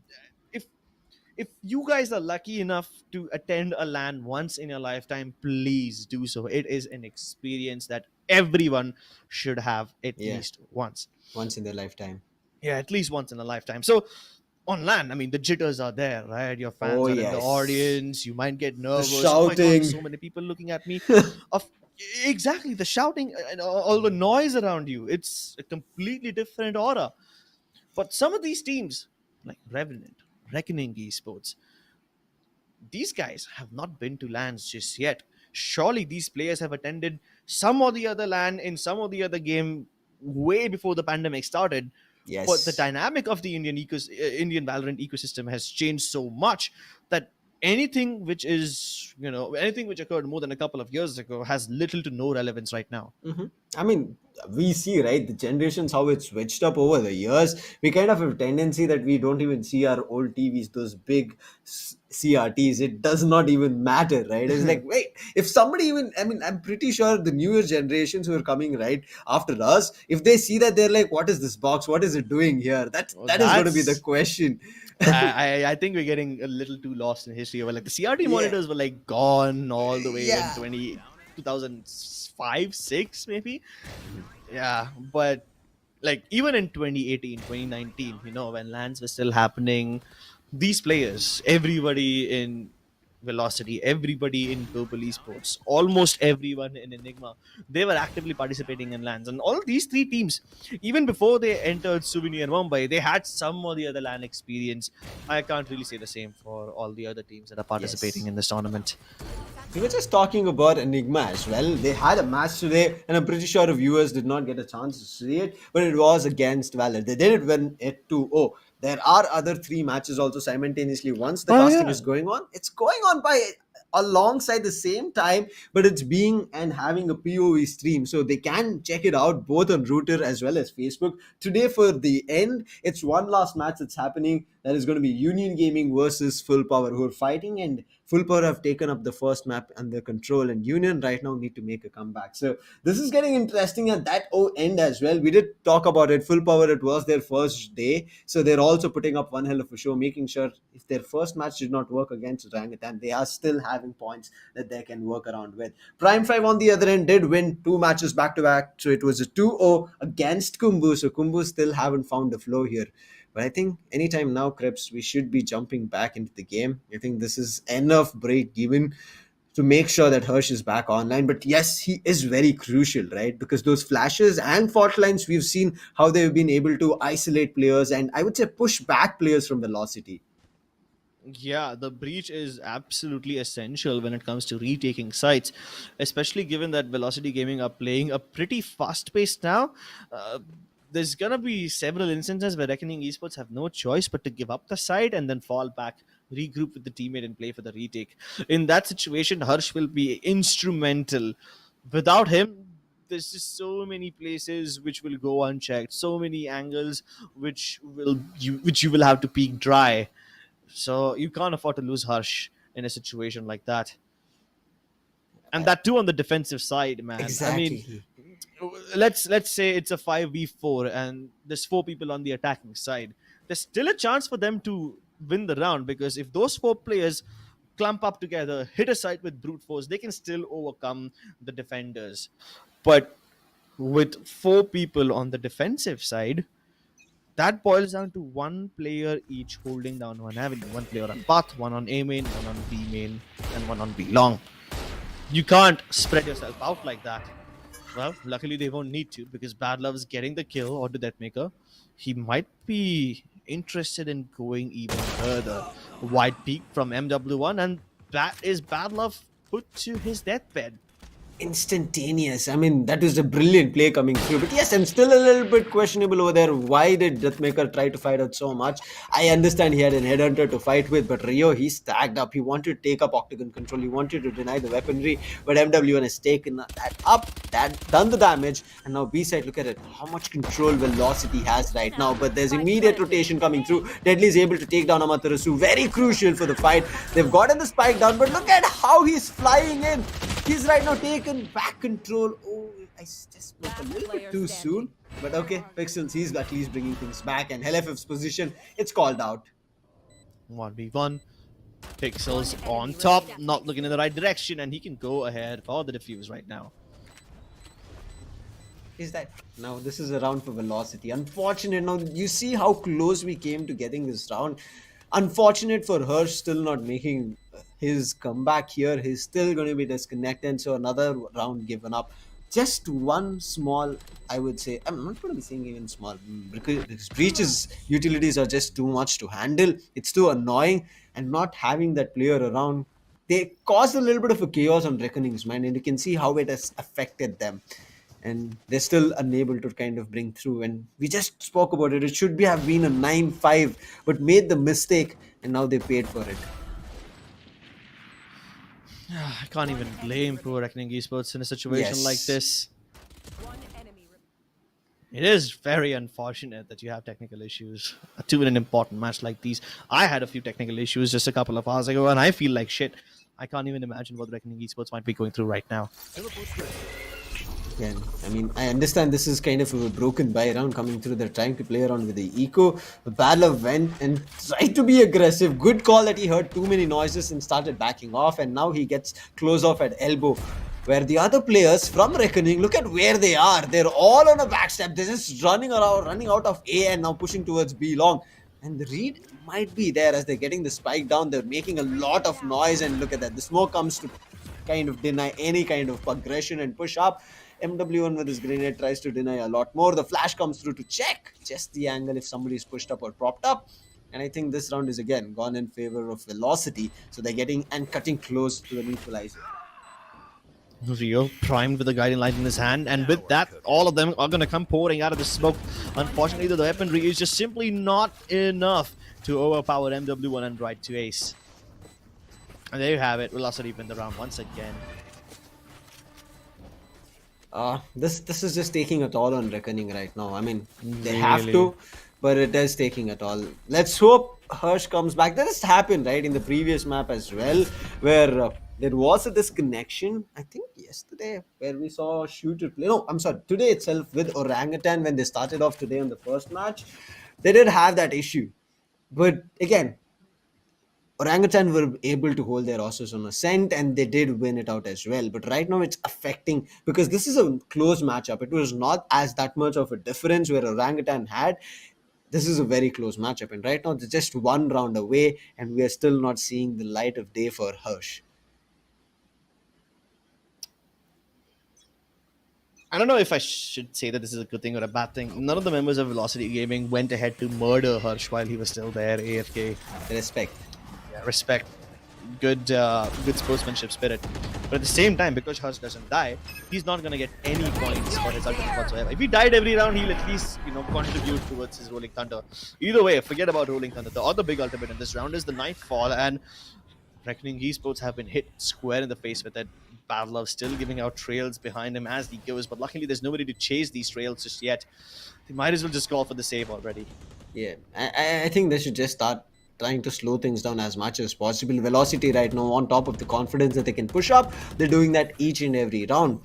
They're going to be saving these two crucial rifles because, again, if they lose them, they're going to be again falling down to in a very bad economy, and you don't want that in such a crucial game where you already had the upper hand, and now this defensive half not working. LFF making sure he tries to find the rifle, but I think this time he might take down Harsh because, oh, again, look at this. This is what we said. He's just... Yeah, man, it's just I really good like sportsmanship this. spirit. Yeah. And it actually benefits Velocity, because every round that Harsh dies, he's gonna get points towards his Rolling Thunder, and eventually when he does come back, he's gonna have a free ult on his hands. Another round here, an equalizer here for Velocity. They'll be super happy. But Reckoning, not that. I mean, they used enough of the time that was given to them. I don't know what happened for Harsh. I'm just hoping for him to return as soon as possible. But this is the rules and regulations, right? You have to follow it. There's nothing that you can deny. Even though you might feel bad about it, it's how you have to follow for a game. And you cannot just give away. If it happened again, this has happened just before games, because of which we have given people time to come back, try to make shift plans happen, try to make something else work, and that gap is given. But while the match is going on, it's too tough.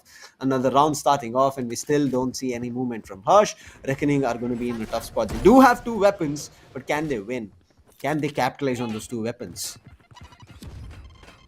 Rotations coming in towards U-Haul. Pixels unharmed for now, but goes in all by himself. Deadly then not quick enough to go for the trade, and he's still not able to get the frag despite having the judge.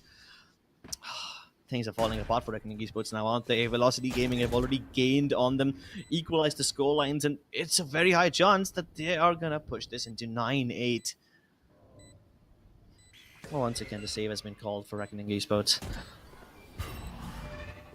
As long as Harsh is going to be making his way, they're going to be trying to push as many rounds, right? They're going to be trying and contesting and then trying to save as well. But I just hope it's not too far away that we don't see him. But yeah, try to do some economic damage as well on Velocity. There are positions that they can hold, and look at the position on Bad Love. He can find it, but Velocity are reading it as well. They want to contest, they want to eliminate that difficulty. He is good for one, but right to ace immediately punishes him for taking control of the attacker spawn. MW1 spots out Rio, looking in the wrong direction, sends a bullet right to his head, and this is another round. And finally here, Velocity having a lead.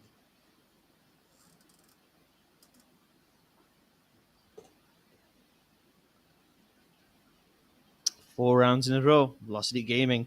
They haven't even lost too many players, and because of that, almost every single one of their players was somewhere close to the 9,000 credit mark. So much money available on Ace and the Amaterasu. They have money for days. Reckoning Esports are just staring at the wrong end of a brutal eco. From Bad Love, he's looking forward to still making it convert.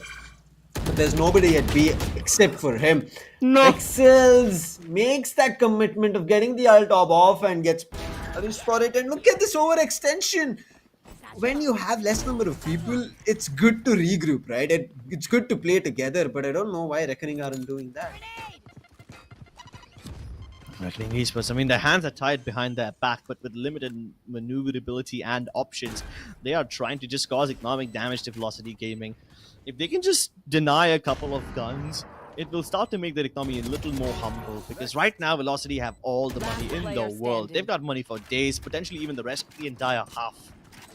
They're going to be more than happy with it. Now, the double digits that we were talking about, and finally we are seeing Harsh back online, gets put down. It's a flawless for double digits, but nonetheless, I'm happy that we are back into the game, back to a 5v5, and I'm pretty sure Velocity are also going to be happy. It's not that they don't want to, but they have to. That's the situation, right?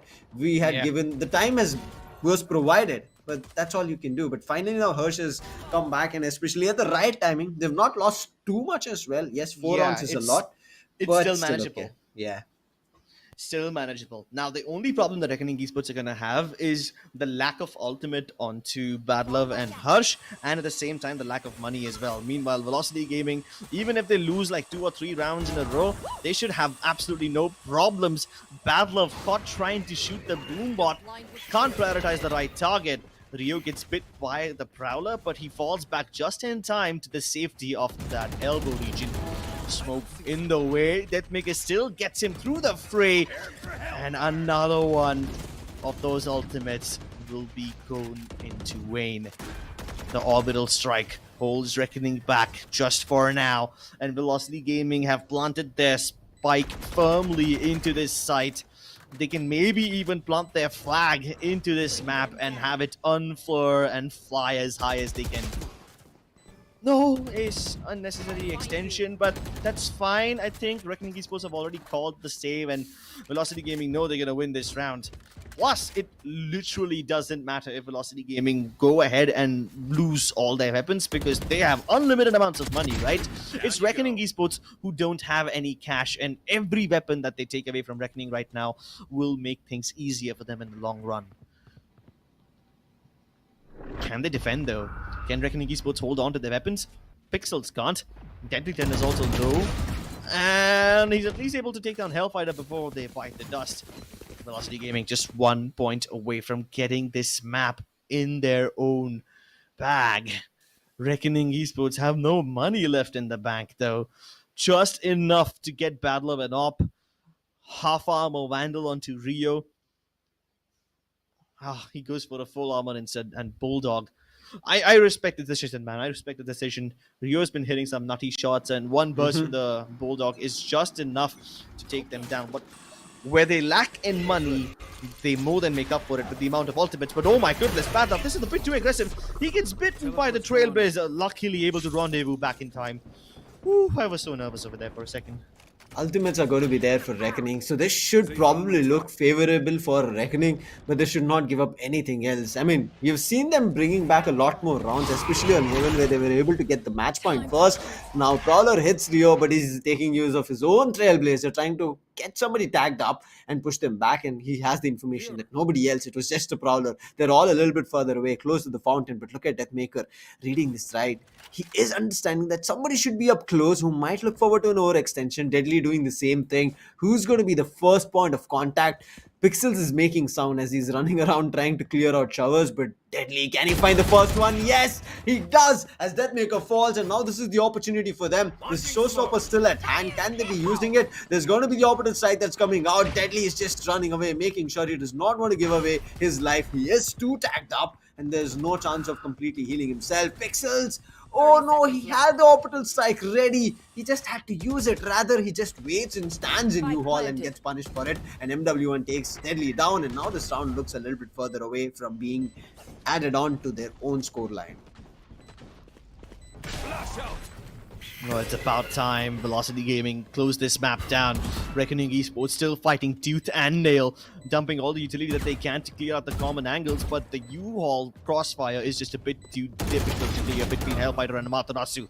One playing on swing, the other one playing on contact. Amaterasu wins this duel and more as he takes Rio down as well. It's just down to the chamber, and he would much rather save his weapons that he has worked so hard to acquire. Another round and it's going to be match point, but look at right to ace. He's ready to take down the operator. Tags Badla over there, but he's just looking forward to saving it up, and he's running right now. He knows he does not want to pick this fight up.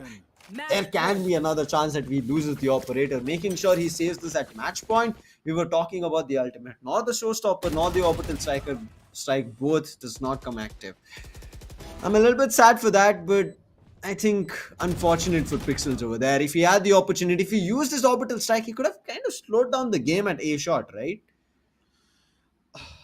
Like I said again, could have, should have, would have.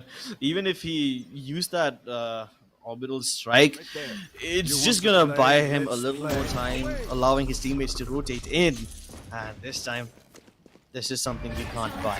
An opening pick onto one of the most deadliest players, MW1, is something that will help Reckoning Esports quite a lot. Charlie 10 with the judge. Sure, this is interesting. With this position, he can hold on this entire area by himself. Meanwhile, Velocity Gaming are spreading out quite a lot. The 4 players that they have Deathmaker towards Bathroom, who just managed to get a pick onto Pixels, and this has called a rotation of Reckoning's chamber back towards the A side. The split of Reckoning Esports is effectively now 2-2. If all the members of Velocity clump up together towards the B side and hit it with all they've got, they will most likely be able to overpower it. Yeah, it should be easy there for the taking because the weapons also not that great. And look at that, they immediately use the Seekers, which should give them the positions. Rio wanted to be up close, trying to take an advantage, but right now they're trying to delay it as much as possible. The jump comes down, Amaterasu takes down Rio. The ultimate comes, Badlav and Hirsch are capitalizing. Badlav make it a 3 for him. He's completely slowed things down, and Helef was not even on site. Make it a 4K to close it all out. And Reckoning, they've not given up this battle, they've not given up this map. 12-9 is the scoreline. It's much needed for them to save things up and make sure they keep pushing up, but that round was just too good from Badlav. Starting things from taking MW1 down and then converting on site. I mean, I've said it time and again that you cannot rely on individual brilliance, but hell, at this point, do anything and everything that it takes to win. No holds barred violence will ensue now. All restrictions lifted. Morality thrown out of the window, and VLT just hope that they don't throw any more rounds. Battler once again with the same aggressive positioning, meeting the same Trailblazer and rendezvousing back to the same exact place. We've seen this happen several times before, but what we haven't seen is that two members of Velocity are trying to take control of Bath while the spike is still closer towards the B side. Maybe they can try and sell this fake, especially after Reckoning Esports have already spotted a couple of members of Velocity towards the B side. The rotations that these guys are doing are just too frantic. Practically nobody is left to actually defend the A side, and as this Nightfall comes through, Pixel can just hope to use his orbital strike as a way to delay the spike plant, but it's not going to help them at all. VLT extend beyond the safer regions to get that man advantage and plant the spike. With this, they are looking at a potential 1-1. The Flash is self-harming. Just a couple of frags for Deadly, but Velocity win the game in the end. We are going to map number 3. I mean, it felt like they would be pushing as much as possible, but yes, we're going to be heading over to Icebox. I'm excited for it because, again, it's going to be a decider where we wouldn't have even imagined that these kind of upsets could have happened.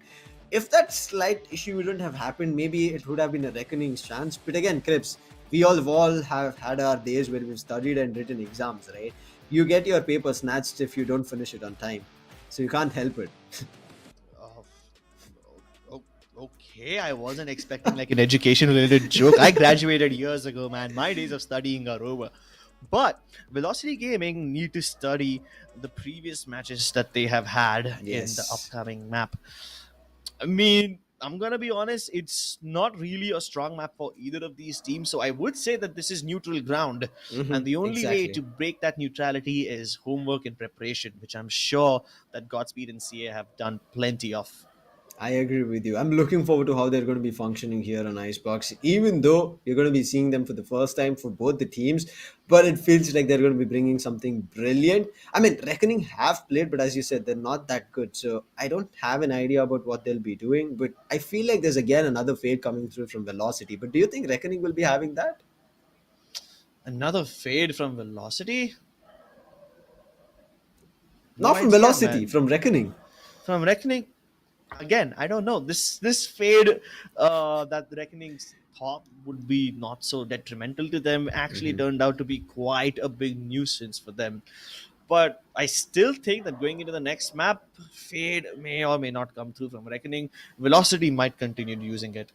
Yeah, I think the meta might slightly change from Velocity's end, but nothing else from Reckoning. I think they should be bringing in that same old, I would say, meta, which is, I would say, had a strong hold on Icebox, right? You have a single duelist, then you either go in for a Chamber or a Killjoy. Viper mainly so huge in terms of getting control of sides, helping you out, and then the Sage to get the spike down. So these kind of picks should be something that we should be looking forward to. But Bind, again, it was a back and forth match. It did happen. Reckoning started off great, but then they could not hold it off. Unfortunate for all the reasons, but still, it was Velocity closing it out. So they'll be a little bit excited because they are having another survival chance. So same goes for Reckoning here. They are on another survival. It's a do or die situation for both the teams. I think it's the best way to end, especially on these upset situations, a 3-mapper, right? A 3-mapper, exactly. I mean, even the previous game that we saw was a 3-mapper, and in fact, that one was so comical because both the teams were able to win each other's map picks. I'm sorry, they were able to win the first 2 maps in a pretty whitewashy fashion, but then the last map just boiled down right to the edge. Revenant Esports edging out Global is something that I wouldn't have expected, but then again, neither did I expect Reckoning to edge out Velocity. But here we are. Expectations are meant to be disappointed. Expectations always lead to disappointment if you go in there. However, Reckoning Esports, they walk into this game as if they have nothing to lose. I mean, if it wasn't for Harsh getting disconnected, I'm pretty sure that this could have even ended 2-0. Yes, I kind of tend to lean over that, but again, it should have, could have, if and buts. Who knows what could have happened, right? We had to play it all through. Velocity, they will be closing it out, and again, still, they should not be, I would say, feeling over exaggerated or happy about the victory on Bind because it was messy. It was all over the place. They were unable to defend the attacking half coming in from Reckoning. So it's something that I'm looking forward to on Icebox. But before that, we are going to be giving them a chance to re-energize and regroup. As well as we are going to be taking a short break. See you on the other end.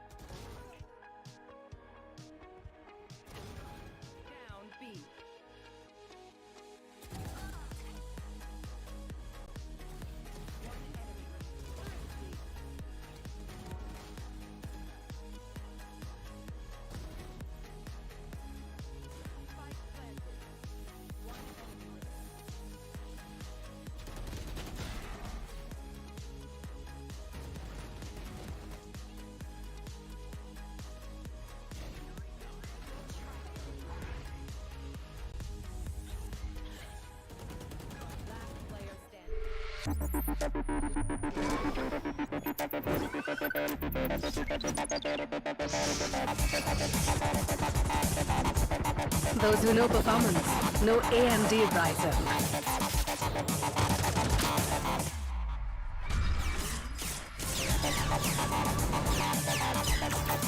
Get the latest gaming laptops powered by AMD Ryzen processors.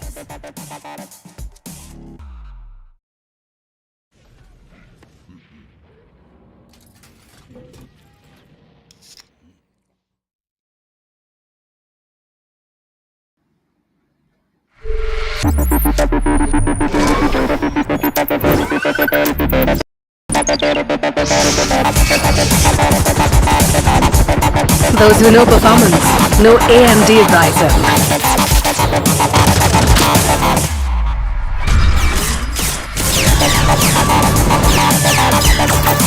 Get the latest gaming laptops powered by AMD Ryzen processors.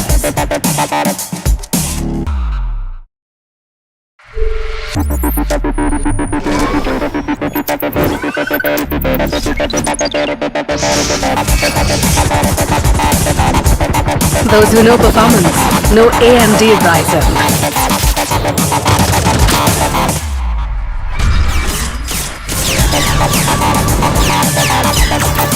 Get the latest gaming laptops powered by AMD Ryzen processors.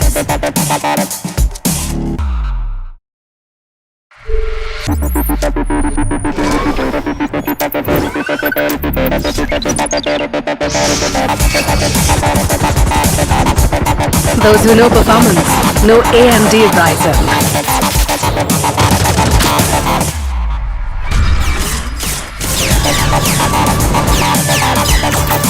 Get the latest gaming laptops powered by AMD Ryzen processors.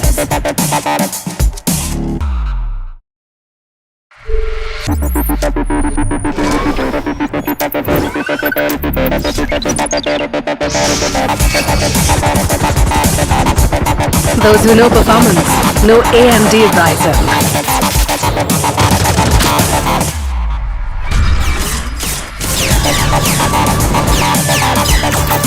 Get the latest gaming laptops powered by AMD Ryzen processors.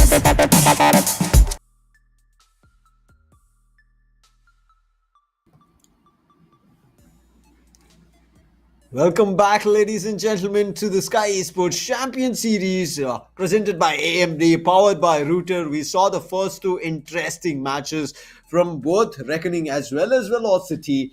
I'm looking forward to what they'll be doing better here, because this is going to be a do or die, do it all match for both the teams. I mean, none of them expected what is going to be happening here in the group stages itself, but this does let both of them know there are some, I would say, minute mistakes. There are some weaknesses that they need to explore and correct it. So let's hope they're going to be making it happen here very soon, but it's going to be an icebox.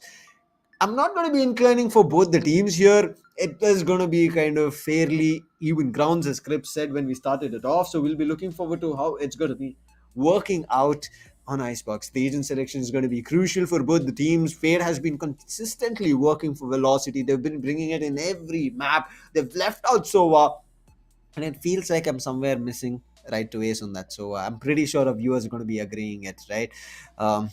Right to ace, right to clutch, the Sova, the big brain Sova main coming through, the shock darts, the Hunter's Fury itself.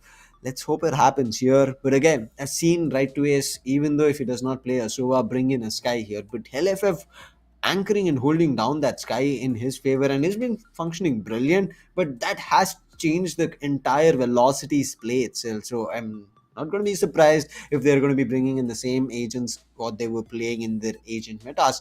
But on the other end, Reckoning have a couple of things that they can switch around with. We just spoke about what Bad Love could do, maybe hoping for a duelist, but the duelist did not show up. I was hoping for it. Deadly did pick it up. I had the confusion what Deadly will do, because it did not work in Deadly's favor when we spoke in the previous few matches when we saw him on bind. That judge play, when he did it too many times, it was getting punished one round after another. So here how it's going to be working, I have zero clue.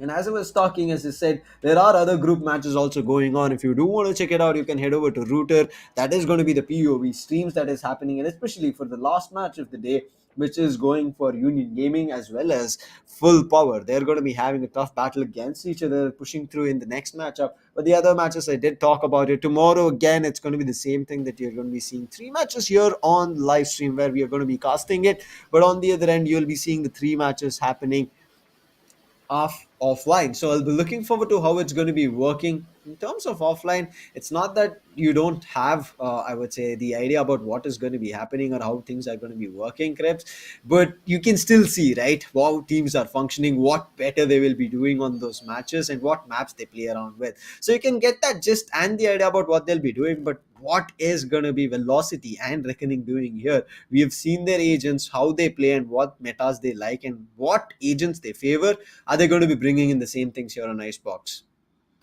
So on Icebox, I really think that Fade is not going to be as relevant. We might see something along the lines of Sova and maybe even a KO to some extent if these guys are hoping to go for a double initiator lineup. Hell, we might even see something along the lines of a triple initiator. That's a very unique thing we got to see yesterday. Yes. And while it was really, really, how do I say this, innovative and bold to some extent, it worked out really well. And I thought it would be a disaster, but I think there's some potential to it. Either way, Yes. I think a Sage is going to be absolutely essential in a map like Icebox. Yesterday, we saw some games where the lack of a Sage was costing teams the opportunity A to lot. spike plant or diffuse for that matter. I hope it does not happen here. I mean, I hope seeing Sage both the ends, because I mean, I tend to play Sage, right? And that's what I'm saying, just because I want to see more of Sage. But yeah, I'm not going to be as good as them ever. That's irrespective of I spend a lifetime. Maybe then that might come into play, but Hey I'm man, looking forward to it. don't sell yourself so short. I mean, let's just for the audience as well, right? But yeah, as you said, if anybody, especially your audience as well, because there are some young guns out there who are looking forward to getting into the competitive scenario. This has been the grounds, and we have seen those young guns popping off, and especially today as well, there have been upsets. So, if as long as you put your time and effort in, you can put it and make it happen. But I think we are going to be heading into the agent selection very soon as we get to see what the next map holds for us. Well, there you go. Viper, Sova, Sage, Jet, and KO. Nothing out of the ordinary over here, but the main concern over here that I have is that MW1's the one on Sage. And Chris, Hellfighter's the one on Sova. exactly. I'm leaving my chair. I'm literally standing right now, and I'm unable to believe that I wouldn't even imagined on the back of my mind, even like the hypothetical scenario, that LFF would have ever picked the Sova. I was thinking he's going to be taking that duelist role away from Deathmaker, because they're very close, right? Both of them are from West Bengal, so they kind of keep having the banter about it. So I felt that maybe they can bring that switcheroo, but Sova, okay. Yeah, I mean, the Sova was expected. He's a staple pick on Icebox. I don't think he's going away anytime soon, no matter how much you nerf him. Same with the Viper. Absolutely essential. I'm glad that people have started to realize the importance of Sage over here, so both the teams have picked it up. But yeah, the key difference over here is that Reckoning Esports have a double Sentinel lineup, meanwhile Velocity have a double Initiator. The Chamber versus the KO, those are the two main differences over here. I can kind of see how Amaterasu will try to use the KO over here very aggressively and in a disruptive way, because Reckoning Esports, whenever they're on the attacking side, they always have that staging area, right? That staging phase of the round where they're just gathering up, lining up all their utilities and ready to dump them down at the same time so that they overwhelm the opponents and then they just rush right in. Imagine a well-timed 0 point at that point. Yeah, it's all gone. Your entire timing window is screwed. And that's going to be something that Velocity Gaming really need to be wary of. A very fast mid to tube push, and Amaterasu has burned down Deadly, shot Harsh, and he is more than prepared to intercept the rest of them. Early warning system from Hellfighter helps him out so much more as he now chimes in with a kill of his own. Wow! Nobody from Velocity even went below 50 HP.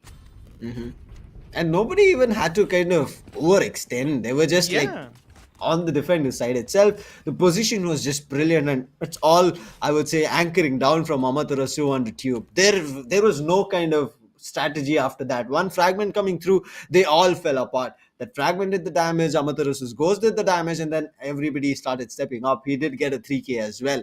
So starting off great for Velocity, as Reckoning have always been on top of the pistol round. So this can bring in a huge momentum for Velocity. Oh, wow.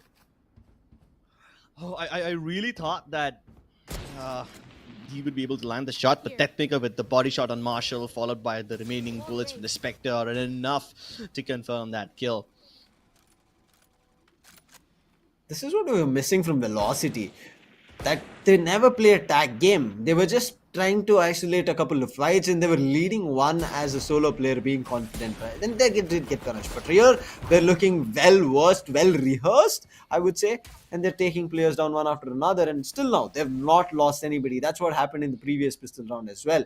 And Deathmaker is still stationing. He's not lost anything. He has his entire shield, and as I spoke a little bit too soon, and the Caster's Curse works. Pixels does take him down, but MW1 at the 3k. Look forward to another one. Pixels puts an end to him, but there's already a backstab. Amaterasu closes down, and it's going to be a 2-0. Value recon out. All three of them were revealed towards the end of that stage, and with that, they just simply steamrolled over this round. They didn't even lose too many players, so 3 members still alive, which means Velocity can continue on somewhat of a bonus round, although they will be forced to reinvest into a couple of weapons. Deathmaker picking up the Vandal as expected, but Hellfighter, instead of going for the much more obvious choice, the Vandal or the Phantom or anything like that, he's picked up a Guardian instead. I hope he's feeling his aim today, because Reckoning Esports are a nimble prey. They are hard to pin down.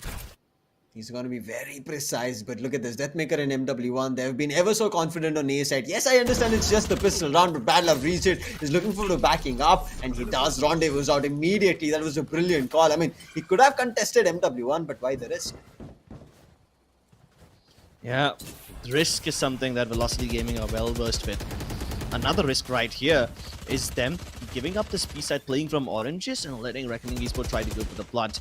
While this Poison Cloud and the Snake Bite will prevent the Spike Plant just yet, it buys enough time for Velocity Gaming to call in their members and rotate.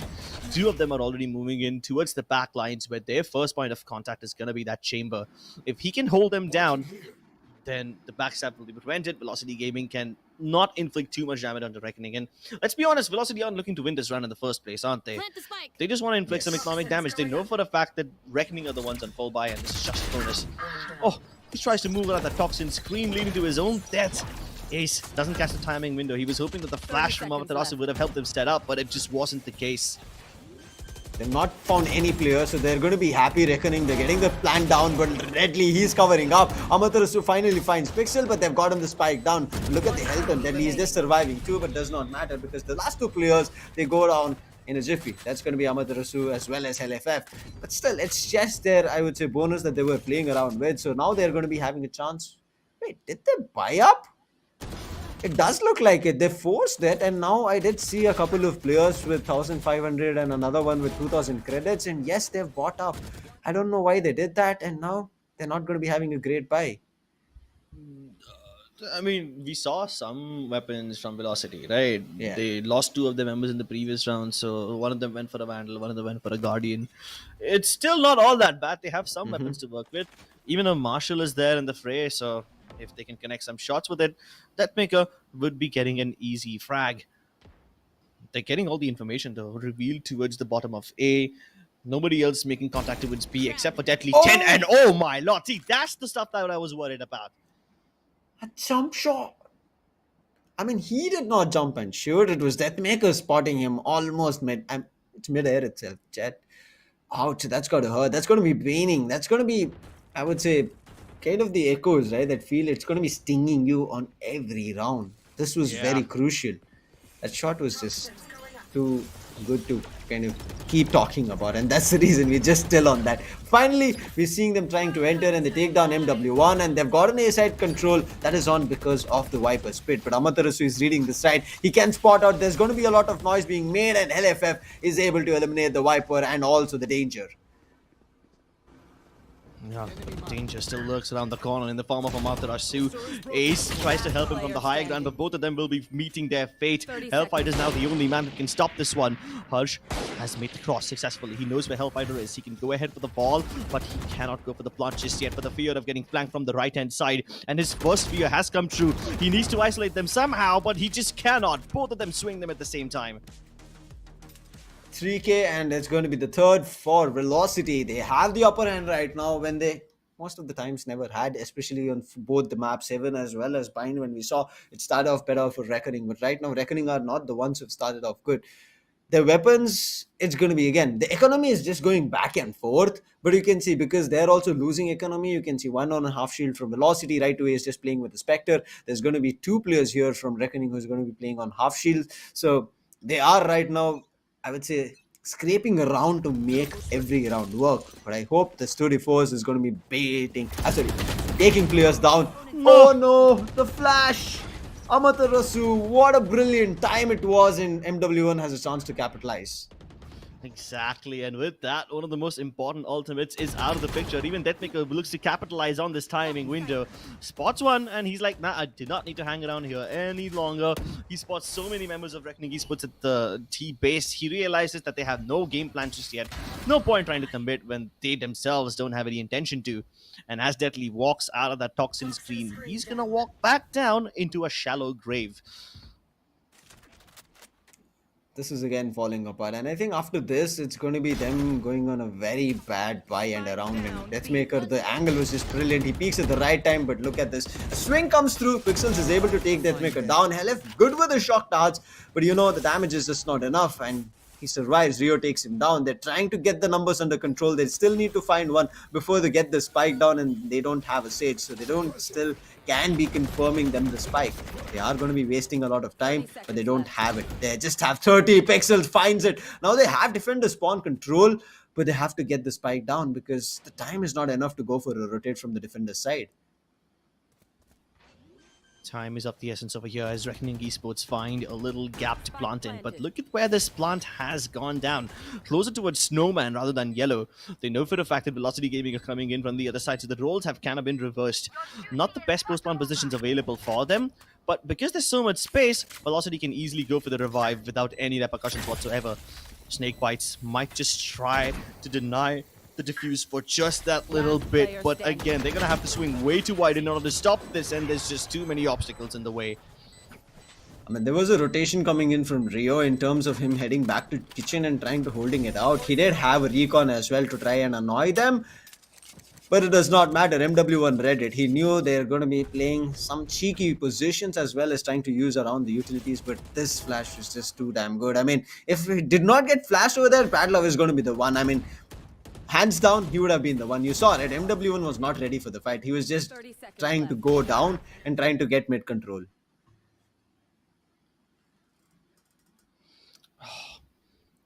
That long flank from Rio didn't really pan out. Would have been kind of predictable, right? They brought this upon themselves. The adjustment to plant towards the Snowman region was much better, given that they can use the natural cover of their...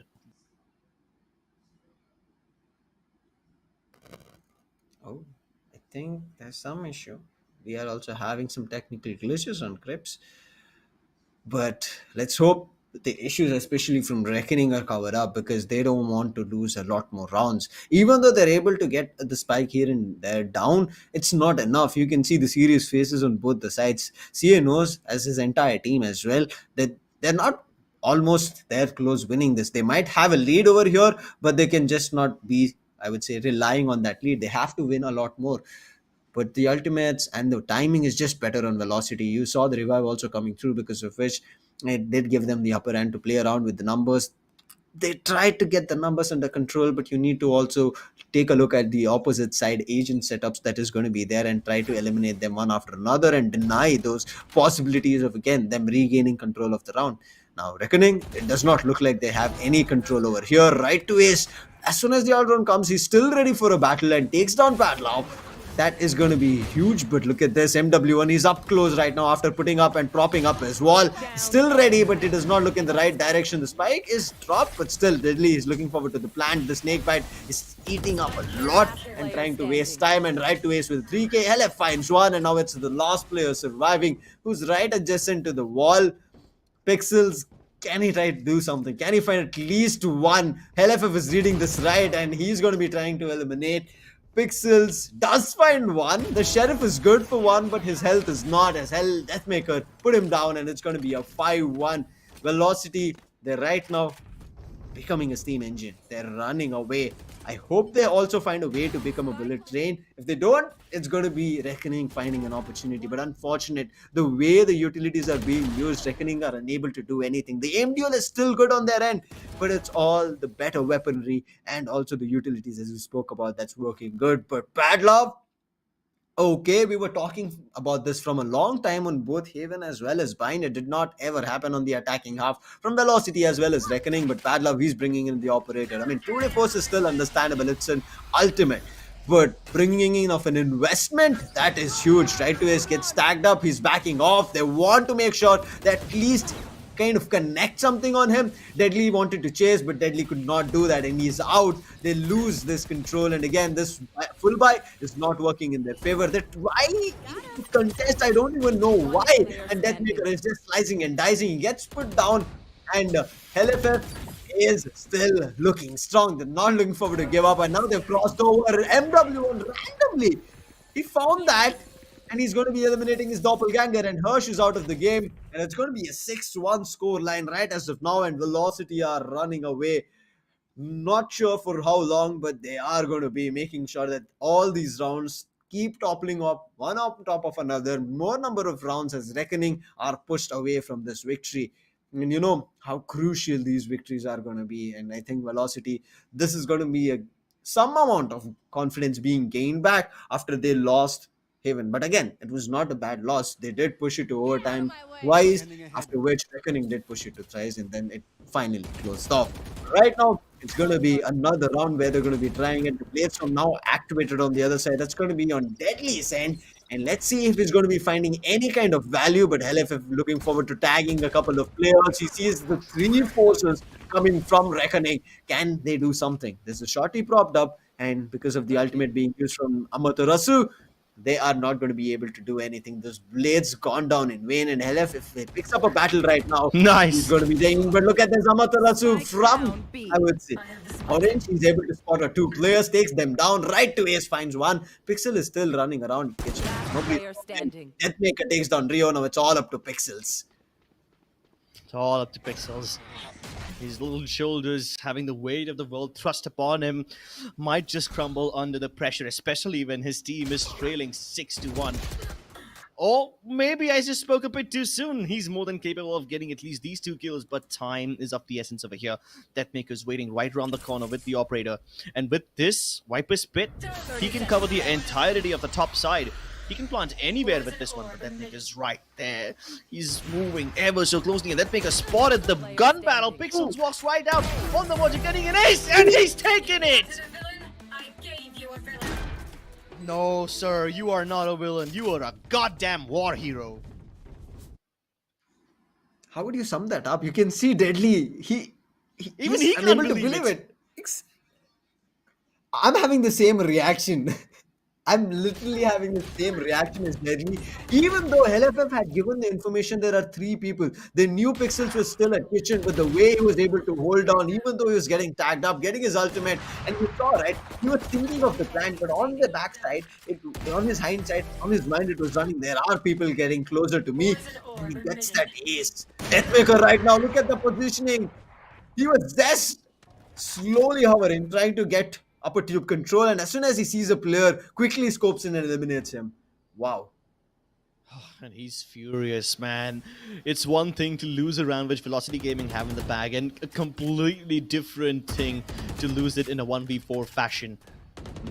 This round might just have been the lifeline for Reckoning Esports, but if they lose this one, they will be back in the economic dumpster, so they cannot afford to lose it. They have to string these wins together, back to back, if they want to keep that momentum going. Meanwhile, Velocity, they only need to delay and disrupt.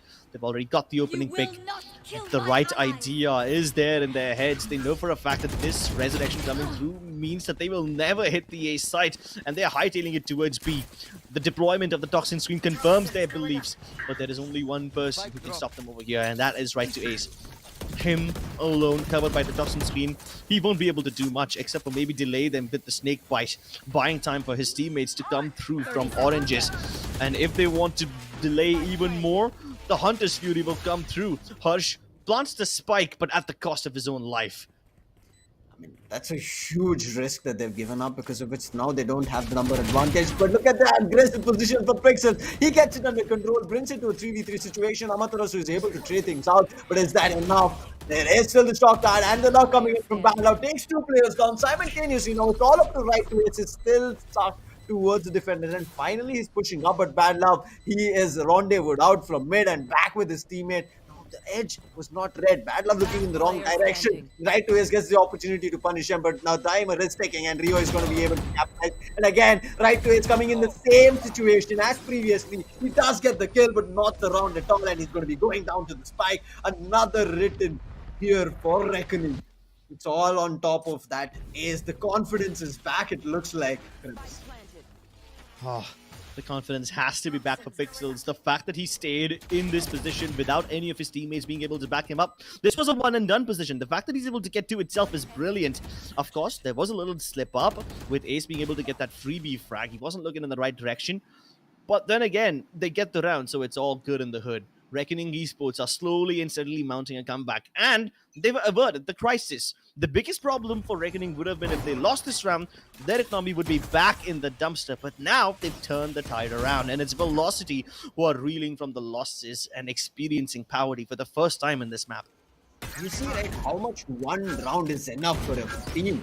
Now, Amaterasu is looking forward to trying and eliminating Deadly out. There's kind of a hole towards Boiler, but look at this, they're able to eliminate players as they've aggressed. MW1 takes 2, and they're just sweeping them right at their face, and it's done. What? A bunch of sheriffs and specters, and what do they do with it? They push out all the way from A to attack a spawn. Bro, Velocity Gaming are pissed. You can see it in their face. This is the kind of aggression you will see when the team is furious. They throw caution to the wind and they just press W. And mouse 1, of course, that too. Crips, we are done with 10 rounds. Rio has 1 kill. Deadly has 2. Hirsch is just 2. 15 on Pixels alone. I mean, 6 is still understandable, but this is affecting Reckoning a lot. But still, there are 2 rounds to play around with. They need to look forward to this being a 7-5. Amaterasu propped up just like MW1. He's looking forward to eliminating a player. He's reading this right, and Helef through his random sprays. I don't know. He's just sending random stray bullets out, and he finds a player down. Yeah, and not just a player. It was the most important player of them all. Pixels. Right to Ace, holding it out again, making sure they don't have a chance to come up close. Deadly has managed to, but again, on the cost of losing a certain amount of his health. But because they have a Sage, they're going to be able to heal him up back to 100. But again, if he had a shield, it's all gone in vain. So again, this round looks to be an 8-1 for Velocity. They have it under control, better weaponry as well. And again, Deadly being constantly annoyed with the utilities. If they want to plant over here, they're going to have to find a way to get that Sage, to put up that barrier orb and then go for it. Meanwhile, Deathmaker has already picked up a kill, and before they can even make their way towards the front, they have to worry about their backs as well. They're sandwiched now, and this is not the kind of sandwich you would want to be in. It doesn't taste well. It is as bitter as the medicine that they tasted before. Harsh can maybe find a cure to this problem, but there are just simply too many ailments and not enough symptoms that you can treat. Bad Love looking to play aggressively towards Snowman. He doesn't find anyone. That's his cue to create some space for his fellow Sage, but it gets broken instantly. Spike plant denied, and with just this little time left, he has no choice but to stick it. And LF is going to be sticking some bullets and sending him down, and it's a 3K. Last round here. Oh, wait. Okay, right to his, he realized I'm not a Sova anymore. He had picked up that Odin, then he's like, oh wait, I'm not a Sova, I don't have that opportunity, and this is not a Sent. He gives it up. But on the other end, Deathmaker is not at all failing for his team. He's looking good. He has a 2 KD as well. Close to, he will, after he gets 2 more kills. But on the other end, I'm still feeling a little bit bad, because Reckoning, I don't know what has happened. They've immediately taken a flip where they're not at all able to figure out anything. I just feel like this Icebox map that we had, it's going to be a neutral ground. Velocity were just better and prepared for it. They know for a fact that Deathmaker will be here, and that's why this poison cloud blocks off the top of... Oh no, wait, it didn't land at the right spot. If it landed at the top of Rafters, Deathmaker wouldn't have a line of sight, but now the spike is gone, and even Deadly 10 can't make his zipline plays work. Come on, Deathmaker. No charges left. Isn't it enough that you killed that first player? Isn't it enough that you dropped the spike there? You have to go in like an attack helicopter and just obliterate them like that, don't you? This man has no remorse, no mercy whatsoever. Not at all. Zero. But right now, they're looking forward to carrying the spike in a different direction. One player that's going to be bad luck, he's overextending. Nobody has the clue. Right to S was the one who had to check it. Amaterasu can be surprised. He might be caught off guard. Same can be the case for right to Ace. Let's see what's going to be happening. The sound cues right now is being heard. Ping is there.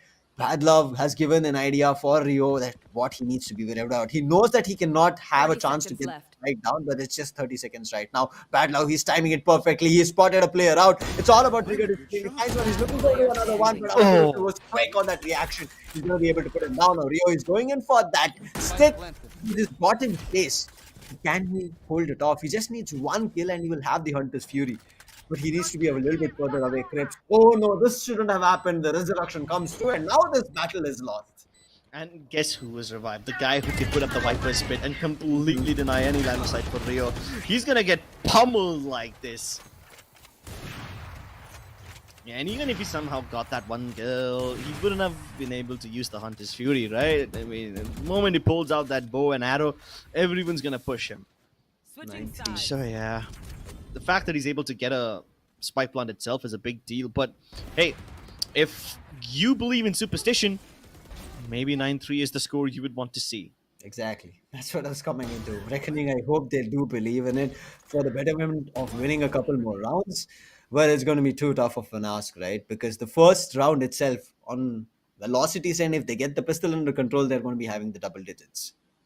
Can't help but think that if that poison cloud landed on top of rafters, Deathmaker wouldn't have had a line of sight onto Belt, and he wouldn't have been able to get that first kill, which dropped the spike.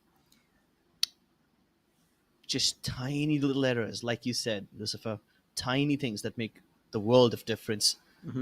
There's a saying, right? Drops of water at the end of the day make ocean, right? That's kind of the situation right now for velocity and reckoning, both of how they play the first two maps. But right now, it's just too many small mistakes. Again, it's not huge from reckoning. They're not making it look bad. Their strategies are good. The prop ups is good, but it's just not working out. Velocity is ready. They've stationed themselves in so many angles that Reckoning are not even thinking about before heading in that direction, right? We were seeing Reckoning being prepared when they're moving around. But this map, it does not seem to be. Even Velocity were changing up their pace way too often. Sometimes just holding crossfires, sometimes pushing all the way down to attack spawn. That kind of stuff keeps Reckoning on their feet. And Deadly 10, he's going to have to be quick on his feet to get back towards the B side. There's so many people positioned towards A and mid. There's not enough members ready to stop this push. Pixels will most likely have to concede this plant. And even if his teammates manage to find a pick or two towards the other parts of the map, you have Amaterasu, oh sorry, not Amaterasu, MW1 on the A side, who's still looking to get a pick or two. If not get a pick, just keep those two defenders stationed on the A side and buy space for his teammates. Exactly. He's making life difficult for the defenders at B side.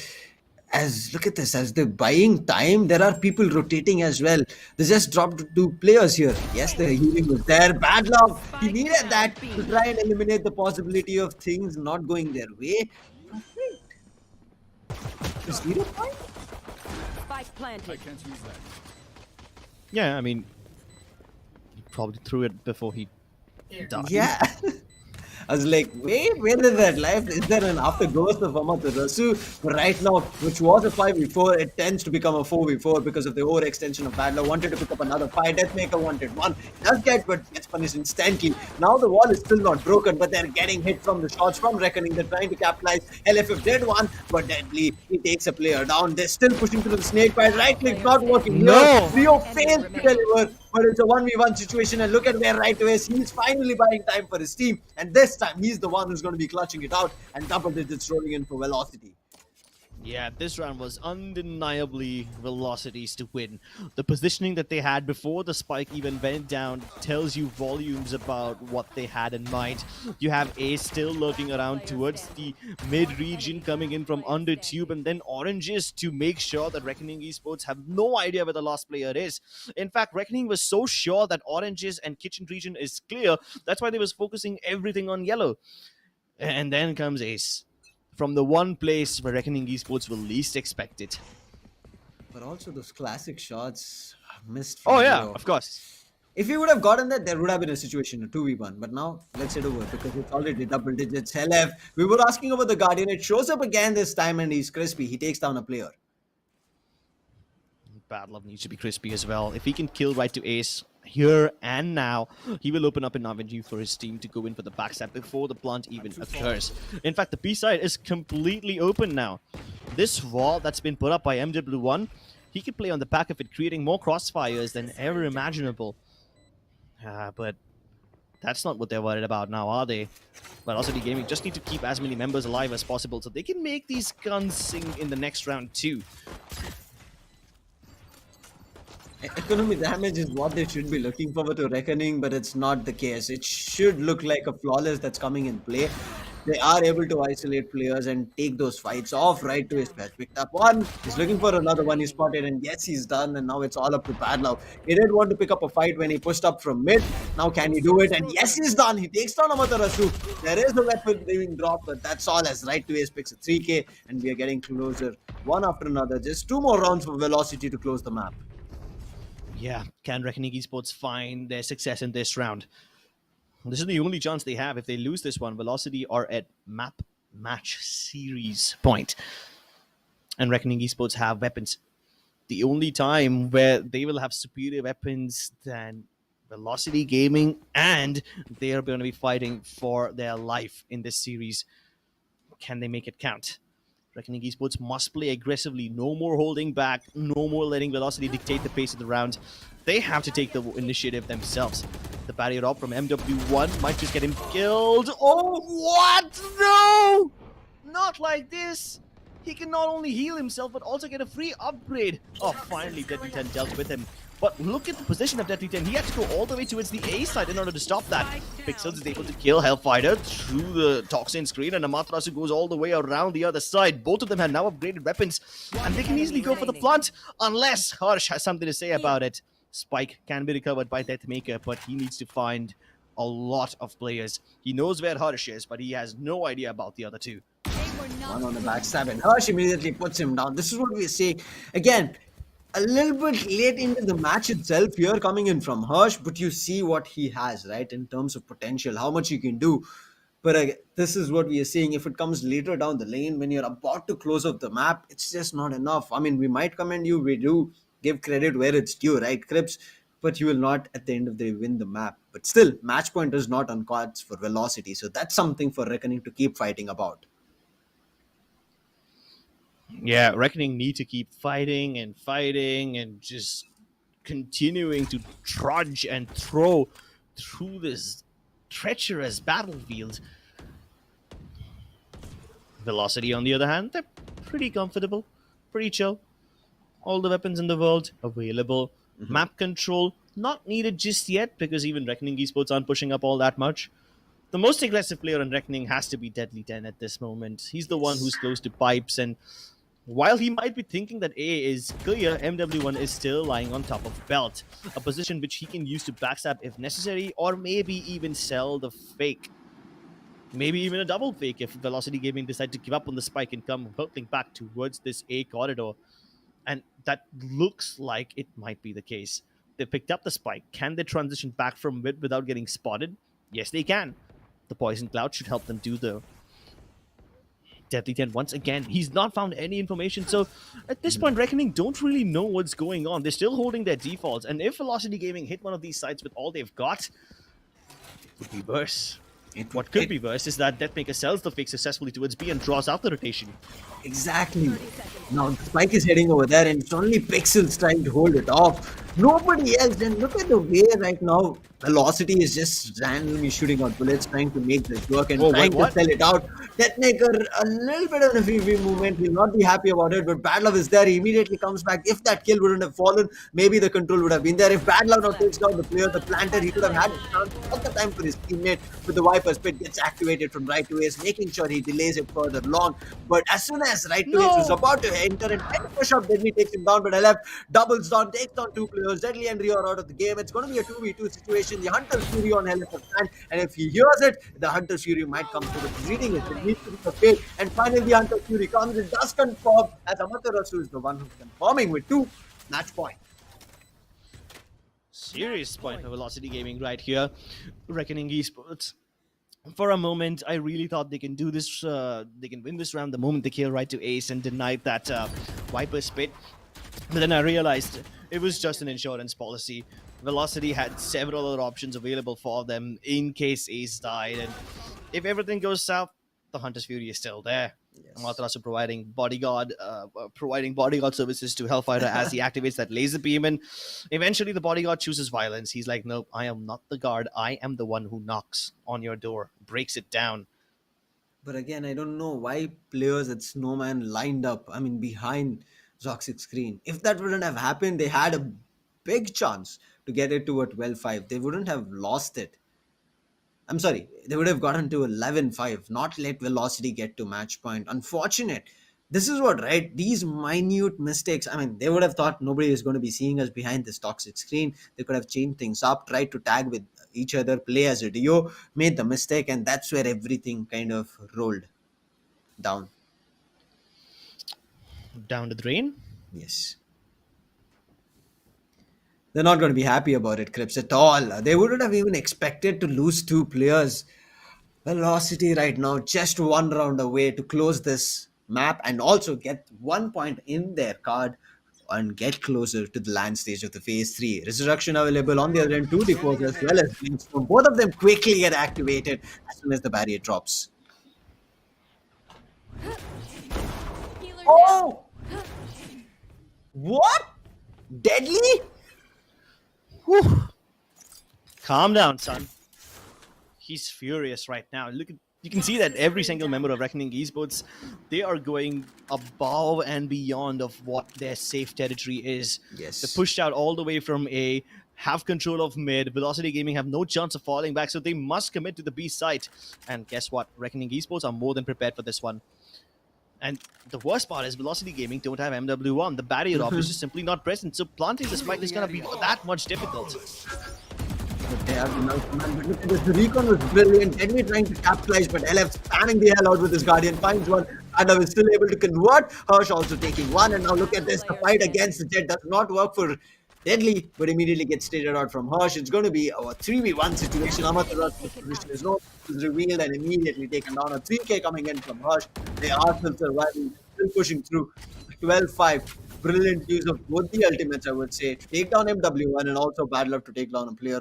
Very crucial it was. But see, he's going to be telling his team, we've had enough fun. We've created a big buffer, but it does not mean give reckoning rounds.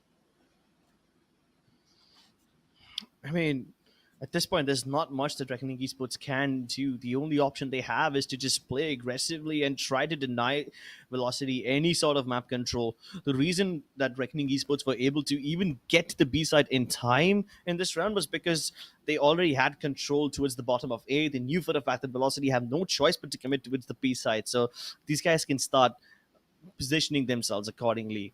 And what's even better is that the player who did die was MW1. Keep in mind that MW1 has been moving towards belt, staying towards the ace side almost every single round, while the rest of his team continues to explore the avenue towards B. And it was about time that Reckoning Esports recognized that. The moment they kill MW1, planting becomes that much more difficult for Velocity Gaming, and then they only need to have... They can only rely on Ace's toxin screen, which, let's be honest, isn't the best form of cover. You can easily get shot through that, especially when the recon darts from the side of Rio are on point. Yeah, it did ping out everybody over there, and that's the confidence on which Reckoning acted. They were able to take players down one after another, and Hirsch was just undeniable in that round, getting a 3K. Now, and again, the barrier is going to be Scanning dropped. ahead. Weapons were that trade, and that's the reason they're going to be using blades from on Deathmaker trying to make it work. But this time, it's not Deadly who's propping up and going. It's going to be Bad Love who instantly gets shut down. He's not going to be happy about it at all. And now they have a chance to recover the weapon. Let's hope they can't. But Deadly he catches right to his off guard, right movement for him. But immediately the forces are rushing towards Jay. They picked up the rifle as well, and they're going to be making sure they push back Hirsch as much as possible. Trying to isolate Hirsch right now. They're going to be making sure they make him pay. But Deathmaker, he's making it pay on Deadly. Hirsch eliminates him. That was Ray. Ramatur is still finding Hirsch and eliminating him. Now it's Rio who's already popped up. He was ready at Raptor. Then is ready. He's trying to fight it out. MW1 finally the resurrection comes through, getting the numbers back up. And this looks to be a 50 that can be converted and done in Velocity's favor. Oh, and if they end the game on a thrifty note, this would be like rubbing salt into the wounds of their enemies. They've already caused the wounds to be deep enough that they're hemorrhaging internally, but Deathmaker might just seal the deal here. He's got the dash again, and he knows he wants to go into the face of Rio. This is the second frag that Rio has picked up in the entire game, so he needs to step up, and way too much is on his shoulders. There's just no way he can survive this onslaught. Velocity Gaming, after struggling in the first two maps, seal the deal. And you can see the lovely faces of these people finally breathing a sigh of relief. Right to his, he was immediately hype over there. He had enough, right? It was a long day, and it was a very brute force day. They had too many fights that they had to kept going, right? They never lost their confidence, but they still kept pushing and pushing and pushing, and that does take a lot, right? I hope they're going to be making sure they do a lot more in the next upcoming days, because they have hit right now a stone wall where there are some patches to be kind of corrected behind that stone wall. They might think that they're safe behind it, but there's too many, I would say, cracks that they have to deal with, that they have to kind of make sure that it does not kind of break the rock itself. Right, Grips?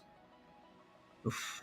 This is not something that we thought about, but what a place to be here in the Skyesports Champions Series to end the day. We thought we were going to be heading over to another upset, but unfortunately, Icebox, as we said, we don't have the idea about what's going to be happening. Reckoning, we did talk about it in their entire qualifiers journey. It's not a good time that they've had on Icebox. Fairly decent on those classic maps of Valorant, and they've performed on it as well. And they did do it here. They could have done it and closed it off, but it does happen, right? It's just one or the other way. And finally, you did see Velocity making sure they closed it at the 13-5. They did not give the situation to push up, but this was one hell of a show that I did not even think that would take place. Damn, this was too damn good, and I'm looking forward to how the next upcoming matches are going to be. It's going to be taking some time, that is because it's going to be happening tomorrow. I'm looking forward to when it is going to be, and also the schedule. For all the viewers who are looking forward to what the schedule is going to be and the upcoming matches, stay tuned to our Instagram handle at the rate Skyesports. It's all going to be announced, and what matches you can watch and what matches you may be unable to witness in terms of us casting on the desk, but yet the PO streams will be live, so you can make use of it and make sure that it works in your favor. And I will be looking forward to it on how they will have a chance to do it. But quickly, let's take a look at the highlights on how this map played out. We're seeing it from halfway. It's okay. That's all fine. But still, I want to see on this specific round, that's going to be the 9th one, the ANT's broken round. That should not have been a round that Velocity should have won, especially after Pixels picked up an ace. I think everybody went over to try and safeguard Deadly when he was popped up at Tubes. And that's where the timing was caught, and everybody from Velocity started going aggressive and started eliminating players one after another.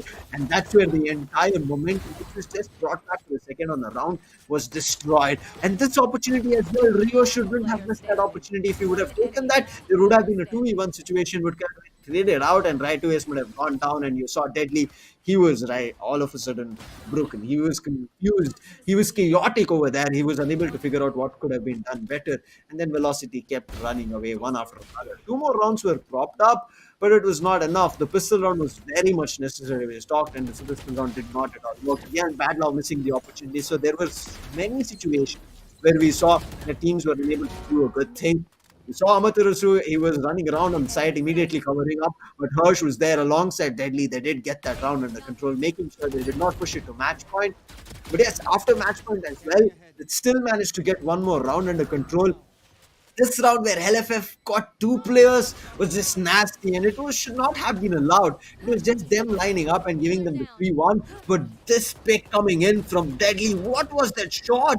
And that's one of the reasons he got the round, because MW1, who was the one who had the resurrection, fell apart, and then they were able to have confidence that the resurrection is shut down. They don't have to be worried about in the upcoming rounds, and they can be okay with it. And once that was taken down, they were more than happy, trying to push it to another round as well, but it was just not enough as Deathmaker started just sending out his blades, picking players out. We thought Hirsch would have the first point of contact, but Deathmaker did not care about who the first point of contact is. He got himself a 3K, after which he was put down, but then it was the last surviving player, Rio. How much could you ask from one Sova who's already been tagged up, and they eliminate him? And Thrifty is how the team went down. Unbelievable, but acceptable. I guess one quick way to sum up the entire game would be that Reckoning Esports had several innovative strategies on the T side, but they were just not that potent, or rather well thought out. They must have done these strategies and they must have practiced them out in some of the other scrims, but in some situations they would have worked. Against Velocity, it did not. They were just a bit too wild, a bit too innovative, and relying too much on the fact that Velocity will not be able to read what's coming. But Velocity had a pretty good read on what was happening almost every single time, except for that one time when Pixels was able to come up with the ace. That affected a lot for Velocity. I mean, we thought everything would have been lost after that, but they immediately, I would say, tied a rope around Reckoning and made sure no other rounds started spilling away. But yes, the major factor, even though we are seeing MVP on Pixels with 17 kills and 21 on Deathmaker, these two being and doing a lot for the team, there were a couple of players who kind of didn't turn around as they were doing on the first 2 maps, right? Bind and Heaven for Rio, Deadly, Hirsch, Battle, all of these players together were playing good. There were a couple of heroic plays that we did see, but it did not work out on Icebox. There was none of it. Even Badlove was not having a good time. Yeah, absolutely nobody on the side of Reckoning Esports was having a good time. Badlove did pretty well in the previous map, so I really thought that he can continue that form going into Icebox. It seems like the moment you enter the Tundra, your hands tend to freeze up. That's what seemingly happened with Reckoning Esports over here. Pixels was feeling himself though. This clutch that he pulled off against Velocity is something that he will never forget throughout the rest of his career. And this is a pretty important stage for Reckoning Esports to be in. This is like one of the first times where they've qualified for such an important tournament and reached so far ahead. And to pull off a 1v5 in a situation like that definitely will stay as a part of your core memories throughout the rest of your life. But, ladies and gentlemen, we are done for the day. We have several amazing matches coming up tomorrow. The first one's obviously going to be Velocity versus Orangutan, the two teams who have been able to win everything that was thrown their way so far. And then it's Global Esports versus Prime 5. Last but not the least, Enigma will be taking on Revenant Esports. Much awaited matchup. People were expecting, especially with Velocity and Orangutan in the same group, they wanted to see these bulls striking horns against each other. Who's going to be a better one, we're going to be seeing tomorrow. But I do want to let our viewers also know there was a match simultaneously happening that was Union Gaming as well as Full Power. Full Power were the one, they sweeped it clean, and it was a 2-0 for them, so nothing in terms of that case. But this did go long. We did not expect it to be, but it was just all fun and games, and we enjoyed it till the last, especially how Velocity had things under control. But still, there are some minute discrepancies that they have to work around with Crips, because as we said, right, minute mistakes are where a couple of players did capitalize. Yeah, you need to capitalize on every single mistake that your opponent does, and Velocity did that a bit too efficiently today. Let's see if they can continue the same form tomorrow when they face Orangutan, and several more interesting Valorant matchups for you tomorrow, ladies and gentlemen. So go ahead, subscribe to this channel, and set an alarm on your phone so that you don't miss out on any of the action. You guys have been watching the Skyesports Champions Series presented by AMD and powered by Router. My name is Crips. With me has been Lucifer, and it's been a pleasure casting for you guys. We'll see you again tomorrow. Take care. See ya.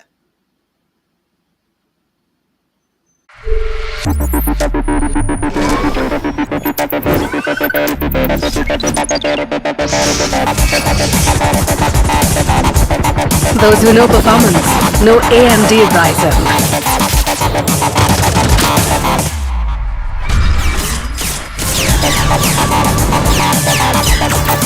Get the latest gaming laptops powered by AMD Ryzen processors.